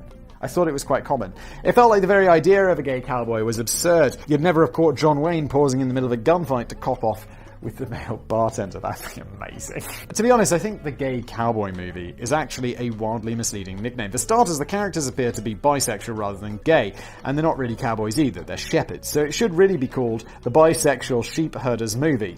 Well, actually, it should be called Brokeback Mountain, because that's the name of the movie, isn't it? As one disgruntled modern cowboy viewer put it, you just can't put a hat on someone and say they're a cowboy. But the point is that some viewers felt uncomfortable with the idea of gay leading characters in a western, regardless of the types of animals they were herding. Yeah, we call those people out of touch. The thing is, seems to be that gay people just hadn't been invented back then, and that's why. Up until the release of Brokeback Mountain, the entire history of western movies had produced a grand total of just one openly gay character appearing in the 1970s film Little Big Man, and he was a comedy Indian, so it didn't really count. But despite the notable absence of gay cowboys in cinema, the truth is that real-life gay cowboys, who were more than likely called punks at the time, as such terms as homosexual and gay hadn't been invented yet, well, they probably had an easier time than you might think. Yeah, I feel like I've heard of this, and probably because of Brokeback Mountain, because people are like, oh, cowboys weren't gay, and people are like, oh no, cowboys were gay. Sorry to break it to you, being gay is not new, just people couldn't talk about it in the past, could they? I don't know, man. Seems kinda gay to me. It might be pushing it a bit far to say that gay cowboys were accepted and embraced, but they were certainly tolerated as long as they didn't flaunt their sexuality down at the Last Chance Saloon. Manpower was often scarce in the very early days of the West, and landowners couldn't afford to be too choosy about who they hired, and saw no reason to poke their noses into the private lives of their hired hands. This tolerance slowly began to evaporate following the arrival of mechanized agriculture, and the turn of the 20th century saw public attitudes towards gay people degenerate from quiet tolerance into open hostility, particularly in the wake of the Oscar Wilde trials in England. So, it's all the fault of Oscar Wilde and Combine Harvesters, really? Yeah, that's what we could take away from it. Oscar Wilde. That dick. But it's strange to think that the sight of a gay cowboy in real life during the Wild West years would have been deemed more tolerable than a fictional depiction of a gay cowboy on a cinema screen well over 100 years later. Yes, I think we should just say that that's going to be with a really small percentage of the population. It's like, guys, get over it. You're in the future. Start acting like it. Okay? And I don't want to come across as all super hyper woke or anything, but it is come on. Come on. It is 2021. Of course, the stereotypical version of a movie cowboy is that of a rugged, unshaven, sharp-shooting, horse-riding, boot-wearing, rootin'-tootin' and thoroughly heterosexual male. And of course, definitely white. Except I made a video. There were definitely black cowboys. There were plenty of black cowboys because, of course there were. That's racist! If you were to take Western cinema at face value, it would be a predominantly white face. with people of color only taking on the roles of enemy Native Americans. Up until very recently, moviegoers could be forgiven for thinking that there was no such thing as a black cowboy, which is weird, because about 25% of cowboys in the Wild West were black. Yeah, but we don't want to represent that in movies, said everyone in the 1950s. Following the American Civil War, these forgotten cowboys were often former slaves who were drawn to a new life in the saddle, working on cattle ranches across Texas. They sadly didn't share the same perks and benefits and opportunities as their white counterparts. None of the forgotten cowboys ever rose through the ranks to become a foreman or trail boss or cattle owner, and they were usually just given the laborious tasks that the white cowboys didn't want to do, such as breaking in horses, cooking, and traveling at the front of a party to ensure that the trails were safe for everyone else. But it was certainly a step up from slavery, and black cowboys were very much a part of the traditional Western landscape, yet they appear to have been whitewashed from Hollywood altogether. For example, the classic 1956 film The Searchers is partly based on a true story involving the real-life black cowboy Britt Johnson, but the leading character in the film is played by John Wayne. John Wayne?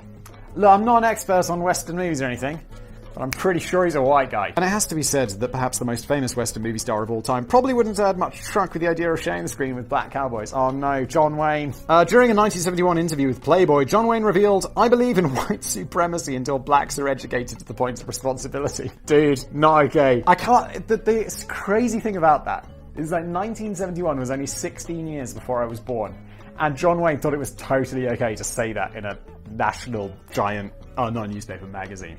That is wild, John Wayne. So I imagine that John Wayne was unlikely to have been the first in the queue to see the magnificent black gay cowboys ride a mast. That sounds like a porn film though, doesn't it? The reason for erasing the black cowboys from the silver screen largely boils down to money, as well as the blatantly obvious ignorant attitudes of the time. During the golden age of westerns, most movie theaters were owned by white people who didn't want to show films featuring black cowboys because they lost money. Black audiences didn't have the disposable income required to go and do something as extravagant as watch a movie, while white audiences were less likely to pay to watch a black actor in a role that they'd usually associate with John Wayne. That is broken on so many levels. It might seem harsh to single out the Western genre for pretending that black and gay cowboys never existed, when the genre was just part of an entire sprawling industry that was hardly noted for its diversity over the course of the 20th century. And beyond, honestly. Oh, fella, I need women like I need booze, I'll tell you that right now, and every red-blooded male that I've ever met says the same. Well, I'm a red-blooded male, I'm a tax-paying, hard-working man, and I like... And modern westerns do, at least now, finally appear to be recovering from a severe memory loss that spanned over a century of filmmaking, although there have certainly been a few misguided and clumsy efforts to redress the balance along the way. But perhaps the western genre has always been more deeply mired in bigotry than most, as it depicted the continuing heroic adventures of the brave white straight cowboys taking on the primitive and bloodthirsty Native Americans. Yeah, I mean, it's not like you look at West, it's like, surprise! They're racist. Literally no one is surprised except Fact Boy. And I'm not even surprised. I'm not surprised. And looking back at some of those vintage westerns today, the wholly fictitious landscape of the wild frontier seems almost as alien as something you might find on Star Wars. I demand my phone call. Johnny Sausage has been... It's always surprisingly loud open. I don't know. What's wrong with me? It's like I can cut out, but I'm like, yeah, I'll just open this Coke right now. Why not? And I know it's close to the end of the video, but I was really thirsty for like the first 17 pages, and I was like, no, I can get through it. And I was like, oh my god, I need a drink. I demand my phone call. Johnny Sausage had been caught bang to rights this time.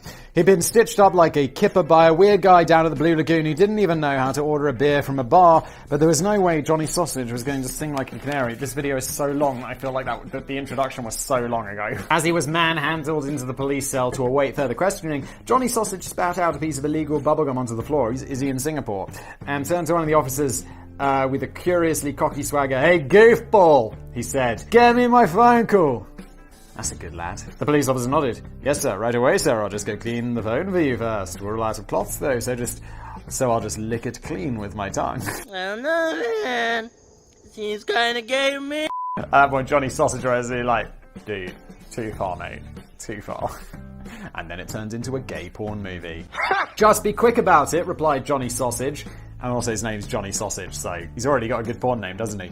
And then he sat down to chew over his next cunning move. I've watched this kind of scene in so many movies, but I have to admit that I thought it was true until I started researching this script. I've actually made a video, I think, on Today I found out about whether you can make a phone call. Turns out, like, no. It's just a courtesy. I just assume that in some US states at least, there must be a law which clearly stipulates that every citizen placed under arrest is legally entitled to try and make a single phone call, and it's potluck whether anybody picks up at the other end or not. So if Johnny Sausage manages to get through to Billy Pancake, he can tell him in complete privacy where to stash the Kinder Surprise eggs, and then take the first step of getting out of the joint. You're like, I need to use my phone call. There's evidence that my friend needs to destroy. Really, like now. The Powerpuff Girls? But if Billy Pancake is too busy to answer the phone, the police officer can slam down the receiver and gleefully send Johnny Sausage back to the cell without any hope of making another attempt. In fact, this is complete bollocks. Although laws vary from state to state, a general rule of thumb is that the amount of phone calls you're allowed to make is entirely down to the discretion of the officers who make the arrest. You could in theory be allowed to make as many phone calls as you realistically need to at the taxpayer's expense to get your sorted. You might need to arrange to have the kids picked up from school, or ask your neighbour to feed the dog, or cancel the Dono Kebab breakfast delivery service for the foreseeable future, or ask your friend to destroy evidence. But then again, they may not allow you to make a phone call if you're under suspicion of committing a particularly serious crime, or if you're giving the officer some grief, or if they suspect you might use the opportunity to get in touch with associates or witnesses to pervert the course of justice. So if they're like, you're gonna phone up your friends and be like, get rid of the gun. Go throw that gun in the river now! You'd never be allowed to make a call from your own mobile phone in the police station, and this probably does make things a bit tricky in the modern era when nobody seems to remember telephone numbers anymore. That's true, I have no idea anyone's telephone number. My wife memorized my telephone number just in case there was an emergency. I'm like, where are you going to phone them from? She could ask someone for a phone, but I'm like, what situation would you ever be in? It's like, when I first got a mobile phone, it's like, okay, I'll remember numbers just in case. But it's been like, 20 years of having a mobile phone, and the number of times I've been like, I really wish I knew that person's number right now. Absolutely 0 times. I feel completely lost nowadays if I was told to actually punch in a string of numbers on a keypad to call even my closest family member. And yet I still remember the landline of my best mate from school, even though he moved out 25 years ago. I still remember a few of my friends' phone numbers. Is this Boots and Saddle? It is. My name's Dick Rogers, do you hear? But I gather that most states will allow you to pull up a number from your contacts list on your mobile phone before making the call on a landline in the police station. All this did make me wonder why the arrested citizens of Movieland are always legally entitled to try and make a single call under any circumstances when this bears no relation to reality. It could partly be a dramatic tool which serves as a further hopeless twist for the suspect when he wastes one of his legal rights on making a call that nobody answered. Or it could be an opportunity to show off the arrogance and braggadocio and legal intellect of the suspect as he aggressively demands his rights from the cops. But in reality, Johnny Sausage would get nowhere if he started acting like a complete bellend in the police station, and he wouldn't even be allowed to call the Samaritans. Samaritans, I don't know if you Americans have this, it's like the suicide prevention hotline or whatever. I don't know if that's what it actually is, but it's like you can call them if you need someone to talk to. Like if you're feeling a bit sad, you can call the Samaritans. My grandma volunteered at the Samaritans for a long time, and I think I could listen to her. I mean, it'd be a bit weird if I rang them up and I was like, oh, hi, Gran, I'm about to tell you all of my darkest secrets. Hello, grandson. That'd be uncomfortable. All right, then. Keep your secrets. You might as well try ordering a beer. This has been an episode of Business Blaze. Thank you for watching.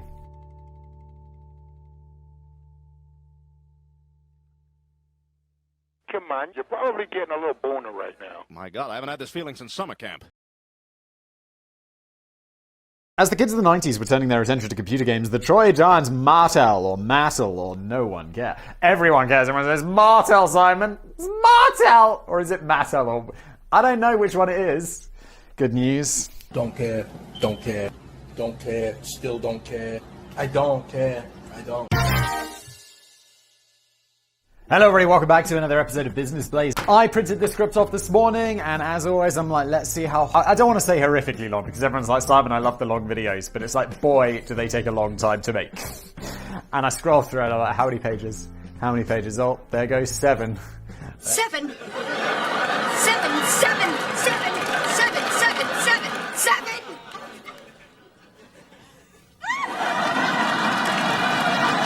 There goes 9. Yes, it is 10 pages, and the 10th page is not just one line at the top. It is a almost full page. Thank you, Danny! It's epic acquisition fails. The nanny got eaten by a shark. I have no idea, acquisition fails. what I wanted in this script was, you know, when a company buys another company, you know, like, I don't know if this was true, but it's like, doesn't some company buy MySpace for like hundreds of millions of dollars and then like 2 years later they sell it for like 4p? I love that. It's very entertaining because who doesn't love it when giant corporations fail? No, I mean, generally I like it when they succeed, because then we get Amazon, which everyone complains about Amazon, but everyone shops on Amazon because it's the cheapest, it's faster, it's easier, it's better. Let's just get into it, shall we? If you were a child of the 90s, I was, you're probably brought up on the wonderful world of fun-packed educational CD-ROM learning games. That certainly was a part of my childhood. I feel like Encarta 97 had some sort of maze game. Anyone else remember that? I mean, that's all I remember about it. But that's fun. Okay, Boomer. And all I remember is that Encarta CD was so scratched up that every time we put it in, rather than launching Encarta, it would start playing a video about amoebas. It's like, I watched videos about amoebas so many times. That's why I'm such a good fact boy. They may even be responsible for anything vaguely useful you still remember today. Look, ask me about amoebas. It's a single-cell organism. Honestly, it's just like the first line, and then you're like, close, load the maze game. Come on! You might have played them in the school classroom, or if you owned a home PC, you may have experienced that crushing moment when Auntie Ethel showed up with a surprise gift that looked on first glance to be an incredibly exciting new computer game, but it's not Doom. It's not Duke Nukem 3D. Oh, those games. Mwah! My childhood. I remember when I think it was my uncle. He bought a computer game for us, but it was Doom. And we were like 7. I was not allowed to play Doom. 7.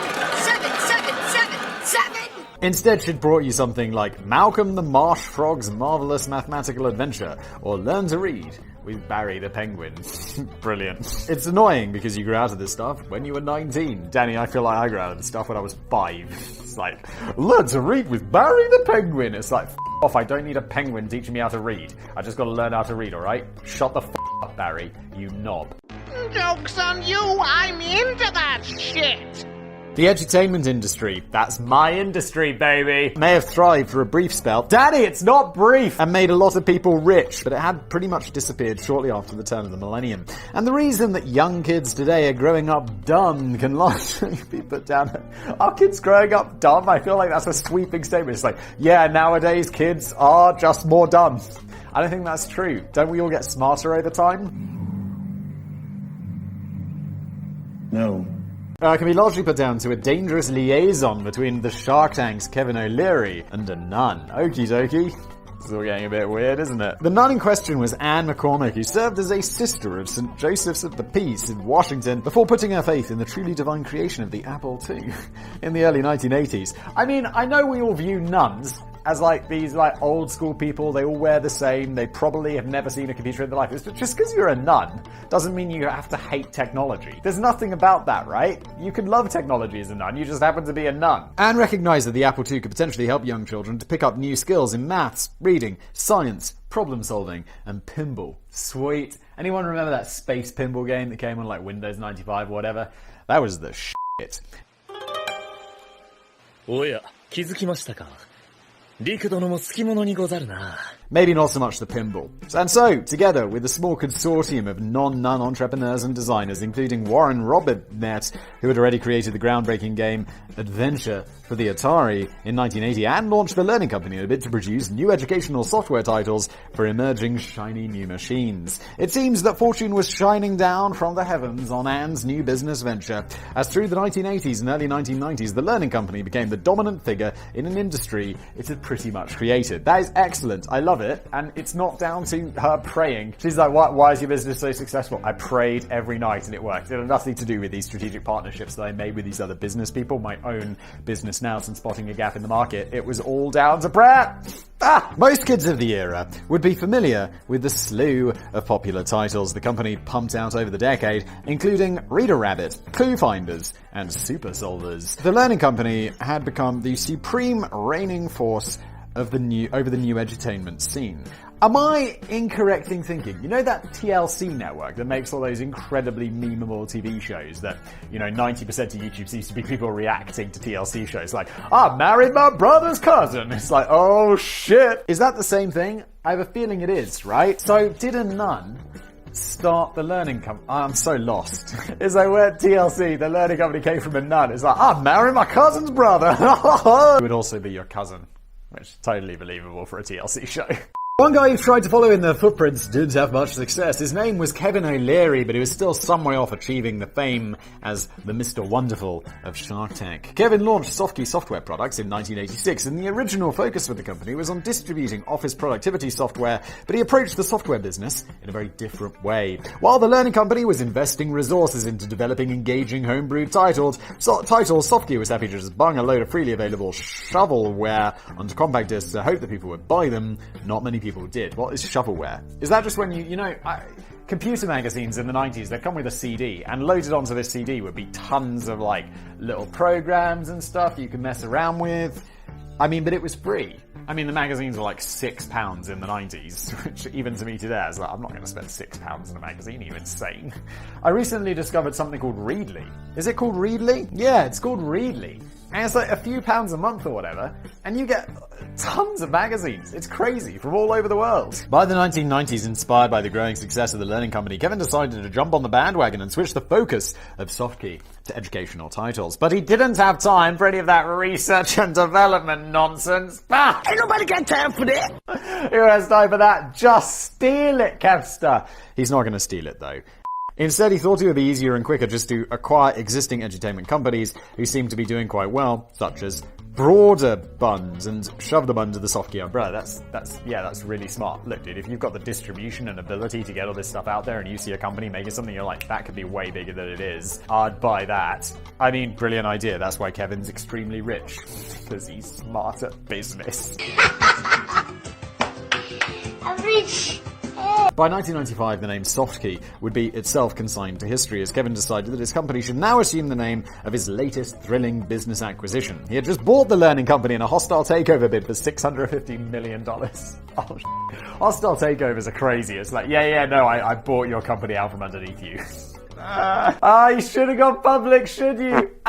The response to that would be, if someone, like, obviously, I don't run a public company, but if someone bought this out from underneath me, I'm like, you're fired. It's like, well, you still bought it from me, and I'm sure you paid over the odds because it was a hostile takeover. I'm now extremely rich. I'll just go cry into my money, thank you. The nun is like, nun crying into money. With the entrepreneurial nun now to the picture, Kevin had the freedom to apply his own vision to the new incarnation of the Learning Company, and this involved throwing research and development out of the window and just concentrating on acquiring further existing software labels and titles. I mean, we seem to be being pretty harsh on Kevin, but this is a pretty solid business strategy. And to be fair, it seemed to work for a while. In the next few years, pretty much every known edutainment title in the world, including Carmen Sandiego, Zimbinis, and the Oregon Trail. I've never heard of any of these. I mean, I've heard of the Oregon Trail. That's like the historic trail, but the game, no. Belonged to the Learning Company. The future Mr. Wonderful was heading for a very big payday. Meanwhile, over in California, Barbie had a pressing problem. That was a change of pace. As the kids of the 90s were turning their attention to computer games, the Troy Giants Mattel, or no one cares. Everyone cares. Everyone says, Mattel, Simon. It's Mattel! Or is it Mattel? Or I don't know which one it is. Good news. Don't care, still don't care. I don't care.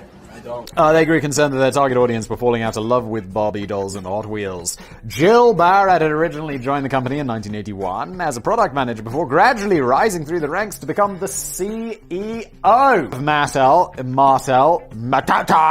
In 1997, Jill recognized that the company needed to move more with the times of the digital age, and she came to the conclusion that acquiring a successful edutainment software house would give Mattel a new platform on which to create toys for the imminent 21st century. And she had the perfect software house in mind. Kevin's about to get rich! In 1998, Mattel acquired the Learning Company for $3.82 billion. Kevin O'Leary retained an executive position at the Learning Company in this deal, which made him a multi-millionaire for the first time. I believe that the word would be billionaire, Danny, because he already bought it out for $650 million. He's now a billionaire, so 1,000 times richer. Mwah! I'm rich, God! And Jill unveiled exciting plans for the future, including a new interactive plush toy based on the Learning Company's leading star, Rita Rabbit, and a range of new educational software featuring Mattel's leading star, Bobby. Sadly, none of this ever materialized. Within the space of just 18 months, Kevin and Jill were nowhere to be seen, and Mattel sold off the learning company for around $300 million, just a tenth of what it had paid. Oh, Kevin, you made out like a bandit, son. That is wild. It might have helped if Jill had realized that the learning company had been losing money well before the $3.82 billion acquisition. What, she did, like, no due diligence? She was like, no, I don't need to see a P&L. It's cool. Don't worry about it. That's my credo. No regrets. Although Kevin's company had been seemingly boosting revenue by continually acquiring new companies, the massive costs of acquisition didn't appear to be justified in the long term as sales began to dwindle across the board. Analysts noted that Kevin's killer strategy appeared to involve snapping up good companies, stripping them right down and getting rid of all the innovators, sticking a licensed character on the front of each new title, and then flogging them cheaply to big retailers like Walmart. The quality of the titles had subsequently taken a massive nosedive. Whereas Anne McCormick had focused on developing high-quality products, Kevin O'Leary didn't seem to care whether the games were any good. He was only interested in planting Scooby-Doo's grinning, slobbery face all over the cover. It is quite a short-term strategy. I mean, acquiring them, branding them, selling them, great, you know, short-term business. But Kevin was obviously thinking short-term, and it worked out incredibly well for him because he sold it for $3.82 billion. This is not Kevin's fault. This is the learning company's. No, not the learning company. What was the... Mattel. This is Mattel's fault. They should have done a bit more due diligence, huh? I should have left you on that street corner where you were standing. But you didn't! Says perhaps not too surprising, the customers were growing tired and turning away from the increasingly dire output from the learning company.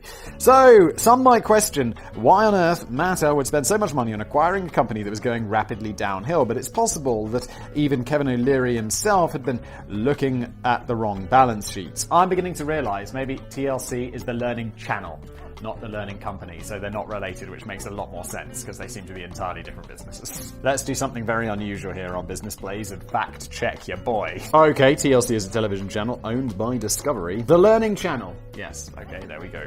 I apologize. Oh shit, I'm sorry. Some might question why on earth Mattel would spend so much money on acquiring a company that was going so rapidly downhill, but it's possible that even Kevin O'Leary himself had been looking at the wrong balance sheets. When he was later questioned about the deal by Canadian Business Magazine in 2010, it was put to him that although the learning company had been pulling in high gross figures that probably looked good on paper, the company had actually been losing money for some time, including a loss of $105 million in the year leading up to Mattel's acquisition. Kevin's irritable response was, well, that's not true. The company was profitable when we sold to Mattel, who said it wasn't profitable. It's not true. It's bullshit. I did not. Oh, hi, Mark. Aren't these going to be like, it's a public company? Was it a public company or a private company? I'm sure people have, they can see whether your company is profitable or not, right? When he was then shown the company's annual reports, okay, so yes, he frowned and mumbled for a while before tossing the reports back to the interviewer and conceding that the numbers must be true, but he didn't think Mattel were too worried about that. Let's hope that this clown never has to make a pitch on Shark Tank. Rule number 1 is to know your numbers. I get why Danny's having a go at this, but Kevin definitely knew the numbers because he did very, very well and got very super rich. Just a year after the acquisition, the learning company recorded losses of $206 million, and the situation was getting worse with each passing day. This in turn led to a surprisingly disastrous calendar year loss of $86 million for the parent company Mattel, sending the shareholder value plummeting to new depths. Kevin O'Leary had already been pushed out of the company by this time, with, again, let's do the crying into his money meme, while Jill Barrett hung on until 2000 before conceding to fierce internal pressure and stepping down as CEO. Neither of them can moan too much, though. Mattel's acquisition deal has made Kevin his first fortune, while Jill had to make do with a $50 million severance package. I love these, and by love I mean hate. It's like, yeah, you're the CEO for the company for a year, and you did a shit job, and you made us get a loss and damaged our reputation. It's like, yeah, thanks for working here. $50 million in severance. And this is typical. It's crazy. When Mattel eventually sold the learning company in 2000 to Gauze Technology Group, it's believed that no money was ever exchanged up front, but the new parent ended up paying around $300 million later on in an earn-out agreement which was subject to future profits. Gauze Technology managed to make the learning company profitable again just 75 days after the deal was struck, but it was never destined to scale to the same heights as achieved by Anne McCormick's original company, and after being passed around like a hot potato for the next few years, the learning company has since quietly disappeared.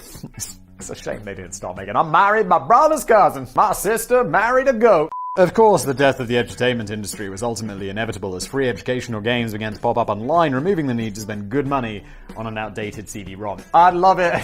Nowadays, all of the shit we give away for free. I mean, obviously there's advertising, thank you Keeps, and Google AdSense and all of that shit pays my bills. But I wonder if this would have been more profitable in the 90s if I just stood in front of the camera, told some stories.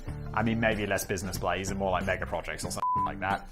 And then sell it on a CD, and then sell it to the learning company for like $3.82 billion. Maybe the past wasn't the worst. But analysts note that Kevin O'Leary certainly sped up the demise of educational software by acquiring the biggest name in the industry and turning it into crap. And Mattel's bizarre acquisition of Kevin's floundering company appears to be a classic case of lack of due diligence. How do you not do enough due diligence when you're buying something for $3.82 billion? You're like, no, I don't need to see the books. We trust you.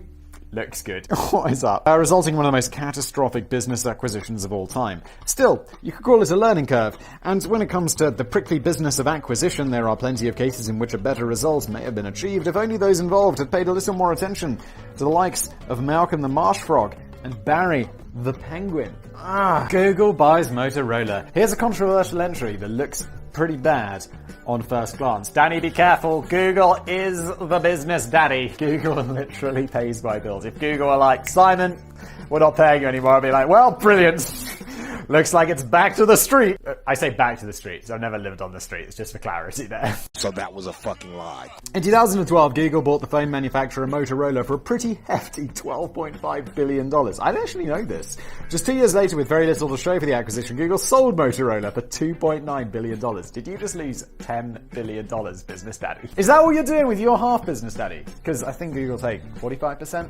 Like, the adverts come in, and don't get me wrong, they take 45%, but they also, so how it works, for those of you who are unaware, is when you see a video on this that isn't Keeps, that pops up, like Raid Shadow Legends or whatever. Now that I've said Raid Shadow Legends, we'll probably throw up an advert on this video. Mac the Mouse ate bread. He ate cereal. Then he ate new Raid Mouse Killer. Raid! Now he'll never return, no, he'll never return. There, Google sells those ads to Raid Shadow Legends, and then they put them in the videos automatically. They host all the videos, they make all of this possible, and then they just send me money every month. But they take, I think it's 45% for doing that, and I'm like, take it, mate. You do a great job. Please don't take any more.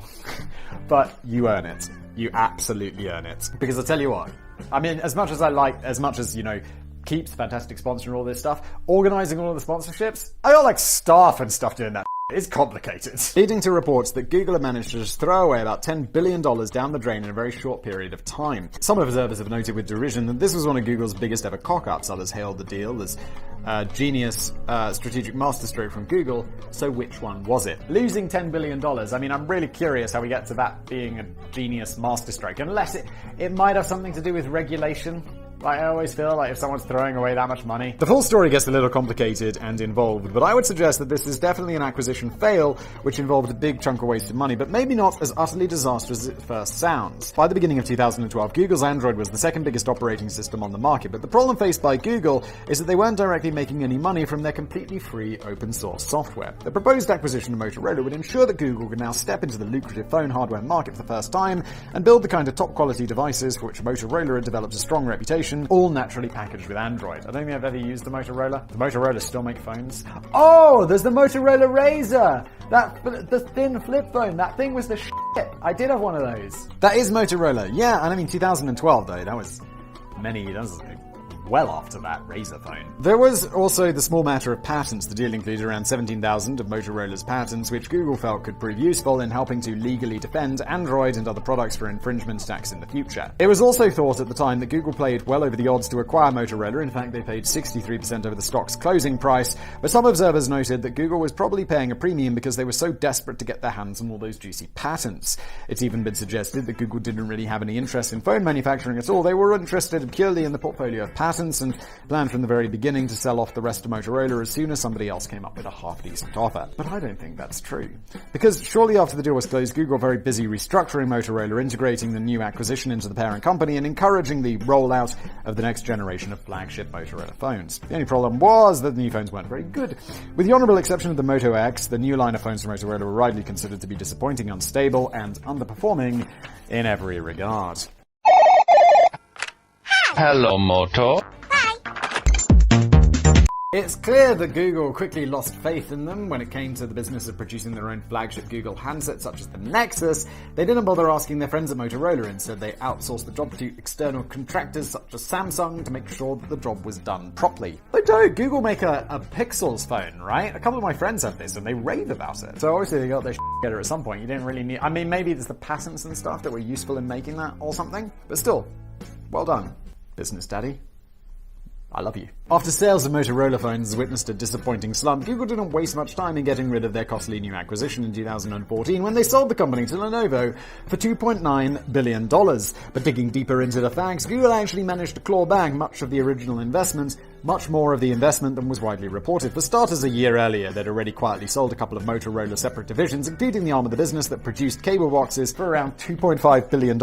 Okay, well, immediately we'll knock that off the $10 billion they lost because that is a straight up sale. On top of that, Motorola had a couple of billion in the coffers when the company was originally acquired, along with some very valuable tax assets, which were estimated to be worth at least another couple of billion for Google. So, let's just say they had a couple of billion in the bank, they had a couple of billion in whatever tax assets are, so 4, 5, 6.5, so you got a 3.5 to make up. After you take all that into account, the bits and pieces are clear that Google didn't lose $10 billion in the deal. Instead, it could be argued they paid around $5.5 billion for the portfolio of patents, which they...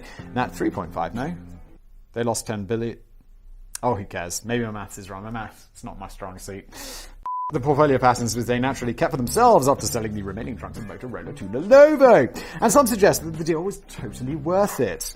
That's my credo. No regrets. But it seems likely that the patents aren't actually worth anything close to that amount. Patents can lose significant value over time, and many of those 17,000 patents have already become obsolete. Yeah, I mean, it's like, yeah, what's this patent do? Oh, it allows a really good click when you close a flip phone. It's like, bro.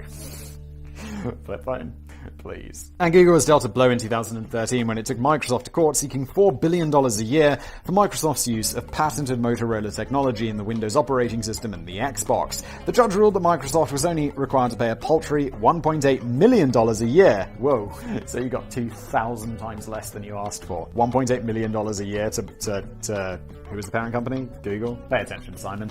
That is absolutely nothing. How dare you! There is another angle to this story, though. Some suggest that the whole thing was just to show phone manufacturers such as Samsung that Google was the daddy. And you don't mess with the daddy. You don't mess with the business daddy. Prior to acquisition, Samsung appeared to be trying to bury the Android operating system beneath the surface of their handsets, painting over Android with its new TouchWiz skin and rendering Google's presence largely invisible on their new range of phones. It's kind of a dick move, though, because Google's like, yeah, we made this operating system. Did they? Maybe someone else made Android. I don't really know the story, but it's definitely well associated with Google, right? It's their OS. Is it their OS? And then Samsung are like, yeah, what? Google who? This is ours. We made it. It's magical. The Motorola acquisition demonstrated to Samsung that Google had the power and clout to invest heavily in a rival manufacturer and potentially propel Samsung into the margins of market share if they didn't play ball and recognize who called the shots around here. Yeah, that works out, because when we think of mobile phones, we definitely don't think of iPhones and Samsungs. Those aren't the two things we think of. We think of Motorola and Lenovo. It's interesting to know, although I realize Samsung runs Android, this is all very confusing. I just use an iPhone. I'm a simple man. It's interesting to know that very shortly before Google sold off Motorola, they signed an extensive new agreement with Samsung in which the South Korean giant humbly agreed to tone down TouchWiz and refocus on core Android apps. Job done. However, this would have been a very expensive way to make a point. It seems that ultimately Google paid well over the odds on an acquisition which they tried to make work but failed and ended up licking their wounds with the consolation that they'd paid well over the odds for a patent portfolio and got Samsung to toe the line. Although it's hard to define the exact value of the patent, it seems likely Google lost at least a few $1 billion on this deal. Yeah, I'd say, $10 billion is obviously a wild overestimation. It seems like they just lost a couple of bill. No big deal. It's just a couple of $1 billion. It's nothing! It's nothing! But it won't have inflicted too much damage in the long term. The outcome is probably quite similar to how the rest of us would feel if we discovered that we had a hole in our pockets and we'd lost our change for the car park. It's annoying, but you'll get over it. The same can't really be said for the next cataclysmic case. Oh, because RBS buys ABN AMRO. We've talked before about that fabulous hero of banking, former Knight of the Realm. You know when you're a former Knight of the Realm? Either you're dead, or they took it away from you. Either way, it's not a win for you. Probably even more of a loss for it to be taken away because it is quite embarrassing. And keen golfer Fred Goodwin, who is most definitely not a bell end in any way, shape or form. But we've not discussed in detail the shrewd acquisition he led in 2007, which precipitated a change of hands at the Royal Bank of Scotland. Some cynics might suggest that this was the worst, most idiotic and most costly business acquisition in history. But maybe clever old Fred was just a bit unlucky. Wow, Danny, you're doing the allegedlys for me. Despite the fact that he had no technical bank training and no formal banking qualifications whatsoever, Fred found himself appointed to Deputy CEO of Scotland's Clydesdale Bank in 1995, and city financiers were quick to give him the nickname Fred the Shred due to his quite ruthless cost-saving measures, which usually involved shedding hundreds or thousands of jobs. By 1998, he'd picked up the job of Deputy CEO of the Royal Bank of Scotland, or RBS, and played an instrumental role in leading the hostile acquisition of England's NatWest Bank in the year 2000. The problem with a hostile takeover is that you don't really get a chance to perform much in the way of due diligence because the victim is unlikely to let you through the door without a pass. But it has to be said that the acquisition went remarkably well, and even though RBS may have been fumbling around in the dark, it was reported that any unexpected surprises that popped up from the acquisition were usually quite pleasant. The deal proved to be the making of Fred Goodwin, and he had been promoted to CEO of RBS by 2001. True to his reputation, one of the very first things he did was axe 18,000 of those old NatWest jobs as a streamlining measure. I love it. I bet when they take it over, they're like, don't worry everybody, it's just a takeover, many things will remain the same, and it's like 2 years later, you're fired! Woo! Shit. Not everyone was happy with Fred. Yeah, 18,000 people, probably not. His reputation for shredding didn't seem to stretch to his own working environment and lavish habits. At the same time as he was refusing to put a single extra penny of investment into any of the bank's branches, he was splashing out on a private jet at the bank's expense, as well as commissioning the construction of a new £350 million headquarters at Gorgar Burn, just outside of Aberdeen, which one visitor later described as comically expensive.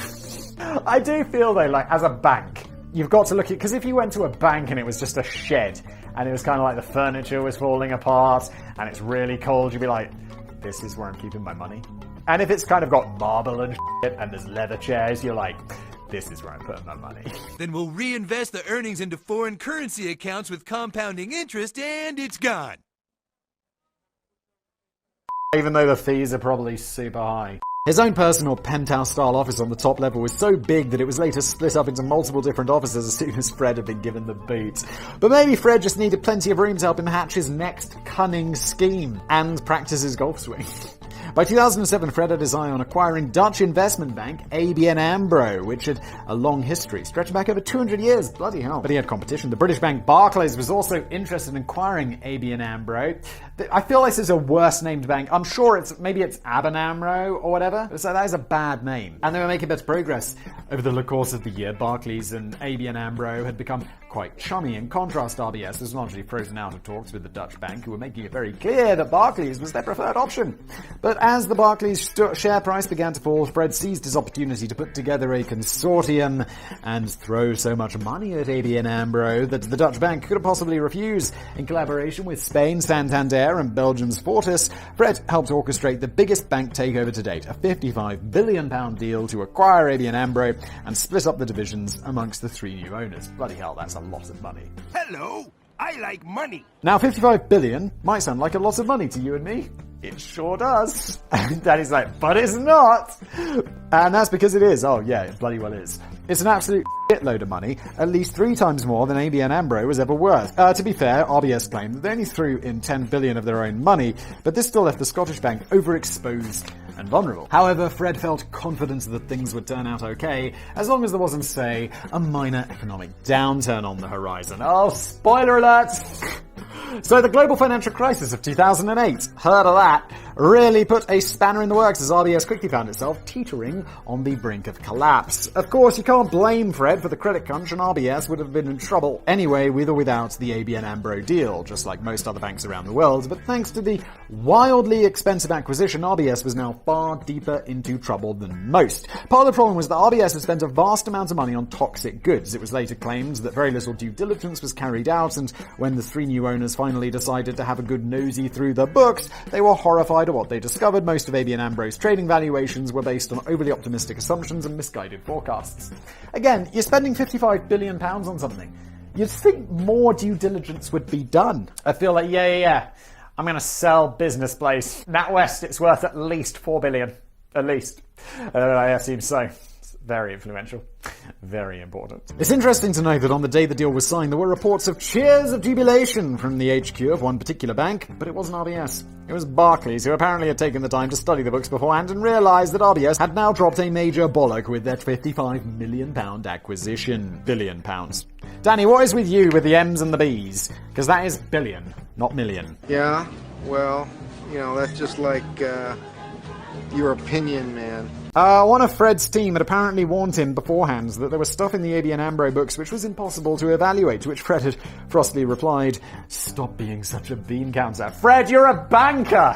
It's literally your job to count the beans." The UK had witnessed the first run on a bank in 150 years when Northern Rock found itself buckling under financial strain, and some say this would have been a good time for RBS to reevaluate the acquisition deal or even pull out altogether. But it seems that Fred was determined to push ahead and replicate the possibly quite lucky success of the blind NatWest acquisition. It was also noted that RBS had no clear plan of what exactly it was going to do with ABN AMRO and were unable to answer even very basic questions about growth plans and integration. Some believe that Fred just was caught up in the winner's curse, a bit like when you find yourself embroiled in a bidding war on eBay. You're determined to win the auction at any cost, only later to realize that you've paid a ridiculous amount of money for a bit of useless tat. By the end of 2008, wait for it, this is famous. RBS posted a £24 billion loss, the biggest in UK history, around £16 billion of which was entirely down to goodwill losses and write-downs generated by the toxic assets of the ABN AMRO deal. That is savagely brutal. As RBS was considered too big to fail, the UK government and the UK taxpayer were forced to step in with a £49 billion rescue package, which resulted in the government owning 80% of the sinking bank. Then the Chancellor of the Exchequer, Alistair Darling, later revealed in his memoirs that as government and bank officials were working around the clock to struggle to prevent a financial meltdown, Fred Goodwin often turned up to emergency meetings as if he was off to play a game of golf. Fred was quickly ousted from his position as CEO and became the target of much controversy when it was revealed that he had walked away with a pension pot of around £703,000 a year as a reward for his abysmal failure. Which doesn't sound too bad. I mean, like, didn't that other woman walk away with like $50 million? But then it's like £703,000, million dollars, let's say, for every year for the rest of his life. This was later shredded to £342,000 a year.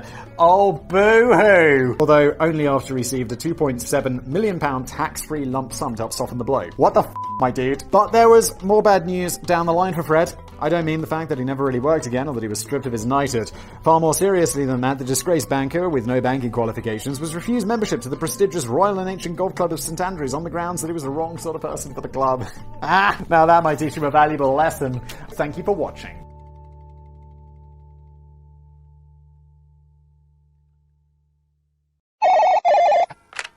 Hello, Moto.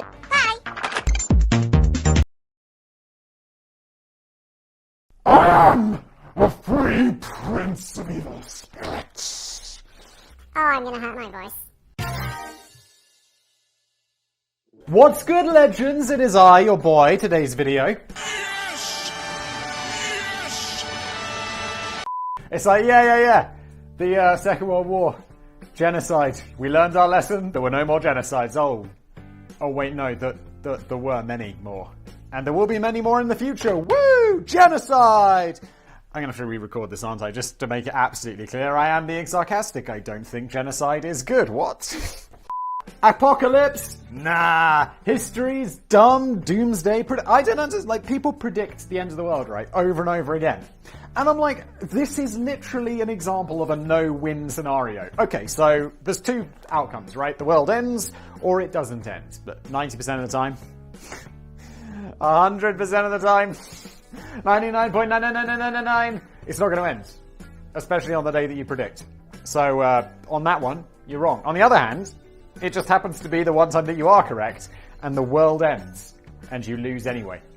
It's a lose-lose situation. Why on earth would you predict the end of the world? Well, I'm into that shit. Be like, oh my god, look at that big brain. He predicted the end of the... burning in a nuclear holocaust. I mean, come on. Oh god, I've said like holocaust like twice in the first minute of this video. There's no way that I'm making money anymore. I'll probably just bleep that out or something. But you didn't. Now I've said it 3 times. Ah!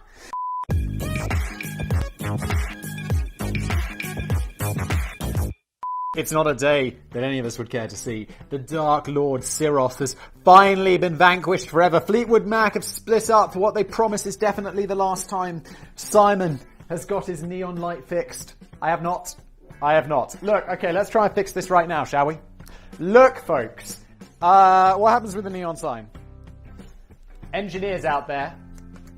I'll turn it off, and I'll turn it back on. It activates. It buzzes. And then it turns off. It might be something to do with this transformer here, which is a Hanson EVG 20/5 ELD. And its earth wire is alarmingly not connected to anything.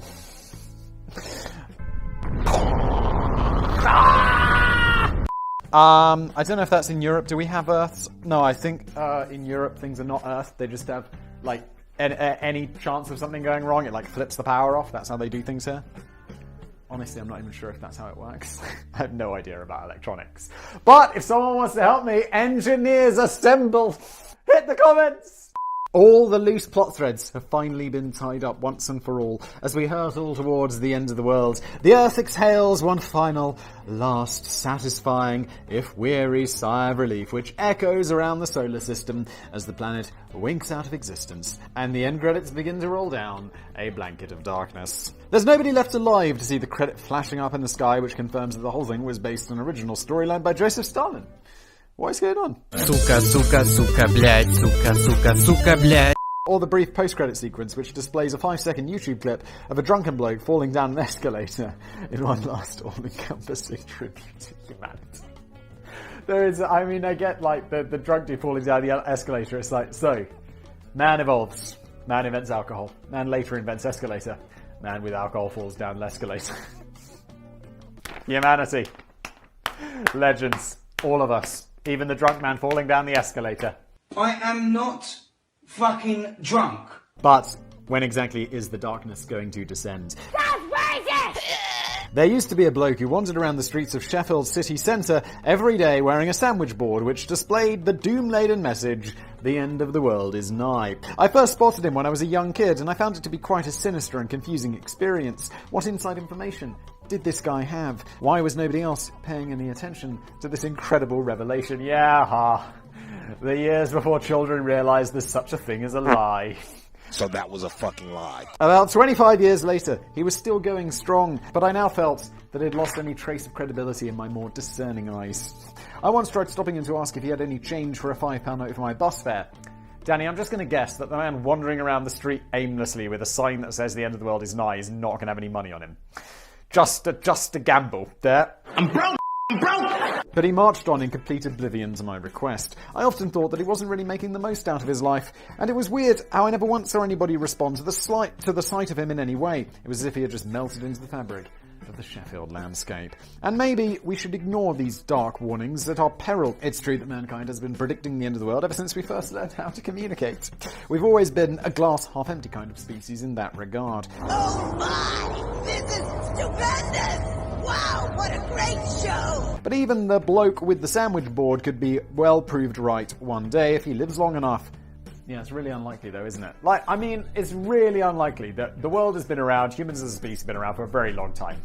I mean, it's definitely more likely than it's ever been that the world is going to end because we have those wonderful things called nuclear weapons. But I do see it as unlikely that the world is going to end in my lifetime. Maybe that'll come back to bite me. When, in 20 years someone will be like, yeah, Simon definitely didn't predict asteroid 48960, did he? Although I feel like if we had an asteroid, it would have been like called 48 whatever. We'd definitely have to give it a cool name. I think, if we knew it was going to destroy us for sure, we'd have to give it an epic name. Like Doomslayer. Oh yeah, all the papers would be like, Doomslayer inches closer to Earth. And by inches, we mean moves forward at thousands of miles an hour. Doomslayer, begin! But even the bloke with the sandwich board could well be proved right one day if he lives long enough, and some of these people must know what they're talking about. I don't know what makes you assume that, Danny. However, since we're sadly not able to bring you a video which covers in detail all of those memorable times when doomsday predictions turned out to be quite impressively accurate... Sounds like you're just being lazy on the research there, Danny, doesn't it? Doesn't it? We'll have to make do with some of the other doomsday predictions that have clearly been ever so slightly miscalculated. Farmageddon's magic chicken. Christians appear to have been looking forward to the second coming of Christ for quite some time now. What? And it's hard to see why, really, because it sounds to me as if things are going to get very messy after he puts in his return appearance. According to the Book of Revelation, only 144,000 true believers will be saved and given a free VIP pass to the Kingdom of Heaven after Jesus shows up again to host the end of the world. That's fucking dark, isn't it? He's going to kill like 7 billion people. However many million. 144,000 true believers. I promise you there are more.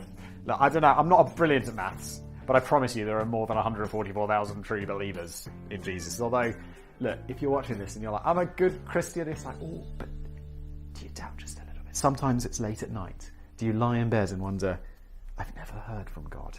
I talk to him a lot, but he's never once spoken to me. Do you ever begin to doubt and be like, oh, maybe he's not real? And if he has spoken to you, I'd recommend consulting a mental health practitioner. Because it's okay to speak to God.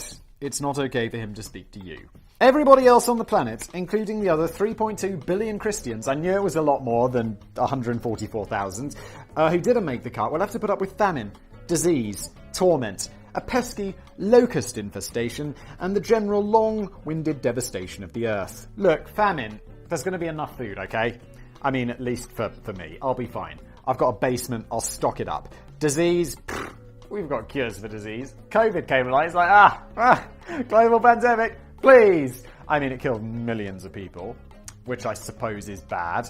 But we kind of gained that under control now. Torment. Yeah, that sounds bad. Joke's on you, I'm into that shit. Locusts. We've invented Raid. Bug spray, not Shadow Legends. What else? Devastation. Oh. Well, look, okay, let's move on. You can see why some people tend to get a bit twitchy about the whole idea, and this is why the townsfolk of Leeds in the north of England, what is with the north of England and predicting the world? Stop it. No, I don't think I will. Into Meltdown back in 1806 when they received a clear message that Jesus was coming back. It was a bit strange that the message popped out the backside of a chicken. Mary Bateman owned several domesticated chickens at the time, but only one of them had a habit of laying eggs, which contained a prophecy of doom. She was quick to raise the alarm when she first spotted that one of her hens had laid an egg with the words "Christ is coming" engraved into the outer shell. Mary, you're either you did this or you're a bit dumb, because someone did this and then put the egg back. Also, I went to a religious school and we had to go to chapel like twice a week. And the Christ is coming thing reminds you, I don't know, look, non-religious people or people who haven't been to church or whatever, there's this thing you have to read, I don't even remember what it's called, but at some point in it, it's like the preacher or whatever, the priest says, Christ has risen. And then everyone in the audience, you have it on your little thing, you say, Christ will come again. What? It's not funny at all now, I think back in retrospect, but the funniest thing in the world was as 13-year-old, 14-year-old boys, like someone definitely in the row would always be like, because, it's really loud, you can't really hear. It'd just be like, Christ will come again. Oh my god, it's not funny at all to anyone watching this, but to me and my childhood humour of just someone shouting out that Jesus is going to come is, it was the height of sophisticated humour to a 13-year-old boy. That's the coolest fucking story I've ever heard in my entire life. That's insane. Can I hear it again? Jesus will come again. What? And although this might sound like a scam or misinterpretation, the people of Leeds still thinking about Jesus coming. Gay! Like sexually, not physically arriving somewhere, just in case that's not clear. Daddy, chill. And although this might sound like a scam or misinterpretation, the people of Leeds who got an opportunity to witness this miracle for themselves firsthand. Over the next few weeks, the soothsayer's hen drew in crowds of thousands and continued to lay further eggs, bearing the exact same carved message right before their very eyes. Why did I just pronounce very as very? What is actually wrong with me? Very eyes. Do you speak English? No, I don't, sorry. This led to widespread panic and hysteria across the town, although Mary Bateman, who had garnered a reputation as the Yorkshire Witch, was in a position to calm the anxieties of those who had a shilling to spare. So it's a classic scam. Every visitor was offered the chance to buy one of Mary's special homemade seals, which she claimed guaranteed one of the 144,000 seats reserved for heaven. They were actually just scraps of paper upon which Mary had scribbled the initials JC, but they were selling like half-price Egg McMuffins, so the end of the world was proving to be a nice little earner for Mary. Mary, you're gonna get burned. However, a local doctor had grown a tan suspicious of the magic chicken. Took him bloody long enough. After spying on Mary for several nights, he eventually discovered that the witch had been taking a freshly laid egg, dabbing the message on with vinegar, and then shoving it right back up the poor hen's oviduct. My. I guess they did see the egg come out. It's like, must be proof. No, the crazy woman shoved that egg up the oviduct. I didn't even know it was an oviduct. The more you know. You're welcome. By the time the hen laid the egg again, the vinegar had dissolved the shell very slightly, giving the impression that the message had been engraved into the egg, while still very much inside the hen. No action was ever taken against Mary, as the police weren't really invented in Leeds until 1836. They called her a witch, though.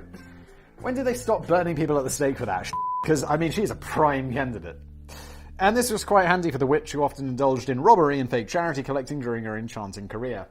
Mary. She didn't get away with murder, though. After convincing the local woman Rebecca Perigo that her chest pains were the result of being placed under an evil curse, Mary managed to swindle bucket loads of money out of her victim over a long period by providing her with magic charms and healing potions. When Rebecca's... I don't know if that's really on Mary on that one, is it? It's like, I know it's a con, but Rebecca, you shouldn't be buying that shit, should you? Buyer beware and all that. Mary's just a believer in the free market. But she is what I would call capitalism while being a dick. We've discussed this before, I love capitalism. Quite a fan of the free market. But just, let's not be a dick, okay? Not hard. Don't be a dick. When Rebecca's money ran out, Mary was keen to cover her tracks, so she made sure that the final healing potion was 6 packets of poison, which the victim was advised to mix into her puddings. Whoops-a-doodle. Following Rebecca's death, Mary is found guilty of murder. Excellent. And hanged in York in 1809. Weirdly, her body was later put on display at Leeds General Infirmary, where visitors were charged 3p a pop to take a look at the dead Yorkshire witch. Sounds about fair, doesn't it, considering what she was doing earlier? And it took until 2015 for the Thackeray Museum in Leeds to withdraw her skeleton from exhibition after deciding that it wasn't entirely tasteful. Hey, look at this crazy old witch bones! It's like museums, you're supposed to be tasteful. No, I don't think I will. Although museums are often just really not I know they're like, this is a mummy from Egypt, and it's like, yeah, but you can see his missing face. I don't think that's tasteful. It's fascinating, not tasteful. Joke's on you! I'm into that shit! I mean, if it was tasteful, people would be like, rich people would be like, I'm going to have a mummy displayed in my house.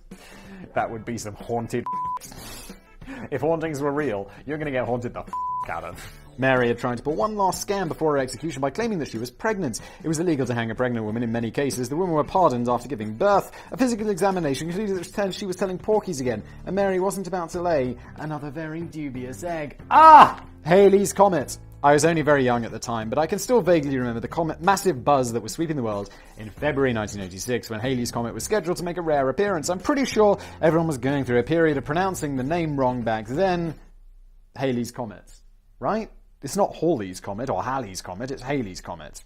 Although the name is meant to rhyme with Valley. Halley. Oh, really? So that was a fucking lie. Most people seemed to pronounce it Halley, a confusion that was possibly sparked by memories of the 1950s rock band Bill Haley and his Comets. Really? A few moments later. Seems like I'm with everyone else pronouncing it wrong, but let's see what my pronunciation dude says. 75 years later. Ali! Oh my god! I bet I'm not the only one getting that wrong, and all the big brains are going to be like, Simon, everyone pronounces it Halley's Comet. What are you, tiny brains? Yes! Yes! Although Halley's Comet, and I'm going to say it correctly from now on, alright, has been observed since at least 240 BC and even makes appearance on the Bayer Tapestry. It wasn't until 1705 that British astronomer Edmund Halley figured out that everybody had been observing the same celestial body all of these years, and the comet took his name following this discovery. Big brain Edmund Halley. The ball of icy dust is the only short-period comet that can be regularly visible to the naked eye, popping up every 76 years. So unless you live a long, healthy life, which just happens to span the right dates, the viewing of the comet is usually considered to be a once-in-a-lifetime experience. I was born in 1987, so I just missed it the first time around. Hopefully, I'll be around for the next one. I need to make some lifestyle adjustments. And that's why I was excited back in 1986 when I got a chance to gaze at Halley's Comet in all its breathtaking glory. Except I think back in 86, wasn't it one of the worst viewings in recent history? Unfortunately, it was absolute pants. Apparently so. Although the event had been hyped up on the news for ages, it turned out to be a massive anticlimax because nobody could see a damn thing. The Earth and the comet were on opposite sides of the sun as the comet passed, creating the worst possible viewing for over 2,000 years. 76 years earlier, the comet had made a much more dramatic impact when it passed in 1910, but that's partly because in the weeks leading up to the appearance, a big chunk of the population was convinced that Halley's Comet was going to destroy the world. I've heard of this. Didn't they think, like, in the back of the comet there was some weird gas? Or they knew it, and they were like, yeah, it's going to go through the atmosphere and kill us all. They were incorrect. We're all gonna die! Run! It had already been noted that this time around the comet was destined to get particularly close to the Earth so that it would actually pass through the comet's tail, leading to fears of a devastating collision. But a bigger concern to arise from this potential cuddle with the comet was brought up by respected French astronomer Camille Flammarion, who discovered through spectral analysis that the comet's tail contained the deadly gas cyanogen, which could potentially spread toxic fumes across the Earth. In his own blunt words, Camille reckoned that when the Earth passed through the comet's tail, the gas would impregnate the atmosphere and possibly snuff out all life on this planet. Camille, shut your mouth. You're just guessing, and everyone's going to get really scared. This led to a flurry of newspaper headlines along the lines of "Comet may kill all life on Earth," which in turn led to a brief period of comic panic across the globe, although mostly, it seems, in America. The New York Times reported that a large chunk of the population in Chicago had been gripped by doomsday terror, while the Atlanta Constitution newspaper revealed that the good people of Georgia were preparing safe rooms and even covering keyholes with paper to avoid inhaling the death fumes of the evil eye in the sky. So how are we going to stop this gas rain? Paper over the keyholes! I don't even know what to say to that. One guy, who seems like my kind of guy, told reporters that he had armed himself with a gallon of whiskey and requested that his friends lower him to the bottom of a 40 feet deep dry well. Meanwhile, some sharp-witted entrepreneurial soul seized the opportunity to flog loads of gas masks, comet pills, and bottled air to concerned citizens. Comet pills. I get the bottled air. I get the gas masks. I mean, those could be relatively sensible if done properly, although I get the feeling if the gas comes into the atmosphere, right, it's not like it's just going to suddenly pass and everything will be fine. How much air you got? About 90 minutes? Yeah, I don't think that's going to be enough. And it's gone. Not everyone was caught up in the horror, though. When the day of the comet arrived, many celebratory citizens were holding wild rooftop comet parties across the world, although mostly, it seems, in America. And these people had the right idea. Apparently, the unusually close passing of Halley's Comet in 1910 proved to be a truly spectacular sight to behold. And just as other astronomers had tried to point out to the public, the gases in the tail of the comet were completely harmless as they were diffused to the point that they were thinner than any vacuum. That is thin! So, the best thing to do is to wash the comet pills down the sink and just enjoy the view. Shame the same thing can't be said for the 1986 same show. Roll on 2061. The number of the beast. Here is wisdom.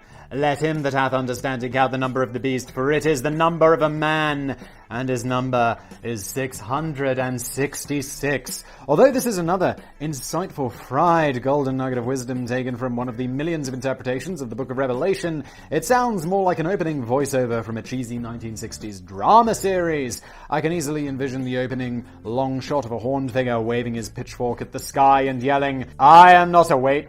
I am not a number. I am the free prince of evil spirits." Oh, I'm gonna hurt my voice. Calm yourself, Simon. Don't chill. Thanks for this. I just like to, I like to bring the drama and the passion to you guys. And sometimes I have to sacrifice my own personal well-being. You can reward me for such things by getting Magellan or purchasing my merch at purchasethemerch.co, because that's how I make money. I love money. Thanks to the discovery of new fragments from the earliest surviving copy of the Bible, it's now believed that heavy metal bands have been getting it embarrassingly wrong for all of these years, and the real number of the beast is 616. No! But they didn't know that back in the 17th century London, and back then there was a growing sense of doom as the calendar moved ominously closer to the year 1666. An extreme Christian group called the Fifth Monarchy Men, no girls allowed in that club obviously, held an alarmingly strong influence over English and Welsh societies and politics for well over a decade, and the group was convinced that the forthcoming arrival of the year 1666 would spell the end of days for mankind. The clue was apparently in the number. The Fifth Monarchists spent most of the 1650s spreading the word that 1666 would herald the final showdown between the returning Jesus Christ and the Antichrist, the latter of whom they believed to be currently disguised as the Pope. Wow, I mean... Is it crack? Is that what you smoke? Do you smoke crack? That is, I mean, in all the history of, like, double agents and if the Pope turned out to be a spy for the enemy, you'd be like, that'd be like the president turning out to be like a KGB agent. That'd be some crazy ass Сука, сука, сука, блядь, сука, сука, сука, blядь. It was destined to be the biggest pay-per-view boxing match in history, and would climax with the end of earthly rule by human beings. Biggest pay-per-view in history. They've never heard of Jake Paul then, have they? Oh, cringe. The first worrying thing about this prophecy is just how many people bought into it. The Fifth Monarchists had over 10,000 followers, all of whom were convinced that the end of the world was edging ever closer. But an even more disturbing point is that the prophecy appeared to be coming true. For Londoners at least. In 1665, old London town was struck by the terrible bubonic plague that wiped out a fifth of its population. Savage, but a coincidence, because none of this is actually real. I mean, the bubonic plague is real. Unquestionably, wiping out a fifth of London's population, absolutely real. This being caused by the devil number 1666 in 1665, categorically false and a bit silly. It's hard for us nowadays to imagine what it must have been like to live through a ghastly pandemic. And the people of the time believed that this was just phase 1 of doomsday. Phase 2 swung into action. I bet there are COVID cults. Are there people? I bet there are. Phase 2 swung into action the following year, the year of the actual beast, when London found itself consumed in the fires of hell. Oh, was 1666 the Great Fire of London? I said, oh Lord Jesus, it's a fire. Here's a bonus fake fact which everyone thinks is true. Most people say that the Great Fire of London first broke out a little bakehouse in Pudding Lane in 1666. I think they don't know where it broke out. Is that right? In fact, the bakehouse was situated in an unnamed enclave just off Pudding Lane, but historians have found it easier to just name Pudding Lane as the nearest point of reference. Oh, okay, so it was. I thought that was like one of those fake facts. I didn't know how it was fake, but it's just the street name. Well, not such a big brain today, am I? I'm dumb, I'm a hillbilly, but I can twerk. Whatever the exact location, the Great Fire ripped through the city for 5 days, destroying tens of thousands of homes and 87 parish churches, and badly damaging historical landmarks such as St. Paul's Cathedral. And as the residents of the city, still fighting with an invisible plague, now found themselves consumed by a raging inferno, it's perhaps understandable that many people believed the dark prophecy was coming true before their very eyes. Even I, at that point, would be like, I mean, this is not real. It's really not real, but oh my god, it looks pretty real, doesn't it? Ah! Why are you crying? And there was no need to make any concrete plans to book a summer holiday for 1667. It was never proved who was responsible for starting the fire. It definitely wasn't Billy Joel. Oh, put a bum bum. And although the Frenchman Robert Hubert was hanged for the crime, this was only because he was an idiot who gave a fake confession. What are you doing? I put a $5 on one of those Fifth Monarchy men. And here's another fake fact which everyone thinks is true. Danny, this isn't the script for this. For God's sake. It's often speculated that the Great Fire of London at least helped to wipe out the plague, but the truth is that the plague had already largely subsided before the fire broke out, and it never stretched into the slum suburbs where the plague was still the most prevalent. Wait, guys. We've been working on a vaccine. All we need to do is set our cities on fire. Don't do that. I'm just joking. Please don't do that. Burn them all!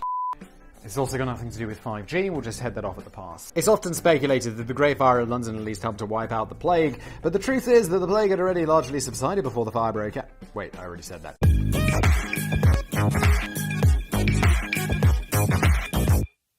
After the flames were finally extinguished, it was officially reported there were only about 8 or 9 fatalities from the epic blaze. The real death toll is unknown and likely to be significantly higher than that, considering the number of local burials increased by a third that year. This is like some North Korea numbers on, yeah, no one died. No one died in the famine! They just became other people through consuming their flesh. The real death toll, and the whole city stank of burnt flesh for many weeks to follow. I remember when there was BSE. Anyone else remember BSE? No, it wasn't BSE. There was some other disease. Maybe it was foot and mouth disease. Maybe it was BSE. But they were burning loads of cows, and I lived in the countryside, and you could smell the burning cow, and it kind of smelled good. How dare you! But still, it wasn't quite the end of the world, and Jesus proved to be a no-show again, as the battered residents of London celebrated the arrival of 1667. Besides, if it believed in all this number of the beast malarkey, I think it would have been more concerned 1,000 years earlier in the year 666. Yes, but he wouldn't, because none of it's real. Y2K, I remember this one. Finally, moving into more recent history, the arrival of the third millennium, the year 2000. It brought with it its usual outpouring of particularly predictable predictions and pitiful prophecies of perdition. Thank you, Danny, for that. For starters, Jesus was meant to be coming back yet again to celebrate both his 2000th anniversary and the dawn of the new millennium. It's a pretty gay party, Jesus. You could have shown up. Even though, because he's a time-traveling wizard. I'm a what? A wizard, Harry. Even though Jesus was meant to have been born between 6 and 4 BC, and the new millennium didn't officially start until 2001 anyway. But the biggest concern in 1999 was the impact of the Y2K bug, often inaccurately described as the millennium bug. It was a concern that I never really got my head around at the time. It was a problem first noted back in the 1970s, but it seems that nobody bothered to do anything about it for the next 29 years, and just waited until 1999 to start panicking. Computer coders had always used 6 digits to account for a date, with the final 2 digits counting for the year, so 1999 would simply be represented as 99. This was apparently a logical way of conserving sparse computer memory at the time, and it was fine until you hit the start of a whole new century, because when the computer clocks hit 00, they didn't realize that they're moving forward in time another year, because they hadn't been built with the capacity to comprehend a time span lasting more than 2 digits or 100 years, so instead of moving forward to 2000, the computer will assume that time had moved back to 1900. But I couldn't see why this was such a big deal. My microwave has displayed the wrong time on it for the last 5 years. Oh my god, anyone's house I go to where the clocks on the oven and microwave and shit say the correct time, I'm like, oh my god, you have your together. Because mine is just constantly wrong or flashing 12. I don't know what. I mean, because every time you turn off the power, there's a power counter. It's like, I don't know, my like hob, it's one of those like induction hobs, which, I don't know, I'm just going to go for gas next time. Because it's like, oh no, I got too hot. It's like, what do you about? You're a hob. You're supposed to get hot. Is hob just the British way of saying it? It's where what you cook food on. You know, you put a pan on it. And so you've got to flip off the power and turn it back on again, so it starts working again. And every time I do that, it turns off the power to all of the kitchen appliances. And of course I'm not going to reset the time on them, because I have to do with my life. But I do admire, what are we talking about? But I just do admire people who have their together enough to reset those things. Or even to know how. Or to have not immediately thrown away the manual to their oven after purchasing it. You're the heroes we need. However, some computers, that was rants. Let's get back to this thing. The script. Thank you, Danny. However, some computer analysts pointed out that this issue could send most important computer systems in the world into chaotic meltdown. Banking systems would get confused as they attempted to calculate the interest rates after time had apparently slipped backwards by 100 years. Hospital systems would collapse. Airplanes would drop out of the sky. Elevators would either stop working or plummet from the very top of skyscrapers. Seems unlikely. The world economy would come to a grinding halt, and all the world's nuclear weapons would accidentally be fired at each other. And some superstars would completely run out of Umbungo. No! Not the Umbungo. Could you tell that I don't really care? It looked as if the end of the world had been brought about not by politicians or war, but by computer programmers, those absolute douchebags. All of them. And it was noted, just joking. And it was noted this was largely down to human modesty. When the early coders came up with their quick fixes and hacks back in the 70s and 80s, they'd always assumed that somebody else would come along and update and improve their work in the near future. They never imagined for a second that they would be creating fundamentally important code that would last for decades. So, while some cynics may have long argued that the apocalypse would be sparked by human greed and hatred, it now seems as if the apocalypse had been sparked by sheer humility. I think I am actually humble. I think I'm much more humble than you would understand. In the days leading up to the year 2000, sales of guns and non-perishable foods soared as the smart survivalists prepared for a post-Holocaust future. The British government announced that its armed forces would be prepared and ready for assistance if required. But it turned out that nothing much happened. A couple of cash terminals in the UK stopped working, and a few people got sent bills through the post which had the wrong date on them. Hardly cause for global panic. And also, you know immediately what's wrong. It's not like, oh yeah, I got an electric bill. It says 1900. I'm not going to pay that. Obviously, you just pay it because you know what's going on.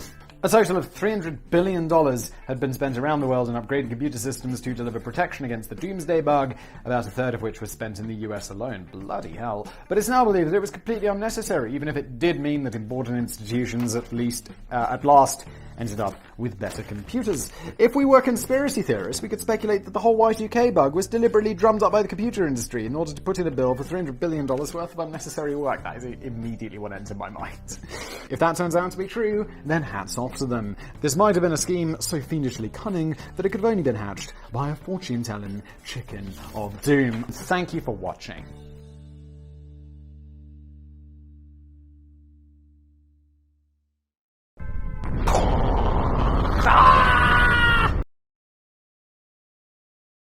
Welcome back, everybody, to a brand new episode of Blaze Boy Plays. This one is not going out live because this is like a puzzle game, and I didn't really want to show how dumb I am by taking ages to figure everything out, because when you record ahead of time, just go back in and edit the little breaks out, can't you? This is a game called Papers, Please. It was recommended on the subreddit. If you want to go over and join the subreddit, that would be awesome. Reddit.com/r/Simon Whistler, and you can suggest games for Blaze Boy to play. This, I don't know anything about this game. I mean, that's a lie. I've never played it. I just downloaded it now for €8.99. I've seen people play this game on YouTube. I don't really know anything about it other than that. I know it was made a while ago, and then it became really popular because loads of people seem to be playing this. And now it's time for me to take a crack. Let's get on with it. It's all about communism. Select day to continue or start a new game. Well, I don't think we have many options here, do we? Next. Congratulations. Okay, wait, what is congratulations for? The October Labor Lottery is complete. Your name was pulled. Brilliant. This is, the best thing about communism, how we decide what people do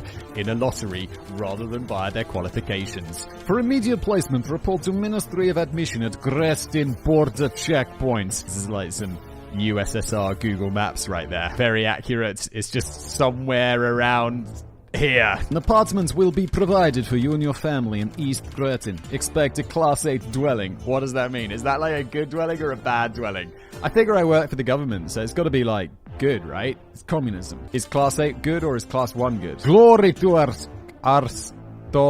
Arstotzka. Alright. Okie dokie. The Truth of Arstotzka. Ah, yes. It's like the Democratic newspaper. Grestin Border Checkpoints opens at last. After 6 long years, can the Ministry of Admission keep us safe? Oh god, I'm going to be the Ministry of Admission, aren't I? The answer is probably no. No charge. Glory to communism. The best type of ism. Forget all the others. Capitalism, socialism, feminism. All you need is communism. Let's walk to work. Of course he's walking to work. Let's go. November 23rd, 1982. Is this me? Am I going in my border checkpoints? Oh my god, the queues. These are not good. This does remind me of, like, any airport anywhere. Arstotzka, Ministry of Information Official Bulletin. Inspector, welcome to your new position at Grestin Border Checkpoint. Stamp passport, entry visa, and return document to entrance. Entry is restricted, Arstotzkan citizens only. Deny all foreigners. Glory to Ascosia! Wait, so all these people were trapped abroad for 6 years? We're just letting people back to their own country? Holy shit. Okay, so only Artoskan citizens. Great. Drag documents here. There's 4 pages. Okay, next page. Pay attention to passport nationality. Great. I see that there. This is all very familiar. Inspector booth. Rulebook. Okay. Audio transcript. Oh god. Okay. Bulletin storage. Time and date. Okie dokie. This is a very strange way round.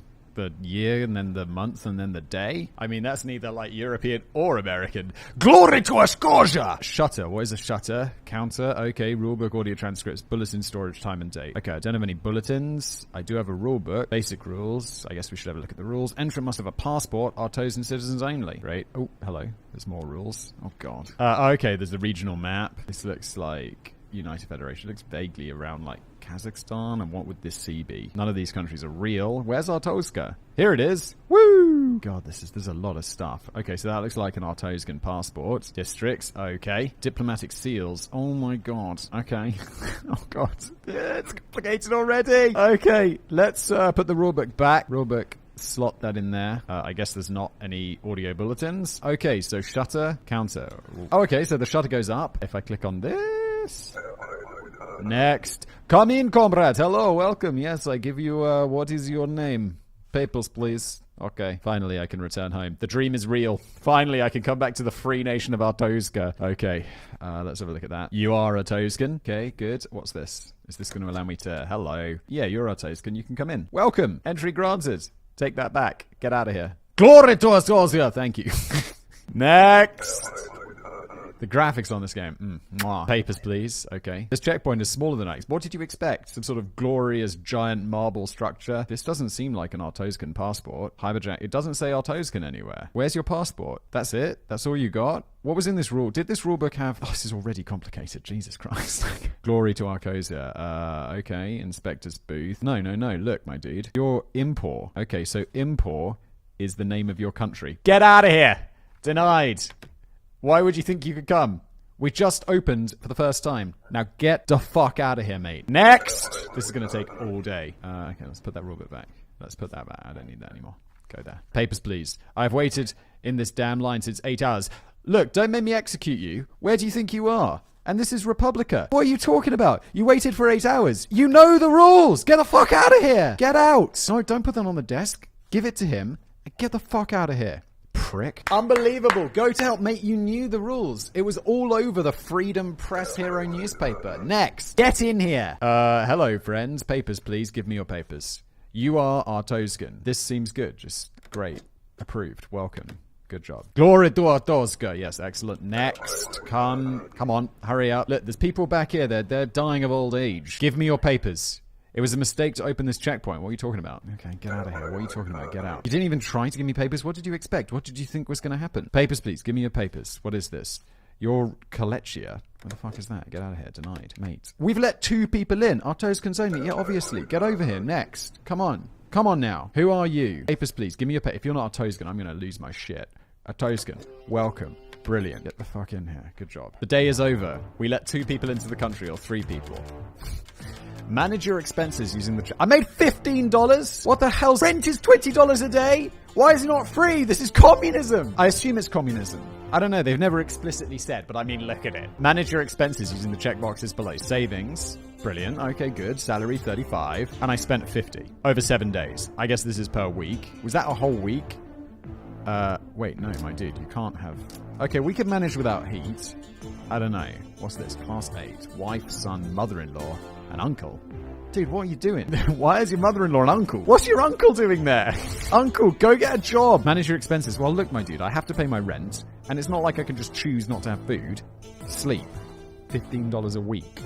Christ, I was upset when it was I thought I was upset when it was a day. Grestin checkpoint, a success. Entry restrictions. To relax. Admit foreigners. Woo! Let's get some foreigners in the house. Analysts upbeat. Increased trade and cooperation predicted. Brilliant. Entertainment. Dream on. November the 24th, 1982. We got to get a roll on. I assume, am I getting paid more if I let more people in? From today, foreigners with a valid passport are permitted to enter. Your booth's inspection hardware is now installed. Check all passport information carefully for discrepancies. Deny any entrant with inconsistent information. Inspect mode. Enter inspect mode using the red button on your desk. While inspecting, highlight 2 pieces of discrepant information for further options. Okay, so this is going to be like their pictures not matching up, or I don't know, expired passports. I don't know, what do border guards look for? This post is bound by Ministry of Mission rules, blah, blah, blah. Study the rulebook closely. Okay. Highlight 2 pieces of information, discrepant information from inspect mode to enable interrogation. Wait, go back. I totally need to pay attention to that. But that's a clock. Oh, okay, so maybe the dates. Okay, so maybe they've got like an out-of-date visa or something. Okay, inspector's booth. Yeah, I know about this. Time and date. Bulletin storage. Grestin checkpoint and stay. Okay, great. Okay, let's just give it a shot, shall we? Come in. Look, we're running out of time. Let's go. I think we have 12 hours. Oh, I gotta open that shutter. Papers, please. Give me your papers. Okay, so date of birth 15/9. Great. You are who you say you are. You are sex female. You're from Oristan. Expires. Yeah, this looks good. This looks totally good. I don't see any problems. Welcome. Good job. Cause no trouble. You better not cause trouble, or I'm gonna get in trouble. Next. Okay. Drag documents here. Come on, hurry up. Give me a passport. What is this? We don't got all day. Okay. So, yeah, your face. You look like this person. 4 expires. No, this expired. Look, I click this red thing, highlight this, highlight that. Discrepancy detected. Interrogate. Yeah, obviously I got interrogate. This document has expired. I just renewed it. No, you did. Well, maybe you did, but it's. Get the fuck out of here. Denied. What are you talking about? Next. I just got it renewed. Yeah, obviously didn't. Have your documents ready and get the fuck in here right now. Come on. What are you doing? Stop hanging about. All right, give me your passport, old lady. Papers, please. Is that her? I don't know if that's her. No, look, her hair. I mean, her hair's all different. Let's inspect her face. Matching data. Okay, cool. No problem. That's okay. I mean, change your hairstyle. No big deal. This looks good to me. You're welcome. Come on in, Collectia. Or your collection. Go on, get out of here. Cause no trouble. Yes, next. I wonder what was when I get it wrong. I think I get written up or something. I think I saw someone have that online. Papers, please. Give me your papers. Hurry up, me for I've meeting Buster. You will fucking wait. Don't get any ideas. This is good. This is you. This looks good to me. I think we're all good. Approved. Get out of here. Finally. Thank you. Welcome to my glorious country, dickhead. I will interrogate you just for fun, mate. Papers, please. Give me your papers. Good job. What's going on here? Okay, expiry is good. It's this dude. He's wearing a nice looking turtleneck. You're welcome. I'm looking forward to having you in here with your stylish turtleneck. Cause no trouble. Next. Get in here. Entry is not guaranteed. You're goddamn right it's not. What? Invalid issuing city? What do you mean? What's it? What?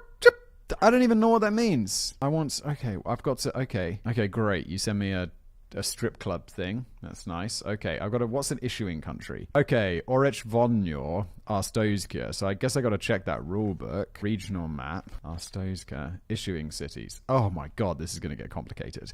Okay, let's do it. Everything else, expiry looks good. This looks like you. You are Arstotzkan. You're from my glorious country. Welcome home. You're welcome. I'll be around for a couple of months. I don't care. Next, please. Thank you. I got a fucking citation. That's not good. Just a warning, though. Papers, please. Thank you. Hello. Okay. This is not expired. This is not you. What happens? What happens? What's going on? Oh, no. A guy's making a run for it.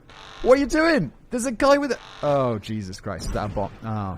Oh, God. Oh, God. That's not good. That is not a good day. That is not a good day. Day was cut short due to terrorist attacks. I mean, at least we get to go home early. I made $0.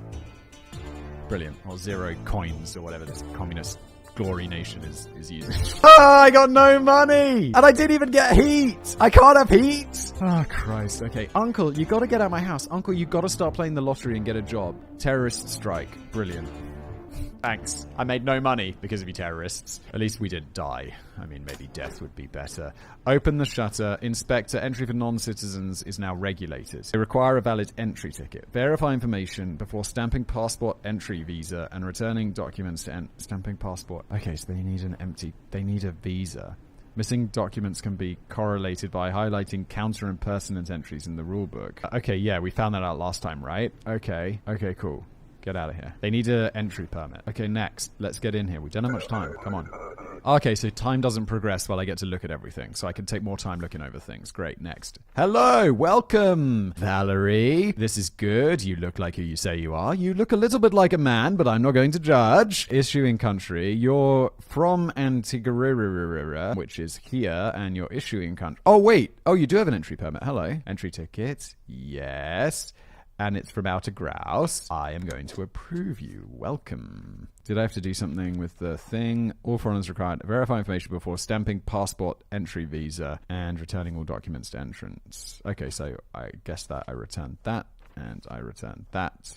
Oh, wait, I gotta return that. Cause no trouble. Please don't write me up. I'm pretty sure I got that one. Cool. Okay, next, get in here. You need a ticket and you need a passport. Papers, please. That's just a passport. Get out of here. I need a ticket. Denied. I don't care about anything else. You need that ticket thing. Get out. Next. Idiot. Entry is not guaranteed. Look, this loser, you got to get the entry ticket, okay? You think you can just get in here for free? Get in here. Come on. Next. What am I? You think this is a joke? I will shout at this man to shoot you with a gun if you don't hurry up. Let's go.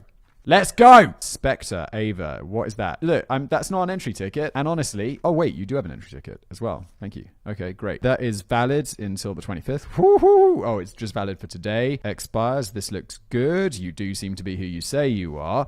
Let's just quickly check your issuing city. Hello.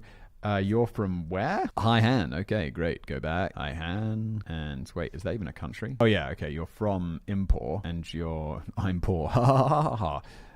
Yeah, okay, granted. Everything seems to be in order here. Great. And take... Oh, come on. Get this. Get out of here. Welcome. Great job. Please don't write me up. I'm pretty sure I got that right. I'm not giving you that ticket back. I'm keeping that shit. Keeping that right here. I'm going to go to the strip club afterwards. Great.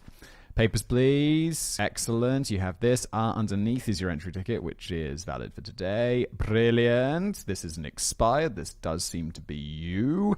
You are from the Federation of something or other. Federation, and it is Lordanaz. That is not a valid issuing city, my friend. You are denied. And get your ticket and get out of here. Next.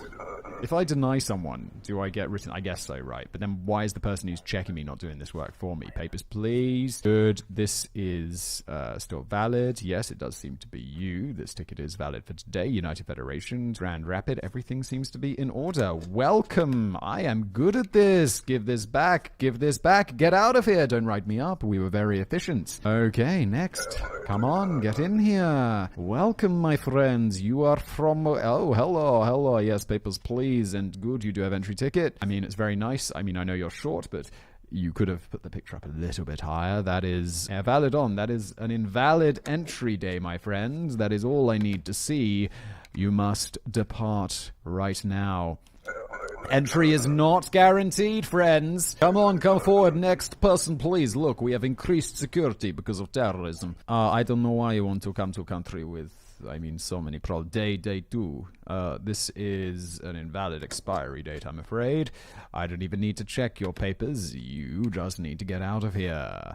Denied. Next. Entry is not guaranteed. It would be nice to welcome someone to the glory of Arcosia today if someone actually has valid documents and papers. Come on now, get in here. Hello. Papers, please. Give me papers. Okay, here we go. Don't talk to me. Glory to Arcosia. Yes, of course, the greatest country. Give me your goddamn papers. Stop wasting time. Do you not have any papers? Get out of here. How do I reject you? You didn't give me any papers. Proceed. Inspect mode to interrogate. Review page 2 of today's bulletin for full instructions. Okay. I'm running out of time for today, I'm pretty sure. Page 2. Missing documents can be correlated by highlighting counter and pertinent entry in rulebook. What does that mean? Where's the rulebook? By highlighting counter. Okay, so I highlight the counter and pertinent entry in the rulebook. What is the pertinent entry in the rulebook? Ah, this is the rulebook, isn't it? Okay. Okay, where is this entry? Come on! Margrove's Inspector's Book, rulebook. Okay, I think if I do that, so let's enter... Yes, okay, perfect. Interrogate. Don't leave. It's time. Where is your passport? Thank you, passport. Great, passport not required. Are you joking? A passport is required, obviously. Okay, I hear you. I come back again. I hope not, honestly. I wasted so much time on you, and now my family are gonna starve. Because I bet I don't have enough money. Day 3. Savings. Great. I got 40, and I still don't have heating. Look, and all my family are cold. This is not going well, I have to say. If this was not communism, I would attempt to find another job at this point. Alright, black market activity explodes. Government blames lax immigration controls. What are you talking about? It rejected like 70% of people don't make it in. Oh my god, okay, here we go. Please don't introduce new rules. I'm barely keeping up with the old rules. Come on, my terrorist hunters. Let's go. Is it just me? Oh, stricter credentials requirements have been in. Must show their ID card. Foreigners must have a valid entry permit. Entry tickets are no longer sufficient. Okay, so they need permits. Oh my god, I gotta write this shit down or something. They need permits, not tickets, and Artosans must show an ID card. A new chapter detailing document features has been added to your rulebook. Check all information thoroughly. Deny any applicants with discrepant documents. Okay, refer to the audio transcript to correlate entrance statements. Oh my god. Okay. Audio transcript. There's nothing in there. Chapter is which features documents. Okay. ID card. Oh my. Okay, so we're going to have to check the ID cards for this. Let's go back. Alright. Entry permits. Valid seals. Okay, I can probably remember that. Okay, so we need to check the entry permits. They need to have seals. Brilliant. Refer to the document. I don't know what that... I guess we'll come across that later. Checkpoints. Okay, great. Look, I'm sorry, but this is going to...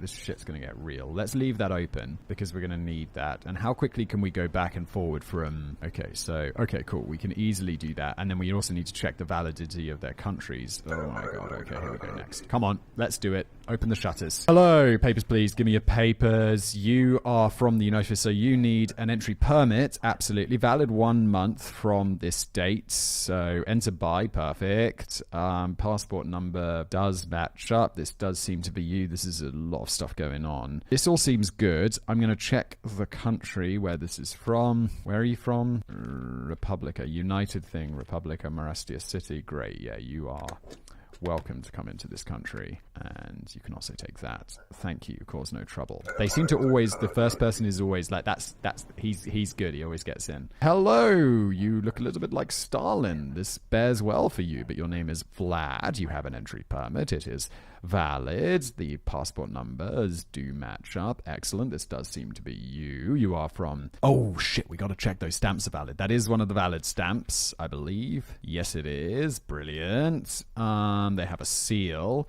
You're from Kalechia, and that is not a valid issuing city, my friend. So you, unfortunately, have been denied. Now get out of here. Next person, please. Welcome to... What's the name of our country again? Arcosia. Welcome to Arcosia. Come in. Hello, papers, please. Give this to me. You are from Republica. What is the purpose of your trip? Oh, God, I don't know what to say. Duration of stay, a few days, maybe. But that is an entry ticket, and that is completely invalid. Nothing else matters. You need an entry permit, my friends. Now get out of here.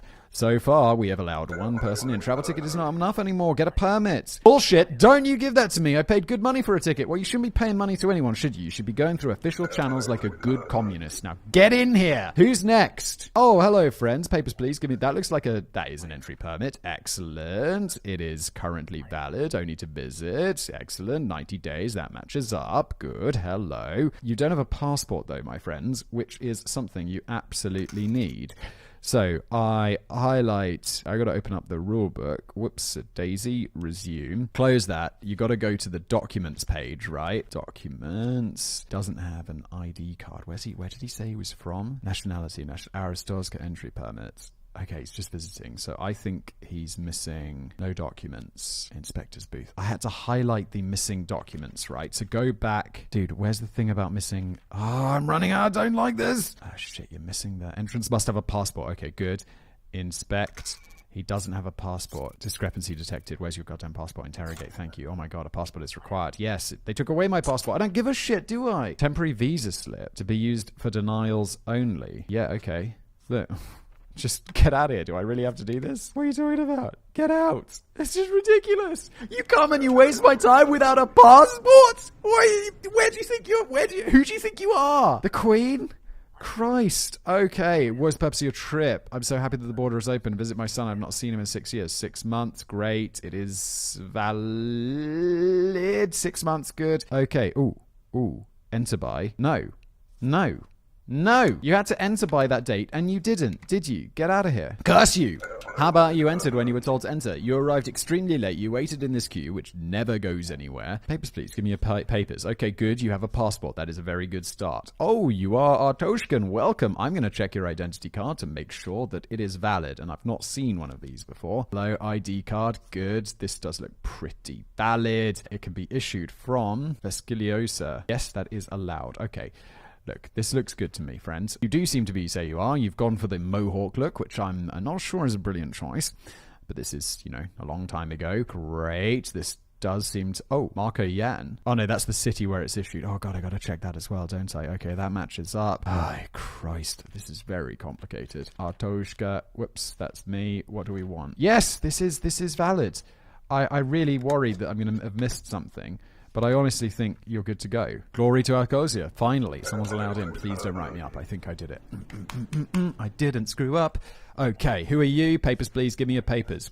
I gotta feed my family, yo. Just visiting. Duration of stay, 14 days. Bingo. This works. Enter by the 12th. This looks good. This number does match up. You're from the United Federation. I'm gonna check. Ooh, is that a valid stamp? Yes, it is. Welcome, Katerina Whoa. Who the hell is Katerina Shamaz? You're Katerina Ivanova. Get out of here, Katerina. What do you think this is? You just come in here with someone else's thing. Is this a joke? Get out! Just using someone else's entry permit because their name is Katerina. Are you smoking crack, Katerina? Are you smoking crack? Oh, hello again. I don't know who you are. Now I have passport. Oh, God. Welcome back. Dude, my dude, that is not a passport, is it?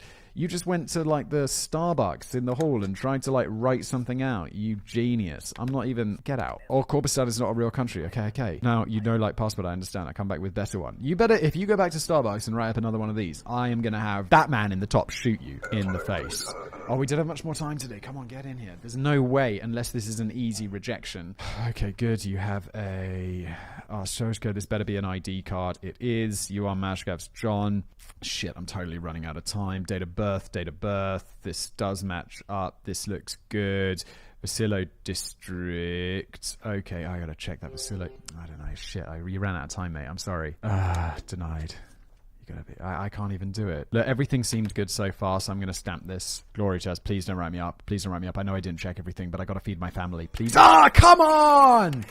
Invalid district. The one time I didn't check it. The one time, and I'm going to get some fine, and now my family are going to starve. The rent has gone up. This is insane. How am I supposed to afford anything? My family are starving. This is so classic communism. I need a better job. I need to accept some bribes or some shit. Can't I do that? That's what communism's about. Where are my bribes? Vince Lestrade's whereabouts has likely fled Republica. Who gives a shit? Oh, wait. I give a shit. Am I going to get a little bit of a bonus if I find Vince Lestrade? He killed his girlfriend in a jealous rage. Oh, shit, Vince. Vince, you're in trouble, and I know you're coming to my booth because that's not a coincidence, is it? Is it? Oh no, what did I do? I didn't even look at the thing. I didn't mean to click that. I'm so sorry. Okay, I've just got to interrogate Vince Lestrade. Okay, good. Okay, Jesus Christ. Okay, good. Oh, I'm so sorry. I didn't even mean... I remained for a year. Okay, duration of stay. 1 year. This does look valid. Purpose of work. Is this Thomas Carpenter? Yes, you look good. This does... No, with passport number. No, that passport number is incorrect. Oop, denied, mate. Get out of here. Come on. You just got the passport number wrong. Did you use your old passport or something? You cock. Get in here. This is not a joke. My family are starving. Papers, please. If you're Vince Lestrade. No, you're not. What's the purpose of your trip? I'm transiting to elsewhere. Duration of stay, 14 days. Dude, that is the longest transit I've ever seen. That does look good, though. Your passport number does match up. Your name does match up. You are from... okay, Jesus. We got to get deeper into this checking. It does seem to be you in the picture, although you... yeah, that does seem to be you, just with glasses and no beard. Look, I've been there. We've been there before. Basic rules. I need that regional map, and I need to check Sung Kung Kung Kong. Wait, no, import. And there's Sung Kung. Yeah, that looks legit. That entry permit stamp is legit. What else did I have to check? No, I think this is good. I think we're good. I don't think I'm forgetting anything this time. Well, to be honest, I didn't forget it last time. I just took a gamble. But this dude does seem to have his papers in order, which I like. Please don't write me up. Please don't write me up. Please don't write me up. Please don't write me up. Oh, what the fuck? Non-matching photo? He just grew a beard. He just grew a beard. That's not fair. Okay, that does match up. Vince Lestrade. Oh, it's you. It's you. I mean, I don't care. I'm interrogating you. How do I interrogate suspicious people? How do I interrogate? How do I interrogate? This Vince Lestrade profile. This is you. Oh, dude, you beat up your girlfriend or something or murdered her in a jealous rage. You're screwed. Interrogate discrepancies to enable detention option. Okay, so I've got to find a discrepancy as well. Okay. Expiry, enter by. Okay, this looks good. 14 days looks good. Vince Lestrade, passport number. Dude, all of this looks good, though. But he's from Republica. Okay, shit, I gotta go back. Regional map, Republica, issuing true glory. Dude, all of this looks good, though. That's the problem. Transit, 14 days, enter by. Passport ISS field must be valid. It is. It is. Everything's valid. Date of birth, does that match up? Enter by. Wait, what? So what is that seal invalid? Let's just try interrogating him based on the name. I know that's not what I'm supposed to do. Yeah, but dude, I gotta find something to interrogate him on. But can't I just be like, he's the criminal? Let me just double check that. Interrogate discrepancies to enable detention option. Tries to detain suspicious individuals. My dude, but everything seems to be in order. What else am I supposed to be checking? 8 and this looks good. Everything looks good, dude. Was there something dodgy in his audio transcript? Couple of weeks, transiting. Dude, this all looks good, though. How am I supposed to... He's got missing documents. He doesn't have an ID card. Is he... No, he's not a citizen, though. He's from Republica. He doesn't have an... He has an entry permit. The entry permit looks good, though. Does it have the right stamp? Okay, let's just check his passport. Where's he from? Republica? Oh, my God, okay. Oh, God, these things have also things. How do I see the other side of this? I've got to detain him. Oh, I've wasted the whole day on this. I don't know what to do. I guess I got to approve him. Everything seems in order, but I can't.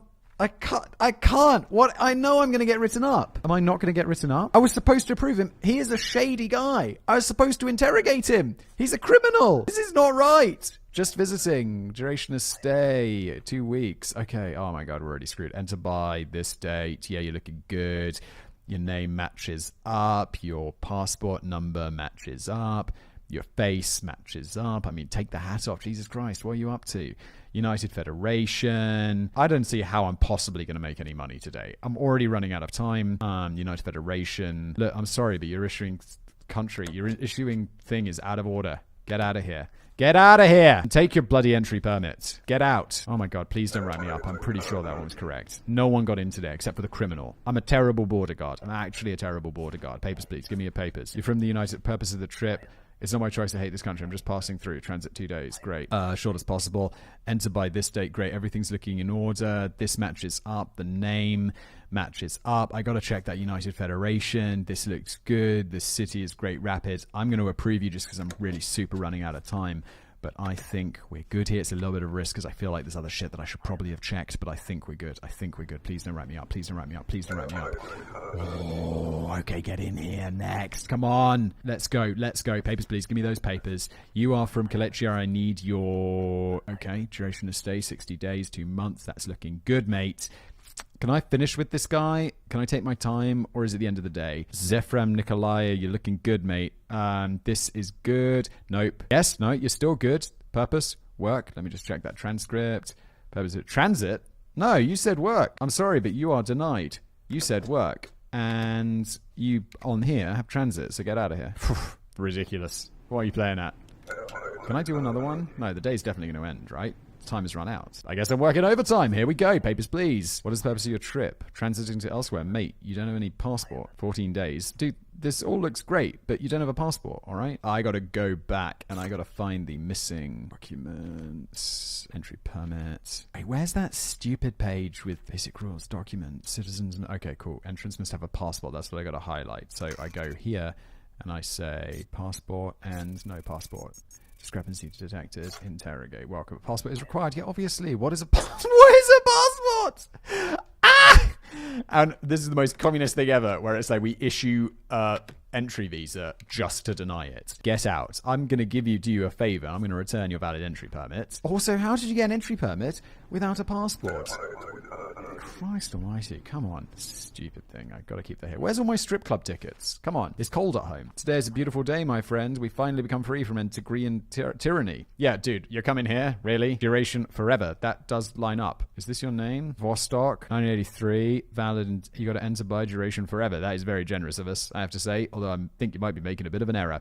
Your face matches up. You're growing a bit more of a moustache. I like it. Sex, male, outer grouse. All right, I got to check those rule books. We're really working overtime today. Where's that rulebook? That entry permit stamp also looks valid. Where are you from? Antigria. And you were issued in Outer Grouse. This is all looking very good for you right now, I have to say. Let's just check that document over there. Yep, that all looks valid. This does all look valid. People watching this be like, what's going on? It's clearly invalid, but I am actually granting you permission to remain in this country forever. Which I get the feeling I'm going to get written up for, because there's probably something I missed. Be kind to my wife. She is just after me. Oh, God, your wife's not going to have the documents, is she? She's definitely going to have something wrong with her. Go on, get that out of here. Go away. Next. Come on. I'm getting so much extra time today. What's up with that? Normally this clock thing goes down. Papers, please. Did you see my husband? Yeah, I saw your husband. He made it through. Yeah, he did. Lady, you don't have a entry permit or anything. What are you talking about? Get out of here. I don't know if I can approve you anyway, but I'll get written up. But I'm afraid...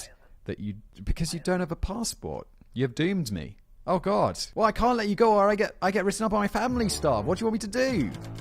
Oh no, they're cold and sick. The son's doing okay. No, the mother-in-law's doing alright. Applicants entering after 6 p.m. Your family needs medicine. Booth upgrade available. With what money? Press space key to toggle.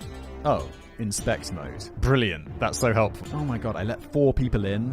That's all I got paid for. This is a disaster. I can't even afford... Oh my God, what am I supposed to do? They're all sick. I know.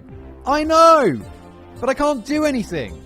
I don't have any money, and I'm literally working as fast as I can. Immigrants taking jobs. Yeah, of course he spotted our toast because I let him in. If I let more people in, even if something's invalid, and I get written up, do I still get paid? Probably not, right?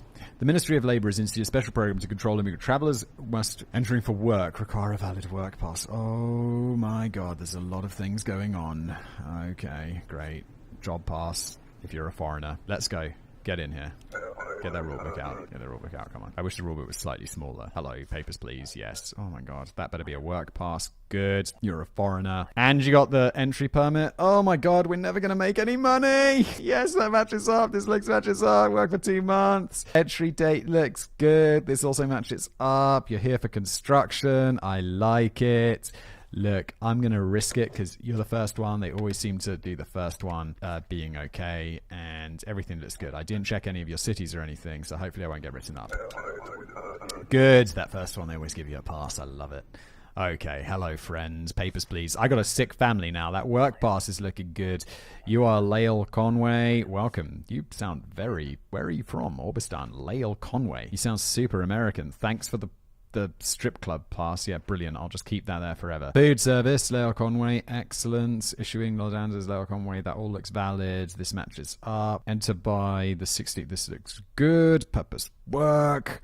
All of your passport stuff works out. What's this? Valid until the 6th of 1st, 1983. All of this looks good. I just got to check your country things. So let's just go to Orbistan, and your visiting country is issuing is Laundaz. Hey, look, my family's hungry, so look, this looks pretty good. I might get written up because I didn't check everything super thoroughly, but let's go on. Cause no trouble. You better not be causing trouble. Please help me. Oh god, what is this now? A man named Dario has promised me his sister good work, and I do not trust him. I'm afraid he will take away my passport and force me to work in a brothel. He is in line today. Okay, Danny Luna, you're getting straight out of here, mate. I'm denying you. I don't care whatever it is. You can't do that. That's not acceptable. Papers, please. Okay, good. That work pass. Plan to work. Yeah, good. You got that thing. Let's check. I remain for a full year. Yeah, you will. Purpose work. This is looking good. Enter boy. No, I'm sorry, you missed the entry date, so you're getting denied. Now, get out of here. Get out of... I denied you. Come on. Thank you. Get out of here. Get out of here. I gotta get people in who actually have valid shit, alright? Next. Come on. I gotta make some money. My family are cold and actually sick. Papers, please. What is the purpose of your trip? Give this to me. Visiting friends. Okay, visit. 3 months. This is looking good for you, friends, so far. You're not here to work, which is brilliant. This does match up. This does look like you. What is that? What is this? Is that a part? That doesn't look like a valid passport, does it? I guess it is. Okay. Orbistan, whatever. Laundaz. This looks good. Eiflingen. Okay, good. Valid. You have to enter by. I have to say all of this is looking pretty good, other than the weird passport thing. I have a feeling I might get written up for the weird passport thing, but you're going to get out of here. Go on. Next. Cause no trouble. Please don't write me up. Oh, I didn't get written up. The weird passport thing was okie dokie. Who's up? Papers, please. Give me your papers. Old friend. Oh, God, it's you again. I'm back again with the stupid... This time's everything's set. Look. Who are you? You don't have a permit anymore, and you're from Orbistan. What are you talking about? You need a permit. Get out. An entry permit is required. You're on a very strict border here. My dude, you tried to make a passport in Starbucks. What are you talking about? Get out! Christ, why is he... This guy just... I would shoot him already. Just have this guy shoot him. Papers, please. Give me your papers. Okay, your face is looking good. What are you doing? Immigrating. Holy shit, forever. That's intense. You got to enter by... Yeah, next month. You're looking good. This matches up. Passport number matches up. Expiry looking good. Picture looking good. You're from Republica, which I don't have open. Let's Republica. That's the Badger. Go back here. True Glorian. Diplomatic seals. You don't need that. Does your front of your passport look good? Yeah, you're welcome. Come on in. And immigrating. I mean, I guess you got to find a job or some shit, but I mean, this looks good. This looks good. I feel like I might have missed something, but did I deny her? Oh no, I didn't mean to deny her. Oh shit, I clicked the wrong thing. Yeah, no, god damn it. I clicked the wrong thing. Come on. What am I doing with my life? My family are so hungry. Hello, friends. I'm not your friend. You come... Wait, this is... If you come down, I'll give you a good girl. Mate, don't you... Are you joking? Are you joking? Get out. What are you talking about? Okay, great. Oh, what is this? Get out of here. I denied you. I don't care. Like, you're not getting in. I'm probably gonna get written up, aren't I? because he's cleared for entry. Yeah, but look, he's a sex criminal. Last warning. Oh, brilliant. Okay, don't make any more mistakes, Whistle. Next! Hurry up, papers please. I've got so many strip club things. I'm slightly concerned. Transit, duration of stay, 2 days. This is looking good for you. Enter by next month. You're looking good. The passport number's matching up. Your name matches up. That's always a good start.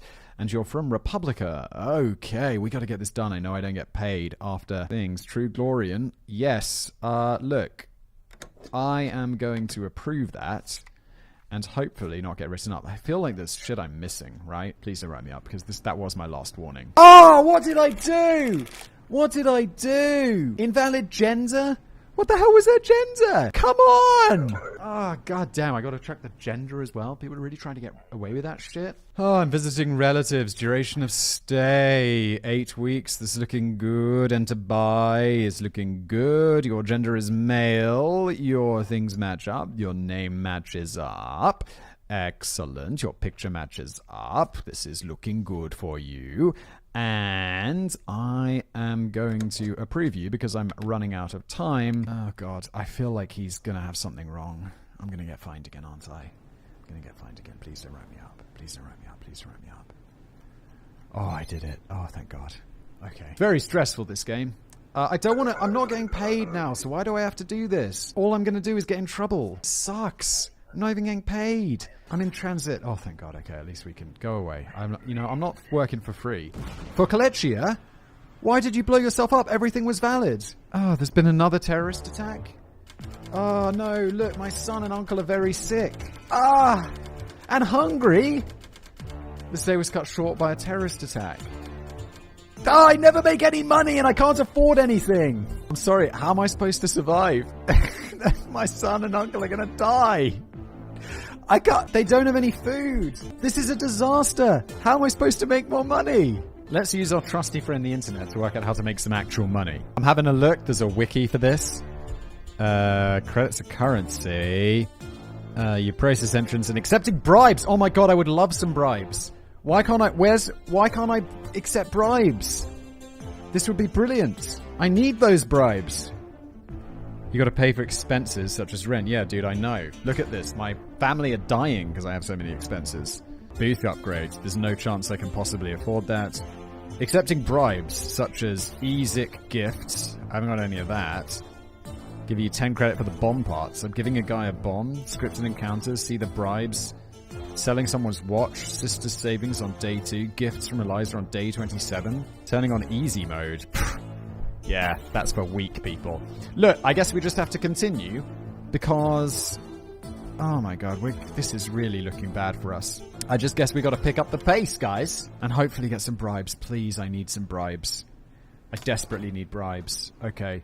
To facilitate more thorough inspections, a search scanner system has been installed in your booth. Collection extremists are suspect in yesterday's bombing. Search all collections before approving their entry. Oof, okay. Collections, you're getting searched. Correlate person entry in the rulebook with violation. Yes, I know this. Correlate undiscovered weapons with rulebook entry. Okay. Once they've... Oh my God. Okay. Let's just... This is going to be a disaster. My family are going to die. Let's go. Bring it on. Come on. I need money for medicine. Please. Yes, thank you. What's the purpose of your trip? I come for a visit. Great. You're here for 1 month. Duration of stay. This looks good for you. Joni Crocker, Kolechia. Let's check the rule book. This matches up. Your gender is female. Wait, am I supposed to search all... Ah, fuck. Was it collection people I'm searching? Collection extremists. Search all collections before approving their entry. Okay, so I go to the inspector and it's like, okay, you're from Kolechia.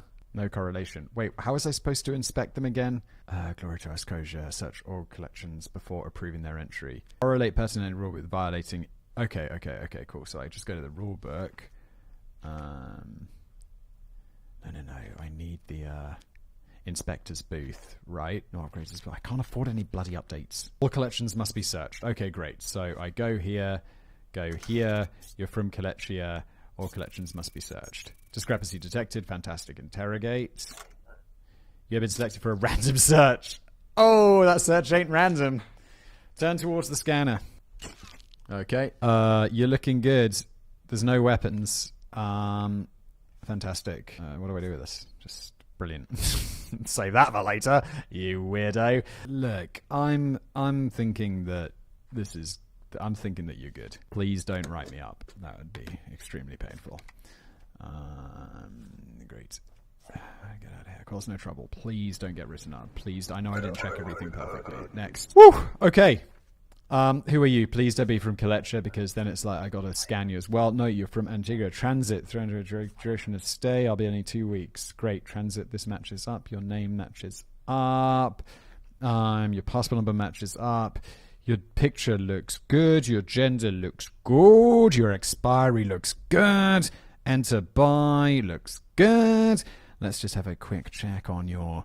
Am I really supposed to check this shit every time? This is wild. Regional map. Anterior. Outer Grouse is a legitimate place to be from, my friend. Welcome. I feel there are things I am missing because there's so many rules, but off you go. Have a fantastic time in my glorious country. Come on in. I feel I have to be a little bit quicker and risk getting written up without... Because I think I get 2, right? What's the purpose of your duration is stay, visit, few weeks. Yeah, okay, 1 month counts. Enter by the 26th. You're looking good on that front. Your details do match up on here. That's looking fantastic. Female, your picture matches up. Excellent.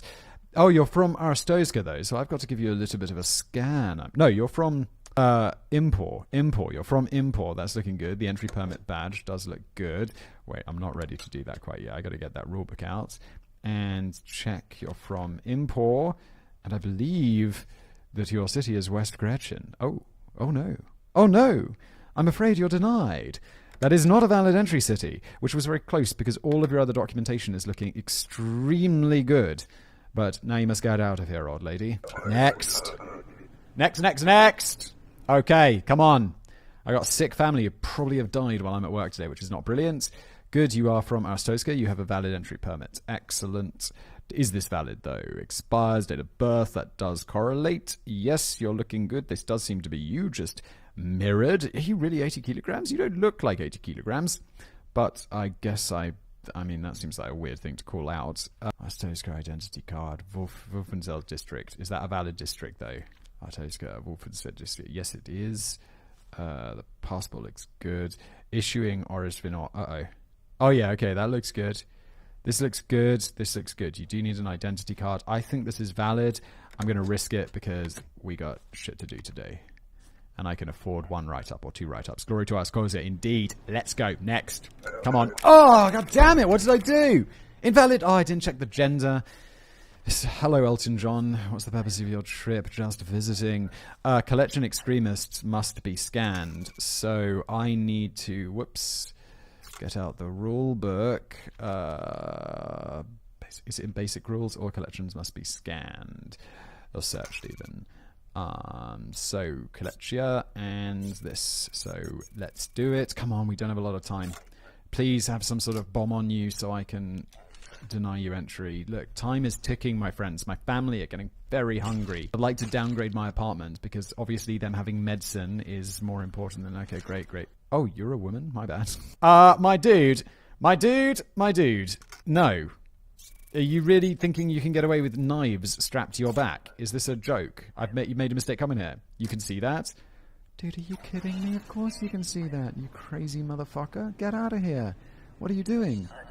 Out! Dude, I wouldn't send him out. He's got to go to jail. Oh, wait, he is going to jail. Good. Take him out back and shoot him in the face. It's not a joke here. It's not a joke. Papers, please. Who are you? What is the purpose of your trip? Visiting. And your duration of stay. Great. You'll be here 3 weeks. Perfect. This is all looking good, my friend. Look, we got to do this real quick because time is running out. No, your passport number's invalid. Quick. Deny. Get out of here. Thank you. Oh, please pay me for that. Please pay me. Come on, we can get another one in. I'm just going to gamble on this one. Let's just see what's going on. Kalecha, please, or like something. Give me your papers. Where are you from? Kalecha. Okay, you got to be scanned immediately. Hopefully you'll have some contrabands because otherwise... Oh, no, go back. Collections. Yes, scan him. Yes, interrogate, please. Come on, I want to get an extra... Search. Come on. I want to get that extra money so my family don't die. I'm really feeling the communism on this one. Oh, come on. Please count this. Flip it around. Yes, dude. Oh, thank God. I hope that I get paid for this. What is that? Is that a weird watch you've got in there? Wait, didn't I get some extra money? I think I can sell this dude's watch. And if I keep that watch, I can sell it, and my family won't starve. I know nothing about this.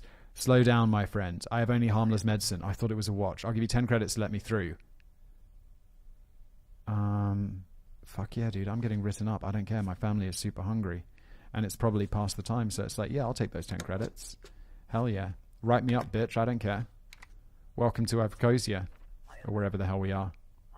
Excellent. As promised. Give me my money. Oh, you legends. I love a little bribey bribe. MOA citation. Bitch. Last warning, no penalty. Who cares? Who cares? I just got made. Take that money and, I don't know. Papers, please. Oh my God, please. I want to deny you. Please bribe me. Transit, 14 days. Yeah, that's looking good. They never lie on that. Okay, I'm not getting paid, so hopefully at least I get a little bribey bribe. 14 days, this is looking good. Kalausia, Katya, yes, excellent. These details are matching up. Your Oristanias are interesting, fascinating, good. Let me see the rulebook and make sure that you are... Hey, Orbistan, welcome. Regional map. Orbistan.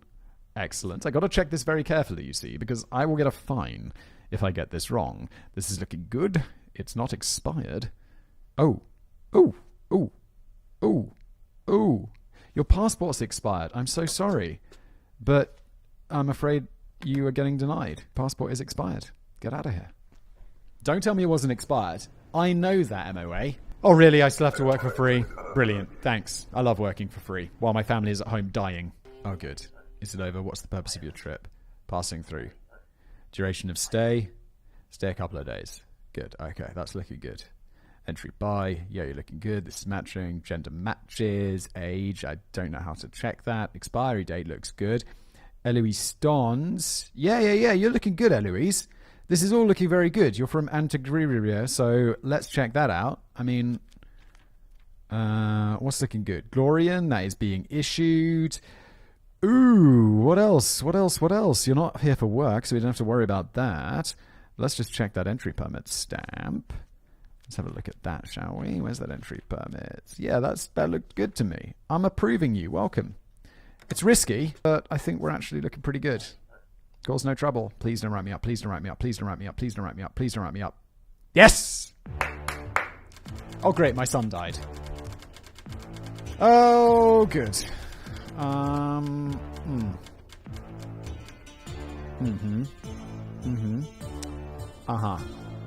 Okay, good. That's fantastic. This is a horrible game. I've been doing this a week, and my son and uncle have died, and I have made no money, and I have been able to afford... Okay, I gotta give my wife some medicine. Oh, wait, I can deselect... Okay.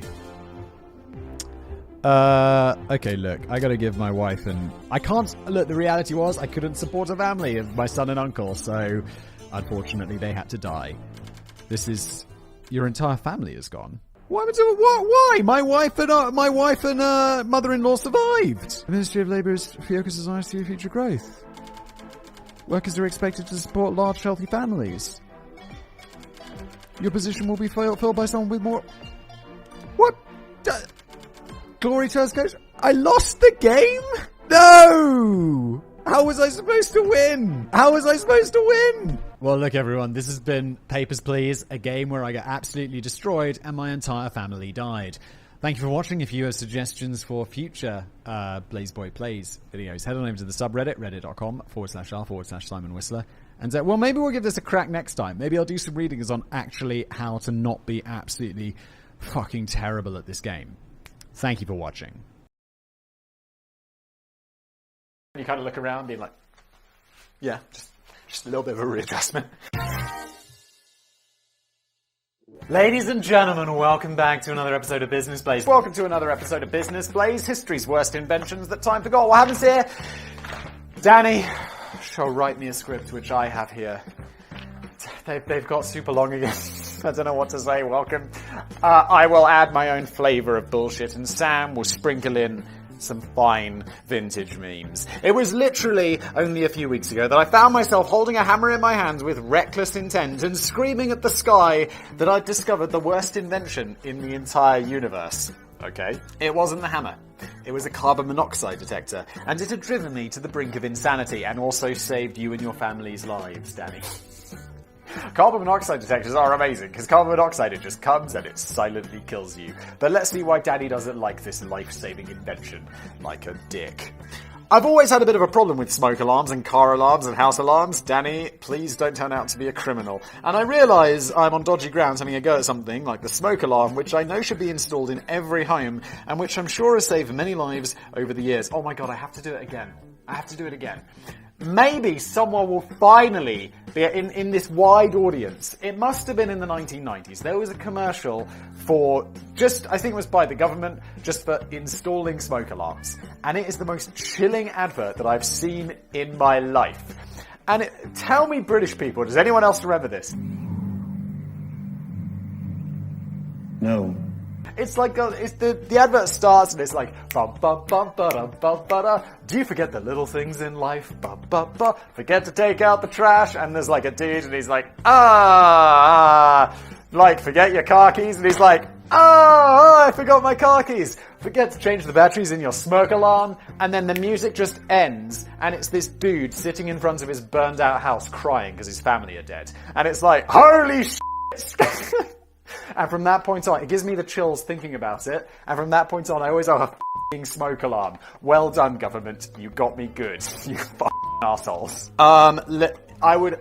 maybe it's not as dramatic as I remember, because I've thought about it so many times, but holy shit. And also, for some reason, the guy in my mind doing the advert is Gary Lineker. I'm almost certain it wasn't him, but for some reason, he's the face I see. Him, doing smoke alarms and Walker's crisps. Oh, Gary. Which I know should be installed in every home, which I'm sure has saved many lives over the years. Many, many lives. I just wish that mine wouldn't go off every time I fry a bit of bacon or put the kettle on, or breathe slightly heavily. Car and house alarms were always largely pointless in my old neighbourhoods. You generally hear some kind of alarm letting off an ear-piercing and long-winded screech at least once a day, and quite often in the middle of the night. It's true. When was the last time you had a car alarm go off? I mean, I live in a city, so it's like, although I don't do cars to have alarms. I mean, don't they just have immobilizers? So it's basically impossible to steal unless you're an expert thief, and then you're going to be stealing super high-end cars. So I don't think cars get stolen that often anymore, like they did back in the day. But still, if there's a car alarm going off, it's like, okay, definitely not getting out of bed.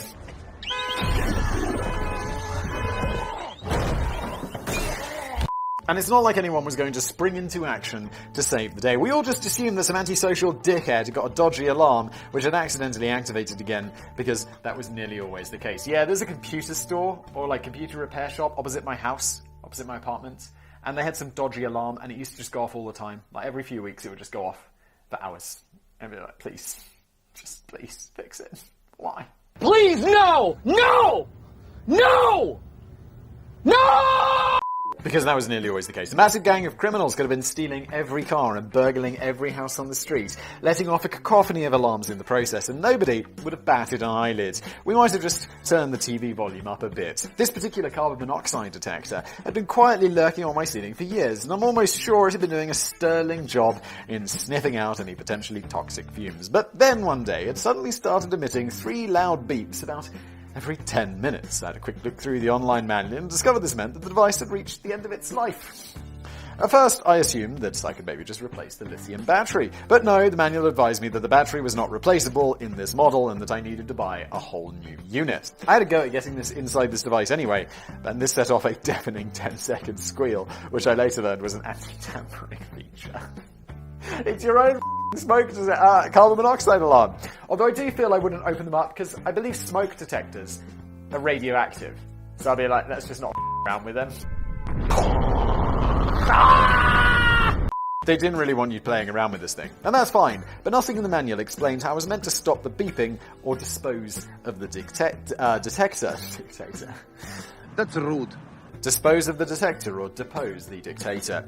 I tried tossing it in the I tried tossing it in the dustbin, but the constant noise would have annoyed everyone else on the street. I briefly considered just smashing the whole thing to bits with a hammer, but then had a last-second change of heart when I became concerned that smashing the lithium battery might be dangerous. I felt as if the only option left on the table was to lob it into the raging fires of Mount Doom in Mordor.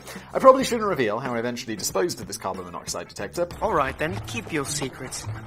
But I would be amazed if I could find a single product in history that is more annoying and more badly designed and more ill-conceived than that small, wailing white box of bollocks. I guess if this was me, I don't know if this is the right solution, but I'd just go take it, and you know, like, there's bins on the street. I'd just go around an area where no one lives, like maybe a shopping street, and just put it in the bin. Just walk by, hello, beep beep, shit, and then sneakily walk off. Now I really want to know how Danny got rid of his carbon monoxide alarm, and I'll probably follow up with him by email. Still, I'm happy to give it a go anyway by travelling back in time to take a look at some of the most truly terrible failed inventions which should have never left the drawing board. Baby cages. Oh, I don't know about that. Having a baby cage. Well, I have a baby, or like a toddler now. And they made this ring fence thing, which is brilliant. And you put the toddler, in the ring fence thing, and it can't climb out. And it's got its toys in there and shit. And I'm like, this is amazing. So you can like go to the other room, like preparing some dinner or whatever, and just ignoring your child. I'm like, perfect! No, but seriously, it is very useful. And my wife was like, no, I don't want to use that anymore. I'm like, why not? And she's like, I feel like she's too restricted in it. And I'm like, but it's so useful! And we don't use it anymore.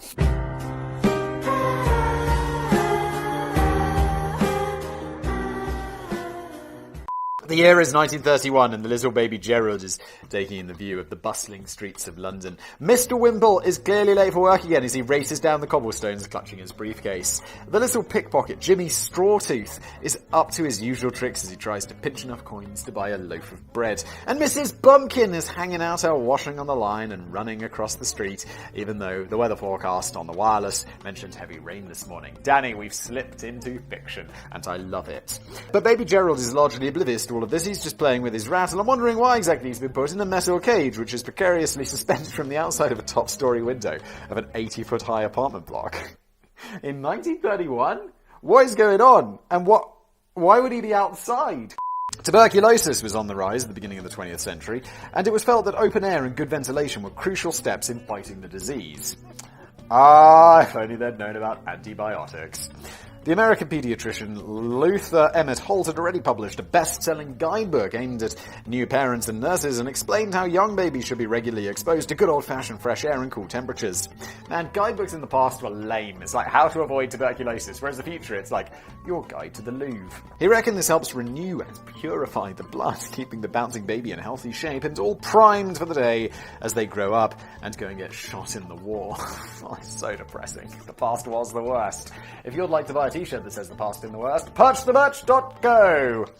It's like, well, it's one of my favourite catchphrases on this channel because, you know, everyone's like, oh, the present sucks, it's COVID, and like everyone's like really bad, and I don't know, there's still definitely tons of shit wrong with the world, but in the past there was a lot more. Like tuberculosis was worse than COVID. Like someone's like, which one would you rather have, tuberculosis or COVID? I'd be like, let me think. Neither would be the number one option. Luther recommended that you should consider placing your baby basket next to an open window at regular intervals throughout a breezy day. But that would probably be a tad dangerous if you lived at the top of a tall apartment block. So, in 1906, a young mother in New York by the name of Eleanor Roosevelt, that's Eleanor Roosevelt, took Luther's advice one step further. The 21-year-old openly admitted that she knew absolutely nothing about handling or feeding her baby Anna, but she thought she was onto a good idea when she hung a chicken wire cage out the window of a top-level apartment and lobbed her baby in there for a few times a day to catch a few winks in the New York air. This doesn't sound like the worst idea in the world. Like when our baby was very young, and it was, you know, summer, nice day, we'd put the little crib thing out on the balcony, and they'd sleep gloriously in the shade in this little crib thing. It was really nice. I mean, the balcony's got big like walls, so she's not going to go anywhere. Also, she couldn't even get out the crib because she's a baby. Nobody else agreed that this was a good idea, and Eleanor eventually took it down and forgot the whole silly thing after several neighbors threatened to report it to the authorities.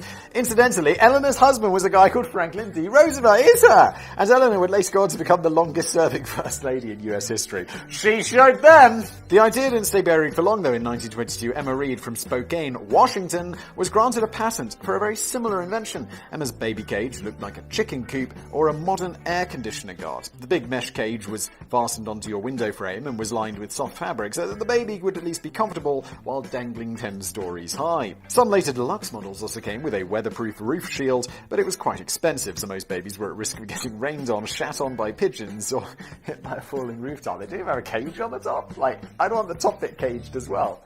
You know, like a normal cage. Emma's patented version also featured a collapsible design for portability, so you could take it on your travels and hang your baby out of any window, in any location, with no hassle. If I was running, I'd be like, none of those baby cages. No! Not after the last time. That was very expensive legal action. It took a while for the baby cage to take off with parents, and curiously, it was the Londoners of the 1930s who were generally more attracted to the idea of putting their baby inside an outdoor metal prison, even if this meant that the baby would largely just be choking on the thick London smog. Ah, yes.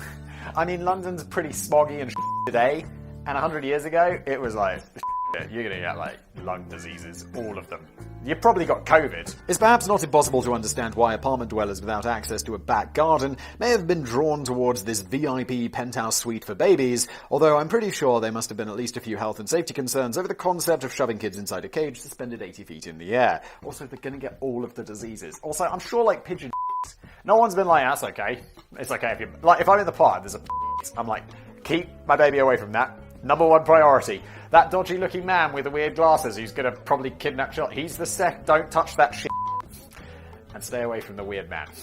I'm the cool dad. That's my thing. Or maybe London parents just didn't love their kids as much as New York parents. Yeah, probably true. The baby cage had largely disappeared from London by the 1940s, but this had nothing to do with a sudden realization that it might be a dreadful invention. It's just that Luftwaffe had started bombing Britain, and even London parents felt that leaving their babies outside alone during the Blitz might not be the best idea. Ah! Oh my god. That's yeah, you don't want to do that. Spaghetti aid. Oh god, like a drink from spaghetti? That is rough. This is something that I might have been tempted to buy myself if it didn't look quite so ridiculous. As much as I enjoy a well-prepared spaghetti bolognese, it's probably not a meal that I would choose to eat in public in front of someone I was trying to impress, because I just know that things are going to get messy. Yeah, I don't eat tagliatelle or spaghetti in restaurants. I just don't order it because I don't know how to eat it. I mean, of course I do, but it's like, I'm getting messy. And it's not okay to put a napkin in your shirt because we're not at a barbecue restaurant. It's usually an Italian place. I just stay away from it. Also, pasta, I feel, is like the worst calories. If someone was like, how do you want to get calories in their most tasteless form inside your body? The answer would be pasta. Like, bread is, like, I know people love pasta and all that. Bread, oh my god, it's so much, like, bread. Pasta, it's okay, it can be good, but bread! Oh! Daddy, chill. I love bread. I realise that most people have probably mastered the art of eating long strings of pasta without getting sauce all over their chin or resorting to just sucking the spaghetti directly from the plate. But I've never really managed it. Me neither, Danny. You know what I did manage, Danny? Learning to drive! I don't know why I'm just dishing out an unnecessary burn on Danny. I'm sorry. Please don't leave. I usually just cut it all into tiny pieces before attempting to eat it, but this just makes me think I might as well not have chosen spaghetti bolognese in the first place. Fortunately, help was at hand in 1955 for fellow spaghetti strugglers. The Wisconsin inventor, Russell E. Oakes, came up with Spaghetti Aid, a fabulous contraption aimed to turn demolishing a plate of spaghetti into a piece of toast. Oh, okay. So it's not... I was thinking like Gatorade, like someone's made an aid out of spaghetti, and no, I'm not going to make it. Rotting turtle as a perfume was far enough. We're not making spaghetti aid. I do absolutely love that I'm in a position in, like, my career, Korea, where it's like I can come up with some, we could probably make that, like I could probably find someone to make that and sell it. It's absolutely wild and I f***ing love it. It was a cumbersome beast though. The long fork was attached to a big lever, and after you'd dunked the fork into your pasta, you wind the lever so that the spaghetti twirls smoothly around your utensil before committing to putting it in your mouth. The problem is that it looks like you've brought a massive fishing rod to the dining table, and if one of the main points of using spaghetti aid is to try and avoid looking like a tit, then it would be considered a bit of a failure in that regard. Yeah, I mean, no one's finding it acceptable if you roll up to like a nice Italian restaurant and it's like, what have you got? I brought my own spaghetti eating device. It's like, what are you, 6? Like, come on, stop it. And take that napkin. Don't tuck that in your neck. But maybe Russell was onto something here. Decades later, other people took the basic idea and produced a more compact and portable motorized spaghetti twirler, which looked a bit more like a normal utensil and may not raise too many eyebrows at the Junction 27 restaurant. What is the Junction 27 restaurant? Is that some joke I'm missing? Am I missing a joke? I'm absolutely missing a joke, because Danny put it in bold and italics. Like, Junction 27! I'm so dumb. Some of Russell's other ideas never really caught on, though, during his glorious non-career. He also came up with a mechanical donut dunker, a horizontal toaster which spat hot toast in your face, and a weird soup spoon which discreetly drained bad soup through a hidden tube and into a bottle strapped to your leg, so that you could pretend to be enjoying the soup without offending your host. You're just sitting there like, you know, suction. Oh, it burns! The awkward. How innovative! I like it! The guy clearly had even bigger dining issues than me. The Sound Burger. I always preferred the sound and the weight and the feel of the gorgeous packaging of vinyl records over the small, crappy cassette tapes that many of my mates used to buy. But those small, crappy cassettes did, of course, have several undisputable advantages over vinyl. They were portable. Yes, definitely. Like, just rocking around. I feel, I mean, in this world of hipsters, I feel like I could definitely see someone like arriving at a cafe, coffee shop, they'd open a briefcase, they'd set it up on the table, there would be a record player inside, they'd plug it in, they'd get those big, unnecessarily large headphones, they'd put them on, and they'd just listen to a vinyl record, because this is the world we live in. Fucking hipsters. And everyone would be like, Simon, you're such a hipster. Just because I have a beard doesn't mean I'm a hipster. You've seen me without a beard, it's obviously a good look for me. Well, a better look. Most of the comments for a long time were like, Simon, never shave the beard. No one wants to look at your baby face. That's rude. It's like, alright. Made me feel bad for the first 27 years of my life. They were portable, so my mates could bring over a big pocket full of tapes and play them at home without getting weighed down or worrying about damage. And my mates could also play their music on the move. They could brighten up a dreary paper rounds by blasting out a bit of Megadeth from their Walkmans while delivering the wrong newspapers to the wrong house and getting knocked down by milk floats that they couldn't hear coming because they're electric. Oh! I would obviously never have been able to do that with my big clunky records, or could I? Well, no, I couldn't. But stick with me for a second on wait, has someone actually invented a portable record player? This has got to make a comeback. Hipsters will revive this. What's that? Sorry, I was taking a selfie while shooting a Snapchat, while periscoping that Snapchat, while Instagramming latte art, while Shazamming The Weeknd, while streaming Master of None, while retweeting George Takei, while saying, this wins the internet, while still being hashtag so bored. In 1983, Audio-Technica launched one of perhaps the oddest music devices in history, a portable record player they christened the Sound Burger. It kind of looked like a little yellow stapler. I've got an image. Sam, do the honors. You opened up the stapler, pulled out the retractable stylus and clamped the device around your record to enjoy the full glory of Megadeth on vinyl without being confined to your home stereo setup. And now I'm going to sound like a massive hipster. But I'm like, this isn't a bad idea, and I'll explain myself. No.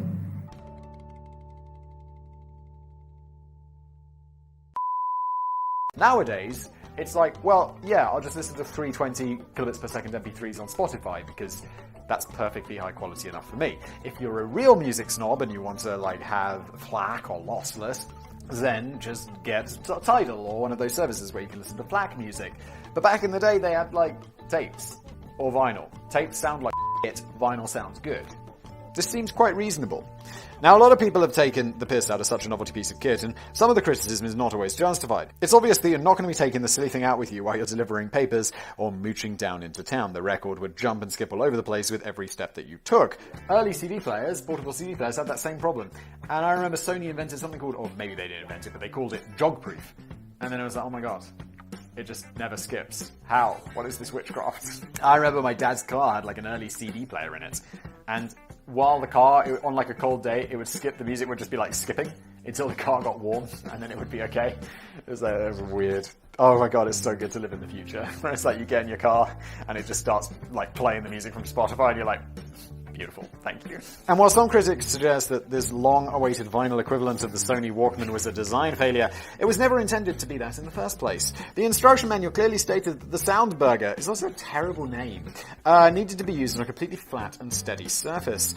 Bearing that in mind, it's hard to see who exactly would want a Soundburger and why. I suppose you could take it around your mate's house, but then they've probably got their own proper record player that doesn't run out of battery power halfway through that Wurzel's record. Well, if you're an absolute music snob, and you're going on holiday or whatever, and you want to listen to some good music while you're away, am I a maximum level hipster or because I'm like, this doesn't sound bad. I mean, I'd never buy it, and I'll just listen to tapes because it's so much easier. But I understand why it exists, because I wouldn't call them hipsters. There are some people who are just music snobs. But they've probably got their own record player that doesn't run out of battery power halfway through that Wurzel's record. Maybe you could use it to play records on holiday without having to pack your entire stereo, but you're still going to need to haul around all those records with you, so you'd need a pretty big suitcase. It seems to me that vinyl was just never meant to be a particularly portable format. The size of the records kind of gives that away. Another issue is that the Soundburger wouldn't be an ideal format for anyone who likes to take care of their precious record collection. The completely unprotected turntable left your records fully exposed while they were playing, and the fact that the device only supports the record from the middle means that both the record and the stylus will gradually bend over time.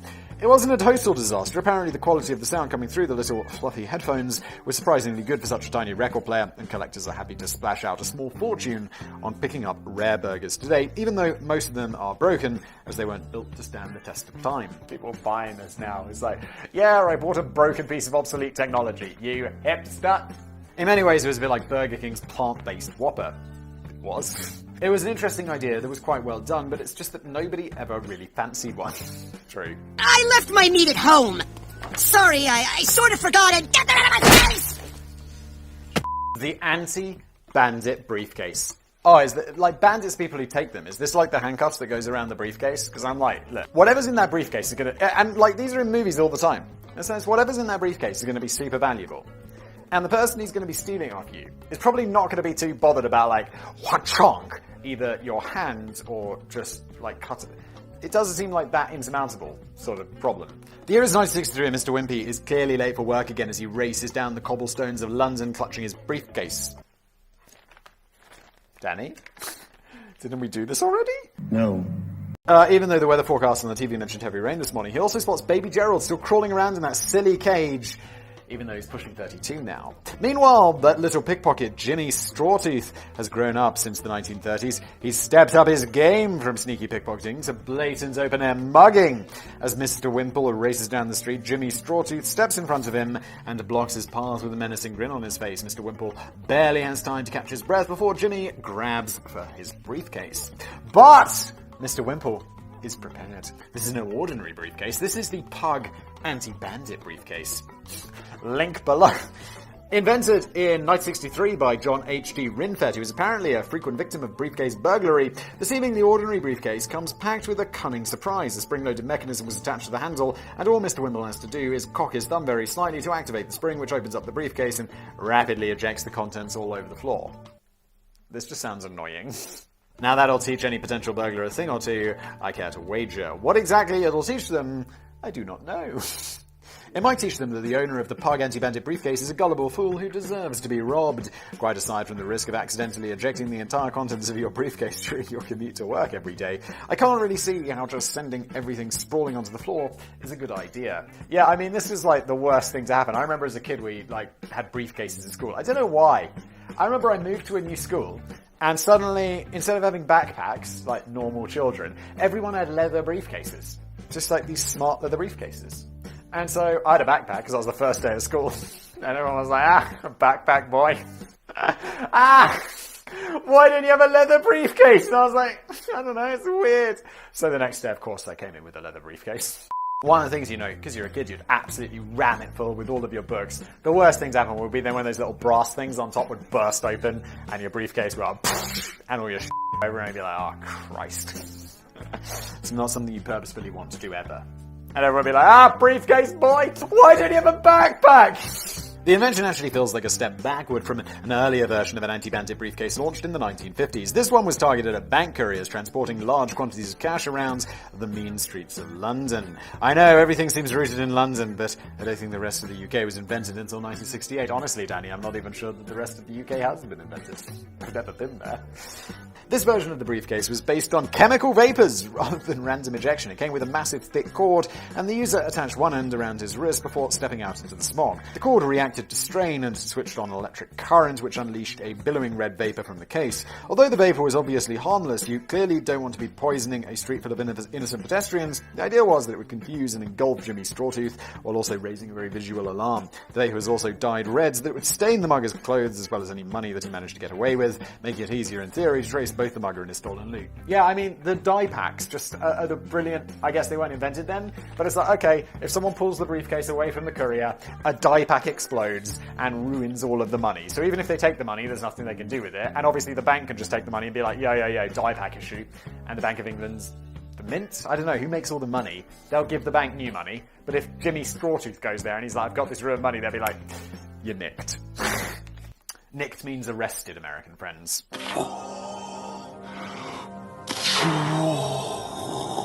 This is probably a more effective method than the later version, but it's still prone to accidental triggering, and it could end up developing into a very antisocial walk down the high street. Yes, I mean, you're not poisoning any bystanders, but they're getting their clothes all stained red. A bigger issue is that the cord was so big it made it blindingly obvious that the user was carrying loads of cash and practically screamed out for an invitation for a well-prepared mugger to come and have a go. I don't think that's true.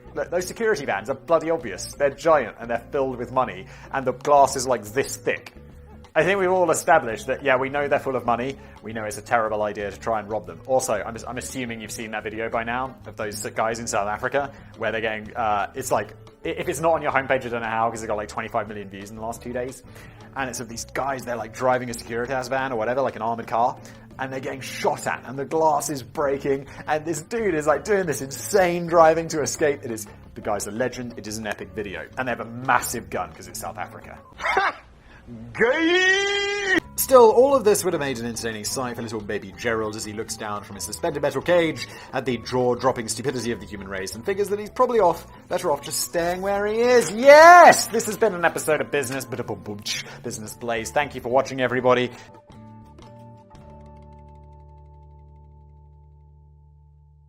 Sorry, I was taking a selfie while shooting a Snapchat, while periscoping that Snapchat, while Instagramming latte art. Terms and conditions apply.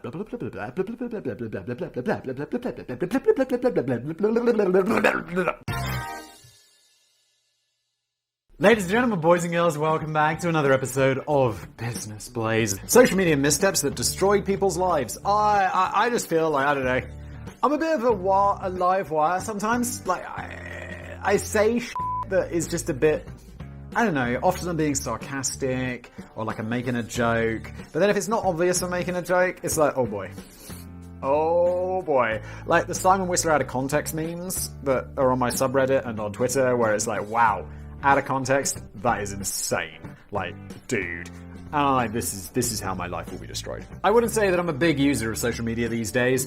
That's partly because I don't like my phone pinging every 2 seconds to inform me that somebody I don't know has replied to a comment that I can't even remember making. But it's also because, with a few merciful exceptions, most of the fun has been drained out of my feed in recent years, as everyone I know seems to have become passionate about politics. Oh my god, it's so true, and just please stop. I just don't use Facebook. I just got rid of, like, I had a personal Facebook account, I was like, this. It's just... I just don't have any interest in this. I'm too old for this shit. I have professional Facebook because I wanted to register the page Simon Whistler, so that at least I had it. I don't know why. And I was like, at some point I should probably do some videos on Facebook, but Facebook. Facebook's such a piece of shit. Twitter's quite toxic, but kind of fun. I mean, I bit right in there because I'm a dickhead. You are correct, sir. Years ago, I can remember Facebook being largely a platform about mucking about and cracking jokes and maybe sharing the odd fond memory or a piece of personal news. Social media felt very social, a bit like an online equivalent of going down the pub and having a laugh and a catch-up, but without having to put your pants on. The thing about the pubs that I used to frequent in the grim north of the UK, I've got another channel called Casual Criminalist, and the writer on that channel, Callan, made a jab at the north. People were like, hey, don't you talk about the north like that! I was like, okay, chill, Daddy, chill. Daddy, chill. But Danny's from the north, so he can make those jokes. The North remembers. We know no king, but the king in the North whose name is Danny. I don't care if he's a bastard. My grandma's from the north. She's from Yorkshire. Yorkshire's in the north, right? She didn't speak like she was from the north because she'd lived in the south for a very long time. But she drank Yorkshire tea and was very, let's say, frugal. A lot of people were very happy to follow the golden unwritten rule, never talk about politics and religion. And I can see why this system naturally works without anyone having to try too hard. If I'm catching up with an old mate, I expect to hear about what he's been up to and have a chuckle over nostalgic stories and anecdotes, and maybe by the end of the night we'll be singing songs about magic pixies. Yeah, I really do subscribe to that, like, don't talk about politics and religion. Like, I have political opinions, I have religious opinions. Neither of them are particularly extreme. I'm not religious. I'm not really political. But one thing that makes people not like you is when you are either very anti-religion or one side of the political spectrum, or you're very pro-religion, or you're very the other side of the political spectrum. It's like, and also, I mean, try and have a little bit of grey. No, I don't think I will. Yeah, I don't necessarily believe in, like, religion. But I don't disbelieve in the idea of a god. Like, I do believe there could be more out there that we don't understand. And also with politics, and I'm like, okay, yeah, the shit I like on the right, the shit I like on the left, I probably fall somewhere in the centre. But only because, like, okay, for that issue, I'm over there. For that issue, I'm over there. It's just, I don't know. Stop. And now we're talking about politics. Let's just fucking stop talking about this. Joke's on you, I'm into that shit! I certainly wouldn't expect my mate to launch into a 45-minute blistering attack on the UK government's broken manifesto pledges before I've even had a chance to get comfy in my seat. And yet these days, much of my Facebook feed is taken up by old friends 17 and 20 years who are angrily ranting that anyone with a different political perspective is an ill-educated buffoon, when all I really want to see is just how much weight they've piled on since school. Danny, you savage! It just feels that all the fun social side of my social media experience, Danny's fun social side is look at how fat people got, has disappeared somewhere behind an all-engulfing preacher's pulpit. Of course, everyone's entitled to use social media in whatever way they see fit, except for Donald Trump. And you can always reach for the mute button if you start feeling annoyed. And social media can be a powerful platform for quickly raising awareness of important issues and giving everyone a voice. But it can also be a very dangerous arena if you use your voice to speak first and think later. One careless drunken tweet at midnight could potentially have torn your whole life to shreds by the following morning. Yes, look, pro tip, other people who are like me. Or just anybody, really. If you've got something to lose on the internet. I mean, honestly, if you're just employed and you say something. But if I tweet something, more people are going to see it than if Jeff, who works at Tesco's, tweets something. Unless Jeff is a secret, like, Twitter celebrity or whatever. But it's like, just after you've had a few beers, just leave it alone. Just don't go in there. Don't even go in there to like...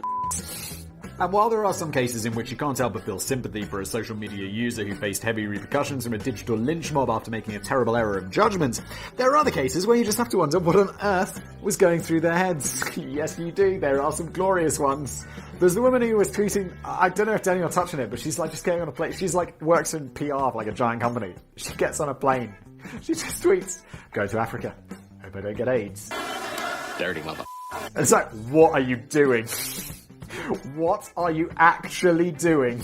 Meat spike. Here's a legal dilemma to chew over. Is it illegal for a restaurant to knowingly serve meat to a vegetarian or a vegan? I mean, it's not going to be good for their reputation, but I can't imagine they're breaking a law. You could argue it's assault, but very tenuously. Very, like, no. Not, in fact, no. No, it's not. I mean, it's obviously illegal to spike someone to drink with a Class A drug. Yes, because the Class A drug is illegal. But that's largely because the drug was illegal to begin with, thank you. You'd still be breaking the law if you put it in your own drink. But what if a chef spikes a supposedly vegan dish with meat? Give your meat a good old rub. Hot and spicy meat. Yeah, boy. But that's exactly what a chef in the UK claimed to have done in a Facebook post from early January 2018. Laura Goodman was a chef and co-owner of the Italian restaurant Carlini in the quaint village of Shifnal in Shropshire. Laura just finished working a long New Year shift at the restaurant, catering for a party of vegan customers, one of whom appeared to be making life difficult for the chef. In a private Facebook group of 18,000 members, doesn't sound very private, does it? Laura posted a message at 4:30am, which is seriously never a good time to post anything. You're obviously blind drunk, just go to bed and see if you still feel like posting it tomorrow morning. In this case though, Laura pressed ahead and posted, "The pious judgmental vegan who has spent all day cooking for has gone to bed, still believing she's a vegan." In a separate post elsewhere in the group, she commented, "Spiked a vegan a few hours ago." When one of those 18,000 group members, I suspect it was a vegan, took a screenshot of the comments and posted them outside the group, that Carlini restaurant was propelled to new heights of fame, but not in a good way. Someone's getting fired! They even made it into the mainstream headlines, as a fellow co-owner of the restaurant later observed. Shifnal has never been on the news agenda, but overnight we ended up between Trump and Brexit on the BBC. The focus of the news coverage was on the relentless abuse and death threats which the restaurant had received in the wake of Laura's apparent confession. Stop it! It's like, yes, this was wrong. What she did was wrong. We don't need to start threatening people with death. If you're a vegan and you believe that, check yourself before you wreck yourself. Eggs were regularly smashed against the windows. By vegans?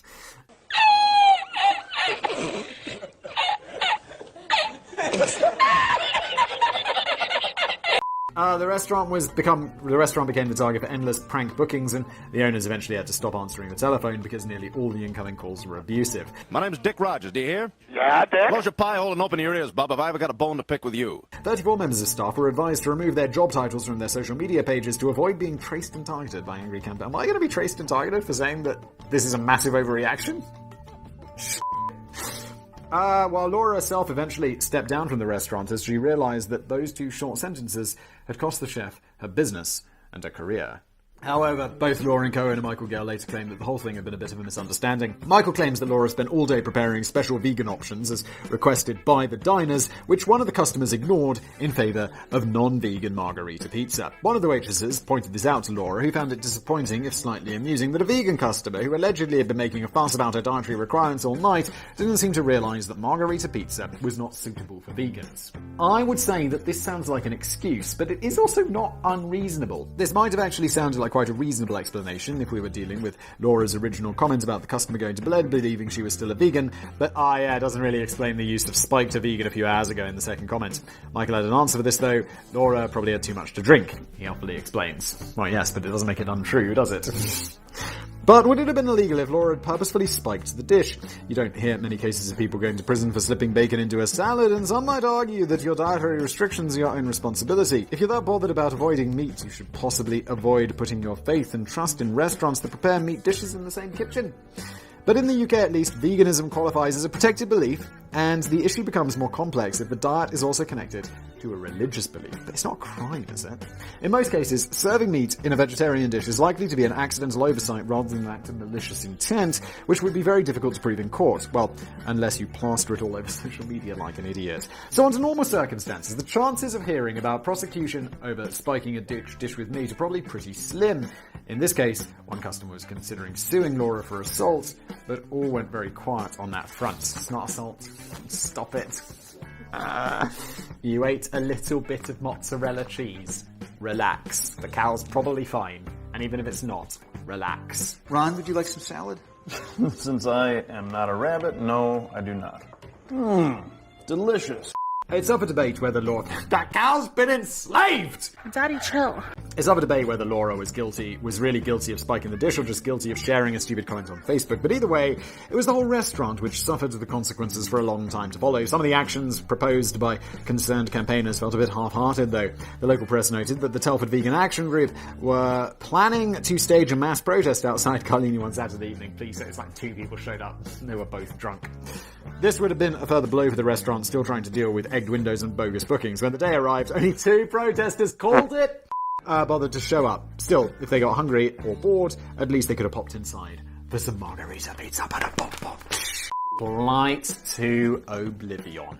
Here is an example of a controversial tweet which spiraled wildly out of control and highlights just how easy it is to become the target of an angry lynch mob who possibly missed the point. Justine Sacco was the global head of communication. Oh, it's the AIDS woman! Head of communications for the digital media conglomerate IAC. In December 2013, she was travelling from London to Cape Town to spend Christmas holidays with her South African family. As she settled into the 12-hour-long flight, she whipped out her phone and posted a few comical tweets to entertain her modest 170 followers. Wait, isn't she the head of global digital communications? Come on. You had one job. Just the one. For example, in one of them she noted, "Weird German dude, you're in first class. It's 2013. Get some deodorant." Savage. Justine decided to post one last tweet before switching off her phone and settling down to sleep for the rest of the flight. The 12-word tweet was going to whip up one of the biggest shitstorms in the history of the website world. It read, "Going to Africa? Hope I don't get AIDS. Just kidding, I'm white." Oh, I forgot. It's like, going to Africa, hope I don't get AIDS, is already absolutely like, no! And then it's like, just kidding, I'm white. It's like, ah! Ah! Ah! Ah! Ah! Now, there's quite a lot to unpack in those 12 words, and a few different ways of looking at them. Whilst digging through this story, I found many mainstream media platforms are still happy to condemn Justine as a terribly ignorant racist scumbag who appears to either be under the delusion that white people can't catch AIDS, or is cheapening the lives of black victims, or flaunting her own white privilege. I was thinking, initially, yeah, she's like, not flaunting her white privilege. She was like thinking, that's a problem for non-white people. It's a stretch. But if I was defending her in, like, the court of public opinion, I'd be like, no, she was pointing out that the division of wealth and access to healthcare in South Africa, particularly, the rest of Africa, I guess as well, is, like, really racially divided, and that's not good. I was making a positive social point. But Justine had a tendency to post tweets to her small circle of friends which were dripping in dry humour. She had figured that her friends would understand that she was neither racist nor stupid. She was just making an admittedly very clumsy and ill-judged and not remotely funny attempt to mock Western ignorance of the HIV pandemic in her home country of South Africa. One of her friends didn't get the joke. How dare you! As Justine slept over the next 12 hours, she was completely oblivious to the fact that she was now trending on Twitter largely under the hashtag #HasJustineLandedYet? Tens of thousands of angry tweets were posted, including such reactions as, "How did Justine Sacco get a PR job? Her level of racist ignorance belongs on Fox News." And "I'm an IAC employee and I don't want Justine Sacco doing any communications on our behalf again. Ever." Justine's boss felt obliged to respond to the outrage. He tweeted, "This is an outrageous offensive comment. Employee in question is currently unreachable on an international flight." Oh, god damn. Meanwhile, in our universe, I'm gonna go take a nap. I'm tired. I'm gonna go. I think it's a good idea. Catch you on the flip side, motherfuckers. This, of course, led to a weirdly disturbing level of excitement as the Twitter sphere went into meltdown over the thought of Justine eventually waking up in blissful ignorance and disembarking from the plane to face getting fired from her job under the watchful eye of the whole world. At least one member of the mob actually managed to get down to Cape Town International Airport to capture the moment when Justine stepped onto the tarmac. Sharing the photo online, he dutifully reported, "She's decided to wear sunnies as a disguise." Oh my god, this is so insane. Justine did indeed later get fired, thankfully in private, and even her own family weren't very supportive about the whole thing. They had always been staunch activists for racial equality, and Justine's aunt felt that the tweet had tarnished the reputation of the whole family. I bet Christmas dinner that year was well worth the long flight from London. Okay, I mean, it's an absolutely wildly inappropriate joke that should have never got posted, but it's not like she's actually serious. If she was serious, then it'd be like, oh It's perhaps no great surprise now that Justine regrets posting a tweet which left her out of work for a year and briefly led to her becoming one of the most hated people on the planet. She points out that she's not a professional comedian and that she shouldn't have tried to be satirical on a public platform. There's no denying that it was a dumb tweet to post without any context, and it didn't appear to have much in the way of a punchline, but it also seems that Justine's words were dragged out of what she believed to be an inner circle of friends and led to a pile-on frenzy from hordes of internet users who were keen to demonstrate how much they cared about AIDS in Africa by ripping apart the reputation of a sleeping passenger on a plane and punching the air with glee over her imminent dismissal. Yeah, these like outrage heroes though. It's like, oh yeah, look at your hero. What have you actually done? Nothing. Kill us now. Sam Biddle was a blogger for Gawker Media who played a key... Oh, Gawker Media is such a piece of shit, allegedly. Who played a key role in prompting the Has Justin Landed Yet hashtag and was happy to pour on scorn over Justin's apparently vile character. Gawker Media, they got destroyed by Peter Thiel, right? It's Gawker Media where they outed Peter Thiel as gay, and Peter Thiel's like a billionaire, and he just destroyed them. He just destroyed them. It's like f***ing legends. Oh, love it. It was something to do, I think they leaked like a sex tape with Hulk Hogan, and then Peter Thiel, is this correct? Did he pay for for Hulk Hogan's crack legal team to sue Gawker Media into the dust? And I'm like, Peter, don't f*** with Peter Thiel is the lesson there. I'm aware of how destiny is going to take its course, brother. A regretful Sam now admits that he was just trying to drum up traffic for his blog and notes that it's easy and thrilling to hate a stranger online. Interestingly, Justin was eventually offered a new position back at her old pals at IAC, so it seems that those 12 years ultimately led to a sentence of only 12 months of misery and unemployment and universal hatred. Bad though, doesn't it? It's a shame she couldn't just have thought up a funny follow-up tweet about the German guy with smelly armpits. Stroking gun. It must be hard getting through life with a name like Anthony Weiner. I once went to a school with a kid called Paul Crapper who endured torment and despair for several years before his parents eventually agreed to let him change his name to Paul White. Really? But Anthony was certainly not the sort of man to hide his wiener, and the Democrat proudly took his name to Congress in 1998 when he was first elected as a representative for New York. Later in 2010, his name rose to prominence when Anthony delivered a stirring speech which supported healthcare for 9/11 first responders. He was seen by many as one of the good guys, even if behind the scenes he apparently had one of the highest staff turnover rates in Congress, thanks largely to his habit of screaming and throwing furniture around when things aren't going his way. Holy shit. You're an adult man. But here's one thing you really don't want to do if your last name is Wiener. You really don't want to get involved in a scandal involving your penis.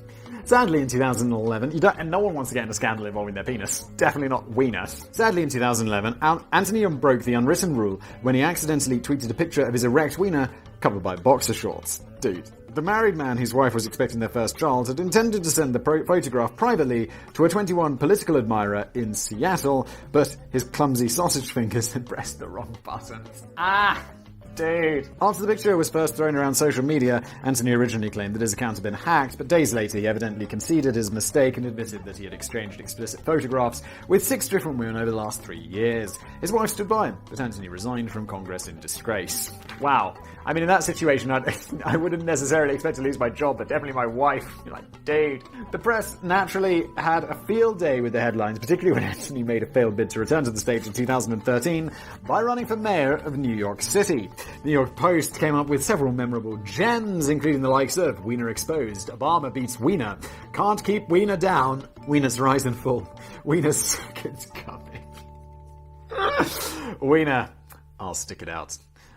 Even more scandal was to follow when it transpired in 2016 and 2017 that Wiener had continued. Dude, no! Stop! No. No, I don't think I will. Continued to send explicit photographs of his wiener to a string of other women, as well as a 15-year-old girl. His wife didn't stand by him this time around. Wiener was found guilty of transferring obscene material to a minor and sentenced to 21 months in prison. Oh, my dude. Initially, yeah, that's not good. Incidentally, Wiener's soon-to-be ex-wife was Huma Abedin, who had served as Deputy Chief of Staff during Hillary Clinton's stint as Secretary of State. During the investigation, Wiener's laptop was seized, which led to the discovery of emails pertinent to Hillary Clinton's email scandal, which in turn led to the FBI's reopening of that investigation just days before the 2016 US presidential election. I have to say, I never really understood the Hillary email thing. Wasn't she just sending work emails from, like, her Hotmail or something like that? Is that... I didn't realize... Like, I mean, I guess I can do it because I don't work for the government or some shit. But I'd be like, I don't know. It sounds like one of those things that I get in trouble for that I had no idea was wrong. Or was it illegal or just a breach of protocol? No, the FBI reopened the investigation. It's definitely illegal. I don't understand that at all. Probably, I mean, there's probably more to it, right? Clinton now reckons that this is why she lost the election to Donald Trump, so I imagine she doesn't fancy setting eyes on Wiener for a very long time. Hairdresser on fire! Trying to settle your bill at the restaurant at the end of the night can prove to be a pain in the ass. Holly Jones was certainly having problems in getting the attention of a waitress following a New Year's Eve meal at Kilroy's Bar and Grill in downtown Indianapolis in 2016. Holly had been enjoying a meal with a group of friends, and it seems that they'd all had a healthy appetite, and the total bill came to over $700. Bloody hell. They probably went overboard with the guacamole. But Holly had picked up on a discrepancy in the bill, and she wanted to iron out this before paying. Despite several attempts to get somebody's attention, Holly began to feel increasingly frustrated that she was being ignored. It appeared that nobody working in the restaurant was remotely interested in dealing with her query. Instead, everybody was fussing over some other woman who had keeled over in the restaurant and now was dying of a heart attack. Holy shit. It's okay, it's like, I mean, yeah, in a restaurant, it's like, oh, come on, please, come over, come on, I want to just pay and leave. But if someone's having a heart attack over there, like, clear medical emergency, I'll be like, it's cool, I'll wait.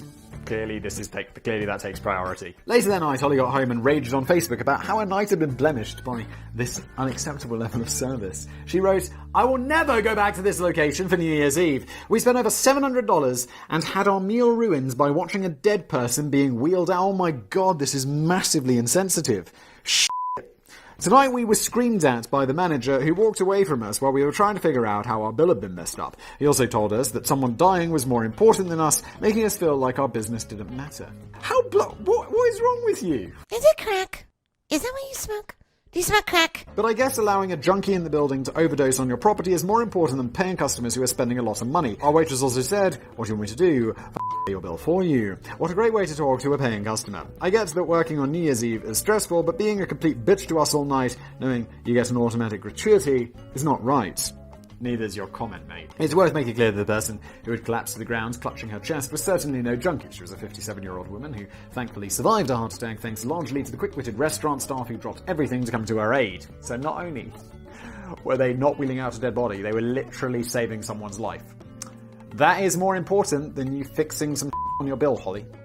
If you're so rich, just pay and leave. And the restaurant manager, Chris Burton, was quick to set the record straight in an acerbic reply to Holly's Facebook post.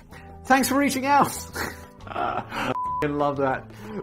We love feedback, whether it's positive or negative. I especially like feedback like this, so others can see the disgusting people that we have to deal with sometimes. First of all, the overdosing junkie you speak of was a 57-year-old woman who had a heart attack. Thankfully, she was finally revived at the hospital and survived. It sounds like you were very concerned about her, so I thought you should know.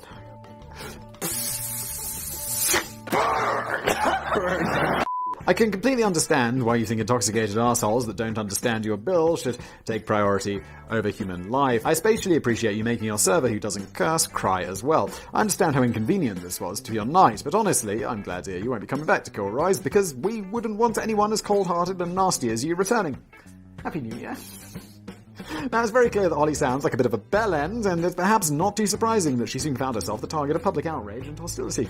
But again, it's quite sad that much of the anger was vented in the wrong direction. Holly worked as a stylist at Serenity Salon. Just leave the salon alone. In Indianapolis, and even though the business had nothing to do with the incident, it too found itself the target of abuse. The salon eventually felt obliged to part ways with Holly and issue a statement condemning her post. Another problem was that Holly deleted her social media account shortly after the incident, but this didn't stop social media vigilantes from tracking down other people with the same fairly common name and bombarding them with death threats. Stop it! One elderly namesake in particular, who hailed from Indianapolis, was harassed for weeks, eventually prompting her to try and change her profile pictures to a chunk of text that read, "Not the Holly Jones that went to Kilroy's on NYE." It might have been useful if the real Holly Jones had bothered to apologize or show any remorse for her action. She didn't. Dude.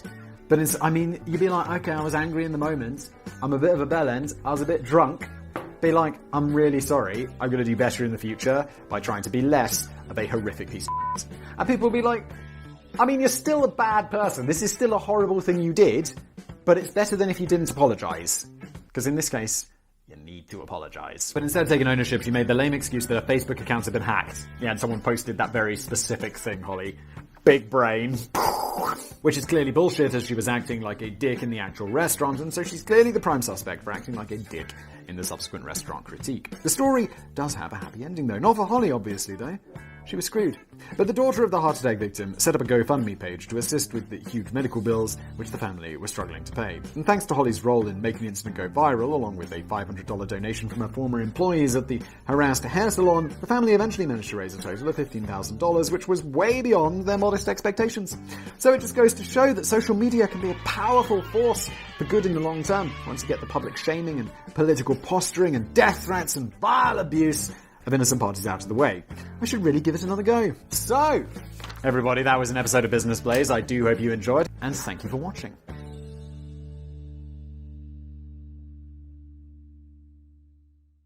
Give your meat a good old rub. It was an old family friend.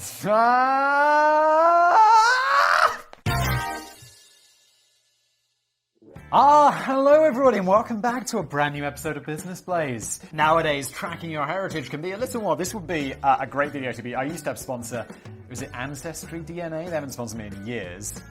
I don't know why. Maybe they were just like, that's a bit sh**. No one bought any Ancestry DNA. But yeah, they used to be a sponsor and it was pretty fun. They were like, hey, look at you facts, boy. That's your genetic makeup. And I was like, cool. It was pretty cool. Cool story, Hansel. I mean, it's certainly a lot less effort than it used to be. All you need to do is pay around $99 or so for a DNA ancestry kit from one of the many direct-to-consumer genetic testing services such as 23andMe and Ancestry.com. Yeah, it was Ancestry.com, which I think is Ancestry DNA. I got absolutely lost in Ancestry.com. Like, I think that I had a free trial of it because of the sponsorship. And oh my god, I traced my family, like, back to the 1850s. It's like, wow. This is really interesting. And you're like doing all this detective work because it's all scanned and you're like, oh, these people with a slightly different surname, weird spelling, got married on the exact date. That's them. They changed their names. By accident, it seems, or something like that. It's crazy. It's so crazy. You feel like a little detective. These services require you to provide a saliva-based sample, so you just need to spit into a tube contained in the package, then post it back and wait for your web-based personalized report, which will reveal your real roots and relations in glorious detail. But apparently, the tube is surprisingly huge and it can take ages to fill it up with your saliva. It's like this big. You just spit in it and send it off. It's not that complicated. Unless Danny's just got a really small head or something. So don't hand over that $99 unless you're sure you've got the dedication and endurance required to spend a big dollop of your spare time spawning spittle. I've never heard this. Is this actually something trouble people run into? Let me know in the comments. Checking out your ancestry with these home kits is a craze which has been growing over the last few years, particularly in the United States. And it's a weird craze because it naturally comes packed with a frothy mouthful of risk, potentially opening doors to long-buried family secrets and shocking revelations. Yeah, it is true. It'd be like, if I just got that and they were like, yeah, it turns out you're mostly Australian, I'd be like, I'm adopted. But no, mine was like, oh, well, that's exactly what I expected. Your whole life and identity could be pulled inside out with just one click of the mouse button, which opens up the report. Imagine you're an Irish American who just forked out $100,000 worth for Irish dirt to scatter on your casket. OGBB! I mean, it's not OG. We made this video last week. Only to find out there isn't really a single drop of Irish blood in your ancestry. The last 10 generations of your family all came from Rotherham. Oh, yeah, that would be like... I don't know. Maybe there's a big Rotherham community in the United States. Probably not. Let me know in the comments. Perhaps one of the funniest DNA tests of all time occurred on the Trisha Goddard show in 2013. Yeah, and unlike a lie detector, which is accurate like only half the time, so it's basically just like flipping a coin, DNA is slightly more accurate. And by slightly, I mean almost foolproof. One of the guests was a vile white nationalist and white supremacist Craig Carber. Man, I feel like this was on the Top 10s video. I feel like I know the story. It turns out he's like a quarter black or something, and it's like, It's like, yeah, you're a white supremacist. It turns out that you're 1/4 black, you're 1/4 Jewish, and you're 1/4 Romani, and you're only a quarter white. I don't think it's quite like that, but that would be like, mwah. What did you... Wait a minute. I'm white. A man known for his celebration of violence and murder committed against minorities. What are you doing? I don't know what... and who recently began making attempts to take over the city of Lathe in North Dakota and transform it into an all-white homeland for Aryans. Don't do that, Craig. It sounds really illegal, and you're probably, hopefully, gonna get shot. Cobb agreed to participate in a DNA test to prove his so-called pure genetic heritage. But things went a bit tits up in the studio when it's revealed that Cobb was 86% European and 14% Sub-Saharan African. The audience howled with laughter at Cobb's frozen smile and his lame attempts to dismiss the results as statistical noise. Trisha trying to help give him a fist bump with the encouraging words, "You got a little black in you, bro." Love it. Mwah. Cobb later claimed, without evidence, that he'd taken a further DNA test, which has shown that he was 97% European, while the remaining 3% was an Iberian thing. Sounds like denial. At that moment, I thought he was fucked. But it sounds to me as if Cobb was talking out of his 14% Sub-Saharan African arse. Yes, Cobb, you knob. In other cases, the results from a simple DNA ancestry kit have produced monumental consequences for families whose lives will never quite be the same again. Can you imagine, Ancestry DNA talking points? Ancestry DNA, a fascinating look into your past, which might ruin your life. Tread carefully. I never thought about it, because my parents never told me I was adopted. I have an idea of both my parents' ancestry, but I didn't realize you could open that up and your fall apart. You'd be I never even thought about it, but it'd be yeah, that could be intense, and I'm sure it is intense for a lot of people. And this selection of incredible tales of DNA ancestry just gets stranger and stranger as we go along. Okay. Well, I have to say we're starting from a very strong place, Danny, with the partially black white supremacist. Cat amongst the pigeons. These DNA ancestry kits have proved to be a popular choice for quirky birthday or Christmas gift. And in December 2020, Paul McDonald from Nashville, Tennessee decided to splash out on buying kits for every member of his family, including his daughter, Kat. I feel like if there was something dodgy going on, you'd be yeah, dear wife, what do you think about getting our daughter an ancestry kit for Christmas? Wouldn't it be fun? No! No, Peter! We definitely won't get her that! Oh, why not? Just no, Peter. Oh, shit. Peter be Did you come? What? But it's a bit of a dangerous Christmas present to buy for your loved ones. You might have been better off buying one of those Hasbro Easy Bake ovens that just cook your fingers. The results would probably have been a lot less dramatic. Cat McDonald was a professional violinist who had always identified as Irish. I suppose the surname offers a bit of a clue, as well as the fact that Cat had bright red hair. It sounds a little bit racist, Danny. What was their surname? McDonald. Yeah, I guess that is pretty Irish. Her parents had split up long ago and she was still in close contact with both of them, but as Kat revealed with a dash of sarcasm on a TikTok video that quickly went viral, her dad's brilliant idea for a Christmas gift soon turned a bit sour.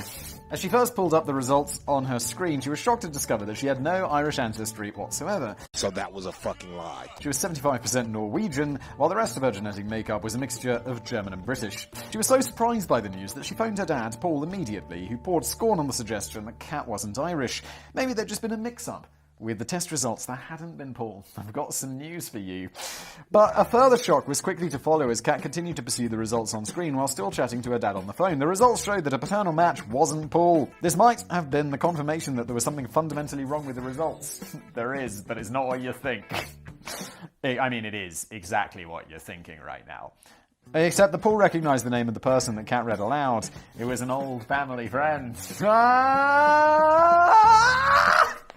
It's unclear how, I don't know, we shouldn't be laughing at this. It's absolutely savage. What does it taste like? It tastes like you, but sweeter. What? Thank you for your honesty. Now fuck off and die. It's unclear how Kat's mother reacted to this discovery, but it's fair to say that both Kat and Paul both seem to have been shaken to the core. Paul later told the Irish Central website that he felt that his heart had been ripped out from his chest and that everything he believed to be true about his daughter was a lie.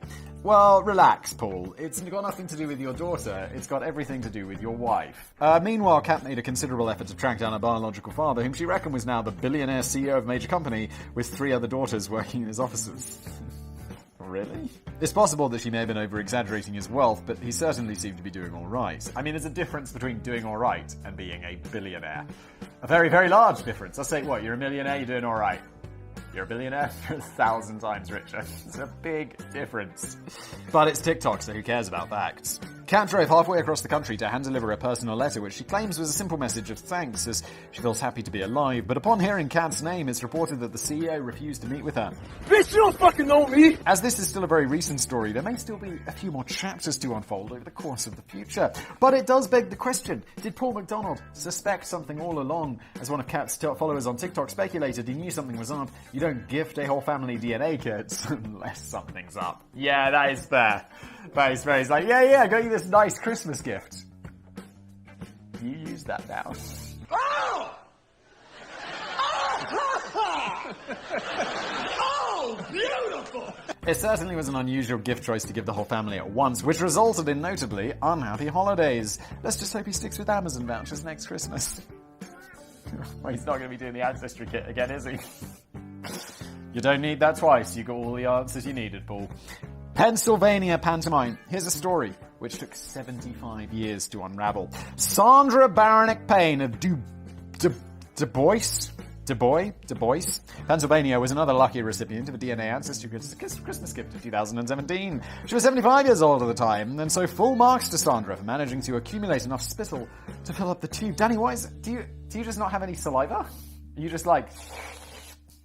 She wasn't particularly tech-savvy, though, and would probably have preferred a nice tea cozy or something. Anyway, Sandra had grown up in a Slavic family, and so she was surprised to discover that the results reckoned that she was predominantly Italian. So Sandra did what any curious soul would do. She assumed that the kit was a useless piece of shite, and thought no more about it. The story could have very easily ended there. Literally a few months later, in 2018, a woman called Deborah Monaco Zaffato also bought a DNA Ancestry kit to trace her Italian family heritage.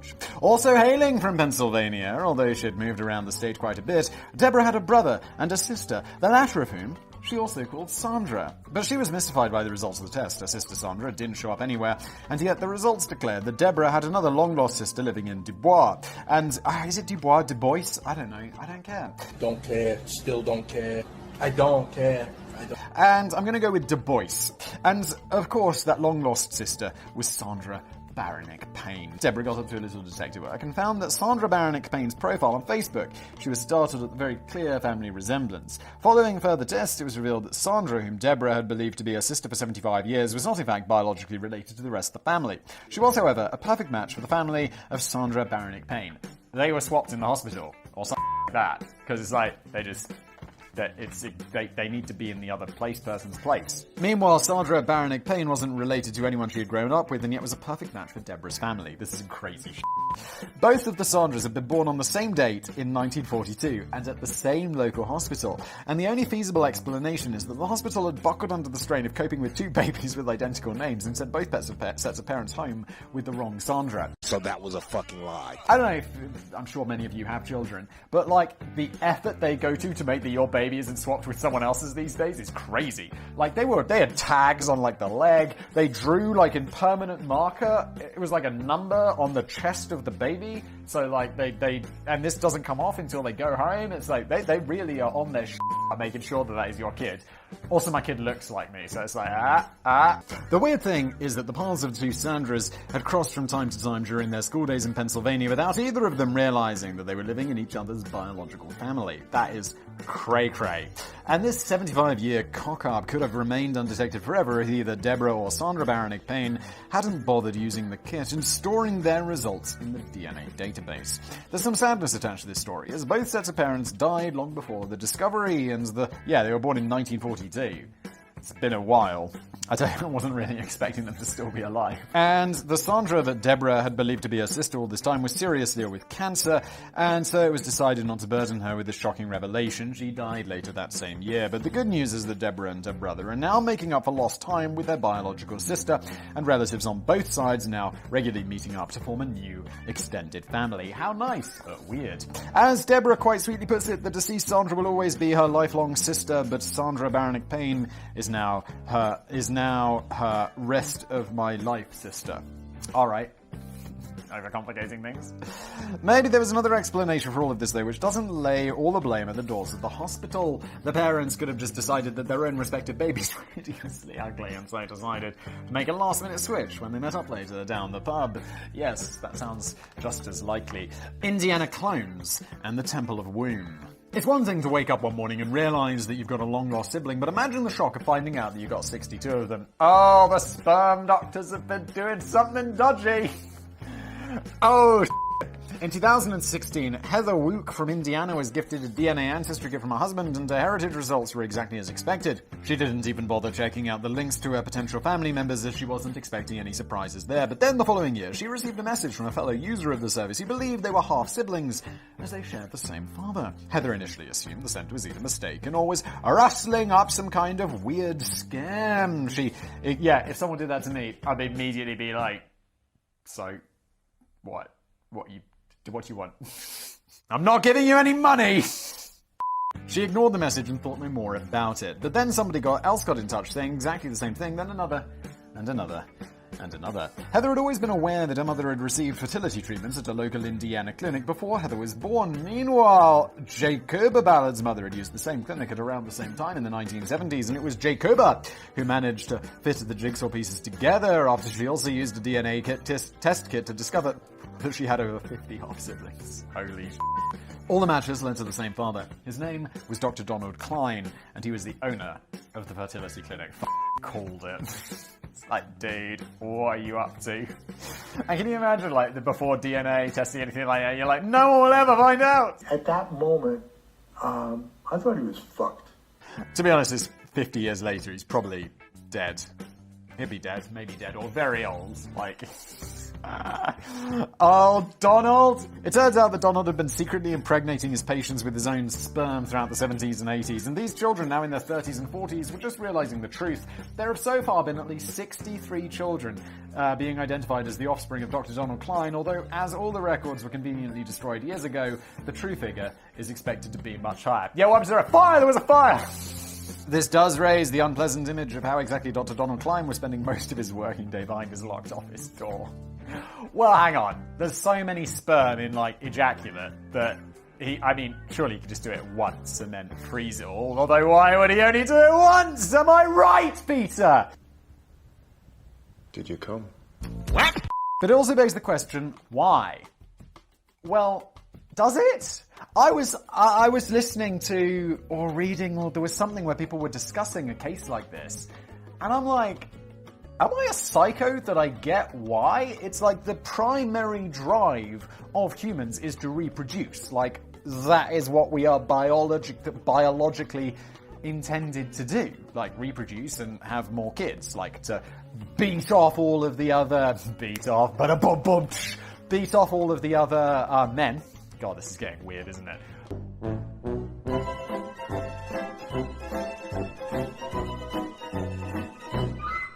Like, compete against them and have more children. So, this is that biological thing, just played out in a really psycho way, Doc. It could be the case that Donald was trying to seize control of Indiana and populate the state with thousands of his own children. It's been argued that he simply didn't have the heart to let down his patients if other suitable donors couldn't be found. Perhaps it's more likely that it was a cold business decision. He was simply trying to satisfy his customers under challenging circumstances. Jacoba arranged a meeting with the long-retired evil scientist along with 6 of her newly discovered half-siblings. But it was hardly a touching family reunion. They found Donald to be a detached and remorseless character who insisted on quoting random passages from the Bible at them. Donald. It's like, hey, doctor, we're 6 of your kids that you made after beating off in his office. And I walked in the shadow of the valley of death. It's like, whoa! Dr. Klein, what's up? And he kind of got away with the deception, too. There was no law at the time in Indiana which prohibited doctors from using their own sperm in patients. Oh my god, there should be. Donald was ultimately charged with 2 counts of felony obstruction of justice as he had written reply letters to the Attorney General which denied the allegations when he was first placed under investigation. Is that illegal?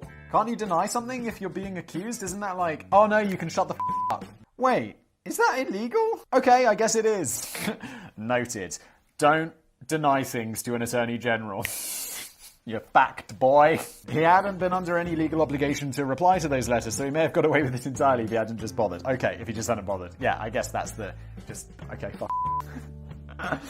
In the end, he was fined just $500, given a year's probation, and he lost his medical license, which had no bearing anyway, as he'd been retired for 10 years. Thankfully, some good came out of this sticky mess, as it led directly to the introduction of Indiana's first fertility fraud law. There was a ghost! There's ectoplasm! Good. But I imagine Christmas shopping just got very expensive and complicated for those 63 half-siblings. Just carry on with your lives and make sure you don't f*** them. The mythical children of the goat. Oh, shit.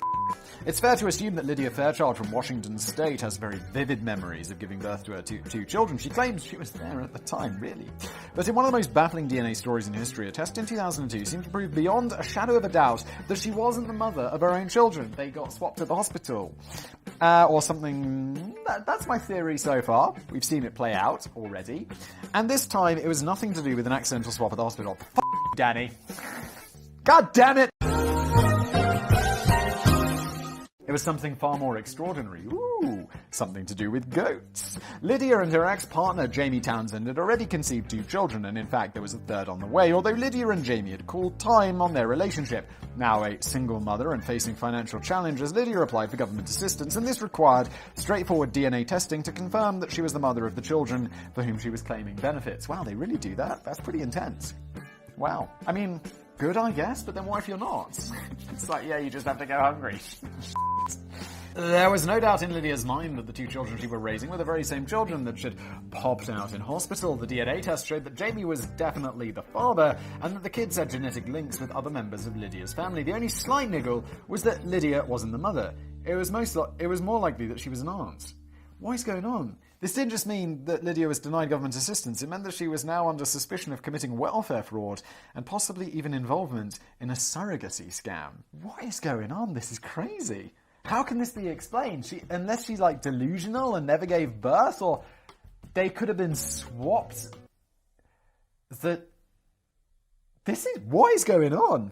Following brutal interrogation from social services who challenged Lydia's very identity, her case eventually went to trial where prosecutors called for her children to be taken away. She found it difficult to find a good lawyer as nobody was willing to find DNA evidence. Does it matter if they're DNA-wise your children? The children will be like, yeah, that's my mum. I'd like to be with her. And then we'll be like, these are my kids. I'd like to be with them. And they'll be like, the DNA doesn't match up. Science says no. But like, science in that case can kind of fuck right off. Fuck you, science! Apparently DNA tests are 100% foolproof and lawyers can't really argue with them. Just do it again, just double test it. I mean, in this case, why not? It's £100. Ex-boyfriend Jamie tried to lend support in any way he could, and there was little he could do other than insist that Lydia was the mother. But there was little he could do except for insist that Lydia was the mother of his children. Lydia eventually found someone willing to defend her case, and a new lawyer dug up an intriguing historical news story from Boston, Massachusetts, which might just help to offer an explanation. Fast forward a few months, and Lydia was giving birth to a third child. All the usual suspects were there: the midwife, the father, a court representative. The idea was that the court representative would witness the birth of the child and then oversee immediate DNA tests of both Lydia and her new baby. Sure enough, the results indicated that Lydia was not the mother of the child to which she had clearly given birth. This has got to be some crazy DNA thing. Like, what is this thing? This is wild. The lawyer's investigation into a similar previous case involving Karen Keegan had thrown up clues that Lydia Fairchild might just be a chimera. That is, this is the monster which combines part of a lion, a snake, and a goat. Guessing there's another definition of chimera. Well, that's the mythical version. The real-life version of a chimera is a person with 2 distinct set of genes. I vaguely remember a CSI episode about this, where they were genetically testing them, and they weren't guilty, or they were guilty or something, but then the DNA didn't match up because they had different DNA in different parts of their body. It's crazy this exists. Lydia's own mother would have never had any idea that her pregnancy originally started out with a pair of twins who effectively merged into one, or to put it another way, Lydia had absorbed her twin, but the cells of the other twin still remain very much alive in Lydia, who could now be considered 2 humans for the price of 1. She was her own twin sister. That is wild. The traditional methods of DNA testing, skin, hair and blood, etc., had only revealed the genes of the other twin, which is why the results had indicated that Lydia was the aunt of her own children. This is so cool. Oh, Jesus. Gross. A further DNA test from a cervical smear eventually revealed the missing link of the second set of genes, proving conclusively that Lydia was a chimera. She was very much the real mother. There have apparently only been about 100 documented cases of chimerism in medical history, so it's not something usually considered in a trial involving foolproof DNA evidence. Yeah, of all the billions, and there's a few hundred. I mean, I don't really blame them, but still, this is a cool story, and respect to that lawyer for figuring that shit. If Lydia's lawyer hadn't discovered the story of Karen Keegan from Boston, it's very likely that the courts would have branded Lydia a criminal and taken her children away from her. One positive outcome from the crisis is that Lydia and Jamie became close again during the nightmare and of the trial and decided to give their relationship another go. Woo! So I'd like to think there's plenty of time to make more bouncing babies along the way. If Lydia and Jamie ever feel stuck with birthday gifts to the children, I'm sure a bulkload of DNA ancestry kits would prove to be a proper chuckle fest for the whole family. You bet they would. Thank you for the call back, Danny. Thank you for the script. This has been an episode of Business Blaze. Thank you so much for watching. Smash that like button. Thanks for watching.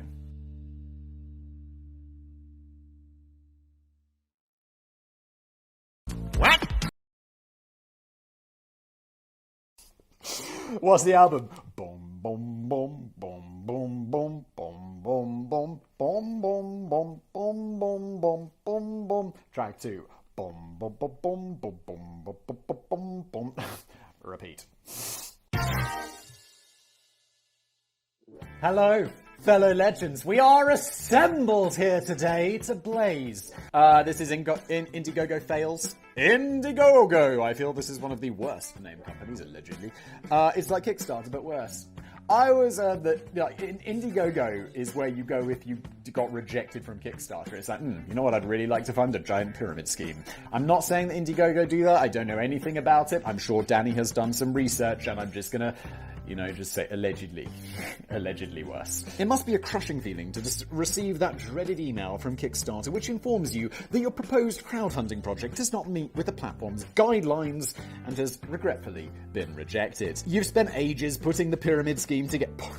Just joking. Your project together. With consideration and creativity, you've invested resources in sorting out persuasive little perks. You've told your friends and family to get involved in the pyramid and everyone on social media that the project will go live within the next couple of weeks. You've told your landlord that you'll be in a position to start paying rent again when the project gets funded and turns you into a millionaire.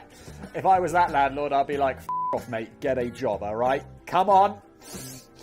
Back to the fields! Oh, a man can dream, though. A man can dream. But now the dream has turned to dust after reading a rejection email which doesn't even provide any helpful information on exactly what guidelines you've failed to meet. A friend of mine recently got his YouTube channel entirely deleted. It turned out to be a mistake. I was watching a video of his, I think, and then I returned to it later and it was like, this video is unavailable. And I'm like, that's weird. If it was a copyright thing, it normally says like, you've got a copyright thing. But this was like the channel, and I was like, the channel doesn't exist. It was brought back a few hours later. It was just an error. But it's like, he got an email from YouTube being like, due to policy violations, we've terminated your channel. He's got hundreds of thousands of subscribers. And I'm like, that shit be scary. Because that's how I pay my bills. And it can all go away, please, by Magic Spoon.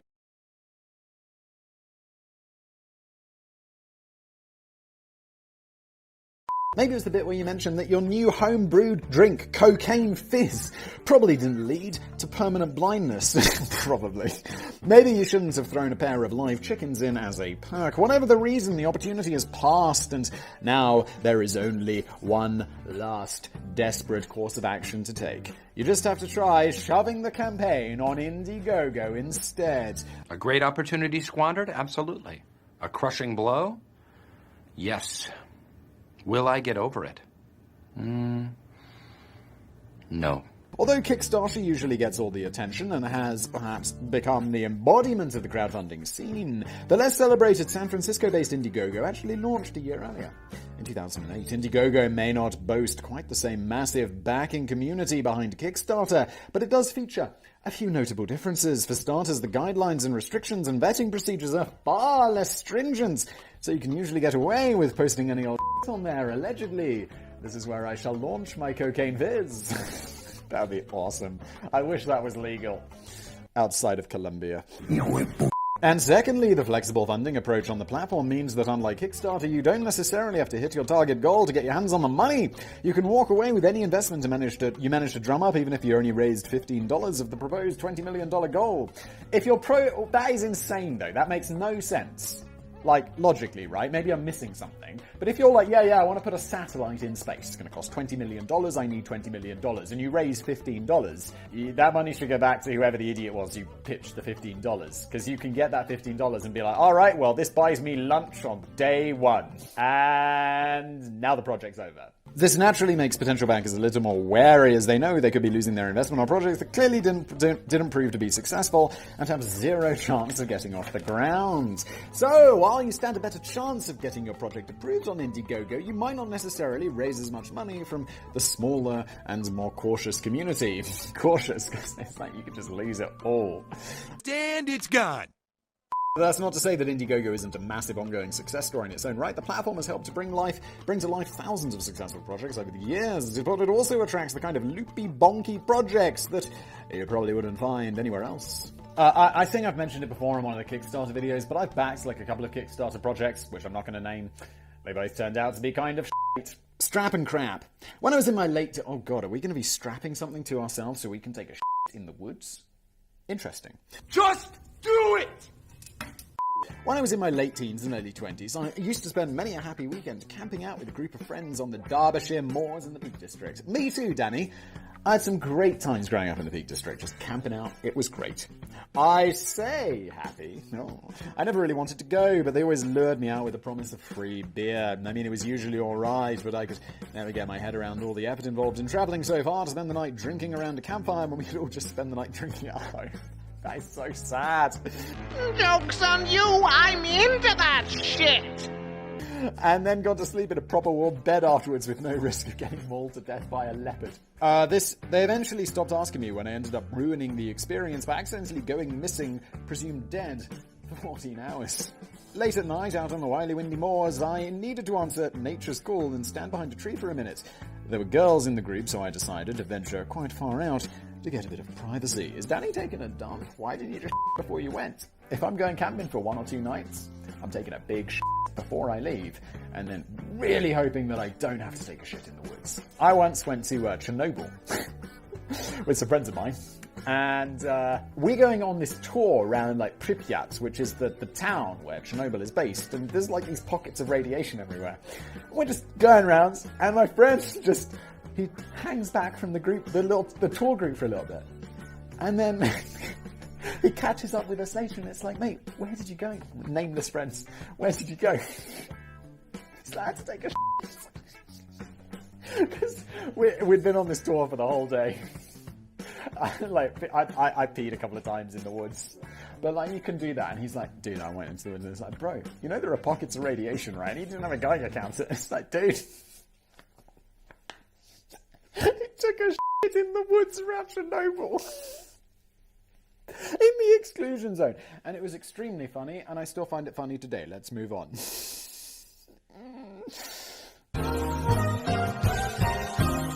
Sadly, I ventured a bit too far out and couldn't find my way back to camp, so I ended up wandering alone through the moors all night, feeling grateful that I at least grabbed the large communal bottle of whiskey for company. It's Danny, ow! Just be like, hello? 14 long hours later, my mates were travelling back home in their cars and purely by chance bumped into me as I was wandering dazed and confused around a village about 15 miles from camp, clutching an empty bottle of whiskey in my hands. This doesn't seem real. Although they generally seemed quite relieved that I'd found me, half of the group were annoyed that they'd spent all night in a panic hunting around the bottom of the cliffs to find my body. So, where's Danny? He's been missing about 20 minutes. Better start looking for a body. The other half were even more annoyed that I'd wandered off with all the whiskey. Camping and hiking in the great outdoors might be an exciting adventure for some, but even the hardiest of backpackers can come across the occasional problem with nature's terrible lack of facilities. Another friend of mine who I go camping with, I'm not sure if he's joking, but he says he wipes his butt when he shits in the woods with pine cones. I'm like, what is up with you, pinecone boy? Laura Strood was, oh my, it is a strap and crap. Look at this, Sam. Actually, this isn't a bad idea, is it? Except this dude's wearing shorts. I mean, you got to take those off first. It's going to get real messy. Like, especially with this thing, it's going to be really squeezed in there. Lovely. Laura Strood was an outdoor enthusiast who felt particularly frustrated that sit-down toilets were quite hard to find in the remote wilderness. During a hiking trip to Colorado, Laura suffered a squatting mishap during which it sounded like things got very messy. And this drove her to design the cunning new solution for people who don't like the thought of squatting down in the countryside, the Strap and Crap. This was literally nothing more complicated than a harness which you strap around a tree, then behind your back. Once you've fastened it together, you can lean into a comfortable position which feels closer to being perched in a toilet than squatting among the wildlife. I mean, you really gotta, you're gonna have... I don't know how it is for women, but there's going to be some pointing issues. I mean, or you're going to spray urine all over your shorts because there's no toilet to catch it. This is too much information. I don't know. I just don't think this is, great for me. I don't want to do it.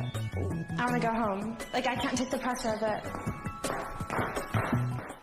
The idea is that it takes the strain off your thighs and helps improve your aim, or as the Genius marketing slogan suggests, now you can lessen the chance of messing your pants. Oh my god!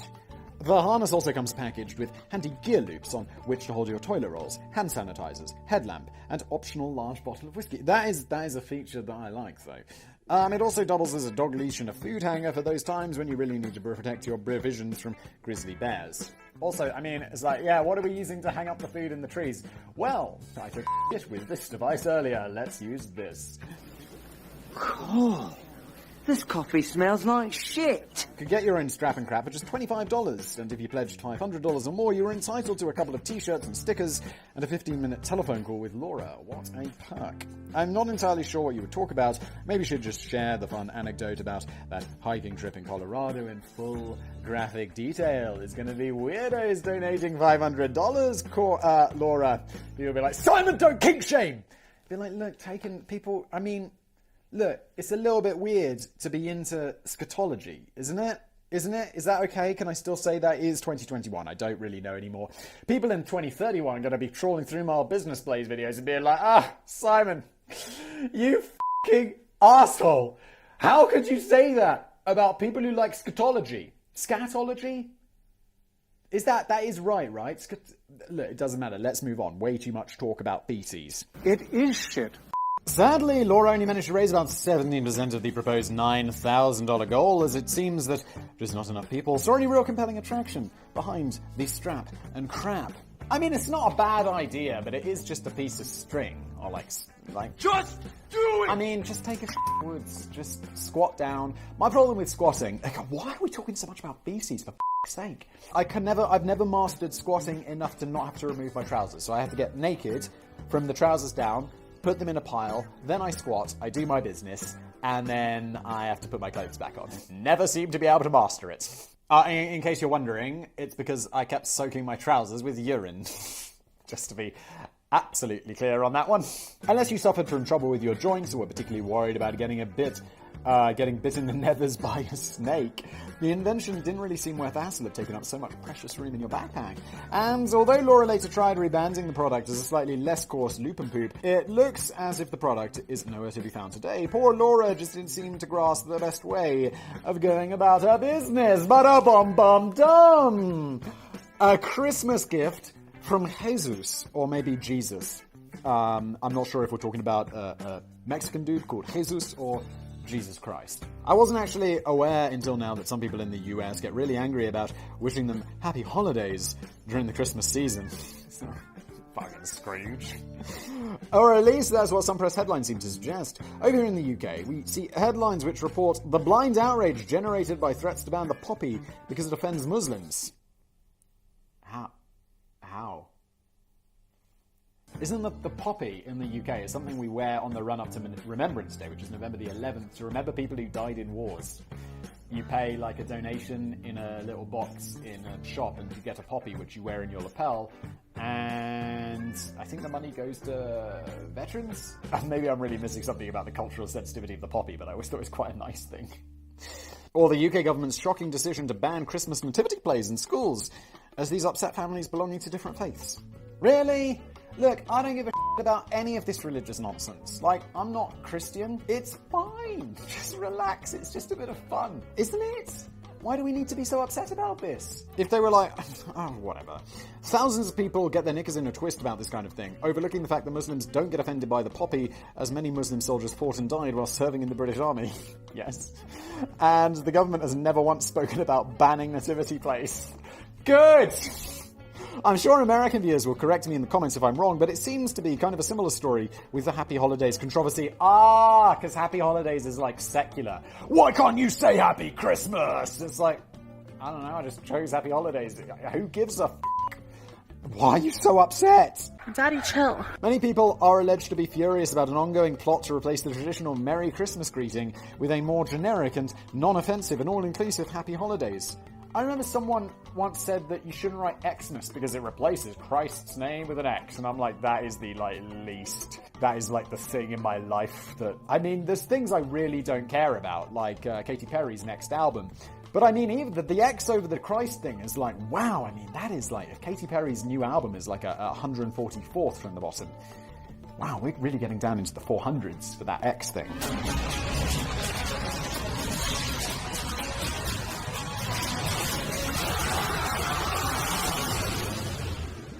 I would hazard a guess that it's still actually not a crime to wish somebody a Merry Christmas. And according to a public policy polling survey, around 80% of Americans don't really give a shit which greeting is used. Good!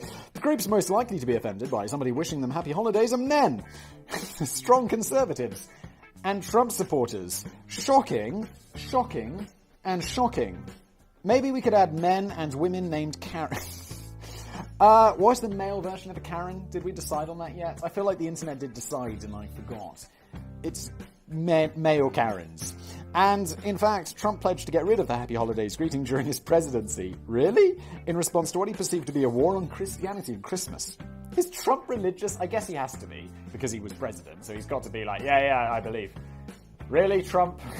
I mean, it just seems like he's pandering to his base. Not sure how he going to manage that, but he didn't, so probably best not to worry about it.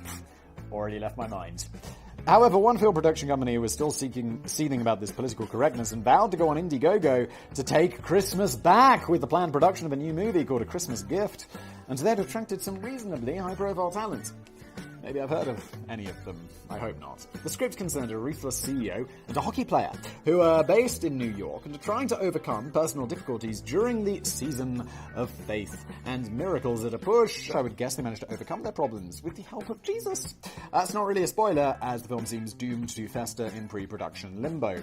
No one was worried about spoilers, Daddy. Absolutely no one. The campaign explained that Hollywood wouldn't allow the financing of the film as they were too scared of offending the PC police. Also, a movie actually has to be good. I mean, getting money from Hollywood as an unknown film producer, it's got to be blood from the stone. If I was I'm going to make a movie, and it's I've got a little bit of clout, or I could get people to see a movie. That ain't happening though, is it? The campaign explained, which is why the production company were now seeking $250,000 of funding from Indiegogo. They're going to raise some, right? Because there's going to be an outrage. They're going to be like, yeah, I want to get behind this! MAGA for life! Isaac Florentine had agreed to direct the movie, a man whose most notable directing credits included the esteemed Mighty Morphin Power Rangers TV show from the 90s. And surprisingly, they'd also managed to persuade superstar Hollywood celebrity Kevin Sorbo to take on one of the lead roles. No, I've never heard of him either, Simon. Yes, Kevin Sorbo. You said reasonably high-profile talent. Who the f*** is Kevin Sorbo? But apparently he was briefly famous for playing the mythical title character in the 90s TV show Hercules: The Legendary Journeys, which spawns the even more successful spin-off, Xena Warrior Princess. Okay, so I've heard of Xena Warrior Princess, and I've never heard of Hercules: The Legendary Journeys, and I've definitely never heard of the lead actor from the 90s TV show, which, really, come on, this reasonably high profile. It's dude, you're on the C-list. Just be comfortable there, like your boy. C-list, please. Thank you. Since those glory days, Kevin has become more famous for his outspoken Christian views and his support of Trump than his downhill acting career. Oh, we gotta do something with your time. He claims that he doesn't get offered any decent roles nowadays because he's a Christian. Yes, the long and storied history of Christian prosecution in the United States.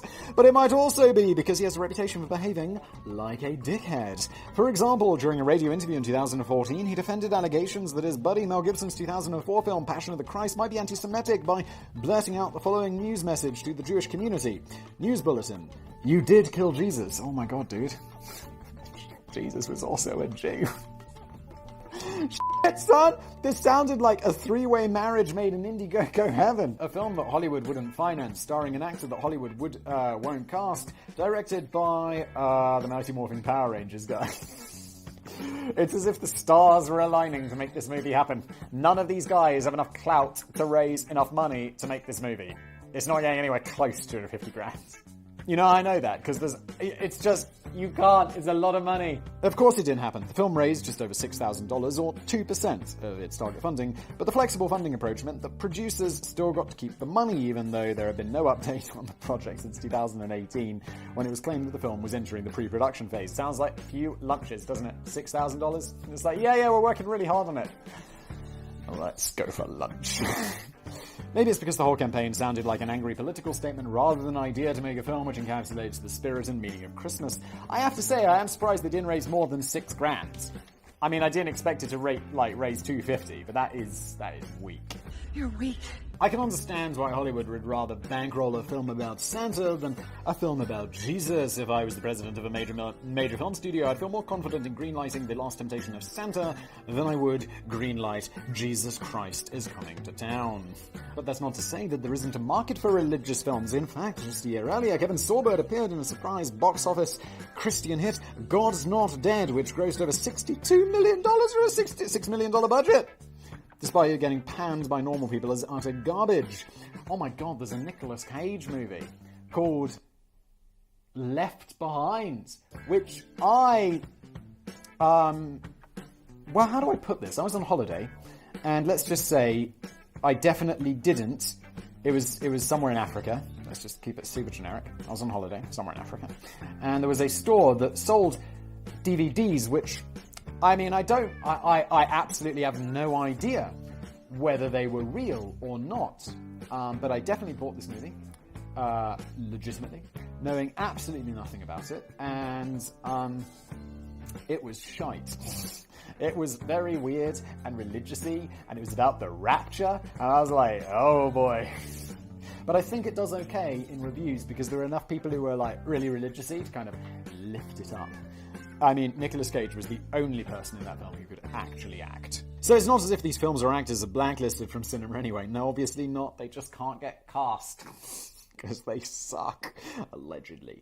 It just seems as if the main selling point of A Christmas Gift was the phrase, Happy Holidays was guaranteed not to appear in it. Maybe the people behind the film should just stop getting so wound up about the alleged war on Christianity arising from some people choosing to say Happy Holidays instead of Merry Christmas. I never even thought really about it. I'll be like, yeah, Happy Holidays, Merry Christmas, it's changeable, isn't it? I mean, whatever. Who cares?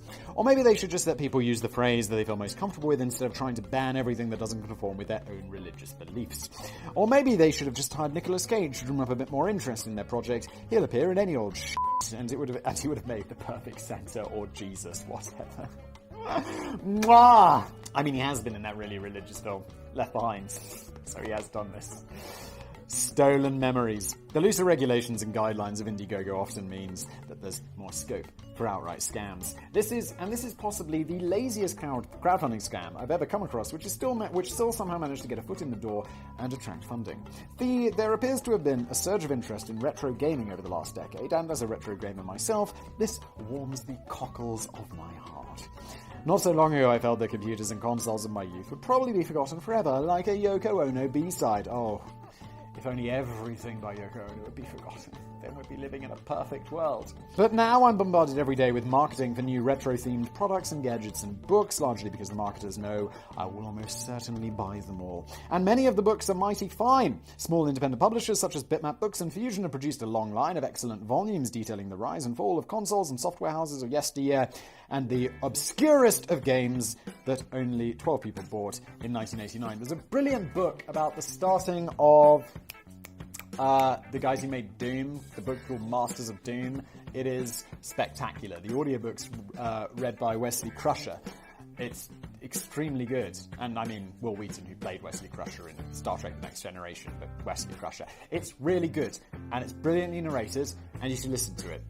One particular project on Indiegogo looks like the typical kind of book that was getting released at the time. The unofficial N64 and PS1 visual compendium may not have been entirely to my own retro tastes. I can remember the sad day to cancel my subscription to Strictly Retro Gamer magazine because it was getting too modern for me. The PS1. I had a PS1, I didn't have an N64, but one of my friends had an N64, and it was always exciting to go to their house and play the different games. It was great. They had GoldenEye though. GoldenEye was legit.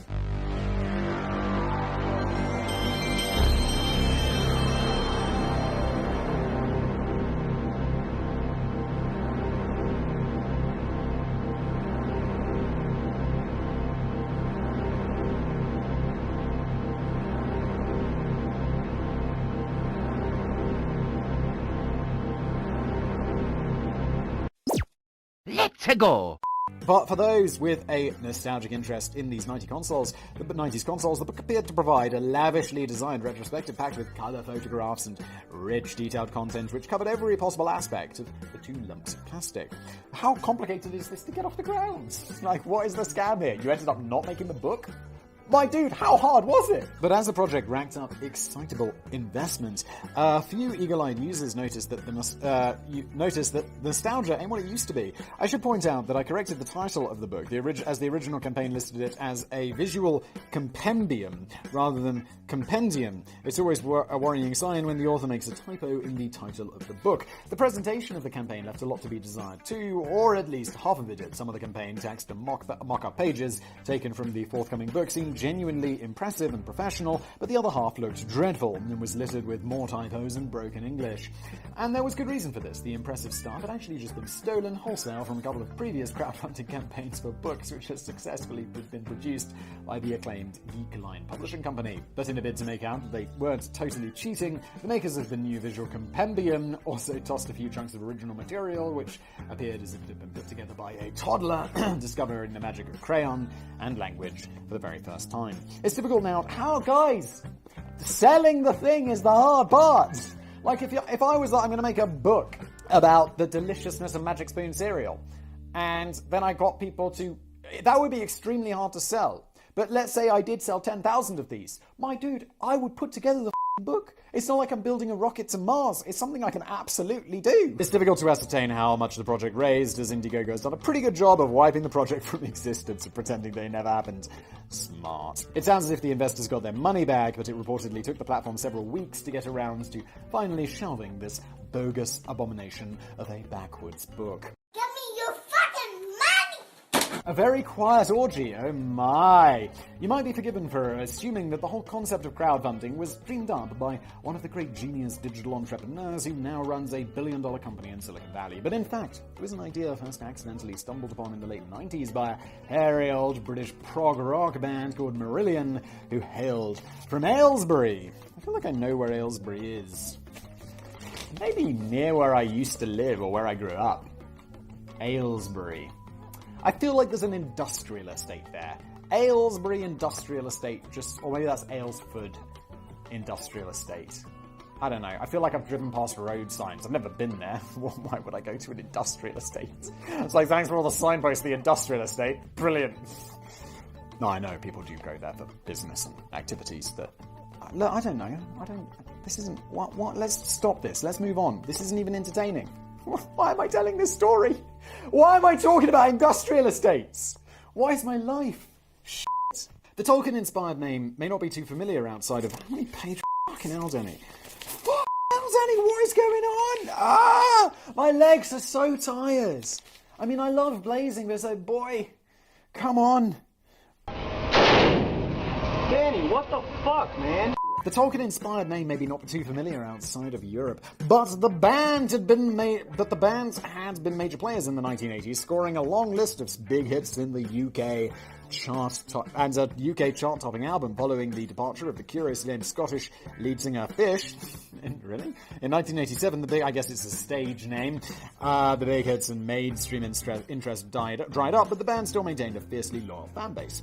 In 1997, many of those Marillion fans were pestering the band to embark on a US tour, but the band, who had just recently been dropped by their record label EMI after disappointing sales, declared that they simply couldn't afford the $60,000 it would cost to set up such a tour. Yeah, that's a lot of money. That's really a lot of money. I guess you gotta fly there with all your shit and travel around the country and get venues and stuff, but it's gonna be profitable, right? That's the point.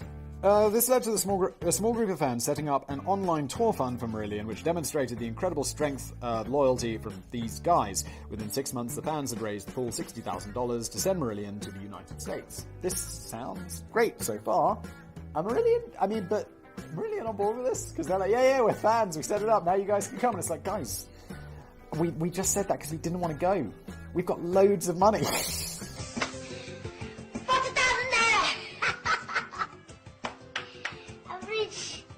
This in turn inspired the band to consider a similar tactic 3 years later when they were keen to release a new album but just didn't have the funds. Oh, so they did it! Great, good for you. Sorry.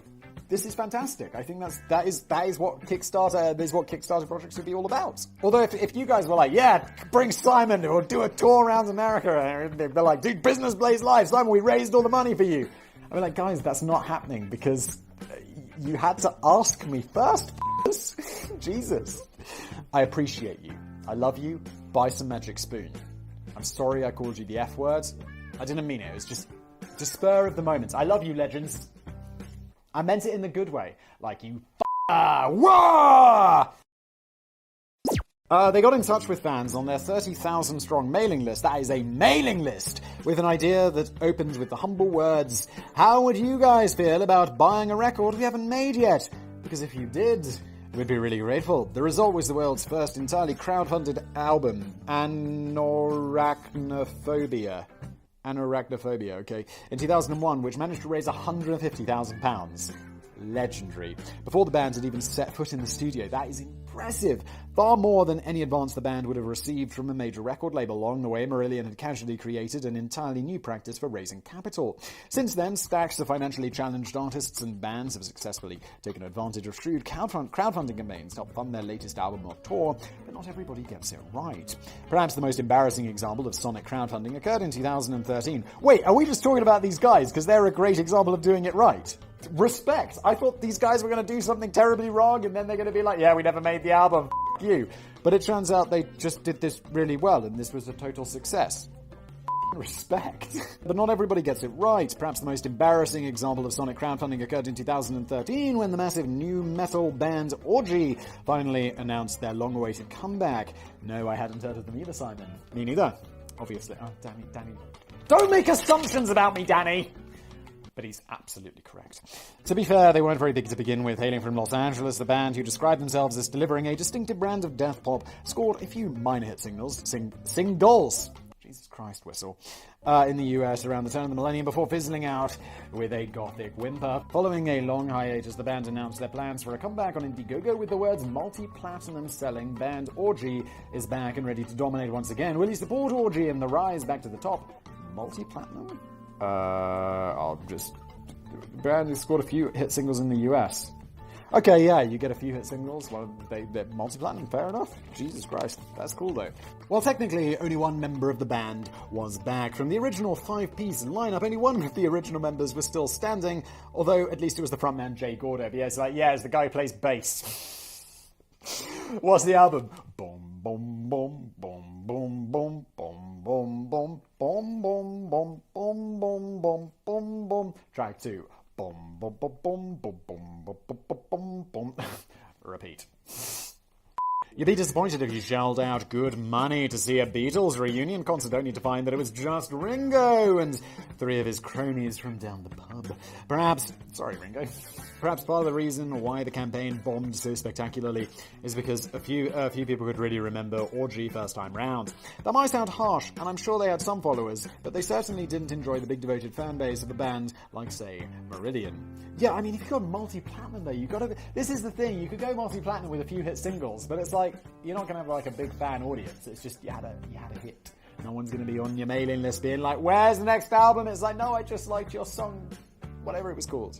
Another reason might have been the sheer arrogance of the pitch. Whereas most successful campaigns in this genre tend to invite fans to become part of a thrilling new journey, Orgy just seemed to be asking you to help them become rich and famous again. I mean, there is something to be said for being direct. Like, I feel like Business Blaze is quite direct. I'll tell you what I think about the products that sponsor us. I'll tell you what I think about my thoughts about certain things. Obviously, it can go wrong. I'm definitely going to get cancelled at some point. But there is something about direct. Like, if I had an Indiegogo, it's like, help Simon become a multi-platinum best-selling artist.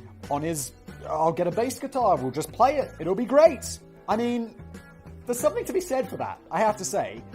But you can't, also don't be a dick, but then also I'm a bit of a dick. But I don't know why this works when I do it, but it just feels super easy to f**k up somehow, and I wouldn't recommend it. What is going on?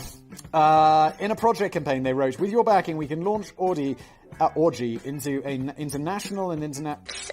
That you do. Into a national and international name once again. That does sound very self-serving. As Axel Rosenberg from the Metal Sucks website noted, it felt as if the band had forgotten the golden rule of crowdfunding. You should always try and accentuate the power of the crowd rather than just the funding. It's all about the Benjamins, baby. Or maybe it's just because they were asking for a ridiculously over-optimistic sum of money. Most bands would ask for somewhere in the region of $30,000 to fund a new recording and are likely to throw some thoughtful exclusive perks set at a modest price. For example, you might get a chance to perform with a band for, say, $500. I'm wondering, where's the money at? You had how many albums is multi-platinum? Certification is often ordered cumulatively, and it's possible for a single album to be certified silver, gold, and platinum in turn. An album becomes platinum twice over, for example, if it has sold 2 million copies in the United States, double platinum or multi-platinum. Okay, so you need to sell 2 million albums, which is insane. I just realised that's never going to happen for me, because I'm not a musical artist, but even if we made a joke about it, there's no way 2 million of these things would be sold. Even if I sold them for $1, that's $2 million. In contrast, Orgy was asking for $100,000. What happened to all the money, boys? And the $500 perk was simply a 1-hour music lesson with a member of the band via Skype. I mean, if you're a big fan, that'd be pretty sick. There are bands I like. Although I don't know what I'd ever say to the people. A band I liked was we're raising money for our next album. And I'm like, I got money. I'll donate. Assuming I get something cool in return. But a 1-hour call with the front man of the band, I'd be like, I don't know. I'd just be a bit uncomfortable. I wouldn't know what to say. It's like, oh my god, I love your music. Okay. I feel it's I don't know, when I meet people in the real world who know me, it's always quite brief, because most people are just like, hey, oh my god, I love your stuff. And I'm like, thanks, that's awesome. And don't get me wrong, I love meeting people in the real world. It's like, hey, what's up? This is awesome. And obviously it's fantastic for my giant ego. But it rarely goes much deeper than that. And I'd really struggle to have a 1-hour, I wouldn't. I don't think. I don't know. Cut this section because it's not entertaining. Unless you think it is entertaining, then leave it in, Sam.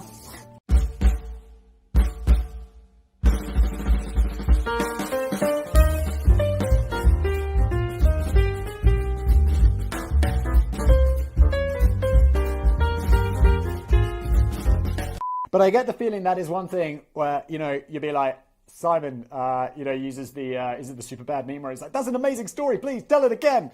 And then I'm always like, it got boring. Sorry, Sam. But what I'm saying is it would be a bit weird. I wouldn't know what to say they would just okay. Okay. If you dug deeper into your pockets and paid for the $20,000 perk, the band would agree to play at your private events, and they would hang around with you the following day so that you'll have them all to yourself to do anything you want. Oh my. I would love...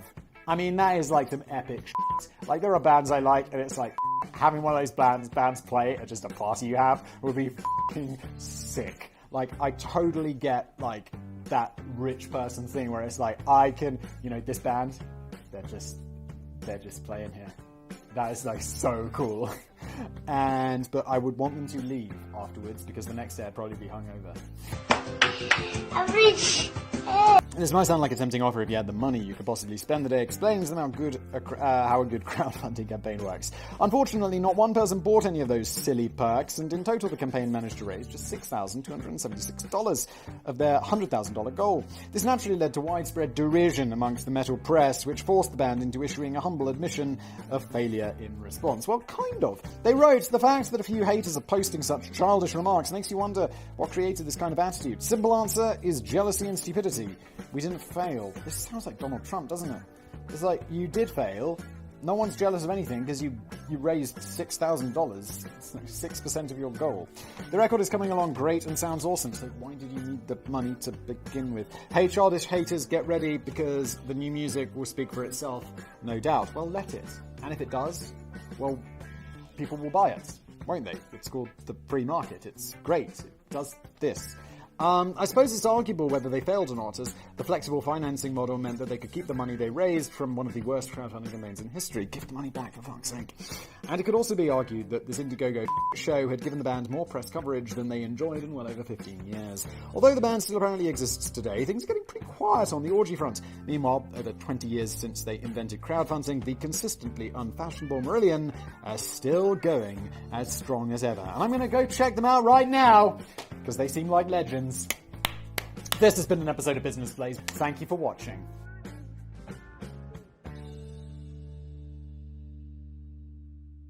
Que a Pablo Escobar se le respeta. Y